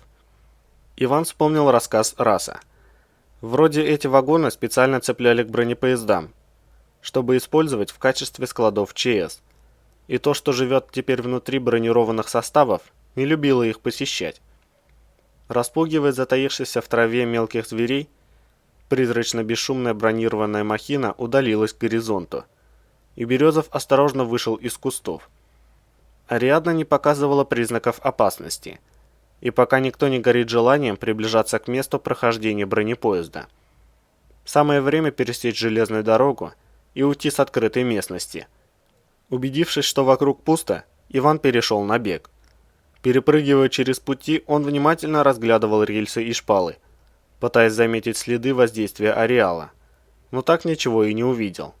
Обычные рельсы, железные и черные, как и везде. И точно такие же обычные шпалы, бетонные, с мелкими трещинками и кое-где крошащимися углами. На всякий случай он постарался не наступать ни на то, ни на другое. Хотя, помнится, раз говорил, что ходить по ним можно запросто. Иван уже миновал открытое пространство, когда в небе зазвучал шум винтов приближающихся вертолетов. Пара Ми-8 шла над путями вслед за бронепоездом. Судя по оранжевому цвету, один из них принадлежал научному отделу, и вместо вооружения нес на пилонах всевозможные приборы. Березов зашел поглубже в молодой ельник, выросший среди старых пней, на месте некогда вырубленных под пояс отчуждения деревьев, и ускоренным шагом двинулся дальше. Да, в зоне сейчас многолюдно, раз люди и техника попадаются ему так часто. Надо быть осторожнее. Ко второй железной дороге он вышел ближе к вечеру. Пересечь ее удалось без осложнений. И вскоре Иван достиг остатков старого внутреннего периметра. В ямах, оставшихся от выкованных столбов проволочного заграждения, лежал студень. Пришедший в негодность остова наблюдательных вышек кое-где покрывала паутина. Среди полуразвалившихся остовов контрольно-транспортных пунктов вибрировали энергиями аномалии, ставшие за время пути почти привычными глазу. Надо найти подходящее место и остаться здесь до утра. Начинает смеркаться, и продолжать движение опасно. Можно нарваться на патруль. С наступлением сумерек, когда становится видна паутина, служба безопасности переходит на усиленный режим охраны. То же происходит и в утренние часы. Именно в сумерки резко возрастает активность сталкеров, ведь идти в зону в виде паутины намного менее опасно. Охрана знает это не хуже, и потому начинается старая игра в кошки-мышки. На внутреннем периметре задействуется все, что только можно, от тепловизоров и приборов ночного видения до датчиков сердцебиения и направленных микрофонов. На особо популярных среди сталкеров участках даже ставят под высокое напряжение проволочные заграждения. Помимо этого, подвижные патрули осматривают все прилегающие с обеих сторон к периметру места, в которых мог бы укрыться сталкер, выжидающий наступления сумерек. Осмотревшись, Иван решил расположиться в наполовину обвалившемся остове небольшого караульного помещения. Место выглядело достаточно надежно. У входа лежала плешь. Внутри кое-где имелся студень. Пару проломов в стенах затянуло паутиной. Вряд ли кто-то, находящийся в своем уме, полезет туда осматривать каждый угол. Да и нет столько времени у патрулей. Им надо успеть до наступления темноты обшарить весь свой сектор. Зато с Ариадной в развалины войти можно. И там довольно много чистого закрытого пространства. Есть где спокойно поспать. А заодно и обдумать, как завтра пересечь внутренний периметр. Если лезть через него сейчас, высок риск попасться. Даже если все пройдет гладко, это займет слишком много времени. К тому же ни ферзя, ни лемура на базе уже не будет. А идти за ними в Ухту нереально. Внешний периметр пояса – это не внутренний. Преодолеть его без серьезной предварительной работы невозможно. Разумнее переночевать здесь и заявиться к ферзю с лемуром днем, когда они гарантированно будут на базе. Иван осторожно обошел плешь и пролез между рухнувшими перекрытиями, обходя залитую студнем дыру в фундаменте. Забравшись внутрь развалившейся караулки, он протиснулся вглубь строения и неожиданно обнаружил заботливо очищенный от обломков и мусора угол, где на полу лежал кусок старого брезента, поверх которого кто-то расстелил туристический полиуретановый коврик. Рядом лежал аккуратно сложенный спальный мешок. «Так-так», — хмыкнул про себя Березов. «Выходит, я не один такой умный. Что ж, по крайней мере, не придется спать на бетонном полу, что уже очень даже неплохо». Он улегся на коврик, решив не пользоваться спальником, чтобы в случае чего не терять мобильность, и принялся обдумывать план дальнейших действий. Звук приближающихся моторов и шорох шагов бегущего человека он услышал практически одновременно. Иван тихо встал, аккуратно приблизился к пролому в стене и осторожно выглянул наружу. К развалинам приближался патруль, и чья-то тень скользнула к караульному помещению, явно собираясь укрыться от блюстителей закона. Березов засунул в карман Ариадну, приготовил пистолет и замер за обрушившейся потолочной плитой, перекрывающей вход.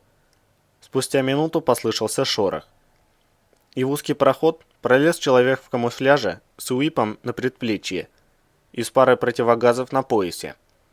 За собой он тащил небольшой рюкзак. Протиснувшись между обломками, человек ловко бросил рюкзак на коврик и скользнул мимо Березова к пролому. Притаившись возле импровизированного окна, он застыл, наблюдая за приближающимся патрулем. Пара легких бронемашин и десяток бойцов на квадроциклах двигались вдоль остатков периметра, осматривая развалины.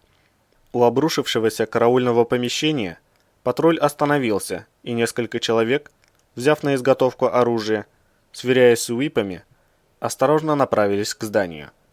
В какой-то момент они, видимо, подошли слишком близко к пролому, и прячущийся быстро присел на корточки, скрываясь за отверстием. Снаружи в пролом направили переносной прожектор, и его луч уперся в тусклое серебро паутины. Увидев аномалию, прожектор выключили. Прозвучала короткая команда, и через несколько секунд раздался шум удаляющихся машин. Прячущийся под окном человек облегченно вздохнул, поднялся на ноги и направился к коврику, на ходу отстегивая от пояса флягу. «Не угостишь водой?» Иван щелкнул с Вадимом курком. «По старой дружбе». Человек подпрыгнул от неожиданности и резко обернулся. «Туман?» – опешил Раз. «Вы?» «Я», – подтвердил Березов. «А что, не похож?» «Похож», – неуверенно ответил парень. «Только вас же аномалия сожрала». Он бросил быстрый взгляд в сторону выхода и перевел его на пролом в стене. «Как видишь, подавилась и выплюнула обратно», – прищурился Иван. «Бежать не советую, небезопасное это занятие. Так что насчет воды? Дашь попить?» «А?» – не сразу понял Раз. «Да, конечно, вот берите». Он протянул ему флягу с таким видом, будто каждую секунду ожидал, что Березов бросится на него и как минимум откусит руку по локоть. «У меня к тебе просьба». Иван сделал шаг вперед. «Не делай больше резких движений, хорошо? А то еще застрелю тебя по привычке. Мне этого очень не хотелось бы». «Хорошо», — сглотнул Раз. «Мне тоже». «Открой крышку», — попросил Иван. Раз отвинтил крышку, и Березов взял у него флягу. Отшагнув назад, он сделал пару больших глотков и несколько маленьких, не сводя взгляда с молодого поисковика. «Спасибо». Иван протянул флягу обратно. «Теперь ты меня спас. Где твое оружие?» «Спрятал тут недалеко», — поежился Раз. «Зачем?» — поднял брови Иван. «Теперь в зонах в моде пацифизм?» «У меня тут тайник», — вздохнул парень, — «и ночевка. Я всегда так делаю, чтобы патрулю или еще кому не попасться. В автомате слишком много металла. Его металлоискатель может засечь. Тот, что на вертолетах стоит. И еще приборы в передвижных научных лабах могут увидеть. Не знаю, чем там ученые пользуются, но иногда сталкеры попадаются. Я в тайники стараюсь по минимуму железа таскать». «Угу». Березов поставил АПС на предохранитель и заткнул за пояс. «Раз, а зачем тебе тайник? И от патрулей прятаться? Ты же официальный сотрудник поисковой службы РАО. Или черный плащ тогда правду сказал, что ты метами на черном рынке приторговываешь?» «И вовсе нет», — обиделся парень. «Ничего я не приторговываю. Просто все найденные меты положено сдавать. И все самое стоящее сразу же забирают в ГНИЦ или в Москву на исследование. Просить их обратно, даже на время, бесполезно. А мне по зонам как-то надо ходить. А в желтой это не так-то просто. Нас таких, у кого есть допуск в желтую, всего 4 человека на всю поисковую службу. Знаете, сколько заявок присылают за неделю? Да и со сталкерами иногда полезно чем-нибудь обменяться. Мало ли кому чего бывает нужно. А где все это добро хранить?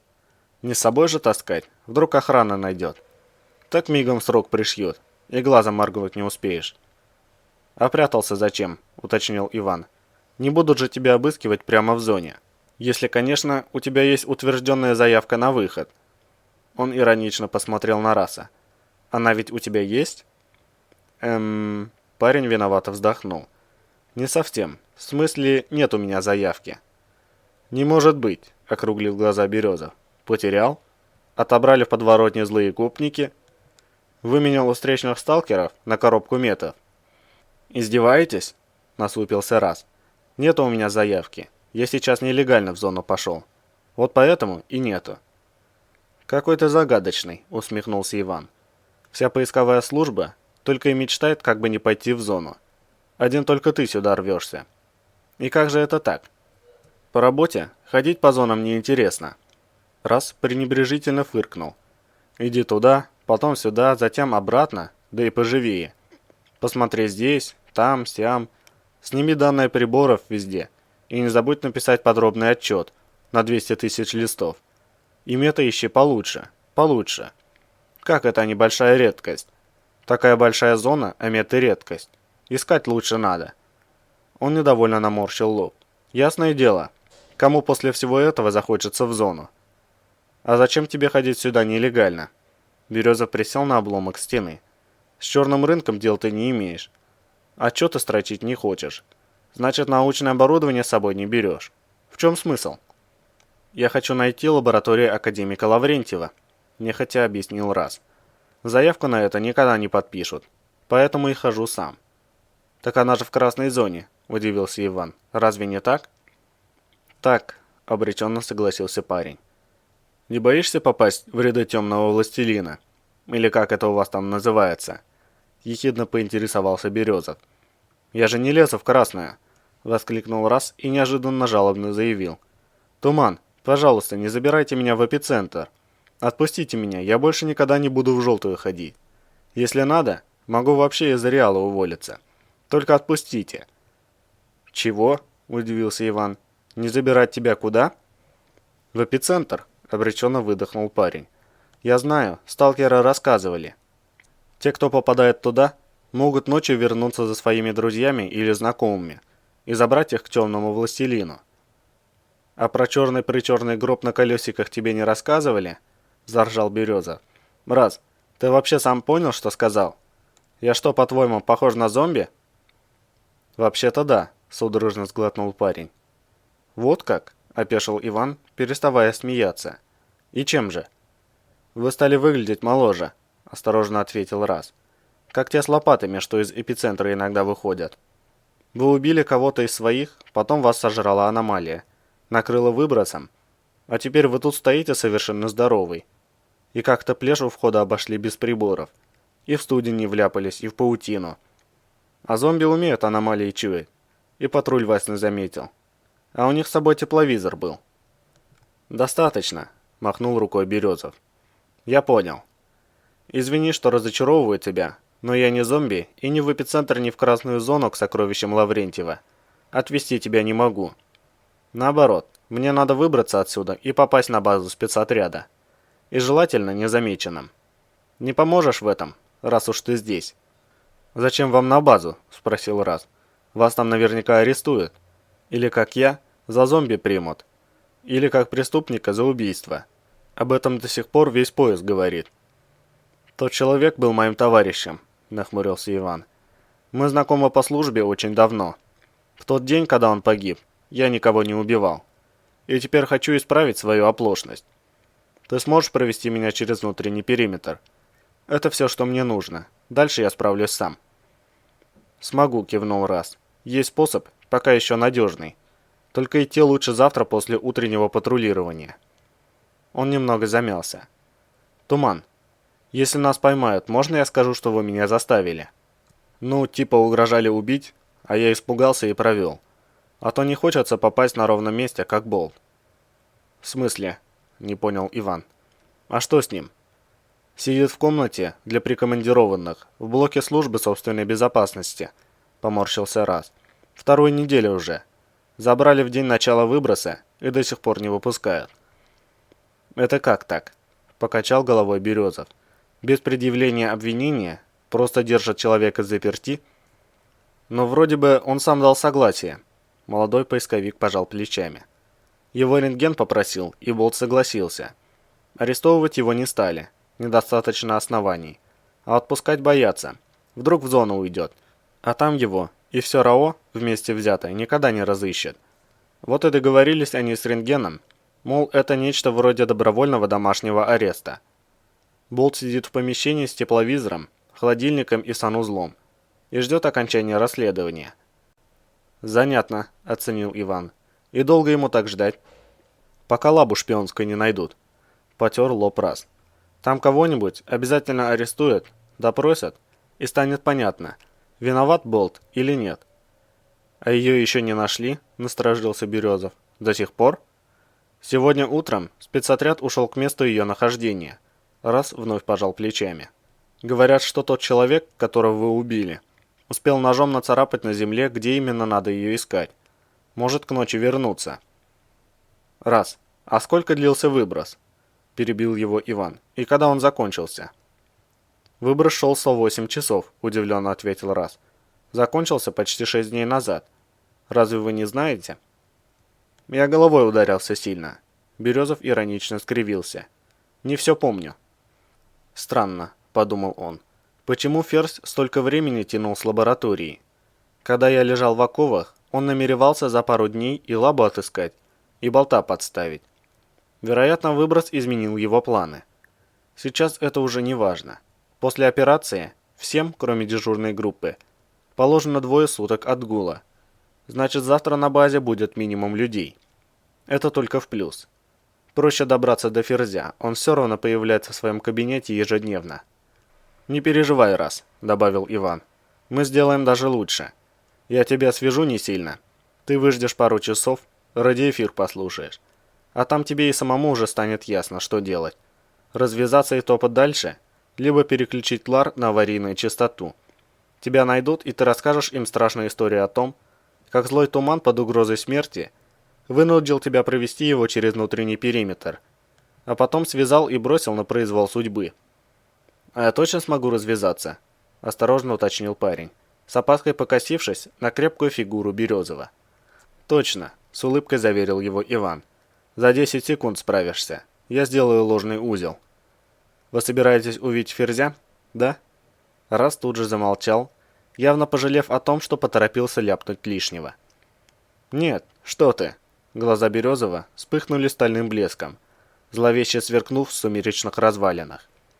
«Просто поругаю его самую малость и поставлю в угол, чтобы больше никогда не вел себя плохо». «Вы сейчас говорите, как медведь», — вздохнул парень. «А медведь любит пострелять из своего печенега. Каждый сталкер в Ухте об этом знает». «Медведь?» — искренне удивился Иван. «У него репутация маньяка?» Он изумленно покачал головой. «Вот бы никогда не подумал». «Его боятся больше, чем весь особ», — хмыкнул Раз. «Как вы думаете, почему Ферзь так редко берет его в желтую зону?» «И почему же?» «Потому что группа Медведя никогда не берет пленных. Ферзь не хочет, чтобы настолько рискованные рейды проводились впустую», — вздохнул Раз. «Да ты что?» Березов сделал большие глаза. «Это кто ж тебе такое сказал?» «Ну...» – озадаченно протянул Раз, глядя на Ивана как на человека, не знающего очевидных истин. «Да все об этом знают. Я сам сколько раз в городе слышал от сталкеров. Говорят, что Ферзь, если выпьет, жалуется на него знакомым, мол, плохо управляемый и слишком жестокий. Меня в городе часто находят сталкеры и сами просят предупредить, если медведь со своими в зеленую зону выходить собирается». «И как?» – заинтересовался Иван. «Предупреждаешь?» «Иногда предупреждаю», – потупился парень, – «когда есть возможность. Я понимаю, что сталкерство вне закона. За него положен срок и все такое, но не убивать же. Я в Ухте родился, почти весь город знаю. Там кроме бандюков достаточно и хороших людей». «Чем дальше в лес, тем жирнее партизаны», – задумчиво изрек Березов, вспоминая, как медведь не дал ему стрелять в убегающего Ашота Хромова. Как потом, когда Ферзь подстроил тому гибель после задержания, был недоволен потерей пленного. Как легко здоровяк согласился не убивать дикобраза в лаборатории Лаванды. Похоже, Салмацкий специально создал из него страшилку. На всякий случай. Наверное, пугает им своих коллег по нелегальной лаборатории. Или списывает на кровожадного медведя случайной смерти сталкеров при задержании. Интересно, сам медведь-то в курсе своей репутации? Я тебе так скажу раз. Все эти слухи сильно преувеличены. Не верь. Сложно не верить, если об этом говорит Ферзь, пожал плечами парень. Да и люди просто так болтать не станут. Еще как станут, пренебрежительно скривился Иван. Толпе только дай повод языками почесать. Вон, черный плащ, помнится, мне говорил, что ты продаешь меты на черный рынок и помогаешь сталкерам проникать через периметр. А на самом-то деле это не так. Не так, вскинулся Раз. Я правду говорю, он врет. А зачем ему это надо, уточнил Березов. На тебя наговаривать. Вы что, давние недруги? Девчонку не поделили или еще что? Да ничего мы не делили, пожал плечами парень. Он же из Москвы. Всего год как сюда приехал. Не знаю я, зачем ему это. Наверное, зачем-то нужно. Вот и Ферзю, наверное, зачем-то нужно. Иван зло поморщился. Делать из медведя страшилку.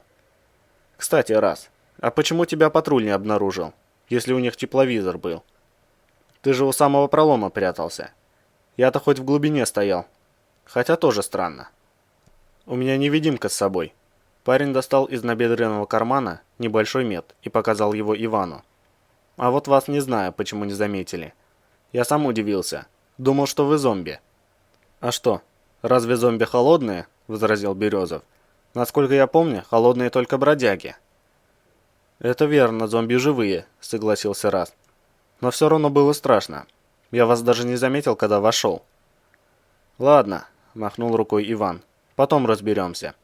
Сейчас стоит выспаться. Ты не возражаешь, если я расположусь на твоем коврике? Переночуешь в спальнике. Конечно. Парень принялся расчехлять спальный мешок. Тут все равно холодно не бывает. Не замерзнете. Я спальник беру на всякий случай. Мало ли что. Вдруг выброс застанет.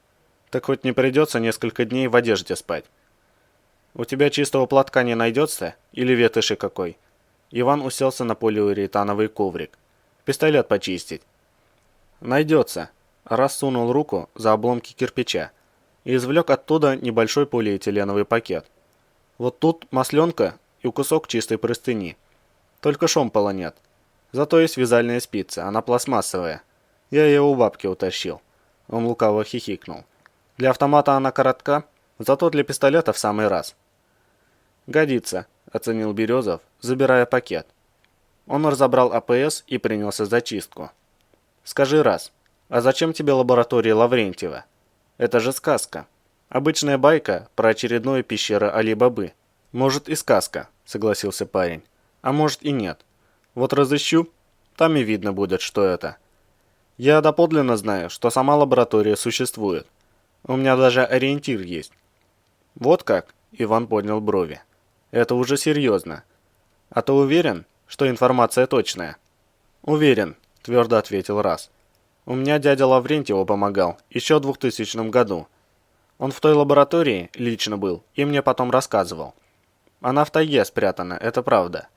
Только она не в сторожке и не в избушке, как всякие сказочники болтают. Она в землянке находится, и потому мало прийти на место. Надо еще суметь ее заметить. На самом деле, некоторые люди в том месте бывали, когда ареал был меньше, только не знали, что именно надо искать. Я по детству сам слышал рассказы про туалет в ракете. «В ракете?» – улыбнулся Березов. «Туалет? Типа сортир, обозначенный буквами М и Ж.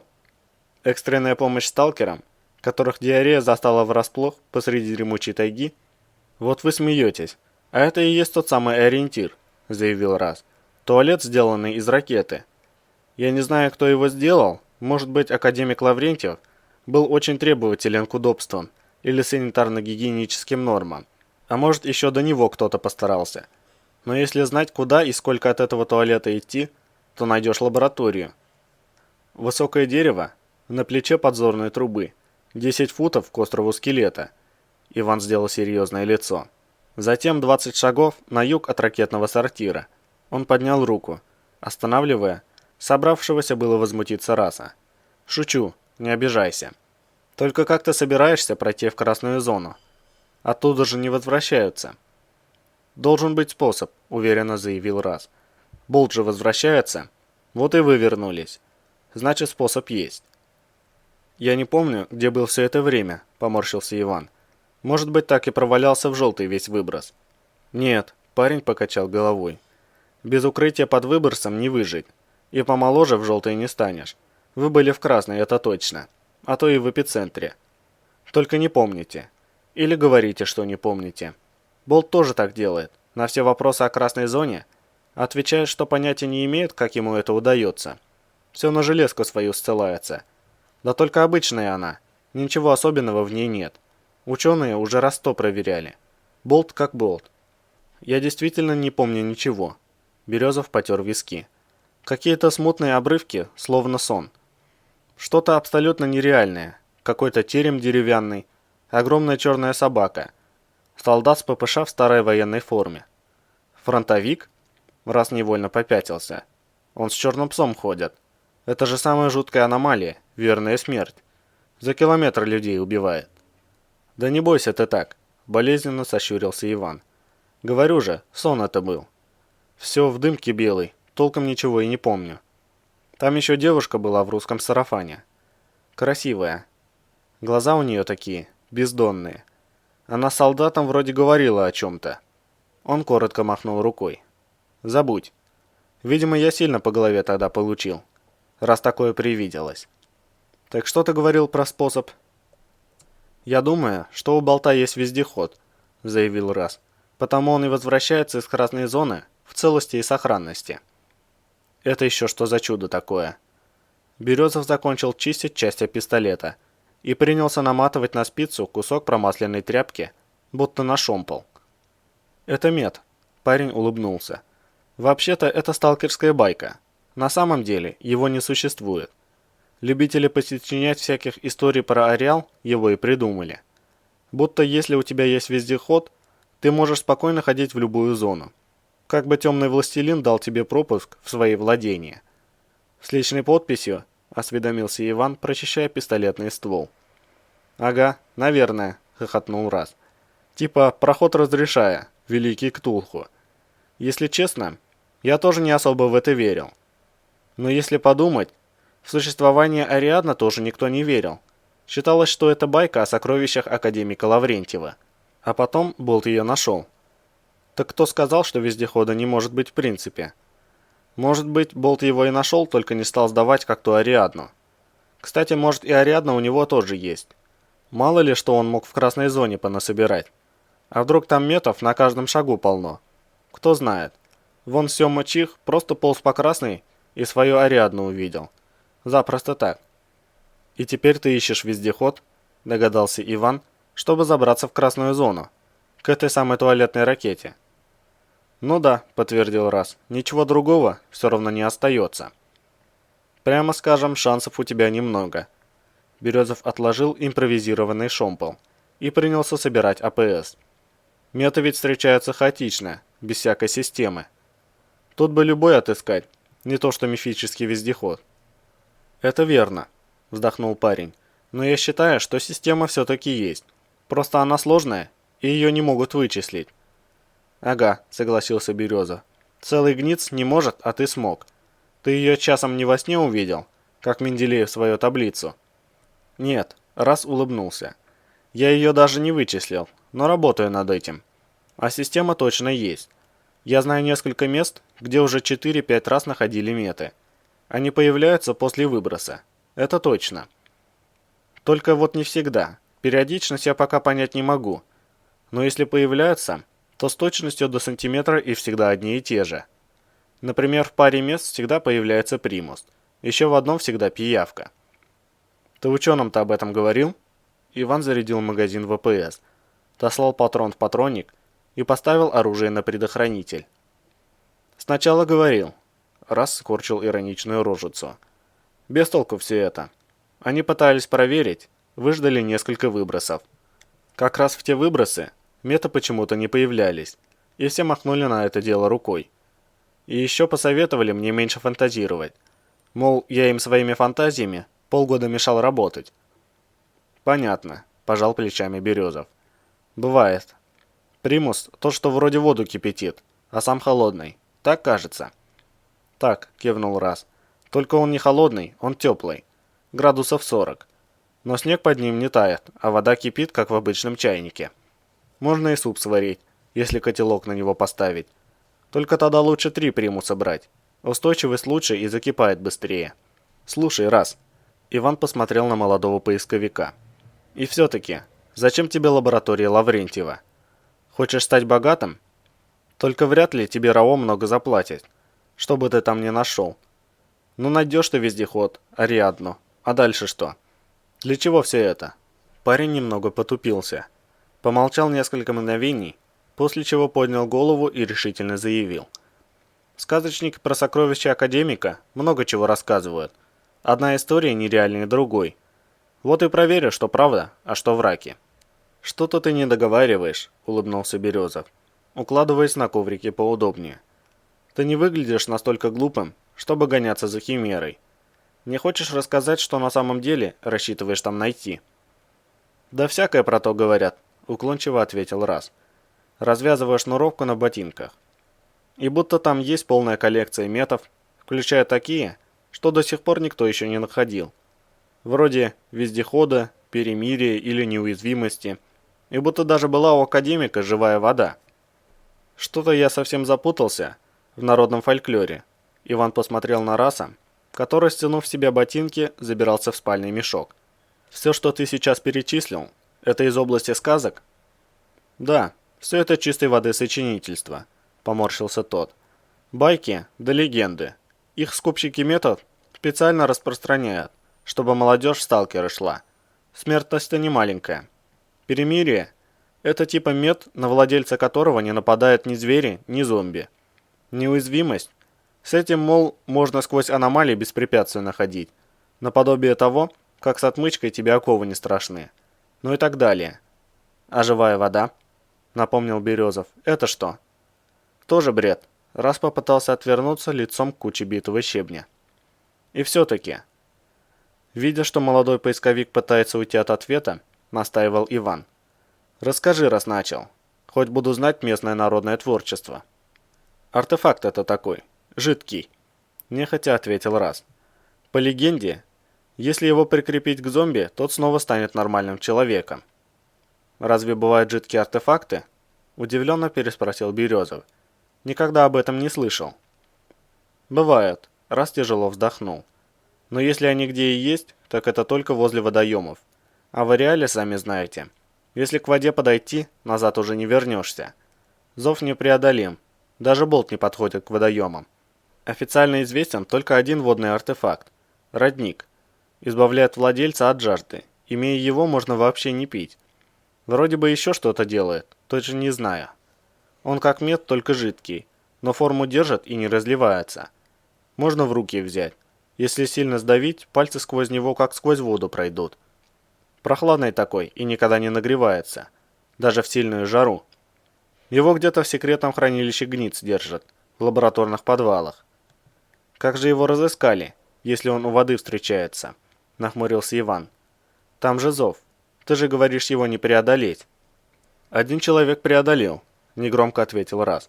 Никто не знает, как ему это удалось. Но в тот день у его маленького сына был день рождения.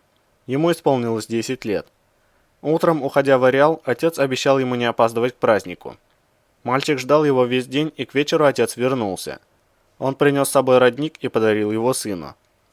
Весь вечер они провели вместе. Это был очень хороший день рождения. А под утро отец ушел в тайгу, и больше его никто не видел. Артефакт какое-то время оставался у сына. Потом в их семье начались финансовые трудности, и его пришлось продать ученым за небольшие деньги. Выбирать особо не приходилось, не пропадали бы за копейки. Все равно рано или поздно приехала бы ФСБ или бандиты и отобрали бы бесплатно. Почему же академик Лаврентьев не воспользовался живой водой, если она у него была? Березов отметил, что затронутая тема сказалась для Раса довольно болезненной, и стоит закончить этот разговор. Он ведь тоже бесследно пропал в Ареале. Так ведь никто не знает, как он точно пропал, хмуро ответил Раз. Может, забыл как-то раз живую воду с собой захватить. Просто по-стариковски. Ну и зомбировался. Или, может, убили его. Ведь как раз тогда нашли первого старателя. И народ в зону устремился всякий. В основном недобрый. Много кто в ту пору из зон не вернулся. Совсем не из аномалий. А может и не было вовсе у академика никакой живой воды. Сказки все это. Логично, кивнул Иван. Уточнить, как было дело, теперь не у кого. А старатель, тот мед, что золото обнаруживает. Иван вспомнил теоретический курс. В смысле золотой песок по берегам рек. Да, это он. Устало согласился Раз. Показывает, где надо песок мыть. В наших краях ведь еще и золото есть. Тут не Клондайк, конечно, но когда-то, еще до падения метеорита, золотодобывающая шахта работала в поселке Картайоль. Был такой населенный пункт в тайге, к северу от Ухты. Километров 105 по прямой или что-то вроде того. Знаю. Иван вспомнил карту ареала. Сейчас это зеленая зона. Уже желтая, уточнил Раз. Ясно.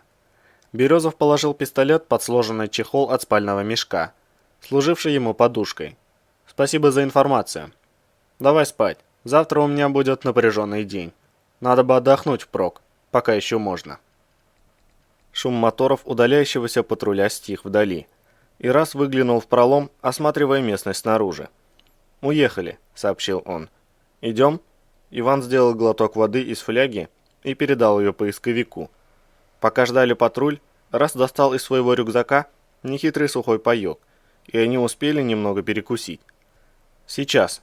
Парень пролез в засыпанный битым кирпичом угол здания и принялся ковыряться в обломках. Минуту спустя он вернулся со старым армейским вещмешком в руках. «У меня тут припасено кое-что на экстренный случай. Может пригодиться». Раз извлек из мешка мед неправильной каплевидной формы и протянул его Березову. «Берите», — велел он. «С ней до внутреннего периметра дойти проще». «Невидимка?» — догадался Иван. «А как же ты?» «Это еще одна, запасная», — хитро улыбнулся Раз. «Моя всегда со мной». «У тебя их две?» — удивился Березов. «Немалые деньги. Теперь точно верю, что с черным рынком ты не связан». «Для меня счастье не в деньгах».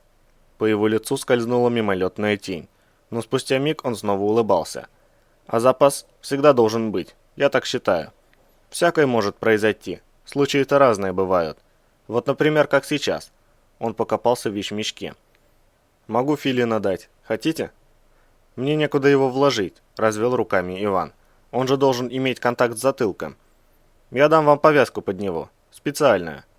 Парень вытащил из мешка кусок эластичного бинта с пришитым чехольчиком.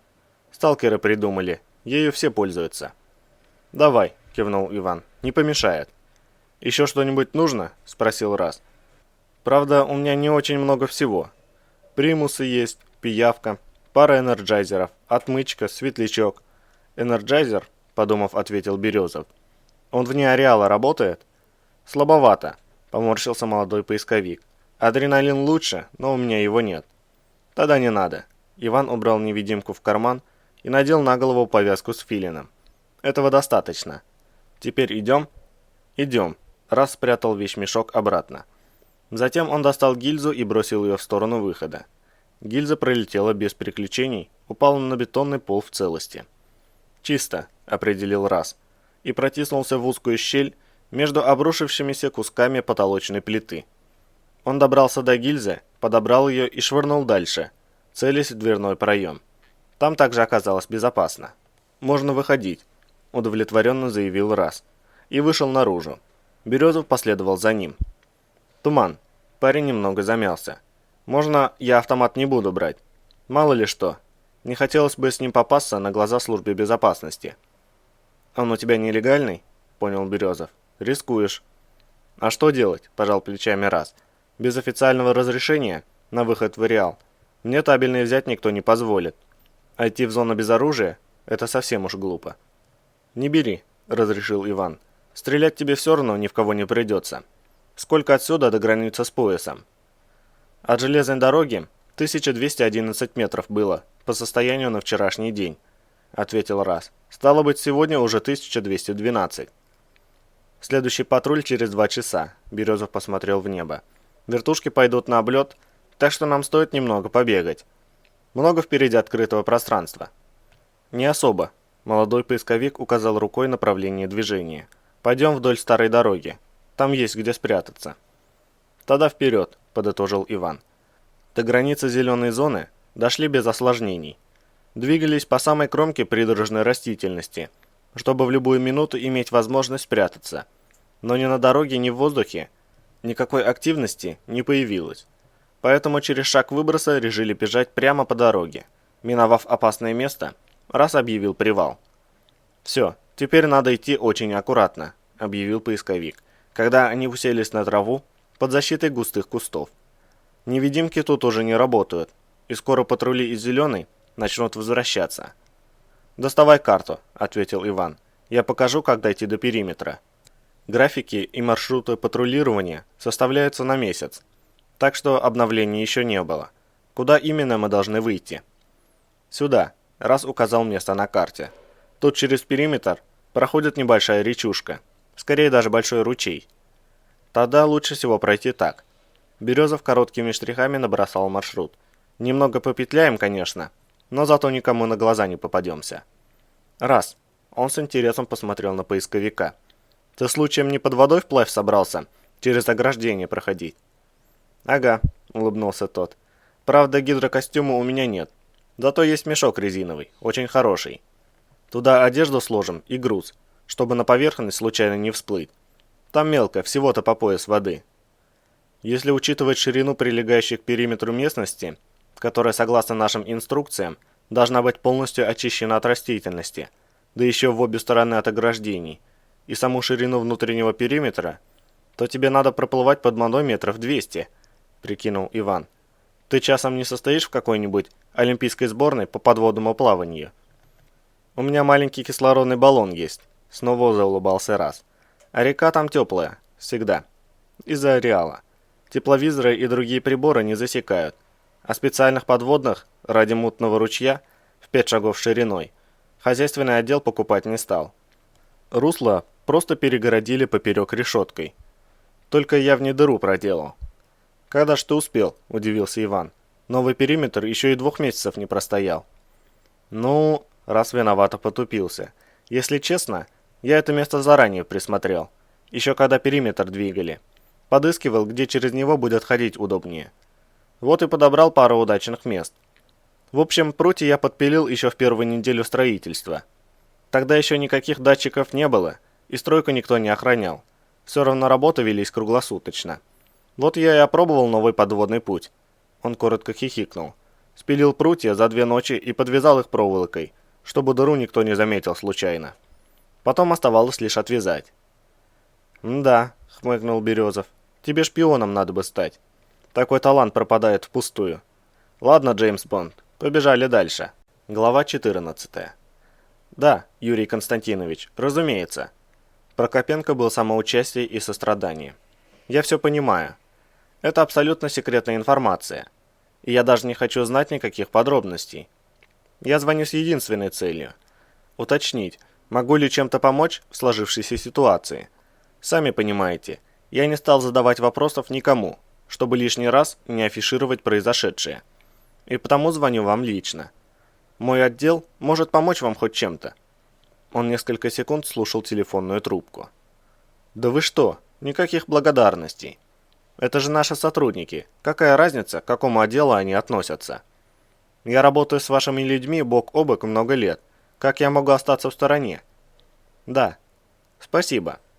«Да, обязательно». «В каком объеме?» «Даже не задумывайтесь об этом. Все будет на базе спецотряда через 2 часа.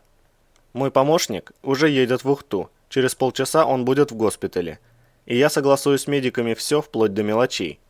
Я лично займусь этим вопросом». «Что?» «Обязательно. И это тоже, разумеется. Я отдам бухгалтерии необходимые распоряжения». «Договорились». «Не за что, Юрий Константинович. Я же просил, никаких благодарностей. Мы делаем общее дело». «Да-да. Всего доброго. До свидания». Прокопенко повесил трубку и судорожным движением схватил стоящий на рабочем столе стакан с водой. Он сделал несколько торопливых глотков и тяжело выдохнул, откидываясь на спинку кресла. Все пропало. Салмацкий остался жив. Спецотряд, как и планировалось, попал в засаду. Но дальше что-то пошло не так, и Ферзь выжил. Его экспериментальная мембрана М получила несколько пуль, но выдержала все попадания. Дьявол попрал бы этот чертов гниц с его нововведениями. В начавшийся бой вмешалась какая-то жуткая аномалия. Откуда-то появилась собака. В результате особ потерял убитыми и ранеными 17 человек. Но как раз Салмацкий отделался легким испугом. Начальник отдела физической защиты, генерал-майор ФСБ Рябов, только что заверил его, что с Ферзем все в порядке. У него лишь небольшая трещина в ребре, и героический командир остался в строю, не пожелав даже слышать о госпиталях и больничных. В данный момент он уже грузится в вертолет со своими людьми, чтобы вернуться на место боя и подобрать тела погибших бойцов. Вчера, попав в подлую засаду особ, отступал в спешке и смог вынести только раненых. 6 убитых остались лежать в желтой зоне. И Салмацкий во всеуслышание заявил, что спецотряд не бросит тела погибших товарищей. Чёрта с два он летит туда за телами погибших. Ферзь торопится уничтожить лабораторию, пока до нее не добрался этот рентген.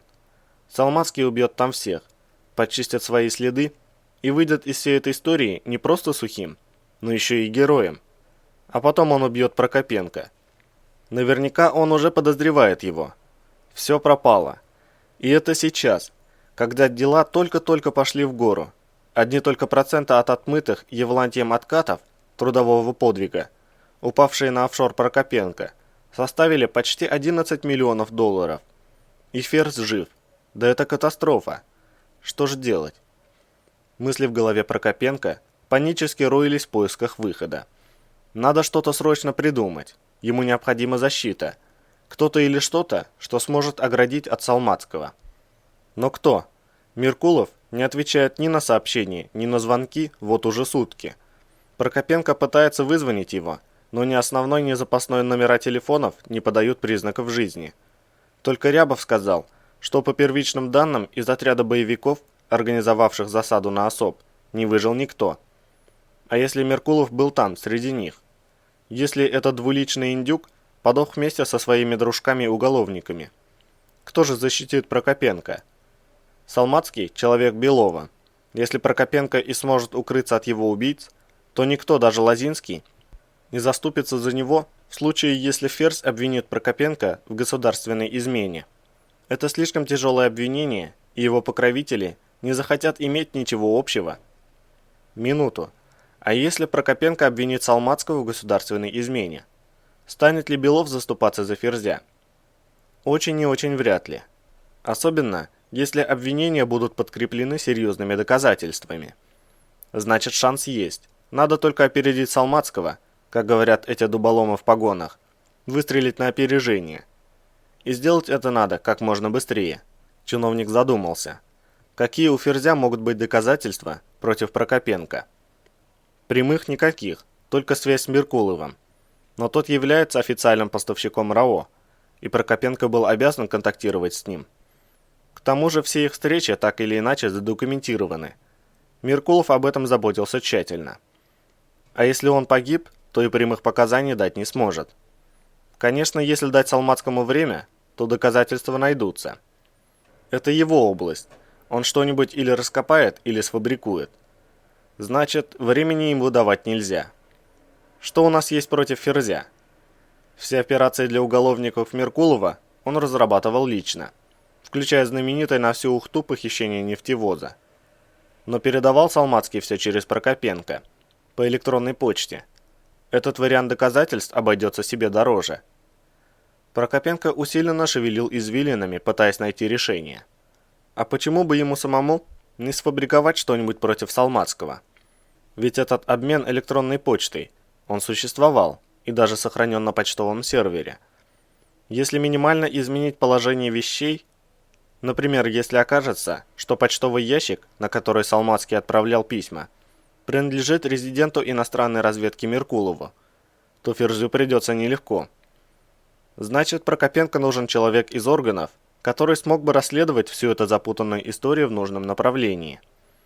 И от своего имени, так чтобы Прокопенко был в тени. Это должен быть некто мозгами попроще. Не дай бог, попадется какой-нибудь рентген, вычислит все в 2 счета. А ведь такой человек есть. Чиновник ткнул пальцем в кнопку селектора, вызывая секретаршу. «Организуйте мне встречу с лейтенантом Хантером», – распорядился он, «по вопросу оказания помощи профессору Николаевой и доценту Степанову. Желательно сегодня, вопрос не терпит отлагательств.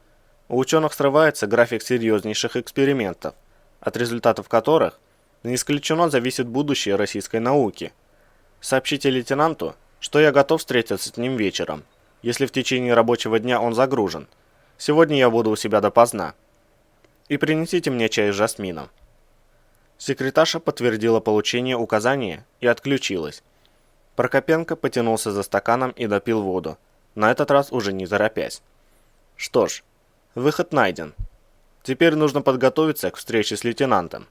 Для начала необходимо обдумать, в каком именно виде подбросить ему эту кость. Хантер особым умом не отличается. Недаром среди своих за ним закрепилось прозвище «Черный плащ». Стало быть, вложить ему в голову мысль о том, что он, Хантер, сам ведет дело и сам выводит на чистую воду предателей Родины, особого труда не составит. Самое главное – это придумать, как и откуда у него, у Прокопенко, появились подозрения. Но эту сказку он к вечеру сочинит, надо лишь посидеть и подумать хорошенько. С этим проблем не будет. После выброса весь состав совета директоров традиционно следился в Ухту делать вид, что их интересует еще что-то, кроме объемов добычи нефти тип X, и нагрузка на Прокопенко на несколько дней уменьшилась. В кабинет вошла секретарша с подносом в руках. «Ваш чай, Максим Анатольевич». Она постелила на стол шелковую салфетку, выставила хрустальный чайник, стакан и сахарницу. «Лейтенант Хантер сообщил, что может быть у вас в 19:30. Подтвердить ему встречу». «Подтверждайте», – велел чиновник. «И до тех пор меня ни для кого нет, кроме совета директоров». Он довольно усмехнулся, мысленно потирая руки. Очень неплохое решение. Лейтенант Хантер, он же Левин, племянник генерала Белова. Так сказать, королевская пешка. Если удастся грамотно ею сманипулировать, это будет сильный ход. Вряд ли, в случае необходимости выбора между салманским и родным племянником, Белов займет сторону Ферзя. Все-таки родственные связи. Да и потом, как известно, у хорошего игрока и простая пешка может стать ферзем. Вода в реке была мутной настолько, что видимость составляла едва 1,5 метра. Слишком много земли приносила с собой река, появляясь за границами ареала. Березов помнил из теоретического курса. Ученые так и не смогли внятно объяснить, куда в ареале деваются реки и откуда они появляются у его границ. Чтобы не потерять раса в мутной воде, Ивану приходилось плыть, почти упираясь головой в его пятки, что сразу же напомнило ему болта и узкий коридор между двумя мощными аномалиями. Он даже невольно улыбнулся. Что-то общее в этом явно было, но иначе как способность находить себе проблемы посерьезнее. Двигаться пришлось довольно долго. Кислородный баллон передавали друг другу, поочередно делая вдох. Иван дышал раз в минуту и отметил, что раз держался под водой довольно неплохо, обходясь без воздуха секунд по 30. Для не имеющего специальной подготовки человека это было очень даже хорошо, учитывая, что ему приходилось не просто плыть, но и ориентироваться в мутной воде и тащить на себе балласт. Мешок с одеждой Березов нацепил на себя, чтобы облегчить расу задачу. Речка действительно оказалась совсем не глубокой, и чтобы случайно не обнаружить себя, им приходилось едва ли не ползти по дну. Если бы не сильная замутненность воды, пройти незамеченными на столь малой глубине вряд ли бы получилось. Серьезно помогало то, что раз шел по реке не впервые и ни разу не отклонился от максимально глубокой части русла. Через дыру, в перегораживающей реку решетке, пролезли без проблем, и Иван оценил обстоятельность, с которой раз подошел к делу. Отверстие он сделал настолько широким, что в него можно было легко пройти и будучи в полном водолазном снаряжении. С одной стороны, даже странно, что охрана ни разу не позаботилась проверить состояние решетки. С другой, в том не было ничего удивительного. Кто мог предположить, что решетку подпилят еще до окончания строительства, до введения в эксплуатацию охранных систем? Вряд ли сейчас кому-либо придет в голову пересекать внутренний периметр именно в этой части пояса, рядом с городком Рао. Тут каждый километр напичкан датчиками и патрулируется как по земле, так и по воздуху. Есть гораздо менее опасные участки, где сталкеры могут попытать счастье. Раз вел Березова по речке до тех пор, пока та не покинула открытое пространство. Углубившись в лес, она быстро обмелела, и молодой поисковик, остановившись, встал на ноги. Заметив остановку, Иван вынырнул следом. «Приплыли», – устало произнес Раз. «Тут нас не видно, да и река дальше мелеет до состояния ручья. Надо одеваться побыстрее. Вдоль реки патрульный вертолет каждый час проходит». Они вылезли на берег и укрылись от воздушного наблюдения за ближайшим деревом с наиболее густой кроной. Березов отдал Расу мешок с поклажей, и парень извлек оттуда их одежду и полотенце. Пока Рас возился с манометром кислородного баллона, Иван быстро вытерся и бросил ему полотенце. «Раз, поторопись». Он принялся зашнуровывать ботинки. Если патрульной вертушкой задействовать тепловизор, это убежище будет ненадежнее, чем лист бумаги, которым пытаются закрыть прожектор. «Я хотел вернуться в зону». Парень разочарованно отложил в сторону баллон. «У меня 2 дня выходных. Думал потратить их с пользой. Но баллон надо перезаряжать. Туда еще доплыву, а на обратный путь не хватит. Он же маленький совсем, быстро разряжается. Придется в город ехать». «Извини, если подвел», — Иван коротко развел руками. «Выбора у меня было немного. Только связывать тебя смысла нет. Ты же не станешь объяснять следствию, как именно вывел меня из зоны». «Это верно. Про зону лучше не вспоминать», — хихикнул Раз, вытираясь. «Хорошо, что здесь нет синьки. Сожрала бы уже дрянь синюшная. Я могу довести вас до базы спецотряда. У меня тут недалеко квадроцикл стоит. Он служебный. На нем разрешено по поясу ездить. Так что вопросов никто не задаст. И через КТП проедем по моему пропуску». «И как же ты это потом объяснишь?» – удивился Березов. «Мол, катался себе по поясу, прогуливался, никого не трогал. И тут тебе попался до нельзя кровожадный туман, который похитил тебя вместе с квадроциклом и заставил ехать на базу особ». «А что, так и скажу», – Раз заулыбался, натягивая камуфляж. «Чем неправдивая история? Скажу, что рулевое на квадроцикле пошаливает. Это и в самом деле так. Вот и выехал на пересеченную местность. Разобраться, гнать его в ремонт или нет. А то на нашу ремонтную станцию, как загонишь машину, так считай, пару недель ковырять и будут. Вот я не стал торопиться. Десятки километров пешком по поясу до зоны, и обратно что-то не очень хочется топать». «Как знаешь», – кивнул Иван. «Тебе виднее. Я от помощи не откажусь». «Туман», – несколько виновато спросил Раз. «А вы точно не помните, как попали в Красную? Мне туда очень-очень надо. Правда». «Не помню, Раз». Березов болезненно потер лоб. «Честно, тебе бы я сказал. Но я действительно ничего не могу вспомнить. Одни обрывки, да и те словно в белом тумане. Если вспомню что, обязательно скажу». «Туман в тумане», — улыбнулся Раз. «Звучит. Пойдемте к дороге, тут недалеко». Квадроцикл обнаружился в полукилометре от речки, среди 2 крупных кустов. Иван вновь оценил деловую хватку молодого поисковика. Машина была заботливо укрыта от дождя полиэтиленом, поверх которого Раз набросил свернутую в 2 слоя маскировочную сеть. Заметить его можно, только подойдя практически в упор. Березов занял сиденье за водителем и Раз завел мотор. До городка РАО добрались быстро. Охрана КТП знала Раса в лицо. Система контроля допуска исправно идентифицировала электронную карточку его пропуска, и никаких вопросов не возникло. Никто не ожидал в городке непрошенных гостей. Сталкеры и бандиты стараются держаться от него как можно дальше. Постороннему человеку внутри городка не попасть даже из сектора в сектор, не говоря уже о том, чтобы войти в какое-либо здание. Везде нужны пропуска, в каждом секторе стоят наблюдательные вышки, проводятся патрулирование. Охранники на КТП прекрасно знали об этом и потому восприняли появление Раса как обычное возвращение из поиска. Ворота открылись, и квадроцикл въехал внутрь. «Может, тебе все-таки стоило полежать связанным какое-то время?» – хмыкнул Иван, когда КТП остался позади. «Ты слишком рискуешь». Он снял с головы Раса форменное камуфлированное кепи и надел его, надвинув козырек на глаза. «Так лучше. Поехали на базу особ. У тебя допуск есть?» «Только в сектор службы безопасности». Парнишка выехал на центральную дорогу городка. Особ к себе никого не пускает. Просто так. Этого достаточно, оценил Иван. Довези до нашего КПП. Дальше я разберусь. Когда через несколько минут раз остановил квадроцикл у КПП база особ, Березов кивнул ему на двери. «Пойдем». Он слез на землю. «Как зайдем внутрь, отвлеки дежурного на пару секунд. Главное, чтобы он посмотрел на тебя. Дальше будешь вести себя, словно ты захвачен в заложники».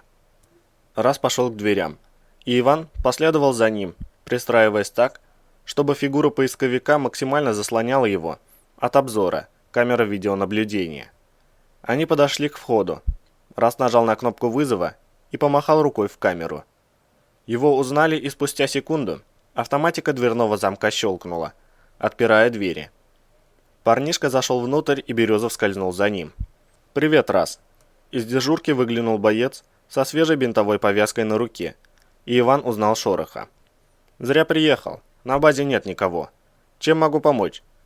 Он попытался перевести взгляд на Березова, но тот молниеносным рывком оказался у него за спиной, и рванувшаяся за пистолетом рука Шороха уткнулась в пустую кобуру. «Ты чего творишь, мужик? Верни ствол!» Он попытался обернуться и замер, почувствовав, как пистолет уткнулся ему в позвоночник. «Стой спокойно, Шорох», – тихо сказал Березов, делая шаг назад, чтобы разорвать дистанцию и не дать противнику возможности предпринять попытку выбить у него из рук оружие. «Не оборачивайся, не шуми, и все закончится хорошо. И ты тоже замри», – грозно добавил он в сторону Раса. «Что за хрень здесь творится?» Шорох слегка опешил, но дергаться не стал. «Туман?» «Ты удивишься», – раздался из глубины КПП знакомый бас. «Но это действительно он. И хрень в том, что теперь у него 2 ствола. И это меня несколько беспокоит». Медведь стоял в противоположных дверях с пистолетом в руке и хмуро разглядывал представшую перед его глазами картину. В проходе перед турникетами испуганно съежился Раз. Рядом с ним, перекрывая собой вход в дежурное помещение, замер Шорох, за которым практически не было видно Березова с пистолетами в обеих руках. «Ты как его прошляпил?» – с любопытством поинтересовался здоровяк у Шороха. «Не знаю», – огрызнулся тот. «Он зашел вслед за Расом и сразу у меня за спиной оказался. Я не успел». «Не расстраивайся из-за этого», – посоветовал Иван. «Ты не первый». «Знаешь, Туман», – произнес Медведь, – «мы считали, что ты умер». «Не может быть», – коротко усмехнулся Березов. «Можно я угадаю?» Ферзь с Лемуром вернулись из зоны и сообщили о том, что я подлый наймит ЦРУ, Ми-6, Моссада и парагвайской разведки одновременно, и что я убил Ветра, когда он выследил меня у той самой нелегальной лабы. Но перед смертью он успел столкнуть меня в аномалию, где я и сдох как собака.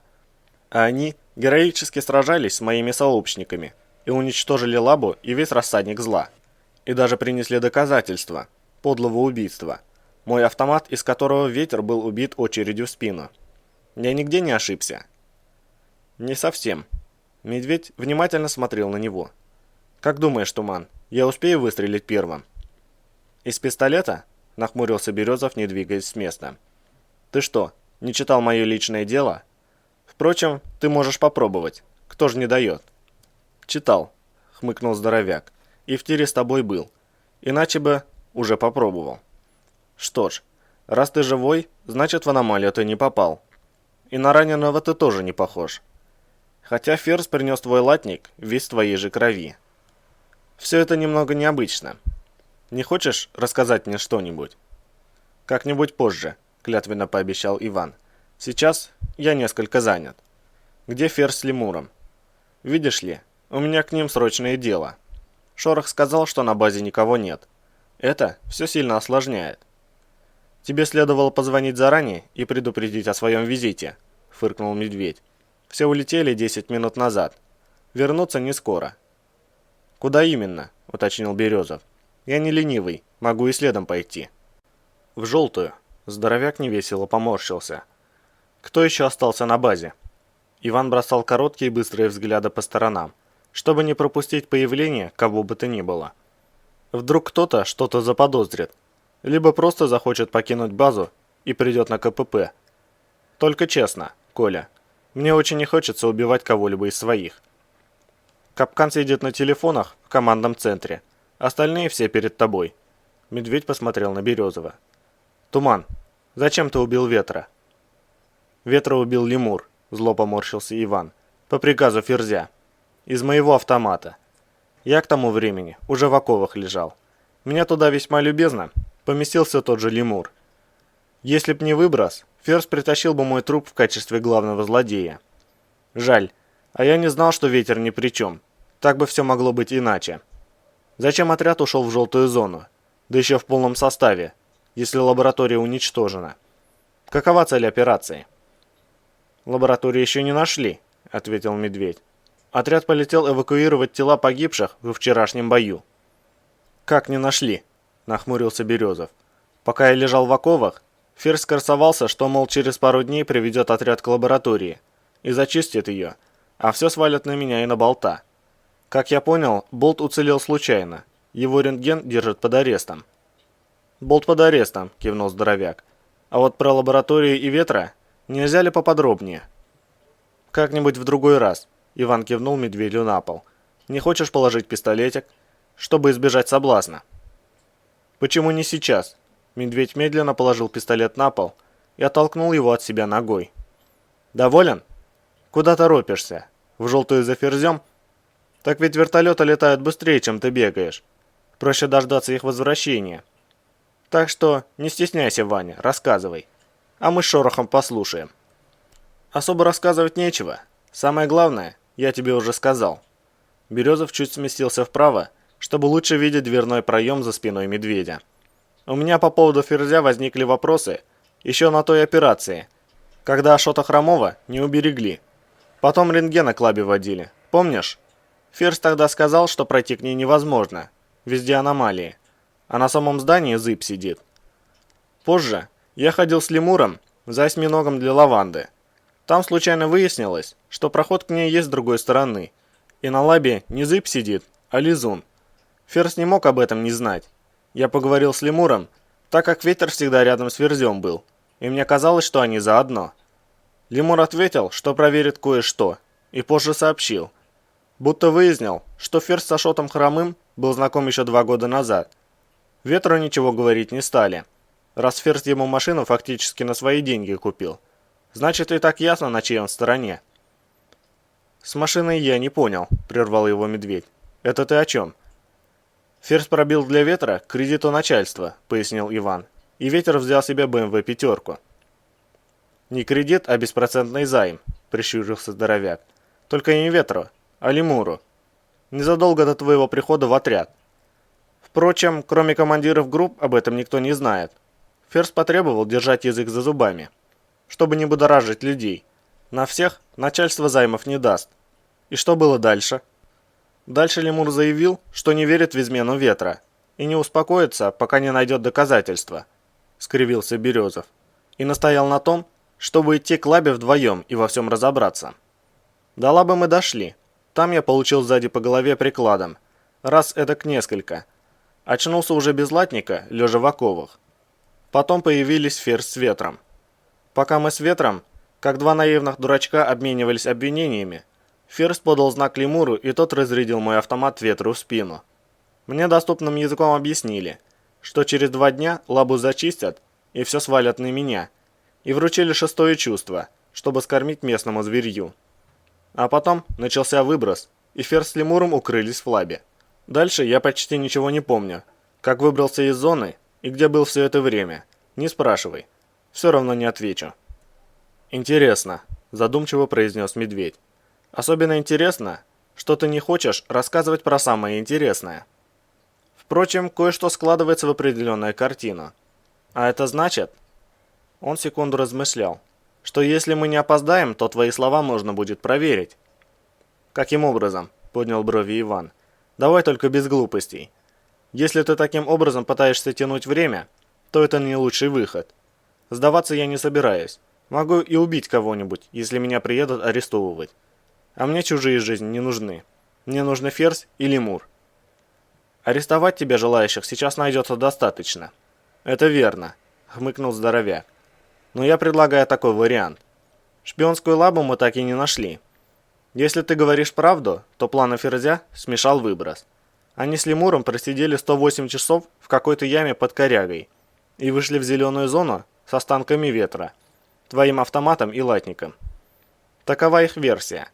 Ферзь сразу же начал планировать рейд к Лабе, так как ветер, умирая, успел оставить ее координаты. Вчера мы вышли на ликвидацию Лабы, но в желтой зоне попали в бандитскую засаду. Нас не просто ждали, к нашему появлению подготовились очень грамотно. Организовывал засаду специалист, это ясно. Мы в первые же минуты потеряли человек 10. По Ферзю, кстати, долбило не менее 5 стволов. Если бы не новая М-ка, гарантированно был бы 200-м. А так, только ребро сломало. Мы даже не успели перегруппироваться, как появился фронтовик с собакой. «Фронтовик?» – ужаснулся Раз. «Вышел прямо на вас?» «Сейчас я больше думаю, что вышел он на бандюков», – ответил Медведь. «Их не меньше 40 стволов было, а то и побольше.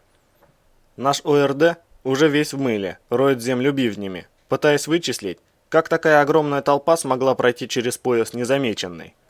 В общем, откуда ни возьмись, возник фронтовик, и началась такая бойня, что моментально стало ясно, пора валить как можно быстрее, пока еще есть кому. У нас на тот момент было 11 трехсотых и 6 двухсотых. Унести смогли только раненых, и то благодаря тому, что фронтовик переключился на бандюков. Эта чертова псина одним укусом перегрызает человека на 2 половины». Здоровяк невольно поежился. Если еще раз хоть кто-то из яйцеголовых протирателей штанов, а кабинетные кресла, заявит мне, что все это галлюцинации, вызванные перенапряжением психики, я собственноручно оторву ему его ученую башку. И сейчас Ферзь полетел за телами погибших. Иван вернул разговор в нужное русло. Странно, почему его захотели убить свои же? Чего-то я недопонимаю в этом. Зато я понимаю. Медведь вложил пистолет в кобуру на груди. Ему надо было выглядеть чистым. Таким, чтобы не подкопаться. Вот он и организовал нападение, как тогда полгода назад. Ведь в тот раз он тоже получил несколько пуль. И все в латник. К тому же, вчера с нами шло 2 из людей рентгена. Один из них, кстати, погиб в первую же секунду. А сегодня с Ферзем полетели только наши. Очень удобно. Удобно для чего? Березов подозрительно поглядывал по сторонам, ожидая подвоха. И зачем Ферзю делать себе такое рискованное алиби? А если случайная пуля попадет в физиономию? Лицевая пластина сферы ИБ-32 не удержит, не то что дырокол. «Не знаю», — отмахнулся Медведь. «Может и так, может они там не поделили чего, или еще что. Вот и решили его завалить. Лично я уверен в одном. Если ты не врешь и все обстоит именно так, то сейчас у Ферзя есть идеальная и чуть ли не единственная возможность зачистить Лабу без лишних свидетелей. Наши после смерти Ветра кипят от злобы, а после вчерашнего и подавно. Они там камня на камне не оставят, и никто даже вопросов не задаст. Короче, надо срочно идти к Лабе и брать Ферзя, прежде чем он уничтожит все следы. Заодно и выяснится, кто из вас прав. Иначе, боюсь, ты будешь еще долго доказывать свою невиновность. И делать это придется, сидя за решеткой. Ну, есть возражения?» «Нет», — ответил Иван, — «возражений нет. Как будем добираться до Желтой? Пешком слишком долго, не успеем. Обе вертушки, как я понимаю, забрал Ферзь. Ты сможешь запросить вертолет или получить разрешение на выезд для дежурной брони?» «Я-то могу», — покачал головой Медведь. «Но без Ферзя начальство будет согласовывать это до второго пришествия. И вообще есть шанс, что не разрешат. Но есть человек, который сможет организовать любой транспорт одним телефонным звонком». «И кто это?» – насторожился Иван. «Рентген», – усмехнулся здоровяк. «Коля, ты никак решил сдать меня столь незамысловатым образом?» – поднял брови Березов. «Я что, настолько глупо выгляжу?» «Нет, конечно». Медведь сделал большие глаза. «Сейчас ты выглядишь гораздо глупее». Он довольно осклабился. «Решай сам, Туман.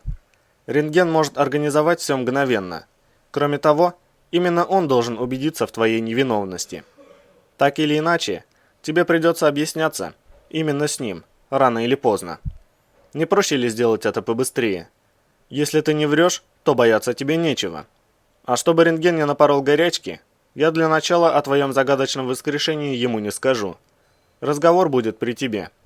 Здоровяк испытующе посмотрел на Березова. «Думай, только поторопись, пока поздно не стало». Иван секунду размышлял. Если медведь просто заговаривает ему зубы, то дело, конечно, дрянь. Но убивать ни его, ни шороха с капканом Березову не хотелось.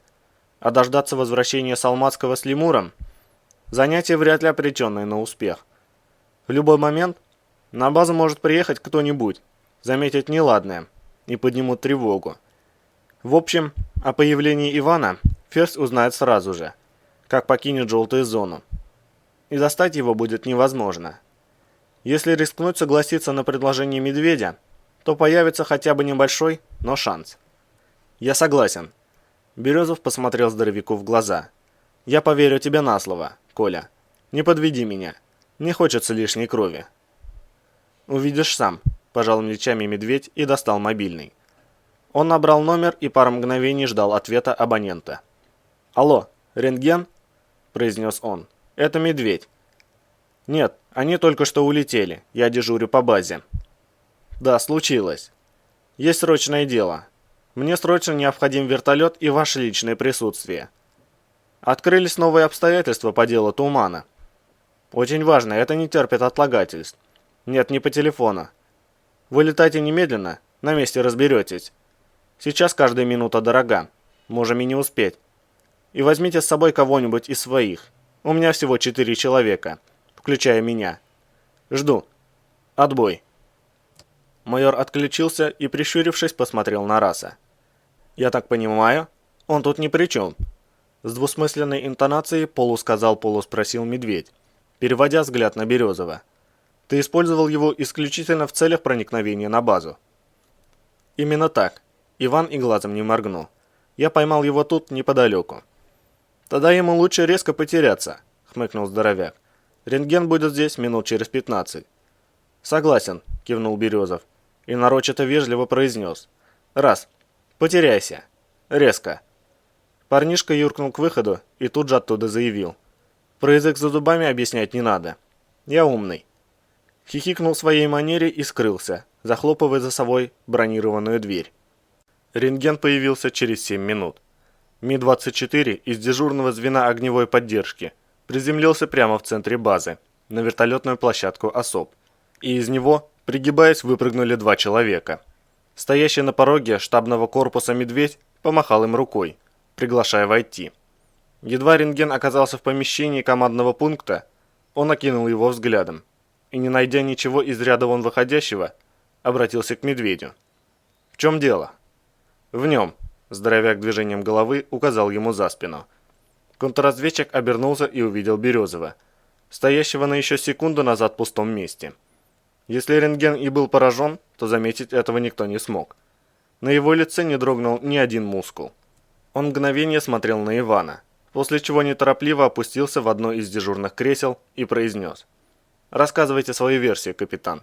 Холодный взгляд контрразведчика не выражал эмоций. «Желательно подробно. Это в ваших же интересах». Березов рассказал все, что смог вспомнить, за исключением обрывков странных снов. После чего медведь коротко дополнил его рассказ своим мнением. «В вашей истории очень много белых пятен», – бесстрастно сказал рентген, подводя итог услышанному. «С другой стороны, кое-что из того, что вы рассказали, подтверждает некоторые мои подозрения. Прежде чем мы продолжим, я хочу провести небольшую проверку».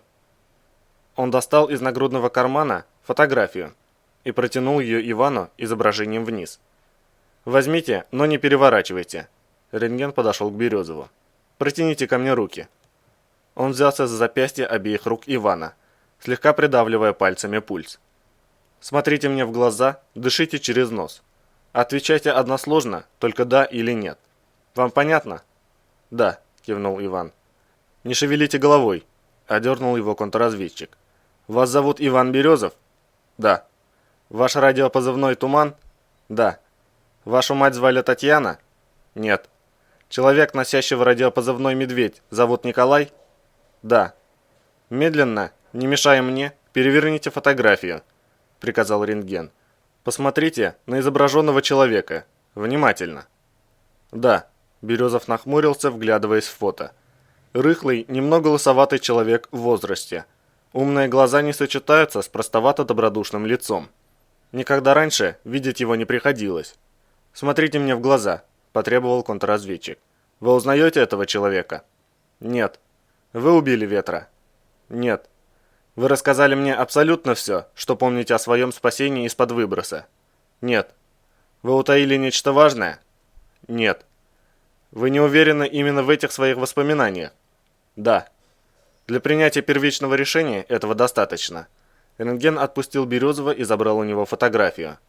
«По возвращении вы пройдете тщательную проверку, в том числе и на полиграфе. Возражения?» «Нет возражений». Иван потер глаза. «Хорошо», – кивнул контрразведчик и протянул фотографию Медведю. «Узнаете?» «Нет», – здоровяк вгляделся в фото. «Что это за тип?» «Некто Меркулов», – уклончиво ответил рентген, убирая фотографию в карман. «Предположительно, истинный владелец той самой лаборатории. Вы знаете координаты точки на границе с желтой зоной, где вертолеты будут ожидать возвращения спецотряда?» «Да», – кивнул Медведь. «Это второй сектор, 12-й квадрат. Отметка 4Е, согласно координатной сетке РАО. Мы можем быть там через 20 минут». «Вылетаем», – распорядился рентген. «Шорох, останешься на КП», – приказал Медведь. «Капкан, открывай оружейку. Надо подобрать им мембраны». «У нас с собой экспериментальные образцы», – рентген отрицательно кивнул. «В вертолете. Одевайте капитана Тумана». В оружейной комнате Иван сразу же подошел к стойке с бронежилетами. «Мне только латник». Он быстро выбрал нужный вариант и принялся регулировать ременные лямки, подгоняя размер. «Мембрану брать не буду». «Уверен?» – поднял брови Капкан. «Противогаза хотя бы возьмешь?» «Возьму». Березов выдернул из оружейной стойки новенький 9А91. «Вот теперь мне гораздо лучше». Спустя 5 минут Ми-24 поднялся в воздух и лег на курс. Сразу по окончании стандартного ускорения, с которым проходили шаг выброса, рентген вышел на связь с командиром вертолетного звена ОСОП. Подтвердив свои полномочия, он осведомился, где в настоящий момент находится Ферзь. Оказалось, что Салмацкий уже увел отряд к месту вчерашнего боя.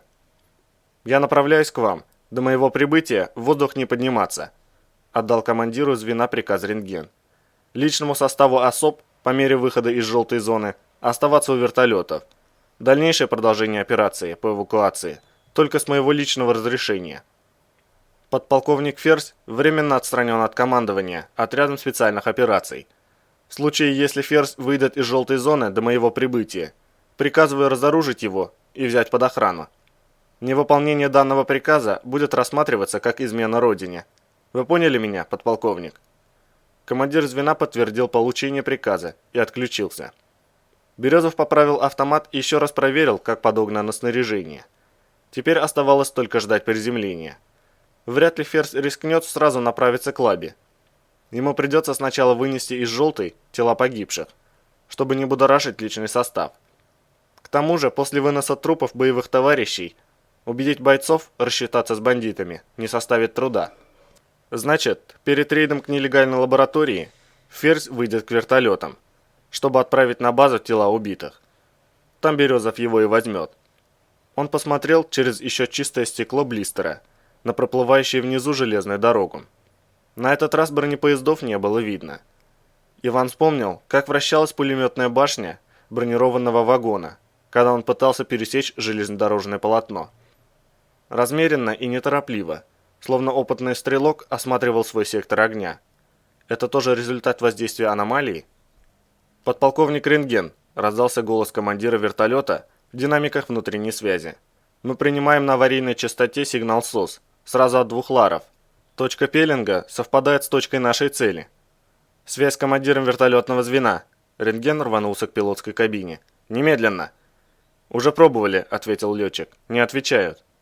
«Максимальную скорость», – потребовал контрразведчик. «На точку заходить, по-боевому.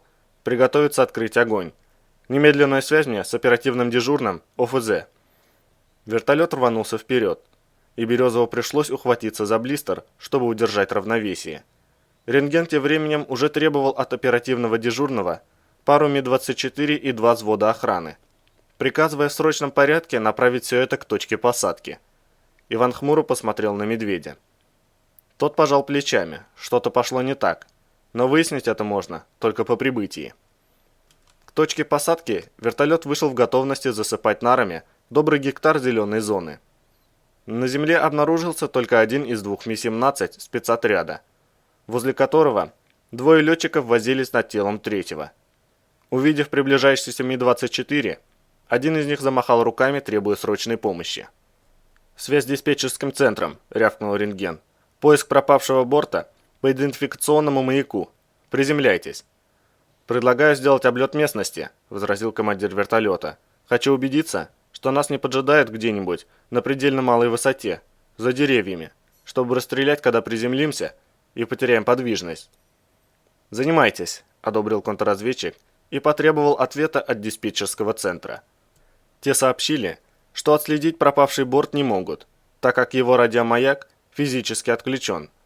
В данный момент они срочно наводят на этот район спутник. Пока рентген вел радиообмен с ДЦ, Ми-24 совершил облет прилегающей к точке посадки местности, и пилот, не обнаружив ничего подозрительного, повел вертолет на снижение. Едва его колеса коснулись травы, Березов с Медведем выпрыгнули наружу, беря оружие на изготовку. «Где второй вертолет?» Рентген подбежал к летчикам, перевязывающим раненого товарища. «Лемур забрал», – зло сплюнул командир вертолетного звена. «Увел его куда-то на восток», – он грязно выругался. «Его надо срочно на операционный стол». Березов склонился над окровавленным пилотом. «Иначе не выживет». «Где аптечка?» «Будем ставить капельницу с кровяной плазмой. У него большая кровопотеря». Сообщив диспетчерский центр, контрразведчик бросил взгляд на своего подчиненного. «Похищен борт особ. Преступники ушли на восток. Пусть шарят спутников в том направлении. И медицинскую бригаду сюда». Он обернулся к летчикам. «Как это произошло?» «Ферзь оставил лемура с нами», — скривился тот. «Я передал ему ваш приказ. Он схватил автомат, дал очередь по системе радиосвязи, положил всех на пол, полоснул по приборной доске и выскочил наружу. Побежал ко второму борту. Там Семёныч стоял». Летчик кивнул на бессознательное тело раненого товарища. Лемур в него 3 пули всадил. Потом залез внутрь. Оттуда выстрелы слышались. Потом борт поднялся в воздух и ушел. «Твою мать!» – Медведь набросил на плечо ремень печенега. «На кой черт ему вертушка? Из Реала хочет вырваться?» «Перехватим». Рентген выхватил у пилота планшет и распахнул карту местности. «Не успеет». «А что, если он хочет предупредить Ферзя?» – предположил Иван. «Может, к лаборатории существует и третий путь?» Болт говорил, что там много малых труб. Какие-то открываются, какие-то закрываются. Но в целом к одному месту можно выйти несколькими путями, если лемур не собирается уходить из ареала. «Кто дежурил во втором вертолете?» – спросил летчика Медведь. «Червонец», – ответил тот. «Это он стрелял, когда лемур во второй борт влез. Жаль, что не попал». «Почему вы так считаете?» Рентген оторвался от карты. «У лемура «Гроза-4», она стреляет бесшумно», – объяснил летчик. «У червонца Абакан, его мы и слышали. А не попал, потому что борт все же ушел». «Рентген!» Медведь поманил контрразведчика к себе, взглядом подзывая и Березова. «Тут такое дело», – сказал он, отведя их в сторону от вертолетчиков. «Я думаю, что червонец с ними». «Основание?» – прищурился рентген. «Червонец – командир группы. Лемур тоже. Зачем Ферзю оставлять бортами обоих командиров? Вероятно, они готовились к зачистке лабы и должны были выдвинуться во всеоружие уже во вторую ходку, когда начнется рейд. Ферзь в любом случае не взял бы с собой всех, только самых управляемых. И еще, червонец умеет водить вертолет. Я приму это во внимание». Контрразведчик протянул Медведю планшет с картой. «Где произошел вчерашний бой? Как скоро спецотряд выйдет оттуда?» «Тут». Здоровяк ткнул пальцем в прозрачный пластик. «Если просто сходить туда-сюда, то через час. Но надо еще найти убитых. Там высокая плотность залегания аномалий. И наверняка полно бандитских трупов. Фронтовик бил с колена очередями с 200 метров. По его меркам это в упор. Я насчитал 23 очереди. Потом он стал перезаряжаться, и мы, воспользовавшись затишьем, отошли, если не сказать прямо, убежали, пока собака рвала засаду в кровавые клочья». «Аномалии надо перезаряжаться?» – удивился рентген. «В круглом дисковом магазине ППШ-41 71 патрон», – ответил Березов. «Если вести огонь по 3 патрона, где-то 23 очереди и выйдет. У него закончились патроны, и он менял магазин. Для ППШ это довольно долго. В этом плане конструкция его подводит». «Но это в настоящем ППШ», – фыркнул Медведь. «Кто знает, что у того кошмара на самом деле?» Издали аномалия похожа на солдата в гимнастерке Великой Отечественной, с ППШ в руках. Оттуда слухи и пошли. Неизвестно, чем в действительности оно людей убивает. «ППШ настоящий», – машинально ответил Иван. Приклад отшлифовался за годы эксплуатации. Стал гладким, словно отполирован. А вот металлические части новенькие, будто только что с завода. Он замолчал, увидев, с каким выражением лиц Медведь с рентгеном смотрят на него. «Приснилось мне это, пока без сознания под выбросом лежал», – пожал плечами Березов. «Почему-то запомнилось, очень ярко». «Занятно», – оценил рентген. «В общем, если лемур с червонцем зайдут в желтую зону, предупредить Фердя они смогут только при личном контакте». Он вернулся к карте. «Где здесь, по вашему мнению, мог бы находиться наиболее короткий путь к Фердю?» «Так не скажешь», – покачал головой Медведь. «Это же желтая зона. Там аномалии до чертиков, и половина из них либо движется, либо часто меняет местоположение. Разве что Болт мог бы ответить на этот вопрос, да и то только приблизительно. А если исходить из тех маршрутов, что мне известны, так самый короткий путь здесь, у нас. Потому вчера мы отсюда и выходили». «Почему же лемур с червонцем не ушли в желтую зону прямо отсюда?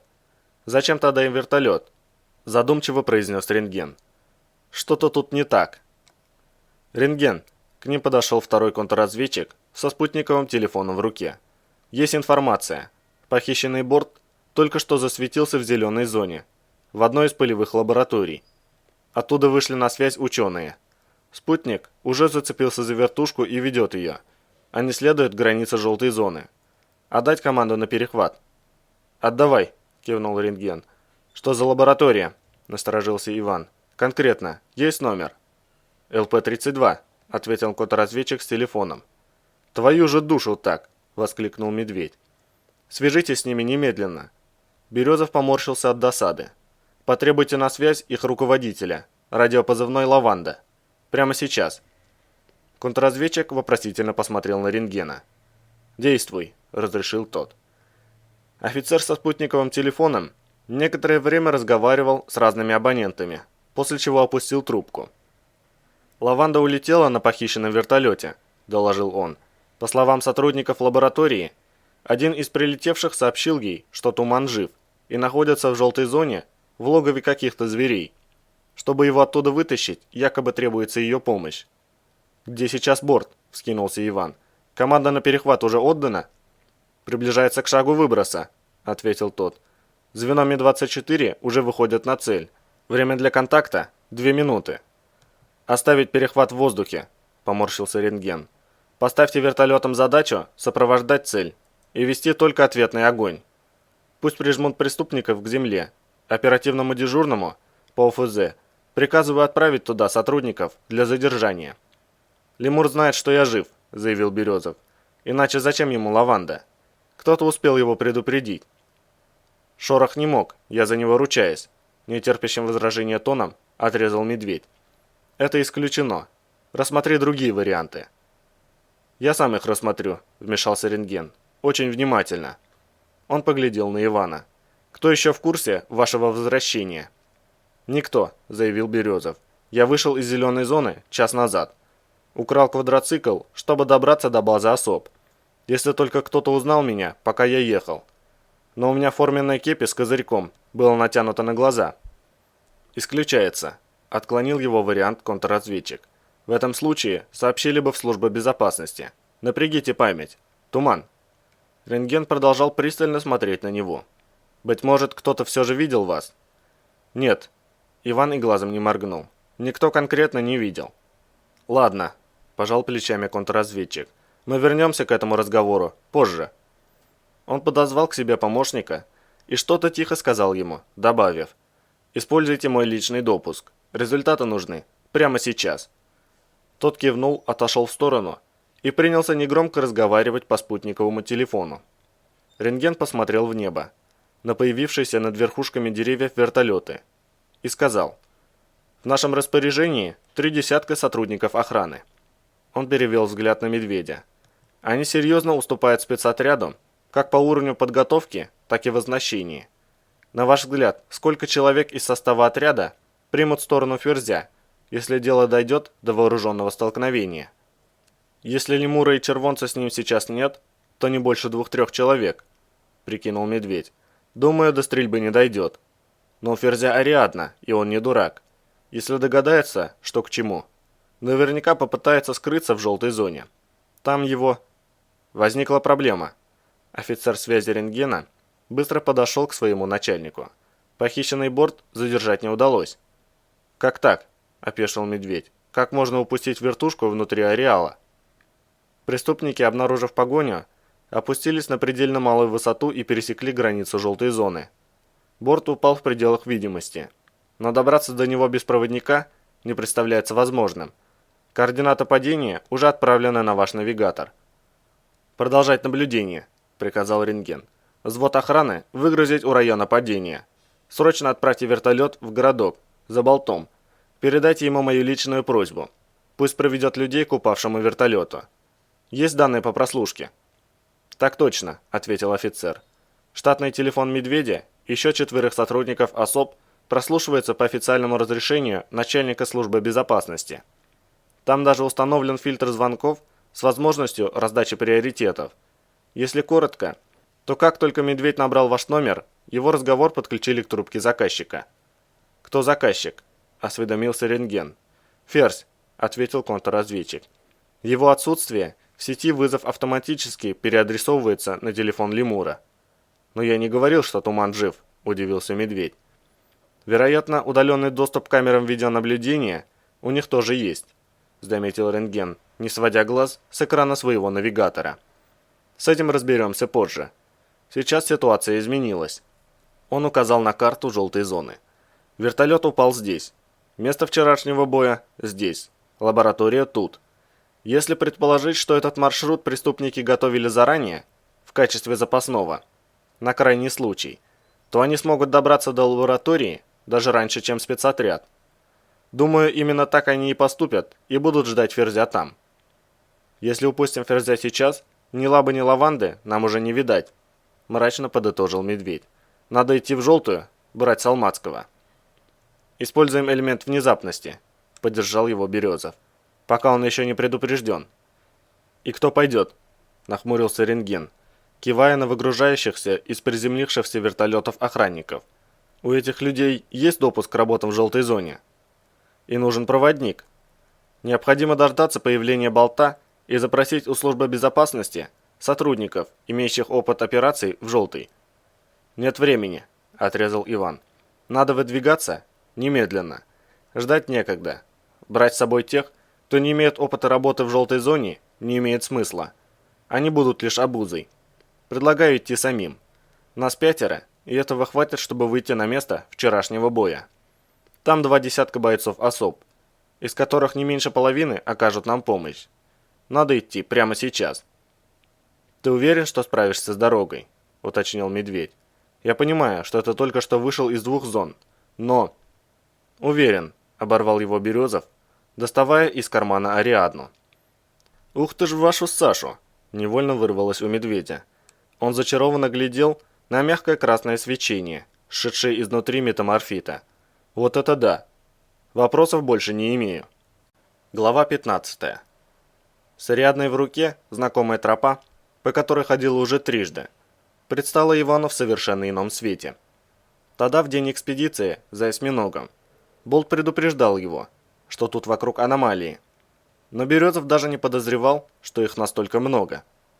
Кромка лесной тропинки оказалась затянута паутиной столь густо, что разведи идущий по краю стежки человек руки в стороны, его пальцы без шансов вляпаются в эту дрянь. Аномалии лежали, сидели, стояли и висели повсюду. Особенно много было студня. Он лениво подрагивал, чуть ли не в каждом углублении или выемке в почве. В глазах рябило от обилия вибрирующих тугими спиралями энергетических вихрей всевозможных форм, затаившихся среди зарослей в ожидании неудачливого путника. И при всем при этом лес жил своей жизнью. Укрепленный в головной повязке филин показывал красные пятна, тепловые сигнатуры животных, тихо крадущихся среди аномалий, либо замерших в ожидании, когда люди пройдут мимо. Березов мысленно покачал головой, подныривая под протянувшиеся над тропой ветви раскидистого дерева, густо поросшие сине-желтым мхом, прямо вдоль которых тускло поблескивали тонкие и невесомые серебряные нити. Об истинной степени опасности тем, кто идет сейчас за ним по этой тропе, лучше не знать. Иван сам-то, увидев реальную картину местности, благодаря Ариадне, не повернул назад лишь потому, что шел по этой тропе уже в 4-й раз и точно знал, что дойдет. Впрочем, не только поэтому. В руках у лемура оказалась лаванда. Она пошла с ним в желтую зону, не задавая вопросов, всего лишь услышав о том, что где-то там ему, Ивану, необходима ее помощь. Если для того, чтобы вернуть ее назад живой и невредимой, понадобится лично перегрызть горло ферзю, лемуру или еще кому, он займется этим без тени сомнений. Не говоря уже о том, что за этими двумя остался должок, еще недавно носивший радиопозывной «Ветер». Впереди поворот. Иван коротко обернулся назад, скользнув взглядом по идущей за ним веренице из 3 человек. Сразу же за ним, справа в кустах, волчье логово. После вчерашнего боя зверья там может и не быть, но в любом случае полная боевая готовность. Волков на месте не оказалось, и все окрестное зверье, напуганное недавним сражением, держалось от тропы подальше. Зато газовая аномалия была на месте. На этот раз Березов увидел ее метров за 50. Ариадна показывала облако газа в виде огромного прозрачного, амебообразного сгустка грязно-розового цвета, перетекающего через лес со скоростью идущего человека. Иван остановился и подал знак остальным. В чем дело? Медведь мгновенно упал в желтые потеки синюшного мха, упирая плечо в приклад печенега. Направление на цель? Газовая аномалия на 11 часов, пояснил Березов. Двигается в направлении на 5 часов. Будет пересекать тропу. Подождем. Противогазы? Спросил рентген. Не обязательно. Иван отрицательно кивнул. Она пройдет мимо нас, не зацепив. Далеко видно? Поднялся с земли здоровяк, с этим волшебным камушком в руке. От размеров аномалии зависит, ответил Березов. Это по фронту метров 10, в глубину где-то 300, высота метра 4. Даже через лес ее заметно за 500 метров. Он посмотрел на поднимающегося медведя. Помнишь, как мы с тобой попали под жаровню, когда рентген оковами приковала? Забудешь тут, буркнул медведь, обшаривая взглядом окружающие заросли. Неделю волдыри со спины сходили. Ее можно было вот так же пропустить мимо, мрачно усмехнулся Иван. Без остросюжетных приключений с поджаренными спинами. Выходит, Фер специально нас под нее положил. Здоровяк скривился. Зачем? Полагаю, хотел произвести впечатление на меня. Вступил в разговор рентген. Согласно изученным мною отчетам, газовая аномалия вытесняет из нор зверей. Мы должны ожидать нападения? Вряд ли. Медведь покрутил головой. Все разбежались. Филин ничего не видит. Здесь на нас никто не нападет. Березов рассматривал медленно ползущую, параллельно тропе, плешь. Из кустов выйти живым невозможно, если только дальше. Рентген с медведем, не сговариваясь, одновременно отшагнули на середину тропы. Больше никто не разговаривал до тех пор, пока Иван не подал сигнал продолжать движение. К месту боя приближались предельно осторожно. Но Ферзь умел учиться на ошибках и выставил на тропе наблюдателей. Филин показал тепловой отпечаток залегшего в кустах человека, и Березов сделал жест «Стой!». И сразу за ним «Вижу цель». Их небольшая группа немедленно вжалась в синий мох, изготавливаясь к бою. Иван внимательно вглядывался вдаль.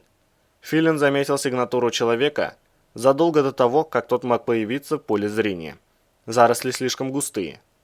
С невидимкой в кармане засечь Березова было невозможно. Значит, об их приближении, тем, кто засел в кустах, впереди, еще неизвестно. Он обернулся и поманил к себе медведя. Тот подполз ближе и вопросительно посмотрел на Ивана. Дальше по тропе метров 30. Сбоку за кустом сидит человек. Тихо объяснил Березов. Филин заметил. Понял здоровяк. Мой никого не видит. Твой мед стало быть крупнее, цепляет подальше. Он подполз еще ближе, поравнявшись с Иваном, и остановился. Вижу, черт, и меня тоже заметили. Здоровяк кивнул, указывая вперед. Тепловая отметка цели раздвоилась. Одно пятно осталось на месте. Другое спешно удалилось в противоположную сторону. Стало быть, изначально наблюдателей было двое, и сейчас один из них спешит к основной части своего отряда. «Думаю, это наши», — определил медведь. «Мы недалеко от места засады. Раз отряд сейчас там, то больше некому оставлять на тропе пост. Надо приблизиться и подать условный сигнал, пока через лес долбить не начали. После вчерашнего все нервные». «Идите вчетвером», — решил Иван. «Тропа чистая, а я обойду через кусты. Тут есть где пройти. Заодно посмотрю, что там к чему. И не придется раньше времени пугать народ моим появлением. Чтобы всех испугать, будет достаточно и моего появления», – бесстрастно произнес рентген. «У Ферзя возникнут подозрения в любом случае. Поэтому действуйте быстро, Туман. И помните, Салмацкий нужен следственной комиссии живым. Это в ваших же интересах». Березов утвердительно кивнул. «У Ферзя Филин самый мощный в отряде», – предупредил медведь. «Имей в виду». «Он ему не поможет», – мрачно усмехнулся Иван, машинально проверяя, удобно ли сидит в руке пистолет. «И где ты успел насобирать столько всего?» – философски вздохнул здоровяк. «Идут». Березов указал на показавшиеся в радиусе действия Филина тепловые отметки. «Я пошел». Он нырнул в кусты, перепрыгивая через заполненную студнем рытвину, и двинулся через заросли в обход наблюдателей. Оставшийся на тропе медведь достал боевой нож и несколько раз ударил тупой стороной клинка по пулеметному стволу, подавая условный сигнал «Я свой», установленный в особ на текущую неделю. 3 точки, 2 точки. Пока ему отвечали, Иван вышел к месту недавнего боя. С первого же взгляда стало ясно, что вчера здесь разразилась настоящая бойня. Растительность вокруг была переломана и измята. Повсюду были лужи крови. Лежали изодранные в клочья трупы в камуфляжных костюмах всевозможных расцветок, покореженное оружие и россыпи стрелянных гильз. Красная почва хранила на себе четкие отпечатки огромных собачьих лап и глубокие борозды от когтей. Кровавые ошметки разорванных на части тел засохли на кожистых листьях синюшных кустов и покрытых желтыми потеками стволах деревьев. Внутри многих аномалий можно было различить бурые кучи тряпья, все, что осталось от вляпавшихся людей, пытавшихся спастись бегством. Посреди небольшой поляны, свободной от аномалий, десяток бойцов спецотряда укладывали на носилки облаченные в мембраны тела в испещренных пулями латниках. Ферзя среди них не было, и Иван посчитал трупы. 5 убитых. Вероятно, Салмацкий с остальными разыскивают 6-е тело. Если выследить его сейчас, без крови не обойтись. С ним слишком много людей, и времени объясниться Ферзь ему не предоставит уж точно. Придется дождаться, когда рентген официально лишит Салмацкого полномочий. Но до того момента показываться не стоит. Березов затаился в кустах. Медведь, Капкан и 2 контрразведчика появились спустя пару минут в сопровождении часовых с тропы и нескольких бойцов, выдвинувшихся к ним на усиление. Их появление заставило спецотряд бросить свои дела. Бойцы сгрудились вокруг прибывших, и разговор почти сразу пошел на повышенных тонах. Иван быстро подсчитал людей. Выходило, что с Ферзем сейчас максимум пара человек. «Это меняет дело», – подумал Березов. «Стоит взять его сейчас, пока он не заручился поддержкой остальных». Иван уже собрался тихо отступать вглубь зарослей и приступить к поискам. Как из кустов с противоположной стороны вышел Ферзь в сопровождении 2 бойцов, несущих на руках тело погибшего. «Что здесь происходит?» – недовольно поинтересовался Салмацкий. «Почему остановили эвакуацию?»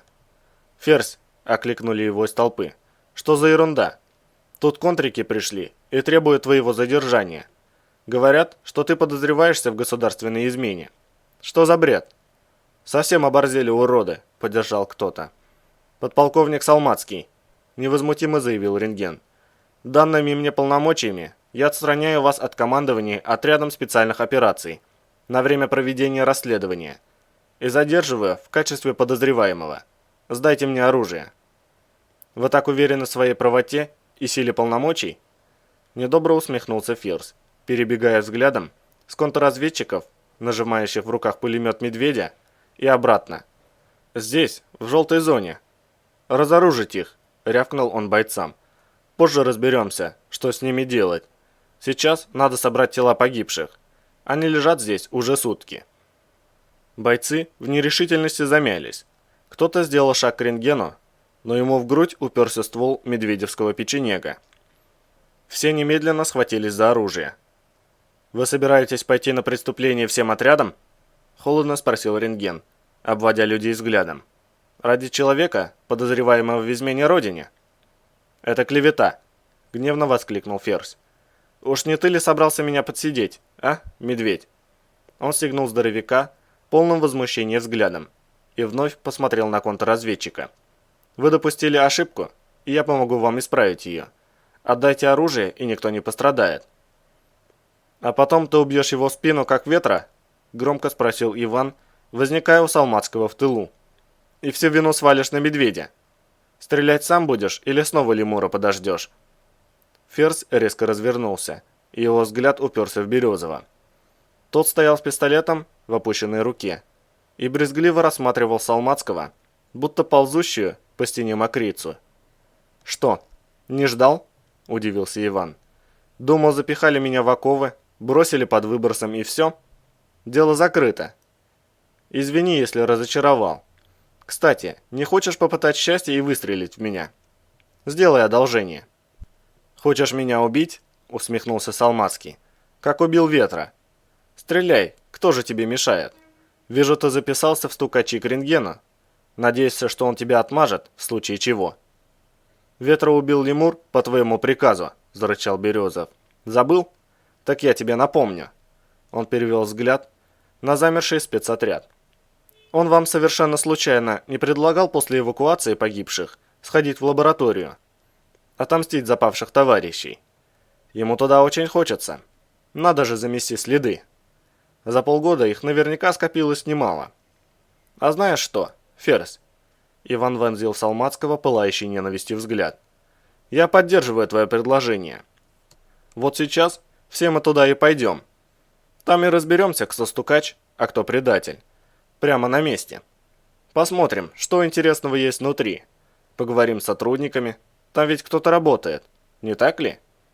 Кто знает, вдруг нам повезет настолько, что они узнают кого-нибудь в лицо». «Да ради бога!» – пожал плечами Ферзь. «Я готов. Пошли». Он развернулся к Березову спиной и пошел к остальным, чтобы в следующую секунду рвануться влево, прячась от Ивана за двумя своими сопровождающими. Скинув пистолет, Ферзь несколько раз выстрелил в рентгена. Тот отлетел в сторону. Березов стремительно сместился вправо, чтобы никто не попадал на линию огня, и произвел Салмацкого 2 сдвоенных выстрела. Ферзя швырнуло на землю. Он выронил пистолет и покатился к кустам, отшвыривая от себя гладкий зеленый корпус РГД-5. Звонко громыхнул капсюль-воспламенитель, возвещая начало 4-секундного отсчета до взрыва. «Граната!» – закричал кто-то, и люди бросились на синий-желтый мох, закрывая головы руками. Иван прыжком ушел подальше от гранаты и вжался в траву. Ухнул взрыв, и замерших посреди поляны бойцов обдало мелкими красновато-резиновыми комьями выдранной земли. Березов вновь вскинул пистолет, собираясь продолжить огонь. Но Салмацкий уже скрылся в кустах. Иван вскочил на ноги и ринулся следом, сжимая в руке Ариадну. Однако, очень быстро ему стало ясно, что догнать Ферзя по горячим следам не удастся. Салмацкий знал местность гораздо лучше и легко потерялся в зарослях. Березову ничего не оставалось, как вернуться к отряду. На поляне уже вовсю командовал Медведь, расставляя людей в круговую оборону. Возле составленных рядом носилок с убитыми стоял рентген со своим помощником и опрашивал кого-то из бойцов. Тот понуро отвечал. «Ушел?» – встретил вопросом березовый рентген. «Я плохо знаю местность», – мрачно кивнул Иван. «А он тут, судя по всему, по несколько раз в неделю бывал. Нет смысла плутать между аномалий. И так ясно, куда он пошел. В лабораторию, следы зачищать. Понятно же, что мы очень скоро до нее доберемся». «Тогда выдвигаемся к ней немедленно», – решил контрразведчик. «Отряду, внимание!» Он повысил голос. «Задача – выйти к нелегальной лаборатории, находящейся в руках агентов спецслужб противника, и захватить ее. Операция имеет целью добычу максимально возможного количества вещественных доказательств, документов, по возможности пленных. В лаборатории, помимо подозреваемого Ферзя, находятся двое его сообщников, сотрудники ОСОБ, радиопозывные «Лемур» и «Червонец». Они удерживают заложницу из числа гражданского персонала, начальника одной из научных лабораторий, радиопозывной «Лаванда».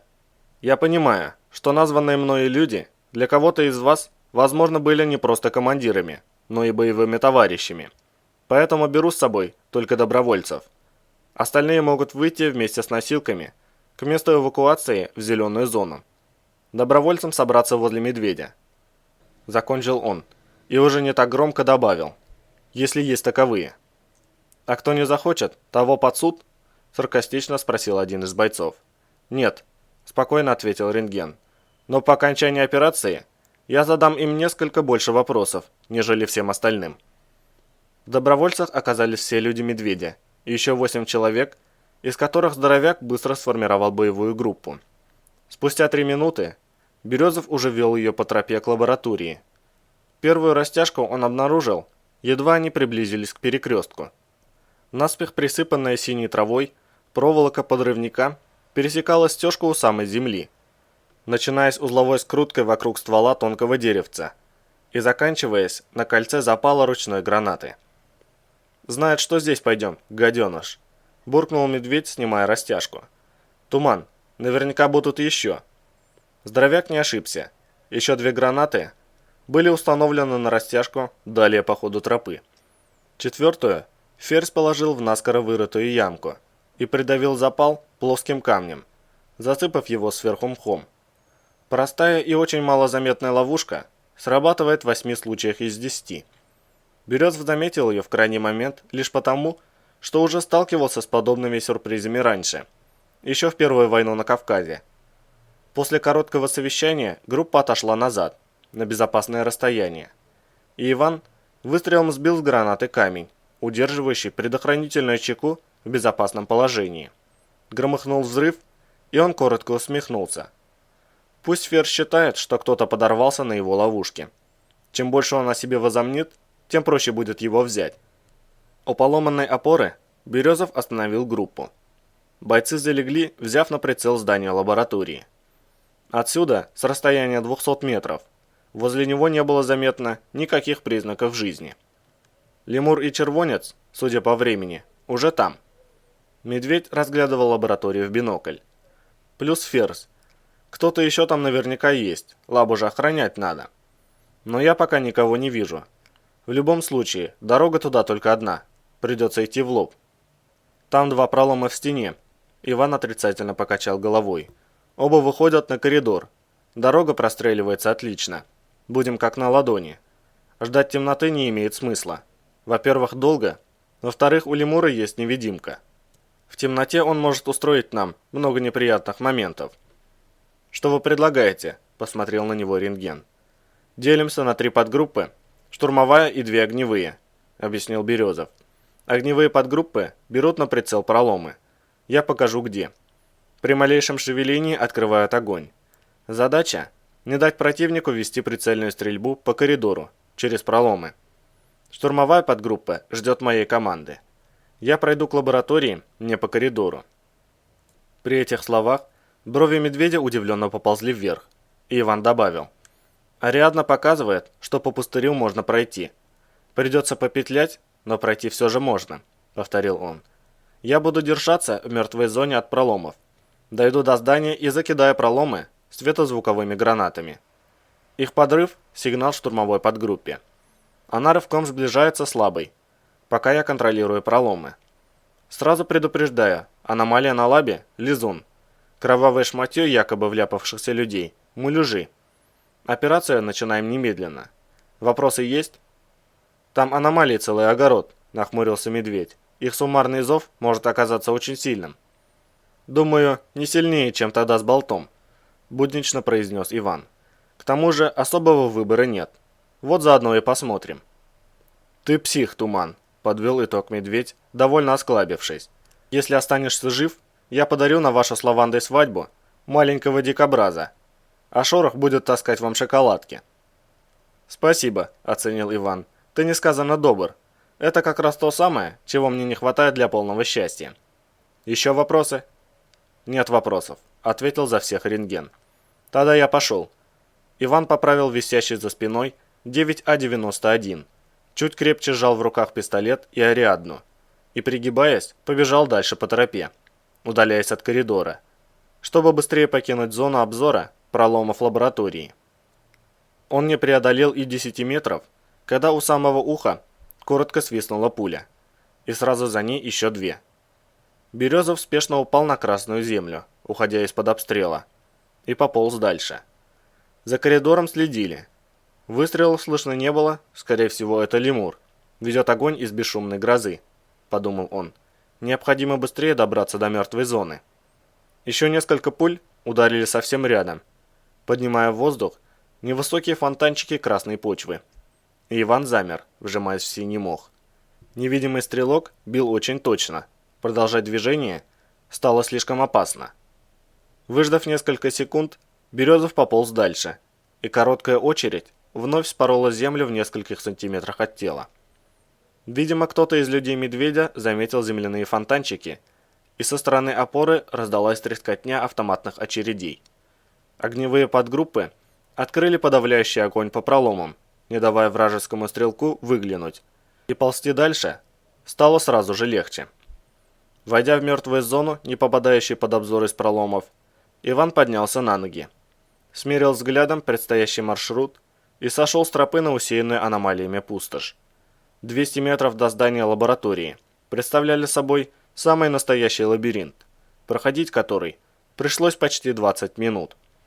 В некоторых местах студень залегал настолько плотно, что образовывал непрерывную многометровую поверхность, слабо подрагивающую навстречу ветру. Приходилось возвращаться на десяток другой метров и искать обход. На середине пути возникла заминка. Узкое чисто пространство, по которому можно было идти, проходило в десятке шагов от мощной жаровни. Дважды Березов пытался ее обойти с разных сторон. И оба раза жаровня, почувствовав человека, начинала смещаться в его сторону. В конце концов, вновь пришлось отступить и выбрать другой путь. Когда Иван уже был совсем недалеко от здания, воздух перед ним едва ощутимо дрогнул. И прямо под опускающейся ногой Ариадна показала внезапно возникшее мутное пятно. Березов дернулся в сторону, ставя ногу мимо образовывающейся на глазах аномалии. И, теряя равновесие, успел сделать пару шагов прочь. В крайний момент ему все-таки удалось буквально вывалиться на окружающее лабораторию чистое пространство. Он сгруппировался, ослабляя удар от падения, вскочил на ноги и обернулся назад. На месте мутного пятна, в которое только что едва не вляпалась его нога, роился хаотичными переливами энергии молодой раздиратель, плавно увеличиваясь в размерах. Вот уж действительно повезло. Березов выдохнул, стирая рукавом капельки пота, выступившие на лбу от напряжения. Надетая на голову повязка с филином давно уже промокла насквозь, впору выжимать. Иван окинул здание лаборатории взглядом и прислушался. Судя по непрекращающейся перестрелке, из проломов кто-то все же успел вести ответный огонь по позициям группы «Медведя». Сейчас это было даже на руку. Если противник увлечен боем, он может и не догадываться, что Березов подошел к зданию вплотную. Он поднялся на ноги и скользнул к стене. Лизун колыхнулся навстречу, и запах свежей сладкой сдобы защекотал нос. Внутри аномалии зрение потеряло былую резкость, словно под водой. И Ивану пришлось несколько секунд простоять на месте, ожидая, пока глаза свыкнутся с новым видением. Огневые подгруппы заметили его появление и прекратили огонь. Привыкнув к расплывчатым контурам, он вдоль стены двинулся к ближайшему пролому. В метре от пробитой в стене дыры Березов убрал пистолет и Ариадну, взамен достав из-под сумка Зарю-2. Выдернув кольцо, Иван отпустил предохранительную планку. Быстро досчитав в уме до 5, швырнул светозвуковую гранату в пролом. Отскочив назад, он заткнул уши и открыл рот. За стеной громыхнул взрыв, и Березов рванулся ко второму пролому, на ходу извлекая еще одну Зарю. После второго подрыва штурмовая подгруппа начала сближение. Иван приготовил к бою пистолет и третью светозвуковую, замерев между двух проломов. Штурмовой подгруппе оставалось преодолеть менее полусотни метров, когда в один из проломов неприкрыто высунулся автоматный ствол. Длинная очередь задела чей-то латник и ушла вверх. Стрелок не справился с сильной отдачей. Боец споткнулся, но удержался на ногах. В следующую секунду Березов забросил в пролом Зарю. Несколько бойцов из состава штурмующих залегли и открыли огонь по проломам, прикрывая перемещение своих товарищей. И спустя полминуты могучая фигура медведя уже нависла над Иваном. «Надо же! Получилось!» Его глаза возбужденно блестели. «Дошли без потерь!» «Где рентген?» Березов поискал взглядом контрразведчика. «Я оставил его с огневой подгруппой». Медведь потряс печенегом, стряхивая с него красную земляную пыль. «Он поведет их на сближение, как только мы начнем штурм». Здоровяк пошарил глазами по зданию. «Двери на электронных замках?» «Грузовой вход, похоже, заварен изнутри уже давно», — ответил Березов. «Проломы слишком узкие, так что войти можно только с одной стороны, через стандартную дверь. Распечатаем накладным зарядом. Надо торопиться, пока они там внутри не уничтожили все серьезные улики». По периметру двери быстро установили накладные заряды, и группа изготовилась к штурму. «Внимание всем!» – негромко произнес Березов. «Я захожу первым. После подрыва двери я брошу внутрь гранату. Там об этом прекрасно знают, и сразу после ее взрыва будут ждать начала штурма и бросят гранату в ответ. Поэтому после первой гранаты не заходим. Заходим только вслед за мной».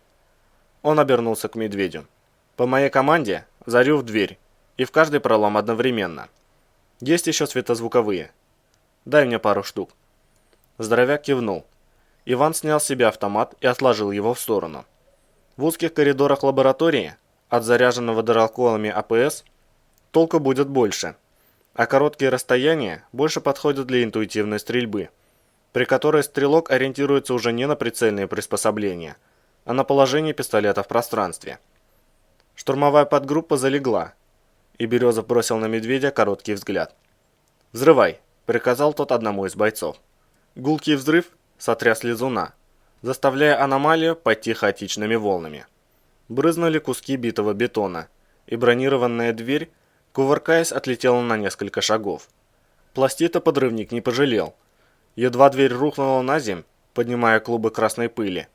Из зияющего темнотой проема вылетела граната, и раздалась автоматная очередь.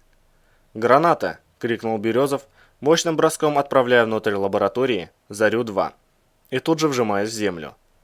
Ухнул близкий разрыв, и внутреннее пространство лизуна прочертил сон параболических линий, словно орбиты сотен крохотных планет, выходящих и заходящих из дверей лаборатории.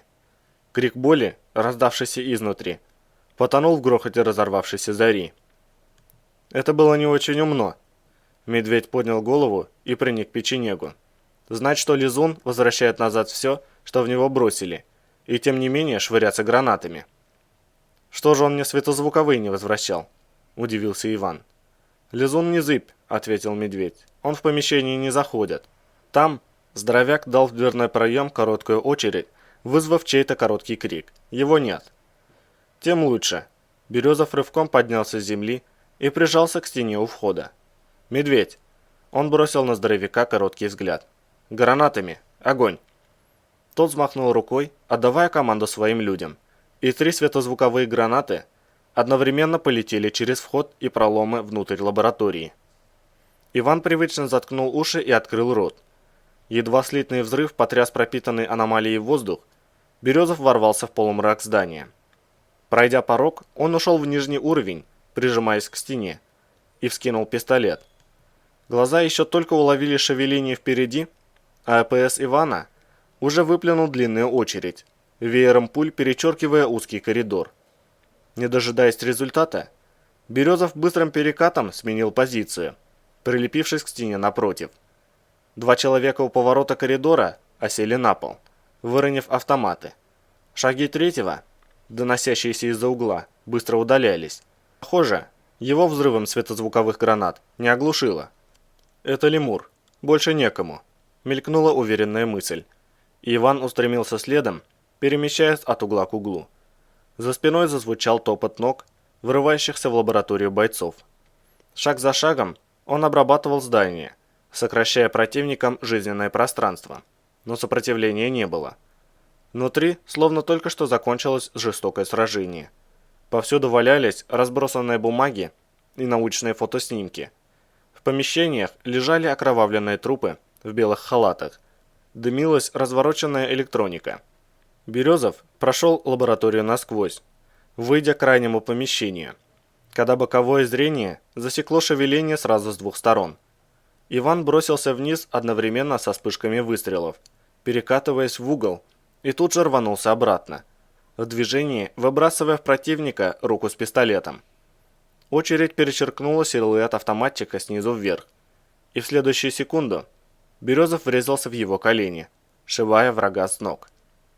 Тот, роняя автомат, перелетел через Ивана и рухнул на пол. Березов свободной рукой ухватился за него и рванул на себя, прикрываясь им от второго стрелка словно щитом.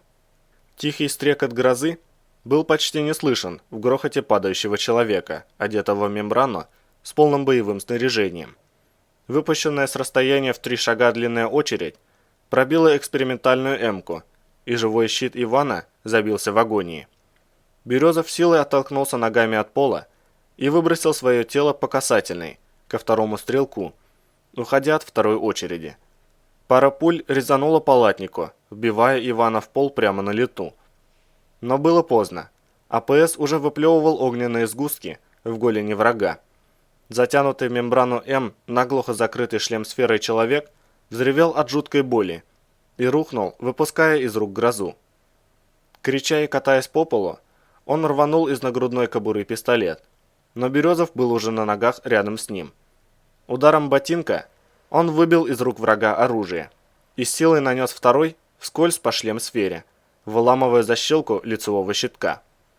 «У меня к тебе привет от ветра», – спокойно произнес Иван, глядя в открывшееся лицо лемура, искореженное болью. «А знаешь, Сашок, я ведь тебя не убью. Это было бы слишком легко для тебя». «Нет», – он покачал головой, – «тобой займется рентген. Получишь пожизненное и будешь до самой своей поганой смерти жить в одиночке». «Надо было тебя сразу валить», – прохрипел предатель, корчась от боли. «Надо было», – согласился Березов. «Ничего», – ощерился лемур. «У нас для тебя есть сюрприз». «Да, я знаю», – вздохнул Иван и дважды выстрелил в лемура, перебивая ему оба локтя. «Это тебе за Витальку». Тот взревел от захлестнувшей его дикой боли, и Березов потерял к нему интерес. Он подошел к двери в крайнее помещение лаборатории и, встав вне проема, повысил голос. «Ферзь», – буднично произнес Иван, – «отдай ее, и попадешь к рентгену, не инвалидом. Я ведь все равно тебя возьму. Ты-то это уже понял». Из-за двери раздался приглушенный женский всхлип, и зазвучал голос Салмацкого. «Интересное предложение», – с иронией ответил Ферзь. «Я весьма серьезно его обдумал и пришел к выводу, что оно мне подходит. Заходи, Туман, я сдаюсь. Дверь, кстати, не заперта». Березов тихо присел на корточки и притаился у обреза дверного проема, так, чтобы не попадать в створ дверей. Он осторожно протянул руку и толкнул дверь. Едва створка пришла в движение, изнутри помещения раздались выстрелы, и дверь покрылась пробоинами. В следующую секунду Иван коротким рывком высунулся в дверной проем, ровно на ширину руки, сжимающий пистолет, и выстрелил в засевшего за наспех собранной из рабочей мебели баррикадой ферзя. Тот вскрикнул и упал, увлекая за собой окованную наручниками лаванду, заклеенным скотчем ртом. Стремясь не потерять временное преимущество, Березов стремительным кувырком прошел дверной проем, выходя в изготовку для прицельной стрельбы. Как вдруг мощный взрыв разметал баррикаду и швырнул его в темноту. Что-то будто вгрызлось ему в бедро, обжигая кожу, и Иван открыл глаза. Он лежал на земле возле лаборатории, в окружении бойцов спецотряда. Над ним склонились Айболит и Медведь. Рядом стоял рентген. «Может, еще одну?» Медведь, держа в руках пиявку, вопросительно посмотрел на Айболита. «Не стоит перегибать», – отрицательно покачал головой тот. «И так очухается». «Где лаванда?» – поднял голову Березов. «Что с ней?» «Ферзь увел», – болезненно скривился Медведь. «Извини, Туман, никто не ожидал». «Куда увел?» Иван сел, опираясь на руку. «Куда?» «Туда». Здоровяк указал рукой на усыпанную аномалиями пустошь. Он ею прикрылся и ушел прям так, напрямик. Стрелять мы не стали, боялись ее зацепить. А лезть за ним безориадно – это изощренное самоубийство. «Чего ж мою не взяли?» – вскинулся Березов, пошатываясь от сильного головокружения. «Она в кармане лежит». «Мы не сразу смогли вас найти», – вступился за медведя рентген. Помещение было завалено обломками мебели и сильно задымлено. «Айболит», – поморщился от боли Иван. «Поставь меня на ноги. Надо идти за ферзем». 5 минут, и можешь хоть танцевать», – хмыкнул санинструктор. «А пока сиди ровно и восстанавливайся. Повезло тебе. Латник в хлам, а ты цел». «Как это получилось?» – Иван потер разламывающийся от боли затылок. «Ферзь все продумал», – ответил медведь. «Видать, заранее готовился к такому исходу. У него самая дальняя от входа часть стены была заминирована.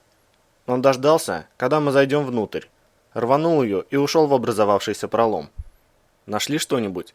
Березов вопросительно посмотрел на рентгена. «Все, кто здесь работал, убиты». В голосе контрразведчика промелькнула досада. «Документы уничтожены. Тщательное обследование здания, вероятно, что-то даст, но это не окажется ничем серьезным. Уже сейчас ясно, что все следы Салмацкий зачистил». «А лемур?» – спросил Иван. «Лемура убило взрывом», – скривился медведь. «Червонец умер от ран, в нем 2 твои пули и десяток лемуровских. Короче, свидетелей нет. Хреново все». «Правда, есть одна деталь», – вставил рентген. «Какая?» Иван почувствовал, как под действием манипуляций Айболита уходят головокружение и возвращаются силы. «Все компьютеры в здании расстреляны, причем довольно тщательно», – задумчиво произнес контрразведчик. «С них сначала снимали боковую стенку, и только потом прицельно расстреливали жесткие диски. Но в одном компьютере жесткий диск отсутствует. Нет даже следов вырванных проводов. Нет его и при телах уничтоженных преступников. Возможно, компьютер был нерабочим. Но как вариант это может означать, что Салмацкий унес его с собой». «Зачем?» – не понял Березов. «Если там компромат на него, проще его уничтожить. Может, он бросил его в аномалию? Для гарантии». «Может и так», – согласился контрразведчик. «Это при условии, что компромат там был на него. Но есть и другая вероятность. На том диске содержится компромат на кого-то другого. Возможно, покровителя или сообщника. И Салмацкий, имея на руках эти данные, рассчитывает на его помощь. Не думаю, что в его планах сидеть в желтой зоне до конца дней своих. Он не тот человек и использует все варианты, чтобы выпутаться из этой истории. Если я прав, то на пропавшем Винчестере находится информация высочайшей степени важности. Значит, нам нужен этот жесткий диск». Иван поднялся на ноги и посмотрел на валяющийся рядом изодранный латник. Это ему уже ни к чему. Уже 2 причины для его преследования. «Когда выдвигаемся?» – оживился рентген. «Сейчас», – решительно заявил Березов, доставая Ариадну. «Если Салмацкий прошел, мы тоже пройдем. Я не отпущу эту тварь». Через пустошь шли долго, петляя между лужами студня и обходя аномалии, дергающиеся к людям при их приближении. Несколько раз приходилось переходить на бег, чтобы оторваться от ползущей за ними центрифуги. И спринт по принципу след в след более походил на игру в русскую рулетку, в которой барабан револьвера заполнил патронами наполовину. К счастью, все обошлось и пустошь миновали без потерь. На тропу, которой ушел Ферзь, вышли быстро.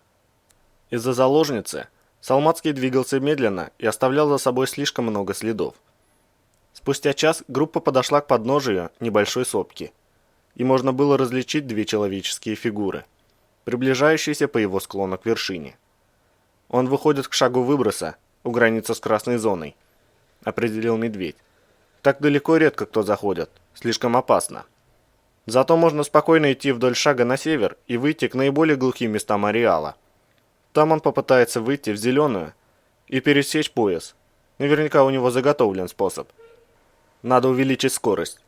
Иван вглядывался в крохотную фигурку лаванды, пошатывающейся от рывков конвойной веревки.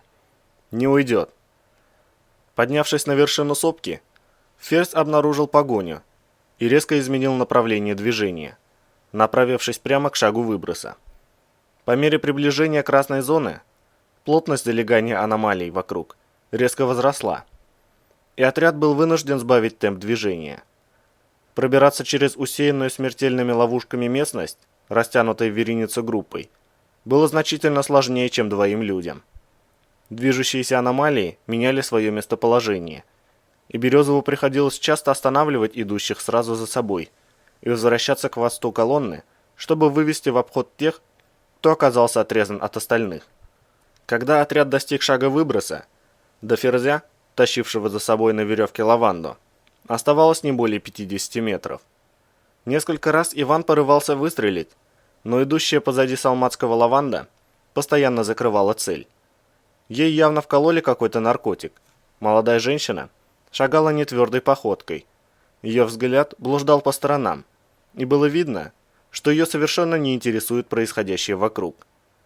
Ферзь обогнул мощную граву и скрылся за поросшим желто-синими кожистыми лентами пригорком.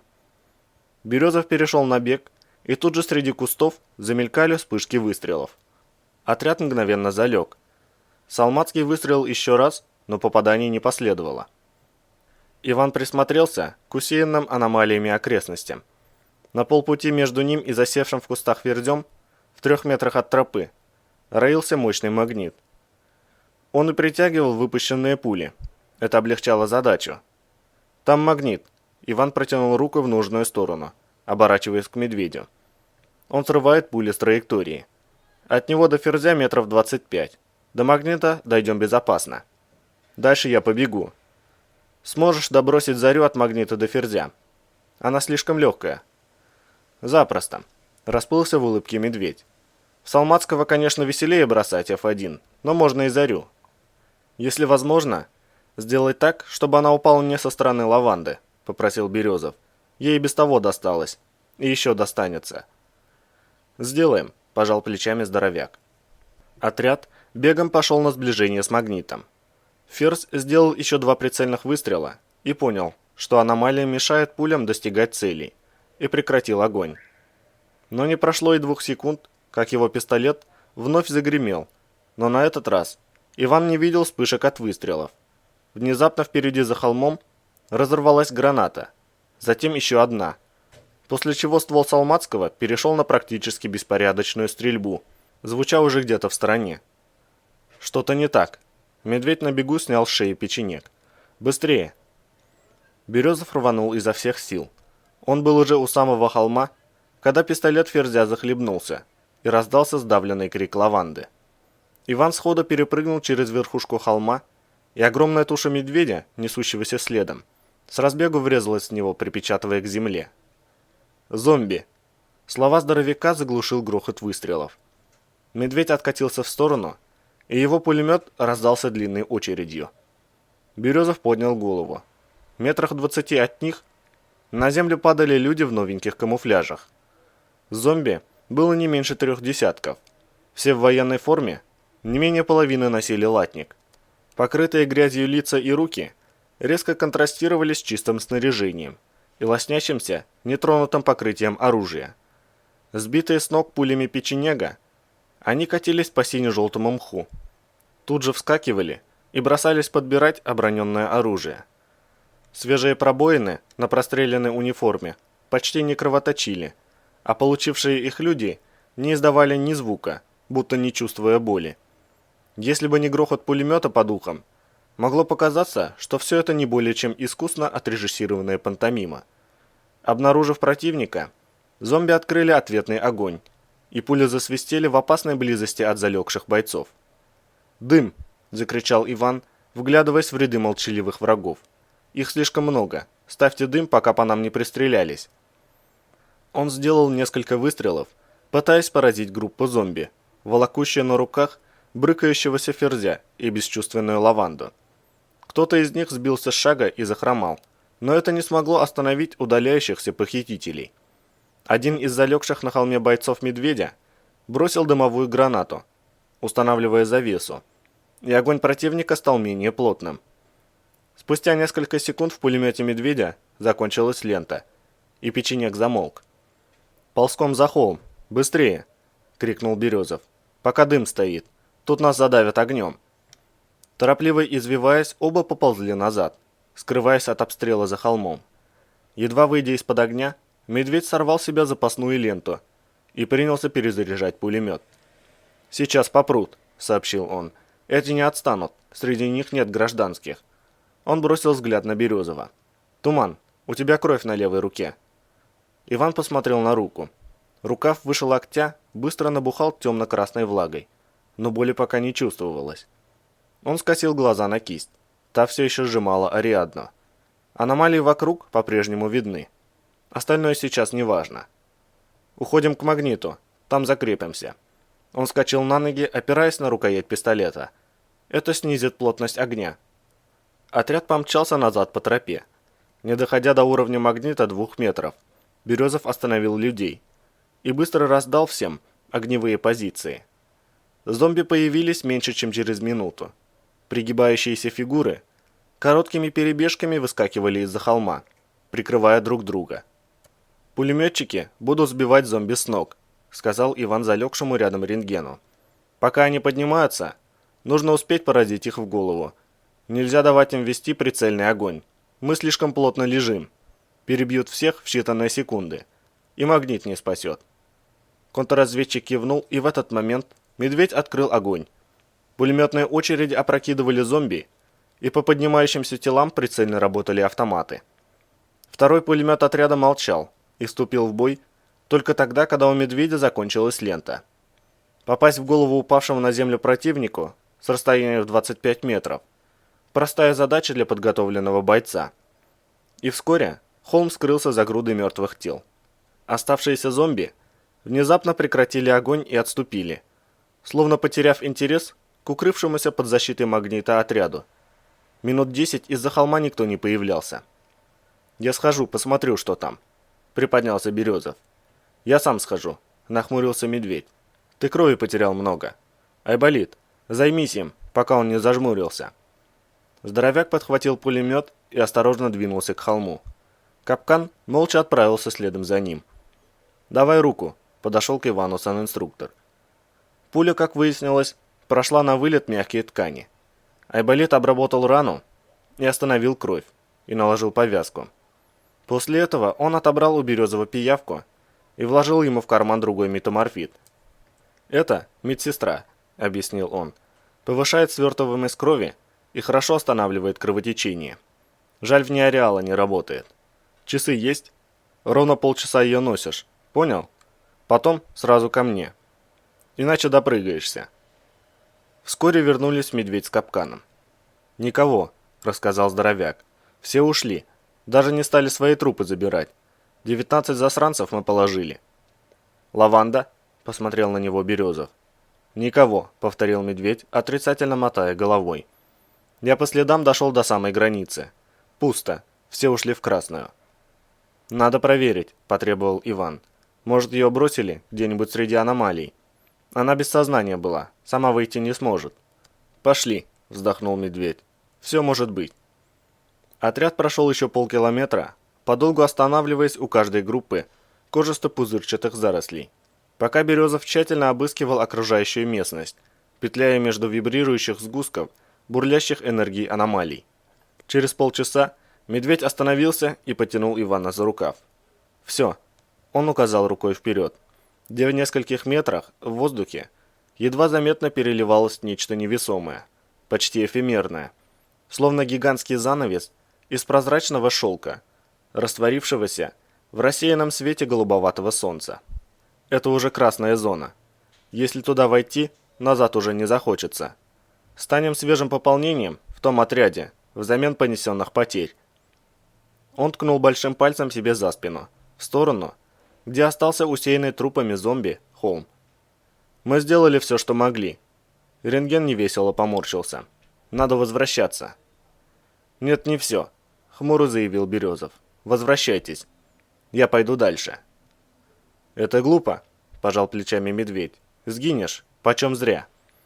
Ничего со мной не случится, отмахнулся Иван. Вот увидишь. Болт ходит в красную зону, и он сам говорил, что я смогу туда ходить. Лаванда тоже так считает. Кроме того, есть у меня подозрение, что я буквально вчера оттуда. Короче, я иду один, со мной никому нельзя. Если не вернусь через 2 дня, стало быть, не получилось. Медведь с рентгеном переглянулись. «Я не против», – произнес контрразведчик. «Кроме того, мне нужен этот жесткий диск, а также все, что получится найти у Ферзя. Можете считать это официальной целью поиска». «Тогда иди», – хмыкнул медведь. «Если что, то дикобраза я посажу на твоей могилке, и Шорох будет таскать шоколадки туда». «Ты настоящий друг», – оценил Березов, вынимая медсестру из набедренного кармана. «Держи, док». Он бросил мед Айболиту. «Только на всякий случай подожди, когда мы отойдем подальше. Хорошо?» – попросил медведь. «Не хотелось бы получить пулю в спину, если у тебя на 2-м же шаге съедет крыша. А так мы хоть убежать успеем». «Подожду», – улыбнулся Иван. «Сами выйдете?» «Выйдем», – успокоил его здоровяк. «По своим следам, да старым дедовским способом. Жучкой и гильзами. Не впервой». Он пожал Березову руку. «Удачи, Туман». Пока отряд уходил к холму, Иван одной рукой снял со спины автомат и перевесил его на грудь. Потом он положил на стоящий рядом камень, пистолет и Ариадну и достал чистый носовой платок, который взял с собой на всякий случай в качестве ветоши для чистки оружия. Он тщательно протер АПС, метаморфит и ладони, избавляясь от испарины. Аккуратно сложил платок и убрал в карман. После этого он вложил в кисть левой руки Ариадну, взял в правую руку пистолет и посмотрел на опустевшую тропу. Постояв неподвижно несколько секунд, Березов несколько раз глубоко вздохнул и решительно шагнул сквозь призрачный занавес. Конец книги.